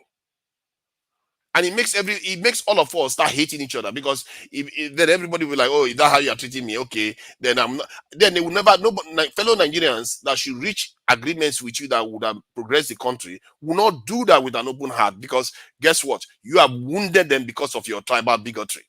You have wounded them because you are not treating them right. This is the problem. If somebody was about to provide a solution to a problem, why would they provide it? I see this same behavior in some African Americans where when they're having conversations, they are so cruel and harsh with fellow each other. I tell them, you know what? You think this is a culture, but in reality, you are wounding each other. And when you wound each other, chances are that you're not going to cooperate. If you are not cooperating, you are losing. We have the same culture, but the similar culture, but in a different way. Ours will use tribe, religion to cause that division. It's just not right. Personally, Otumi is correct. And those Nigerians that believe in they are there. They're not very large in terms of percentage. They are about 10%, 20% of Nigerians. But that's all you need to transform a nation. They just have to be aware and take charge, not the bigoted ones that cannot see beyond their nose. Because those are the ones that have been controlling us all this while. And we are here accusing only Emefiele as this, and yet we are here agreeing that Ganduje is a criminal, and yet he's walking the streets. What does that make the president? He's corrupt. Everybody knows he's a corrupt man. But like I've always said, Nigerians historically don't like voting for good people. Nigerians don't vote for nice guys or nice women. They vote for people that are very brutal, like assholes. That's who Nigerians like to vote for. So it sounds nice when you say that. Oh, why is they ask the average Nigerian voter, why does he continue to vote for Tinubu, Atiku, even Peter Obi? Why do they continue to vote for them? Where you have a Showore and Adewale and you have or Tommy, nice guys that are very cerebral. Why do they vote for them? They don't want them. I don't think so. Most of these people, what is the evidence to prove otherwise? I look at Showore's politics. I don't know whether it's deliberate. He seems to limit himself too much. as a politician. I'm not discussing his politics now. You said like, is it? They will find reason why they won't support them. That's the thing. Just No, like he's I doing know. right now. I'm looking at Showore, and I see. I want Showore to succeed. His vision, some of his part of his vision, I do like it in terms of anti-corruption, and I don't know if You want him to succeed, or you want Nigeria to succeed? Which one? If he succeeds, Nigeria will be better off. Right. So But both sides can be that, the same. no, because you brought up the word corruption, right? You said those people there are corrupt, and I said the other ones that we not or believe that are not corrupt. Do we even look at them? Do we even give them a chance? Forget politics now. Just that word alone. Do we even give allow them a them chance? But they too see. I think the reason why they don't show up is because they've not organized themselves enough to make themselves known on the ground. Because those of you that know them, why are you not voting for them? Is the question I'm asking. See, the problem is that the ones that promoting them. When last you promote on your platform? See, look at Showore. See, you have to understand something. There was a time people thought this is what is his name, Wole Soyinka is like for the people and all the rest of it. Maybe till now a lot of people still do, but in reality, people have an innate sense. People are not stupid. They know Showore was from the West and he worked in Sahara Reporters. They know the way he talks to them is not necessarily the way they like their own leaders to be. And Showore never really tried to govern. He never really tried to govern, even at a local level. He never really tried. And Ajay Gogo tried to defend it yesterday, saying that because local election, you will never win and all the rest of it. But you have to start from somewhere. Start winning ground. There are people like in the UK, I think anybody that is in the UK, they will know Nigel Farage. You start from somewhere. Nigel Farage never even won this. He never became an MP. But his party went and caused so much problem that the UK left the European Union. So you can do things without necessarily winning the governorship. Without bribing Nigerians, without money to bribe them to, I mean, what do they how did they describe it? Is it but voters? What do they call it? Is it? Do you know how you bribe them? This in Do you know how you bribe them? Do you know how you bribe Nigerians? So you bribe Nigerians the way. Hold on now. Okay. Do you think anybody can win election in Nigeria without buying your way through? Yes. Tell me who. Let me give you now. Let me give you that. Hold on. Tell me, no, you don't need to just mention one name of who did that.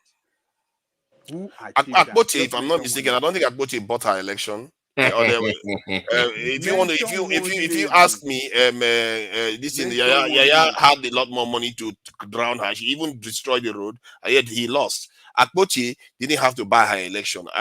You see, that's my point. I wanted to make that point earlier on. You know how she became very popular in that area? She built roads. She helped the people. She talked to the people. That's how you win people over. And this example has been set many times around the world. If you look at like Islamic Jihad in this in Egypt, or even can I finish what I'm saying? No, this is not. Can you just listen, please? Can you just listen to what I'm saying? Okay, now you're accusing Akpoti of bribing her electorate. It's fine. She didn't pay people money. I didn't see her buying rice for people. I don't know whether she bribed individuals. No, for that. You know, if you want, you can go through and he didn't let me finish my point. Let me finish my point. Let's land what he's saying. Go ahead. Let me finish the point I'm making. If you look at even Hamas, how did you think they emerged? The way you bribe voters is by doing good for them on a daily basis, rendering services to them, helping them, being there for them when nobody is there for them. They will remember you on the day they want to vote. What kind of help? What kind of help? How do you what kind of services that Hamas render? From healthcare, problem for them. Well, you are making Ajay Gogo's point now. You have to buy them.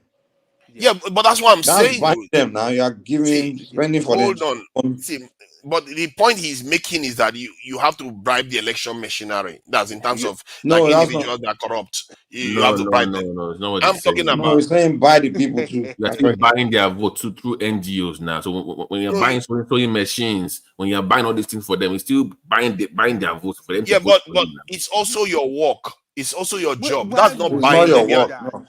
So you want your policy? That's the thing. You want So your you have to just have money. So you have to your work. You have to spend money. What if you you don't broke? have to spend your own money. How can you do those things without spending money? How Where do will you you get the think? money? How do you think all these organizations do it? Then all these organizations that have done it before. You have to Well, you are understand not an that. organization now. You are a politician and want to win an election. But see, an organization, if you want to win an election, you see, that's the Okay, thing. okay. Let's use Shore for You are example. not Where Shore listening is to me. supposed to get the money to be spending for hospitals Let and me finish all my those things for point. people? Let me finish my point. When you start this organization, you have a political wing, you have your this thing, what they call it, humanitarian this thing wing, and They sometimes don't have it. hold on, that's what I'm saying now. That's why I'm Shore saying doesn't that have it. Doesn't have humanitarian wing and all these things. yeah, but that's my point. If you don't do those things, you're not going to emerge. But why should he do that? I mean, where's he going to get that? I mean, Because you have to see, start then out. you start judging Nigerians harshly when they don't care about him. But I'm telling you, if you want to reach people, this is how you reach them. I agree with you for that, but that wing, you need money to fund it now, to run those wings. So where would that money come from? So yeah, exactly. First, you get the money however way others get their money. How do you think all the other charitable organizations get their money? No. Be more specific. You can't just. One, you can get it from people that are elite, that are rich. I'm sure she already knows a lot of rich people. You can't get Godfathers. Hold on. No. I'm not talking about Godfathers. I'm talking about people that Where support. else now? Who will give him money and not You know that there are a lot of rich people that support his agenda. There are a lot of diaspora that supports Showore that you can get funding from. There are a lot of Nigerians on the ground that you can get money from that believe in what he believes in. Even people that don't vote for Showore will believe in him and say, you know what, even if it's once a month, I put money in your account, this is it for you. So why you not giving the money to him now? Yeah, but he's not doing that now. That's my point. He open account. He has all that funding. He's only a politician that is only interested in running for the center. He doesn't seem to understand that you build from the ground up. That is how this is work. So if you're gonna start charity organization, okay, fine. And you gotta start. You can knock your head against the wall all you want. The bigger picture is like, okay, let's even say you raise the money from the rich that believe in your agenda. What is the money for? Is to help people so that they can support you. You are still buying their vote. You're still buying their votes. Yeah, but right? If you call that buying their votes, yeah, I'm ready for that kind of corruption. That's actually helping the people. Okay, fair enough. But you are still buying, but in a different way. You're not. That's the name of that's what democracy is.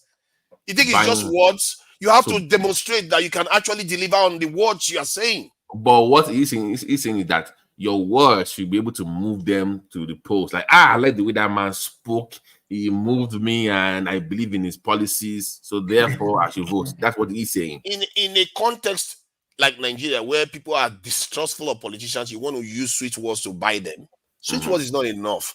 They need to see it. And people remember you when they are in difficulty, and you were there for them. They will never forget you, no matter how much anybody bribed them. In their day of sorrow, in their day of lamentation, you are there for them. They will never forget people, you. Nigerians, I'm telling you, Nigerians. Why do you think they don't forget Kwakwaso? Why do you think they don't forget Kwakwaso? Why do you think they don't forget? Yes. He was a governor now, and he performed. It wasn't because he did it before. This guy doesn't understand. You really don't. We are talking about someone that hasn't been. No. Like someone who like perform in Lagos. Of course, we want to run for office. If we get votes, but we are talking about some people that have never been there. Let me agree with you. People that have never been there. You start saying let me agree. Okay. How do you think Tinubu got there? You think Tinubu just became politician overnight? He was in Nadeko.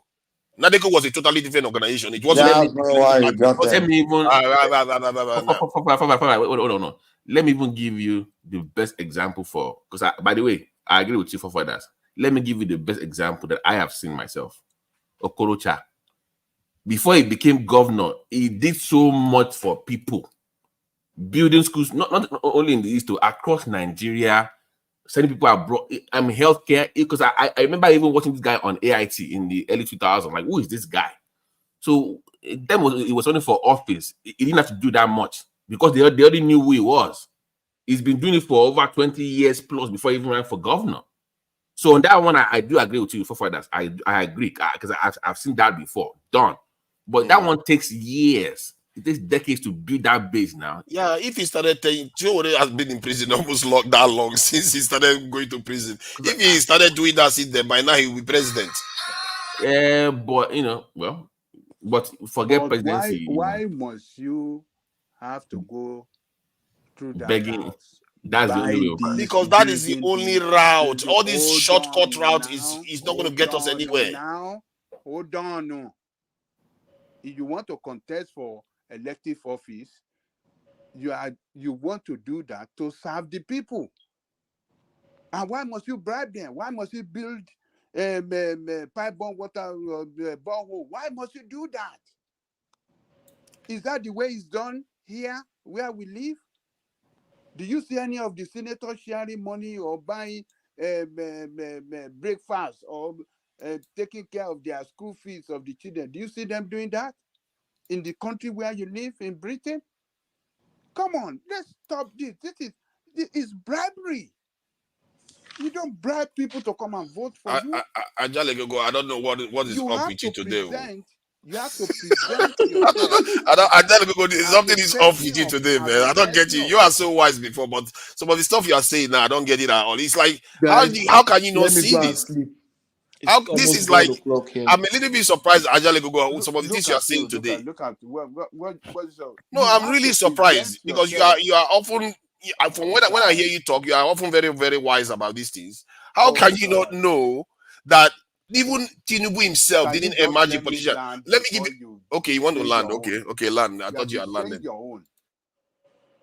You have been saying, like Babati said, Okorocha was building school, was doing this, and by the time he said, I said, why must you have to do that to serve? Okorocha was a billionaire before he became governor. He had the money. So doing that might not hurt his pocket. But somebody like Shore, who is is just an average citizen. Where do you want him to get the money to start building schools or building borehole or something like that? No. But he have the character, a good character.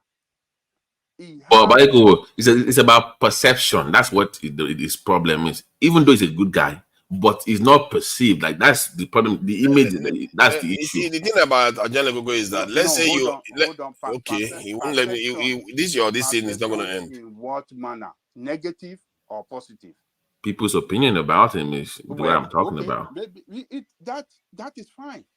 People could have, different opinion about him, or he's not a good guy, he's this and fine. But what I'm saying is that, when you want to serve people, you don't have to bribe your way to the position of power. You don't have to give them anything. Okay. It wasn't like that when I was growing up. The people that serve, they don't even have money. That Igbelawan, by the way, I wonder why your country is where it is. No. That Igbelawan won in my town. He didn't bribe anybody. That, and people were very poor back then. They don't go to a councillor or whoever that is in the elective to go and beg for money. They don't go to their house to beg for money. If they do go to any person serving in elective office, they take problem to them that, look, we want water in our area, we want this in our area. This is what they will go to see him for. Not to go and beg that, oh, my child, I don't have school fees for my child or this thing. No. They want him to serve them, and they will point areas where they need his services, maybe in terms of building road or pipe-borne water or electricity. That is what they go and see him for. But today, you have to give everybody money. You have to. What if he tells them no? How would they serve you when they get there? Hold on now. What if he tells them no, that he's not going to do those things for them? Look, you are now changing the story. No, because I'm trying to get somewhere. Just answer the question. What I'm saying is that Showore politics is not giving body anything. See, you gave an analogy right now. I asked Yes, you, what if he not told giving them no? anybody anything. You see, he doesn't want to answer the question. See, What is it? what? See, what if he told them no, that he wasn't going to build that road for them? He wasn't going to do those things that they're asking for. No. What do you mean by? You mean somebody that is serving? Somebody When they that are is about to serving, run they for take a office, request. They bring you a request as to what they want, and think you he's should running come for and do office, for isn't them he? in He's their running for area. office. Yes, if he's running for office, they bring a request and he's telling them, you know what, this is your request. I can't be asked, man. I'm not going to do it. What do you think will happen? You know, if somebody, I don't understand your question. You mean If they bring that request as somebody, okay, I'm taking it that this person that they are bringing the request to is running for office. And if he's running for office and they bring this request to him and he tells them no, what do you think they will do? Hold on. You two answer that question. How you want to people you want to go and serve? They are bringing you that, oh, this is what we would like you to do for us when you get to office. Why would you say no? Okay, no, they would say no because they have other priorities. There are Why so would many you reasons say why no you would say no. You'd be when like, what they are asking you, when they are asking from you, is within the jurisdiction of your responsibility. But I also, So why must what you if say the no? person, what if the leader or the politician says, I have other responsibility too. This road that you're saying I should make, I can't be asked. I want to make a train, How this thing can track. you say no when it's within your Because you area can say no. that You have you the are option to representing? say no. I'm trying to let you understand. You can say no because you have the option to say no. What are That you there are other talking things you want about? to do. Are you But serious I asked you a about this straight question question. you are What if the asking? politician says no? What would the voters do? I don't get what you are saying. When That shouldn't crash your people mind. It's a straight you want to question. go and represent, they are telling you that, okay, if you get to office, we would like you to come and do our road. We would like you to do this. Why must you say no to them? Exactly. But yet he does. And he says, I want That is to do complete other stupidity. things. Now, why must you say so? Okay, Why now must you then what say would the no? people do? I'm asking you a straight question. What would the people do if he They doesn't will do vote what they asked against him? you. Okay, so in other Because you are words, they are showing the that you hold cannot on. represent. Hold As on. Because by telling them no, you are showing to them you cannot represent them well. exactly. Now, Yes. what do you think that represents? It's a form of quid pro quo. If you don't do what they want, they don't give you the ticket. And you are saying you are talking about bribe, calling it a bribe. No. Come on, let me This is just a form forget of that. This bribe, thing, isn't what it? you are saying, Because they are I mean, demanding certain things, no, certain things. you are going out of line now. What you are saying is totally different from what I was saying. It's not So different because it's a quid totally pro different. quo. It's always been. That is what you are saying is official responsibility as person that want to go and serve the people. But what I'm saying is for you to bribe them, to bribe your way to the position of power. That's what I detest against. You don't have to bribe. You don't have to build borehole in one area or the other to convince them that, oh, hey, this might be one borehole. So, oh, it's going to be a good person. Let us go and vote. You don't have to do that. Government should be able to do that for the people. If you're a billionaire, it's a different ballgame. But if you are a person, a just ordinary person that look like the regular people in the area where you live, you don't have money, but you have that, that ambition to represent your people, and you don't have the money to build this thing. Why can't you be considered if you're a person of good character? Why must you build? Why must it be necessary that you have to do something, start building or start paying their school fees? Why must you do that before you can get vote, get secure confidence from them that yes, when you get there, you will represent them well? That's what I'm saying. It is not, it shouldn't be like that. It's wrong. And a lot of, before you get vote in Nigeria, you will have to bribe your way directly or indirectly before people can say that, oh, he can do good. And when most of these people that have done this thing, they never represent the people well when they get to the position, because they believe all those things that they have done, they have to recoup their money. They won't listen to you. You can't see them again.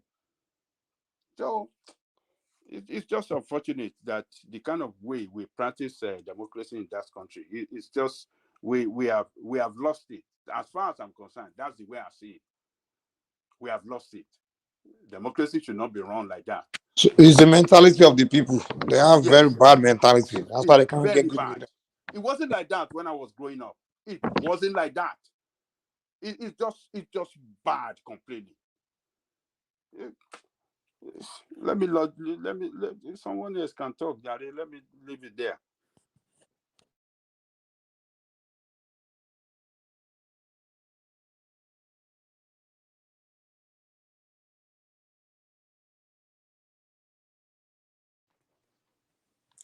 Babati. Babati, that is money.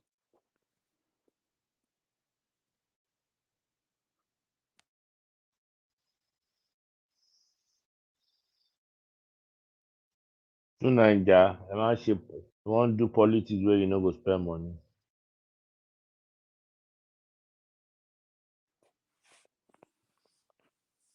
Ọmọ Emefiele ni Ẹ káàárọ̀, ẹ káàárọ̀, good morning. Good morning. Good morning. Baba can do. Yes, sir. Baba ti padà sí Amẹ́ríkà. Àrò bóyá wọ́n ti ti bàbá mọ́lé ní Nàìjíríà ni. Baba ti padà sí Amẹ́ríkà. Orí kò ohun yẹn ti change. Ìwádìí ti wọlé. Ohun yẹn ti dohun Amẹ́ríkà náà. Ohun yẹn ti padà.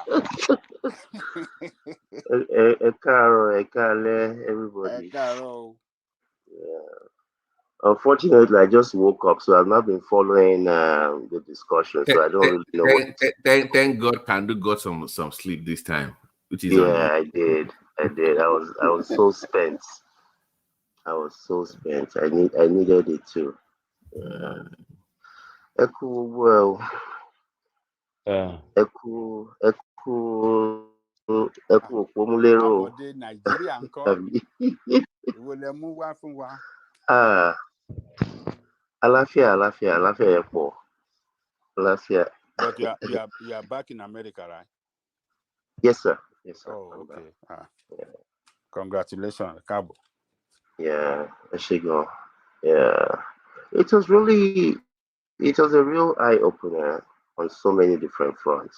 I think Honorable mentioned a few times while I was there when I came on. They definitely in Lagos, so there's food all over the place. They're just expensive. So I've never been able to comprehend.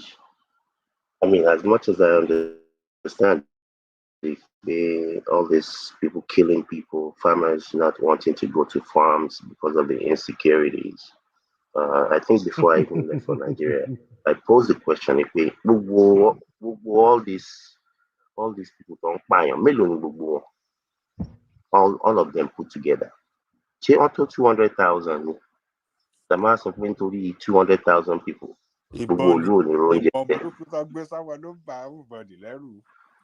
Bẹ́ẹ̀ni, especially àwọn èèyàn dúdú. Tí nǹkan kan bá ti ṣẹlẹ̀ níbì kan, kò sẹ́nibọ̀dì tó fẹ́ débẹ̀. Unlike àwọn òyìnbó, tí nǹkan bá ṣẹlẹ̀ níbì kan, wọ́n fẹ́ lọ wádìí. Kí ló dé? Kí ló ń ṣẹlẹ̀? So, I don't know about the entire Nigeria, but I know in Lagos there is food everywhere you go. I mean, there's yam, there's plantain, there's tomatoes, there's pepper, there's watermelon. I mean, who eat watermelon in Nigeria as if it's going out of fashion? Everywhere you go, there's apple, there's mango, everything.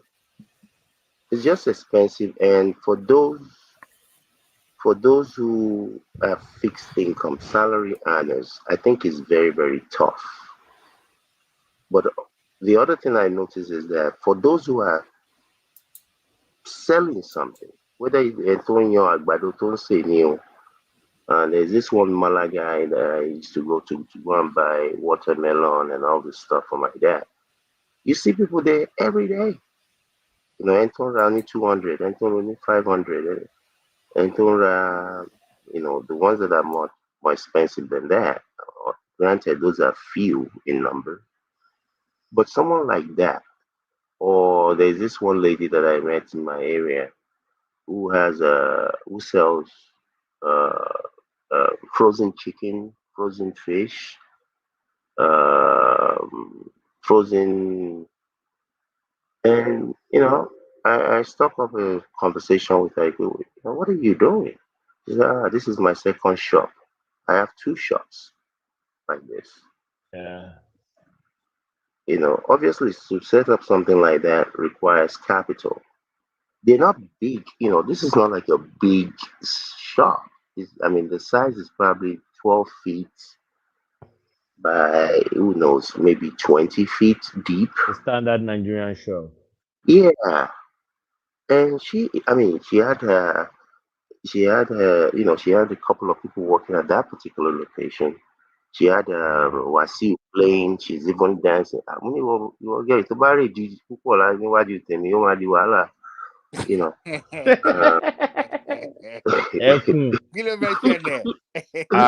Bongo so.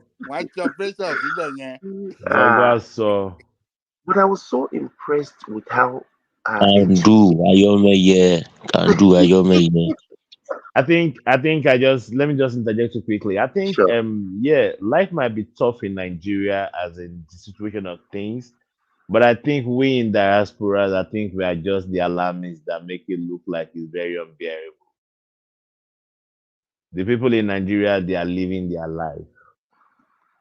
But It might be tough. Things might be tough. I agree.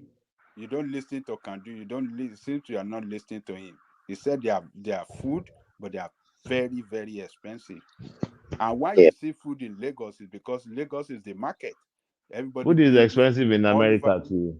All over the federation, they are bringing it to Lagos because they know once it landed, they will get their money.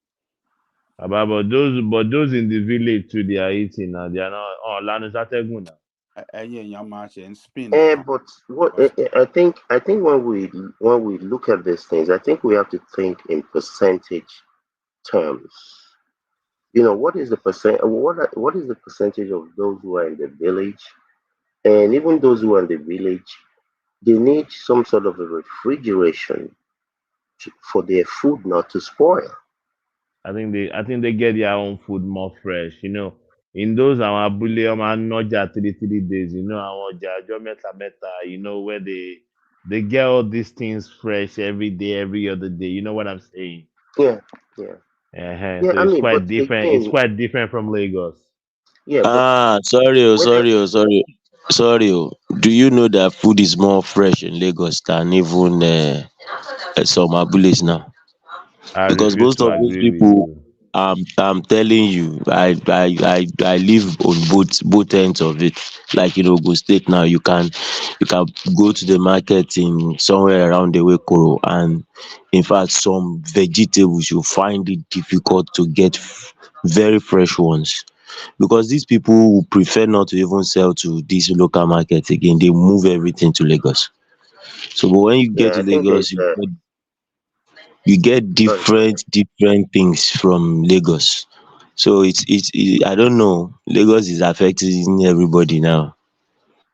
Yeah, I think there's an aspect of that, and there's also the issue of food preservation.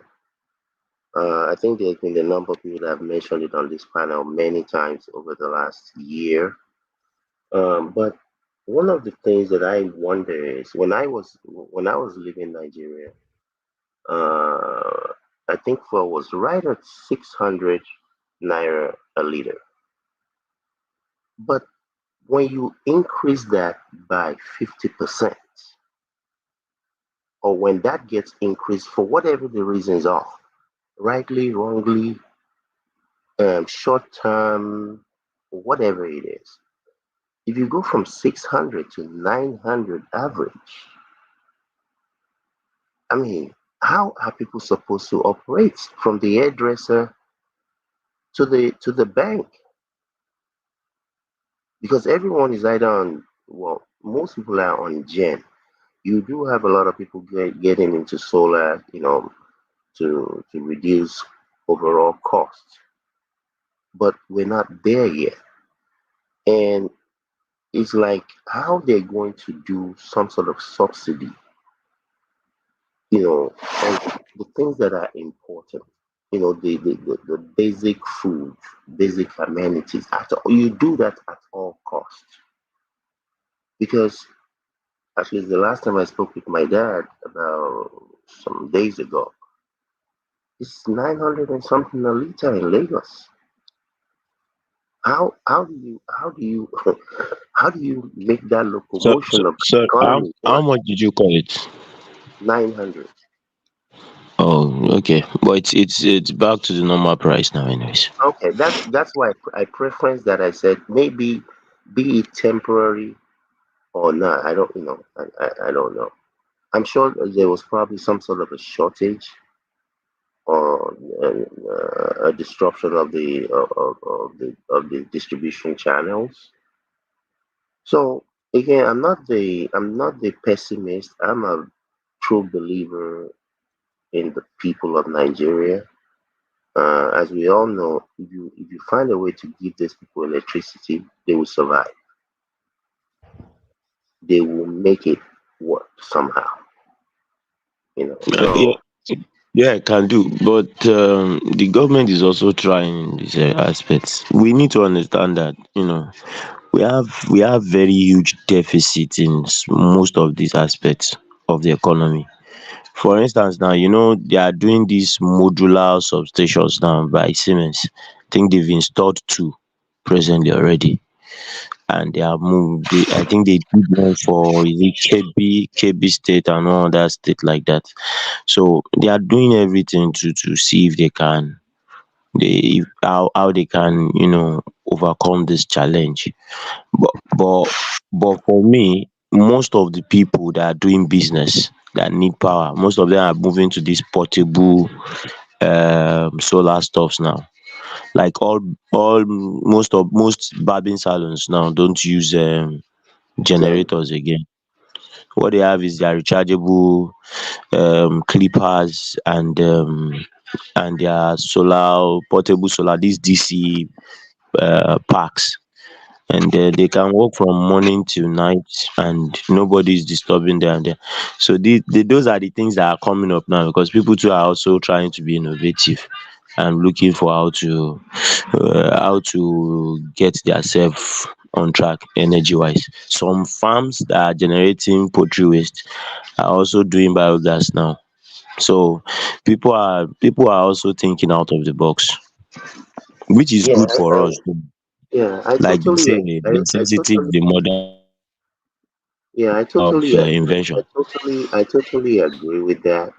But you see, I mean, I've been seeing a number of farms in Nigeria. There was one I saw, I think, about a week and a half ago in the north. I forgot what state in the north. In this facility is owned by a northern woman. Clap for her. We want all the women that we can get in industry. And this facility produces 1,000 crates of eggs a day.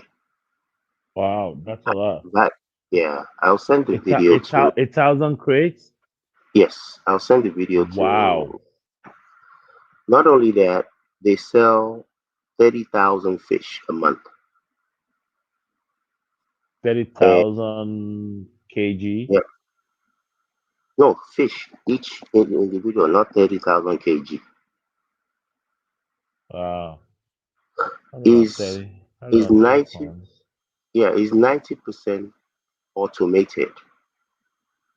Just like Okay, okay. yeah, they use about 90% solar